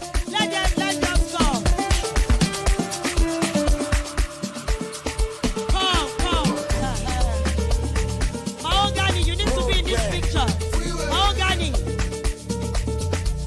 Come. So, thank you so much. So, hold on, they're all coming, yes. Thank you. We're plenty in our office. Oh, yeah, come. Thank you all so much. Some of them are not here. We all had to. Some people are not here, but I just wanted to appreciate them. Everybody says, everybody calls my name a lot. And I just want to say that it's not, Fredo. Fredo. Logistics team member. But I just want to appreciate everyone. I want to say a very big thank you. It's important to say all these things, even publicly. They'll go back. Oga, just give me, Oga, we'll go. But I just want to say a very big thank you to all of you. I appreciate you. As I keep on saying, 23 years of planning events, being a pioneer in the events industry for 23 years. It's not easy. But once you have people that can, you build a team, and the team continues to grow. Debola is a product of Sapphire.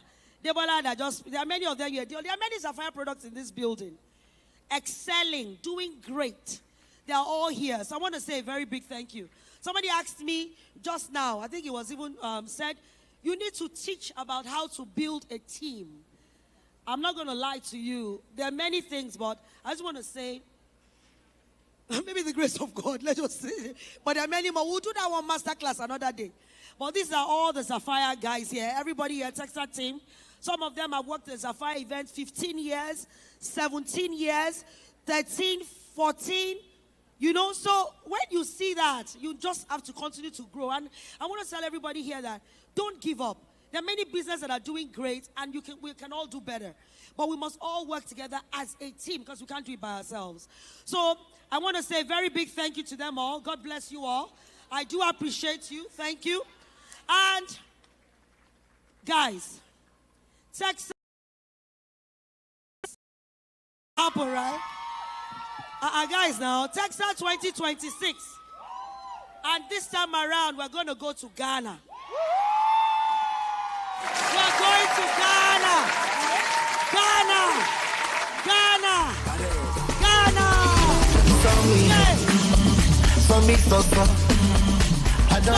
Stop. Sorry. Oh my goodness. Stop. Wait, hold on. Oh my God.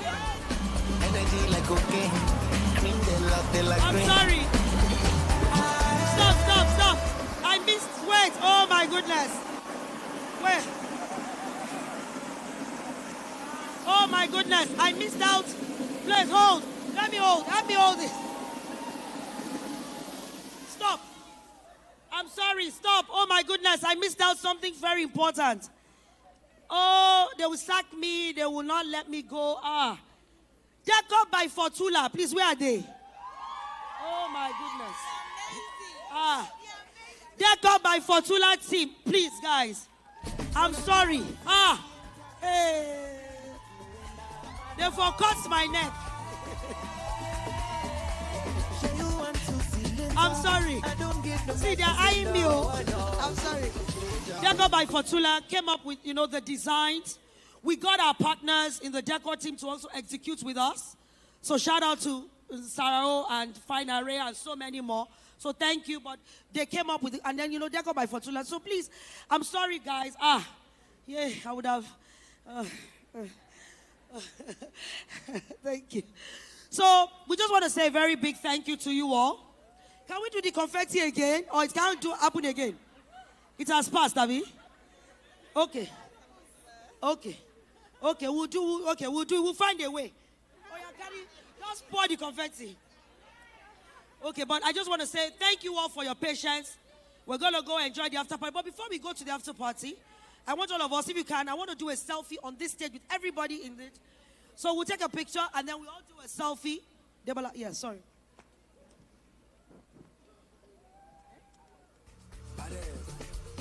Oh, sorry. Another one. I just want to quick. I didn't know if he was still here. Is my husband still here? Dio Brutes, are you still here? Dio Brutes. Oh, sorry. My husband, he will not come. But, babes, Tuale.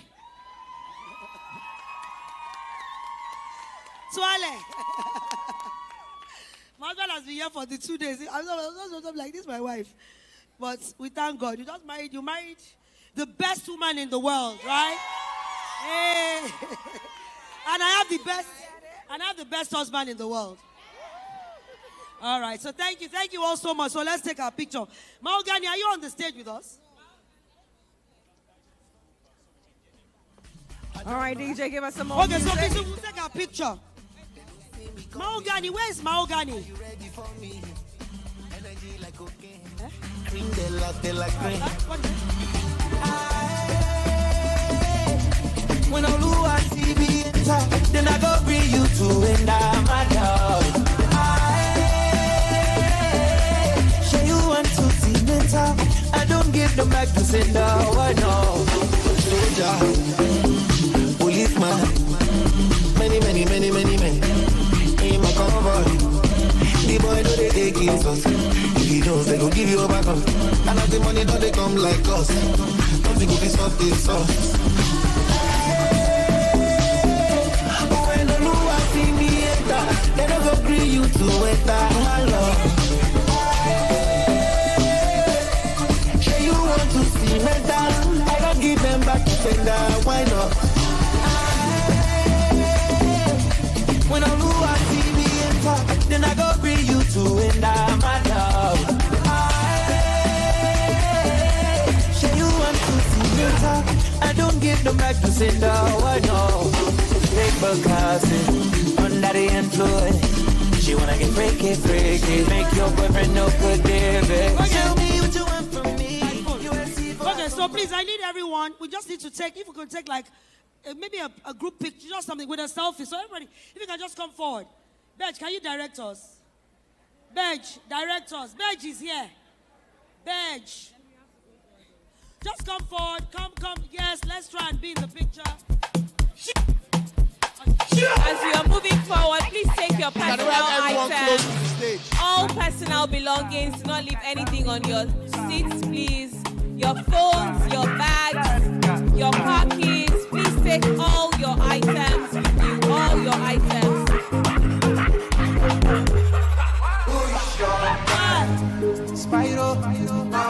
Please do not leave anything on your seats. Please do not leave anything on your seats. Your valuable items. Do not leave them on your seats as you're moving forward. I dedicate my time to you, my guy. Even if the rough and old mine. Cause you be my G for life. As I never see you online, it they worry me and it they give me consign. Yeah, I be ringing on your cellular. Where you at? My body no fit settle down. Yeah, I'm hoping you okay. We got to party tonight. Many just stay for mine. Yeah, me and you feel like they're not my guy. Don't jazzy my guy. Show is us. I do transfer. You self be my guy. My door is my guy. My guy. Sorry, one rule, one is enough. So I call your name when they ask me. Gee, that guy is my guy. Jerry's not my guy, not my guy. MK and JK for life. Venus to Paris, she's my good. Yeah, she feel good.